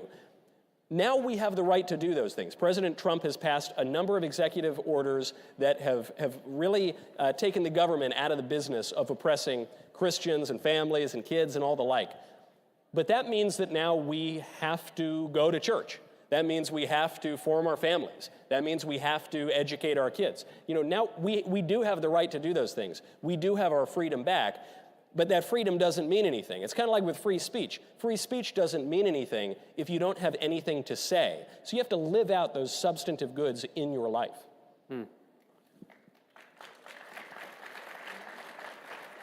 I hate it when people clap for you. I really do. True. Well, I mean, it is this kind of trick about being a conservative, is that you believe that the government should stay out of your business so you can be free. But now you're free, what are you going to do, right? Yeah, that's right. It all comes down to us. It's really not about please do this and please pass this program. It's get rid of all that stuff so I can do the things that I want to do. And the thing about Donald Trump is movements happen almost organically. They almost happen by themselves. They're like waves that come in. And I work in the arts my whole life, and you see in the arts, there'll come a moment when there's a Picasso or a Marlon Brando, somebody who changes the game, but that game was already changing. He just represents that change. And that's true of Donald Trump. Without him, it wouldn't have happened, but at the same time, he is at the head of a movement that's organically happening. And that movement has a lot to do with our old friend, Uncle God. The arguments that for hundreds of years have slowly drained the faith out of Western culture have collapsed. They've collapsed scientifically, they've collapsed morally, they've collapsed experientially. And so God is now suddenly in with the intellectual crowd, as well he should be. And I think that this is the moment for us, each of us, not all of us, but each of us, to ask ourselves, who is this God and what does he want from me? Because every single person, not just in this room, but walking on the face of the planet, knows he is not yet the person he was made to be. And I think that that's something, I don't know, I think about it every day, I pray about it every day, and I think that's something everybody should be doing because we're all here to create something. Maybe it's a family, maybe it's just a way of looking at things, maybe it's a business, maybe it's works of art, whatever it is, we're all here to make stuff. And you make stuff out of your heart, and you make stuff out of who you are, and working toward becoming who you are is something you can't do alone. You got to do it with God. And I think this is the moment for us to reconsider what that means to believe and what it means in our personal lives, and then act it out and live it out. I also think about God every day and about how you're not yet the man that you were made to be. Every day you pray about every day. And he calls me like at 3 a.m. It's like, Matt. What was the question? Ben. I mean, first of all, I'm having trouble getting over Drew calling God Uncle God. I really am. When you're as old as Drew. Wow. We've been around a long time. We've been together a long time. My goodness, it's rare that you spring a new one on me, but Uncle God was definitely a new one. So I think that one of the great dangers that conservatives face right now is that so many of our institutions have been thoroughly corrupted by the left that the temptation is to destroy all of them. And you see this in government. A huge number of institutions in government are completely broken, need to be destroyed, rebuilt from the ground up. But my problem is that I see some people, Andrew Tate, who are attempting to take social institutions and then destroy those social institutions as well. Pretend that they are meritless, that because there have been bad things that have been done to those institutions, now you throw out the baby with the bathwater, and those institutions are themselves meretricious and need to be destroyed. And the substitute morality that is offered is actually amorality. It's actually sin. And that is a deeply disturbing and disturbed point of view. The thing that we all need to do, I think, and what I hope to do in my own life, is not to make excuses. Okay, this is the biggest thing. And this to me is the essence of conservatism. Stop making excuses for your own failure. It is one thing to point to an actual wrong that is being done in the world and say that this wrong needs to be corrected, because the world is filled with wrongs and it's filled with injustices and it's filled with bad things that do need correction. It is another thing to look at your own failure and then not say, what can I fix? But instead look out there at, the institution. I can't find a girl. Thus, the institution of marriage is broken, and thus I should treat women like trash. Okay, that is a terrible way to go about your life. The answer to finding a good woman is to be a good man, right? The answer to having a good marriage is to find a good woman and engage in a good marriage. The answer to finding yourself a better church is to find yourself a better church. If you don't actually like the church that you're going to, if it's been taken over by wokies, then the answer is not, well, I guess we're done with the church is stupid, we're not doing it anymore. The answer is to either form your own or to find a more traditional instituted church that is not doing those stupid things. And I think one of the great temptations of politics is to assume that politics can solve everything. You got problems in your life, economic, spiritual, marital, and politics is gonna solve all of those problems. If only you can go after somebody out there and blame those people, well, then that gives you the license to do really whatever you want. And then the failures that spring therefrom are not your own fault. And that to me is a sin. It's a sin against yourself, it's a sin against your society, it's a sin against the God who created you, gave you free will, the ability to choose, and the skills with which to do something productive in the world. Yeah. I was in a dialogue with someone online once who was talking about how because divorce laws are punitive toward men, which is undeniably true, that marriage itself should be eradicated. And this person kept saying over and over, my wife left me, and she destroyed my relationship with my children. She took the house. She got half of my money. I didn't want a divorce. She chose to get this divorce. And he had tons of followers. He's creating tons of energy around this argument. And I said, listen, there's no question divorce laws are punitive toward men. They need to be changed. All of the incentives around marriage have become deeply inverted to the detriment of our society. These are real policy issues that need to be addressed. I said, but I do think that you're throwing the baby out with the bathwater. I mean, I'm sorry that this happened to you, that your wife left you for no reason. He said, well, I mean, she had a reason. I cheated on her. And I said, oh, well, there you go. Methinks the policy that you are actually against is the policy of you. Yeah. You're the policy of consequence, of just consequence. And that doesn't one of the mean Ten Commandments. That's the policy that he opposed. Yeah, Uncle God's policies. But it is nevertheless the case that most of what your life will be is what you make of it. There will be parts of your life that are impacted by outside forces, absolutely. And the beauty of politics is that we have the opportunity, especially in a country like this one, to do something about those policies that impede our ability to live our lives. But you know, I was backstage talking to Mike Rowe. He mentioned there are 8 million open jobs in this country right now. There are 7 million working age men who aren't just unemployed, they have removed themselves from the workforce. They're not looking for a job. They don't want a job. They feel disenfranchised because they have been disenfranchised, but they are also participating in their own disenfranchisement. And one of the things I've learned in life, one of the things I've learned in business, you know, sometimes people who've succeeded in business will tell you business is about fail, fail, fail until you make it. And that's not true. Success in business is about fail, fail, fail, fail, fail, and with a little luck, you made it along the way. It's less like getting to a destination and much more like being a batter in the major leagues. If you get a hit 3 out of 10 times in the major leagues, you will be in the Hall of Fame. There will be statues of you in your hometown. You did not get a hit 70% of the time. And it's not as though once you did get a hit, you only hit from there on out. No, it's that you missed, you got a hit, you missed, you got a hit, you missed, you got a hit, you got walked. Most of the times when you got the hit, you still didn't score. You got thrown out at second. Or the batter right behind you was the third out, and you basically got your hit and got on base for no reason whatsoever. Sometimes you score and you didn't earn it. Sometimes you pop it up, but the infield fly rule goes into effect, and no one even knows what's happening in the game anymore. I lost the analogy, but I'm sure there was... I'm with you. All that matters is that you get back up and keep batting. That's the only difference between, it's not the only difference, but it's the fundamental difference between people who make it in baseball and people who do not make it in baseball. And it is true in business, and it is true in your marriage, it's true as a parent, it's true in almost every aspect of your life.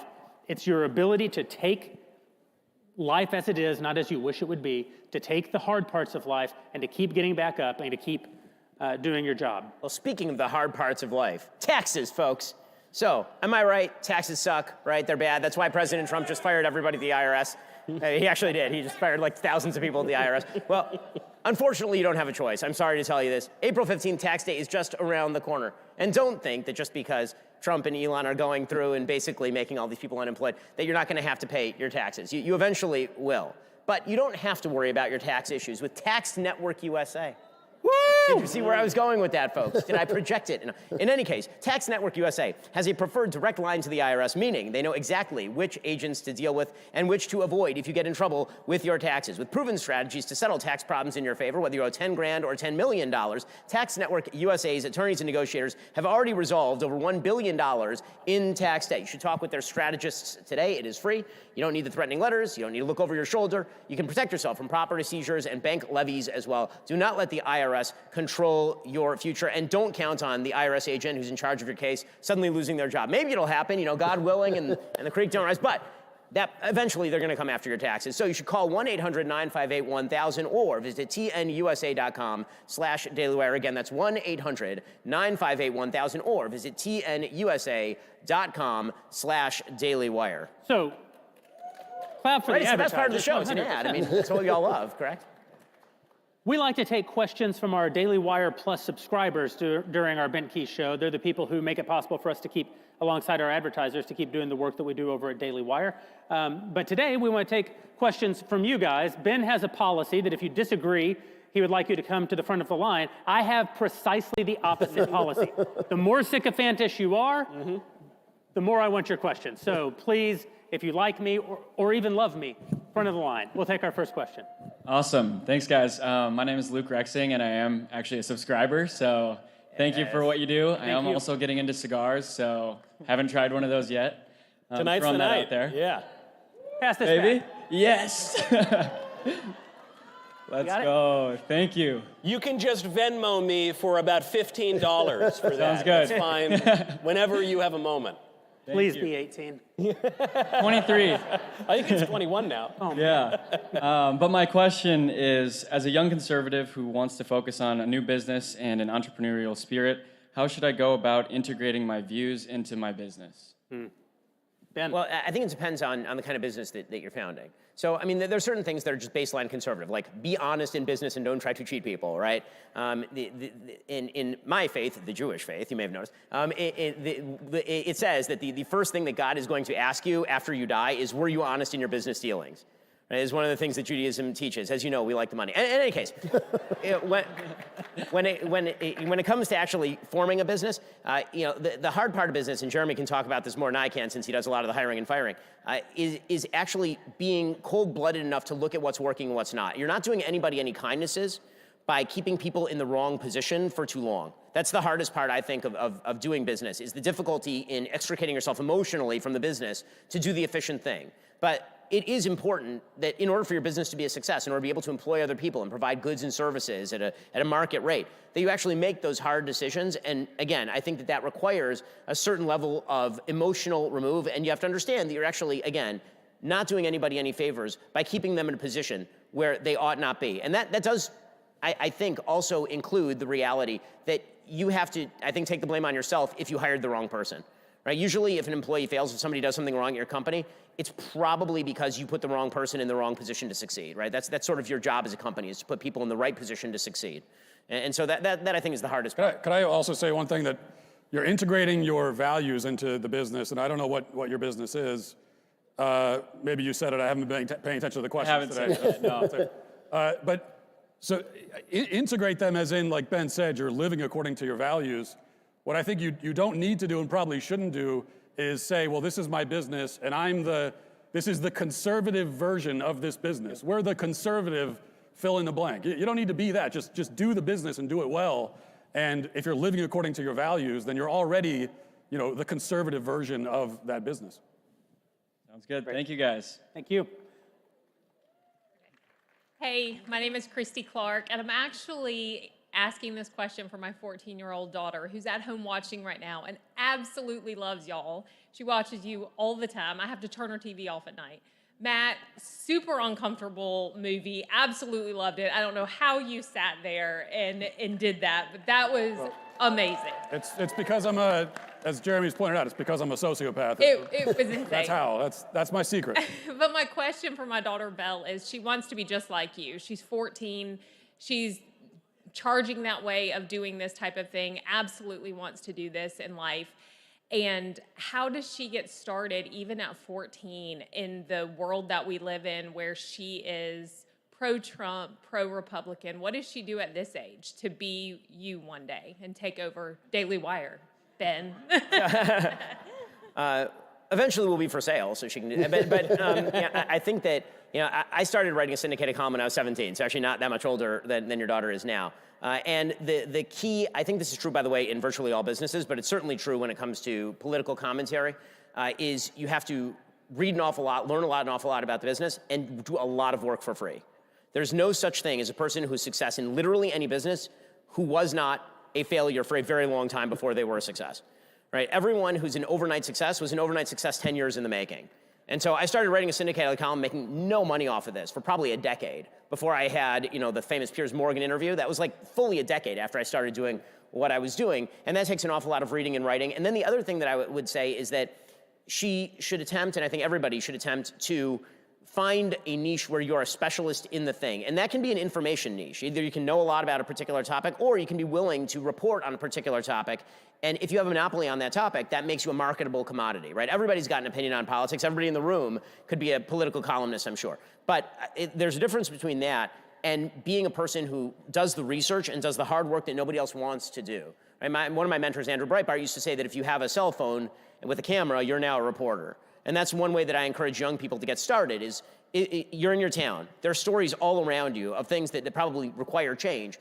Get those stories, hook up with an outlet like ours, we'll report it and we'll make that a thing. And that's a great way to get started in this particular business. One of the great advantages if you want to be successful in media is that, and we're testament to this, it requires no talent to do media at all. So if your daughter has talent, then she's already a step ahead of like 95% of the business. It might be at a disadvantage, though, if she actually has talent. That, to your point, Ben, on reading, one thing I would say, especially if your daughter's 14, which is great, love that. I was a political junkie from the age of at least 6. I was like campaigning for Bob Dole in my first grade classroom, all right? I was more excited about Bob Dole than Bob Dole was, so I'm all about it. However, now it's very easy to become famous or infamous at a young age because of social media and cameras. And she should resist that urge because you have to read like anything because no one reads anything anymore. So if you read one book, you will know much more than most people. However, if you want to have a view of politics that is solid, that is stable, that will deepen over time, of course, but that is grounded in something, you have to read like 1 billion books, and it's just not possible to do that at age 14. So I would recommend figuring out what she thinks, get the book learning, get a little practical learning. I think working on a congressional campaign is the best political education out there. I worked on campaigns as a teenager and in my 20s. It taught me a lot that you can't learn in books. And then when she's ready, I don't know, 16, 17, maybe a little later, maybe 28, 29, then she can make a big splash and she'll be ready to go and she'll have something that distinguishes her from everybody else. Hi, my name is Blake Markson. I'm a subscriber, and my question here, I'm a college student, and I'm just, throughout my education, I've questioned DEI and a lot of subjective business measures. So what I'm wondering is how you guys would challenge these viewpoints and kind of move throughout my educational process, because I'm a sophomore right now and not really liking everything that I'm doing right now. Yeah. One thing I would say is that it can be really easy to be tempted toward some sort of absolute answer on a question like this. Some people will tell you, just keep your head down, get your degree. You're paying to be there. The most important thing is not to rock the boat.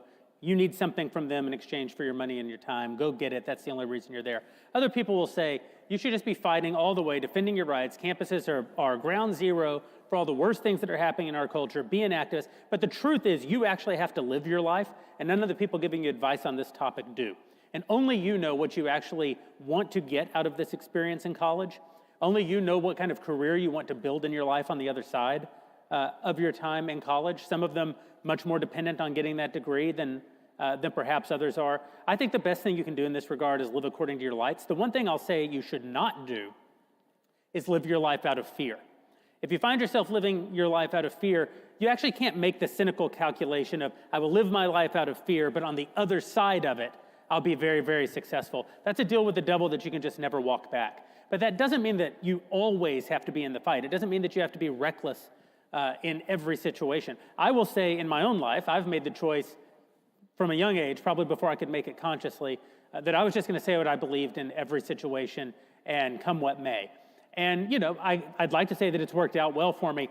I've gone through a lot of real difficulties because of that decision. I don't necessarily think that that is the most virtuous decision. I think it's the most Gen X decision, but I don't know that it's the most virtuous decision. Although it can contain virtue. Sometimes, though, it can contain hubris and recklessness and all sorts of other things. So I think that rather than looking for an absolute answer to the question, the very best thing that you can do is actually know yourself, know what you're trying to accomplish, know what fights are worth your time to be in, and go fight those fights. And if you're like me, it'll be all of them, and you'll never get a college degree and you won't make any money until you're 30, and that's fine. And if you're like Ben, you'll be writing a syndicated column at 17 and now be Ben Shapiro. I would like to add just one more thing. Don't lie. You don't have to get into every fight. You don't always have to speak up if it's not important, if it's not that big a deal. But don't let them make you lie, because some of them will hunt you down until you either have to lie or tell the truth. Oh, I totally disagree with this. You totally lie. So, no, wait. Let me finish before you.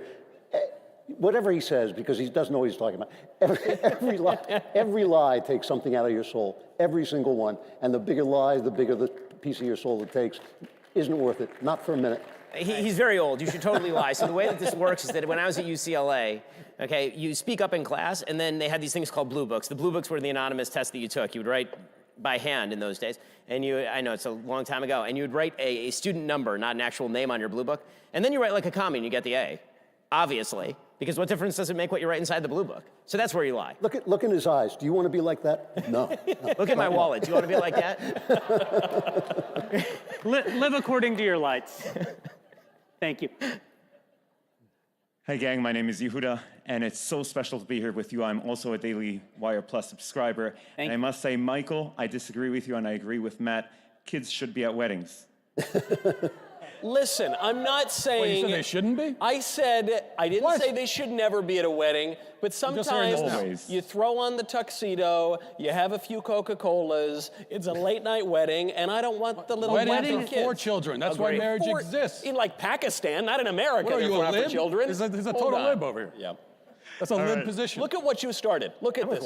On a more serious note, over the years, it's become increasingly clear that the mainstream media is acting as an arm of the Democratic Party and as anti-American factions, although I repeat myself. This has come to a crescendo during the last few election cycles, as well as during the COVID pandemic, something I witnessed personally as a medical doctor. The most recent attempt to equate free speech to Nazi-era fascism sets a new egregious level.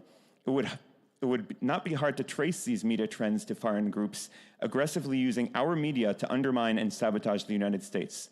With some investigation, we can easily find which parties are complicit in these efforts. My question is, should we conduct such an investigation? And furthermore, if we do, what actions should we take based on the data we find? Well, I mean, it depends if you're talking about foreign actors who are actually funding American media. So yes, I think there should absolutely be congressional investigations, presumably the House Foreign Affairs Committee, looking into funding of various enterprises and the propaganda that emerges from those enterprises. If you're talking about the Democratic Party working in cahoots with the legacy media, I'm not sure that you need an investigation with that. I think you just need retinas and a prefrontal cortex. I mean, basic logic suggests that the human centipede, that is the relationship between the Democratic Party and the media, is an ongoing bleep show. So, yeah, I don't think that requires an investigation, and I don't think it's a big scandal. I think that the truth is that the legacy media, and this is something Drew said earlier, so Drew, this is where you're right. You're wrong before, but now you're right. What Drew said earlier is right. The legacy media has absolutely destroyed itself. What this last election cycle did was expose the legacy media beyond all repair. And that was really exposed not even by COVID, which was truly terrible, or BLM, which was also truly terrible, but by Joe Biden dying on stage. When Joe Biden died on stage, in that moment, the legacy media was destroyed for all time. And I don't think that they're ever going to be able to recover it. And you can see it in the numbers. People do not trust the legacy media. It's irrecoverable. The Washington Post is never going to have a majority of Americans that believe it's trustworthy again. So I'm less worried than I've ever been about the power of the legacy media. And I've spent most of my life worrying about the legacy media. You know, Ben, you said something there. You mentioned human centipede. You were evoking images that are disgusting and obscene. And I want you to get your head out of the gutter. And I want you to get your minds on the gutters when I tell you about Leaf Network right now, okay? LeafFilter.com. Thank you so much. Good night, folks. LeafFilter.com/backstage. Does anyone here own a home? We got some homeowners here. Oh, yeah. Do other people want to own homes when the interest rates come down and anyone can afford anything again? Yes, there are many people who want to do that. You can protect your home. You can never clean out gutters again with Leaf Filter, America's #1 gutter protection system. Schedule your free inspection. Take advantage of the Spring Spectacular Sale with up to 30% off your entire purchase at leafilter.com/backstage. If you're like me, you're brimming with virility, but for whatever reason, you don't want to get up on the ladder and clean the gutters all the time, I got your solution. 30% off, LEAFfilter.com/backstage. See representative for warranty details. Can I say, bravo, bravo. It's in times like this that I'm really glad that I'm so bad at doing ad reads because I don't have to do this ad read on stage at CPAC. But spoiler alert. Hi, my name's John Hinshaw. Mr. Knowles referenced me before. I was one of the Washington pro-lifers who was sentenced to 21 months in jail, and we thank President Trump for pardoning us so that we're free and we can be here.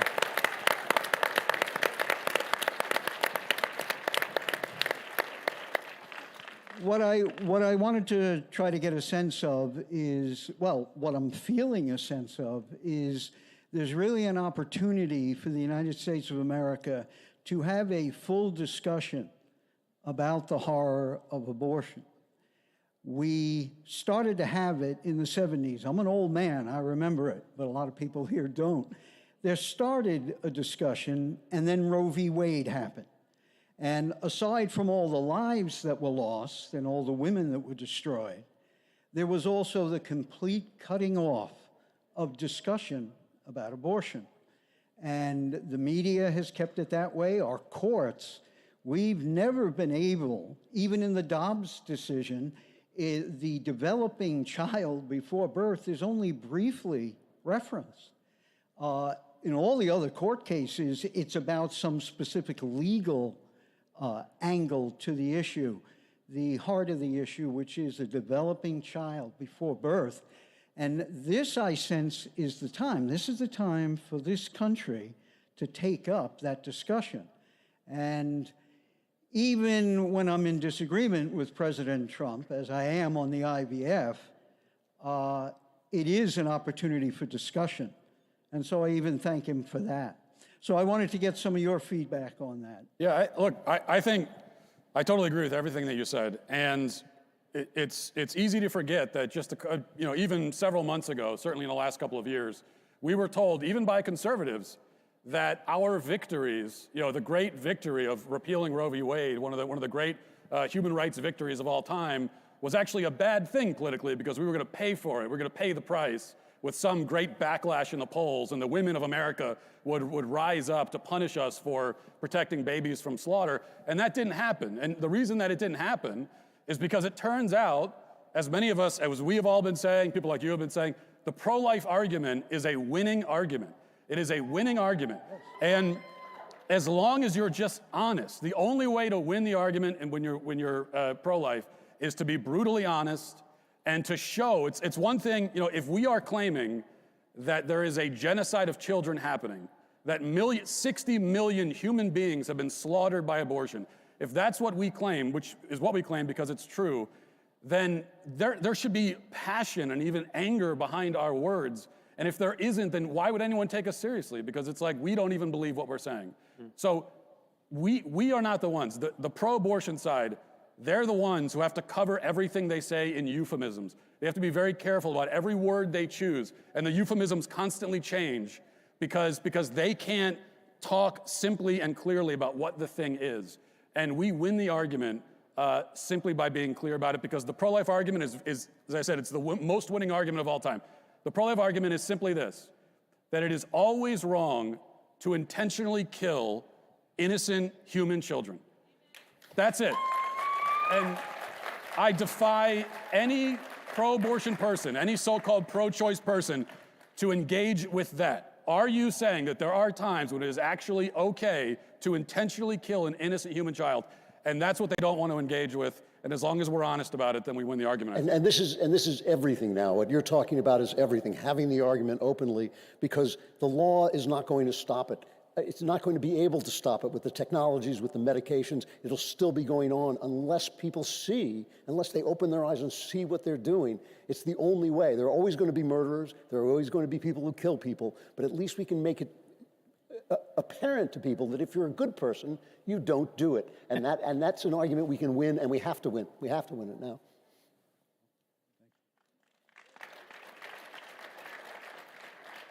Hi, my name is Erin. I'm a college student.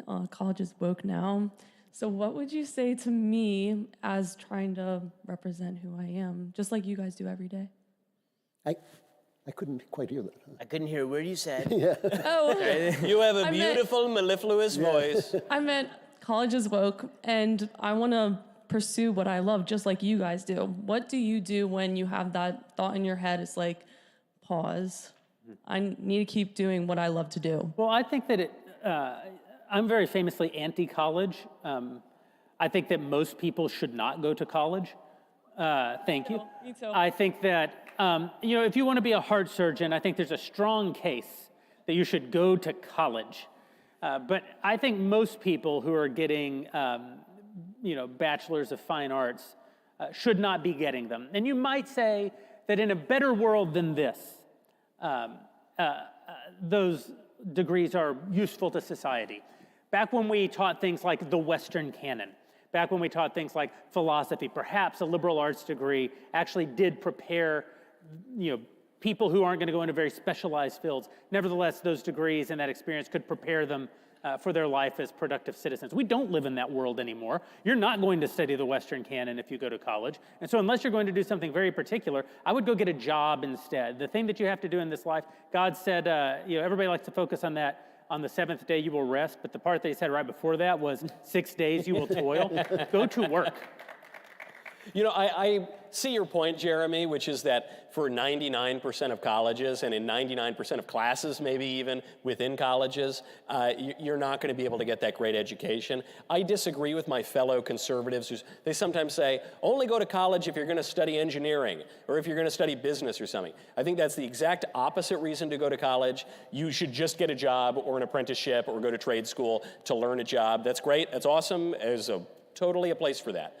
If you want to get a university education, the point of it is not instrumental or utilitarian. It's not just to make some money or something like that. The point is to get at the truth, and the way you do that is to immerse yourself in philosophy and in literature and history. You can still do that at some universities. There are good ones. I mean, there's Hillsdale, Ave Maria, Franciscan. There are a handful you can name. Even at the big brand name schools, there are at least a few professors left. And then my final point on this, if you find yourself at a woke college that doesn't have great classes, and at the very least, you can understand that every man is my teacher and I can learn something from him. One of the greatest advantages— Not for $250,000 freaking dollars. Books are free. That's true. Listen, but teachers you really do need teachers and mentors and things. I agree, $250,000, find scholarships and things like that. But all of that to say, if you're at the woke college, you're making a financially reasonable decision, you can benefit greatly from being around people who are radically leftist, because you can understand their arguments much, much better than they understand your arguments. It will give you an advantage. That is how we win back culture. It is how we make the best of our— Hold on a second, is he? Or just don't go to college. Yeah! Okay. Thank you. Next question, please. Hi, my name is Alora Van Tassel.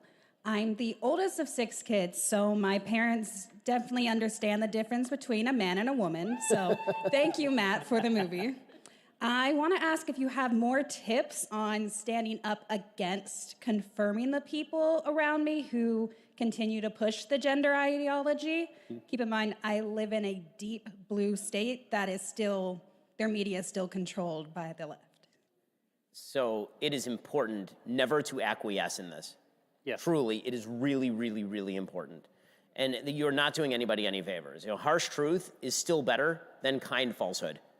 And telling somebody who is obviously suffering from a mental condition that in reality they're a member of the opposite sex is not doing them any favors at all, you wouldn't do it in any other circumstance. You would never say to an anorexic person, actually, you know what, you're totally right, you're really fat, when they're actually underweight by 40 pounds. You would never ever tell somebody who is suffering from severe depression that actually maybe you're right, maybe suicide is the proper answer, maybe you're thinking this through properly. And so the idea that you should confirm somebody in what is an unhealthy delusion is wrong. Now, is that going to make friends? No. Is that person going to necessarily want to go out to dinner with you? No, but they are going to remember in the darkness of the night that there was somebody who was telling them the truth. And that is really, really important, because if no one tells them the truth, then they're never going to understand that the other answer was always there, which is that maybe this is not a body problem, maybe this is actually a brain problem. And that requires different thinking about these issues entirely. And of course, Matt is the expert on this particular topic because not only did he make a movie, but I've heard he's a woman. But I mean, look, I think Ben covered it well. I mean, the most important thing, and also to go to Drew's point earlier about never lie. And so you don't have to go looking for confrontation. Now, we tend to be confrontational people. It's part of our job. We're kind of wired that way. And so if you are and you want to go out and look for that, then, I mean, God be with you. But you don't have to do that. And you don't have to go jumping on every grenade that you find in the room. But it's just, don't play the game. Don't acquiesce. Don't play the language games. That was the big mistake that was made culturally, even among some conservatives back several years ago, where they started playing the language game and they say, well, I just want to be polite. And once we start putting politeness over the truth, then you've already lost. And so don't do that, and you'll be fine, I think. Hello, my name is Jeremiah Gripsover, and I just wanted to ask a question on behalf of Ben Davies. Michael Knowles, why do you pretend like your show is your own show when clearly Ben Davies is the host? Wow. Wow. Fighting words. Did we just find the one Ben Davies fan at the entirety of CPAC? That is outright. Sometimes people infiltrate these events, the leftists or this kind of disreputable or, all these kind of people. And I found my least favorite infiltrator, and that is the fan of Ben Davies. Though he does run most of the show, if I'm being totally frank about it. He runs a lot of it. I also wanted to ask what your favorite, funny Trump story is. Well, my favorite what story? Funny Trump story. My favorite funny Trump story? Like a personal Trump story? Or I haven't really interacted with the man all that much. However, there was one great time when I can't say I wrote a book, but I did a book called Reasons to Vote for Democrats, a Comprehensive Guide. We have scholars in the audience, I see. That's great. A blank book, Ben Shapiro blurbed it as thorough. And anyway, I did it, we sold a bazillion copies, I ended up getting a big book deal out of it. Then I ended up on television, on cable news one morning, and the most important viewer of the Fox News morning show was watching from the White House. That was President Trump. And he endorsed the book, and it was really, really great. And people wrote about it in the newspapers. But the thing they didn't write about is he also quoted the thing that I said right beforehand. I think I was talking about his Syria policy or something. But the way he quoted it made it seem like I was the president. It was like, Michael Knowles, my administration is bombing Syria and all that. And I thought, man, this is really cool. The president is making it sound like I'm the president. That's a really gracious thing for him to do. And then he plugged the book. So from my personal standpoint, that's my favorite funny Trump story. But I don't know, there are about 10 billion others for everyone else in the room. Thank you. G'day guys, I'm Geordie from Australia with these noisy folks up the front. I'm a casual subscriber, by the way, so when Matt has a movie, I subscribe for that. A question to Michael Knowles. You offered me some whiskey just before. Do you have a spare glass up there? Mm-hmm. Okay. Of the 45, 47 whiskey? Yes, please, yeah. Yeah, do we have an extra glass? Do we have like a cannon that I could blast? I haven't had a single sip. There you go, this is your whiskey now. Thank you. I'll put it, can someone, here we are. Wow, this is great. We're giving people booze, we're giving them... Is this legal? This is certainly not legal. Yeah. I'll walk it down. That's conservatives, we're people. The libs, there you are, sir. Enjoy. I love it. This is, it's like a family, man. Did you get his ID at least? Yeah, he's like 45 or something. I mean... How many laws are we going to break during this show? Yeah. If this kid asks for cocaine, the answer is no. The answer is no. Yeah, can I get a cig? Any zins? I need someone to give me a zin, actually. Hello. Yeah, everyone's tossing. You're all fine. No, it's okay. My name is William Gripsover. I had a question for Matt or Michael. As a younger man, I was wondering what saint you try hardest to model yourself after, and as a young man, what saint did you most look up to? I'll go to the to the New Testament, and St. Paul has always been probably the saint that I've felt the most connection to. I wanted to choose that as my confirmation name, but Paul Walsh just didn't think it sounded right, so I couldn't do it. But the thing I like about St. Paul, I mean, obviously some of the most beautiful words, some of those beautiful insights ever written can be found in the Pauline epistles. But also, I guess I can feel a certain connection to the fact that Paul was, when you read the Pauline epistles, he was quite blunt in the way that he talked to people and the way that he addressed issues. And to me, it's a real rebuke of the kind of nicey nice, Mr. Rogers sort of Christianity that we've gotten fed to us, force-fed to us over the last several decades. Because then when you go, and even if you read the Gospels and you read the way that Christ dealt with hypocrites and dealt with corruption, you also find that it's quite a bit more aggressive and blunt and direct. Not mean-spirited, certainly, not hateful. There's no contempt in it. But it's calling the sin out and rebuking it directly, and which is the thing that I love about the epistles. My confirmation saint is Thomas, but I don't know which one it was, because I was a punk kid. I was 13. I became an atheist. And I don't remember if I picked Thomas because I was doubting or because I had heard vaguely of this man, Thomas Aquinas, and I heard he was a smart guy, and I thought I was smarter than I was. But it all really comes full circle because doubting Thomas, he's called doubting, but of course he says, let us go with the Lord, let us die with him. That's a great show of faith. And St. Thomas Aquinas is one of the most intelligent people ever to live and was right about everything and was certainly a lot more correct about ultimate things than some punk 13-year-old atheist who happily came out the other end. And by the way, Thomas means twin, so I think I can claim them both. At least I choose to. Thank you very much.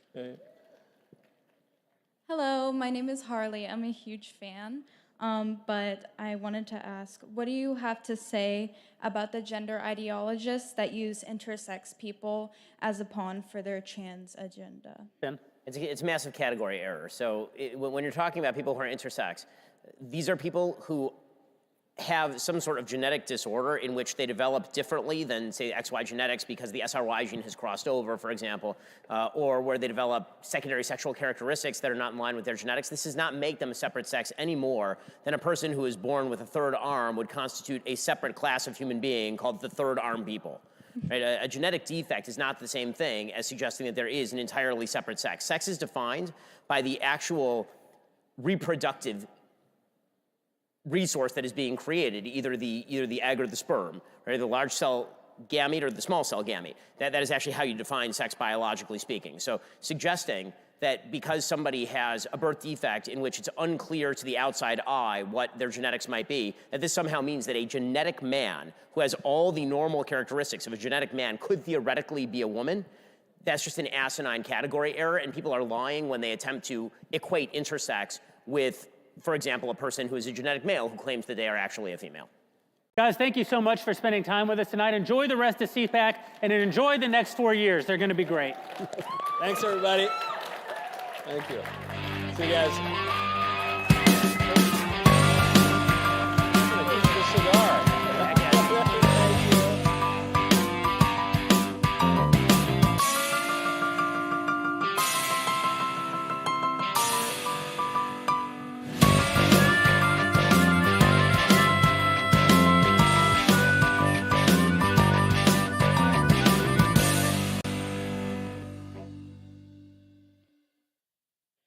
Greetings. This concludes day one of CPAC 2025. At this time, we ask that you gather your personal belongings and exit the Potomac Ballroom, so we may reset for day two of CPAC 2025. Once again, we ask that you gather your personal belongings and exit the ballroom, so we may reset for day two. See you in the morning.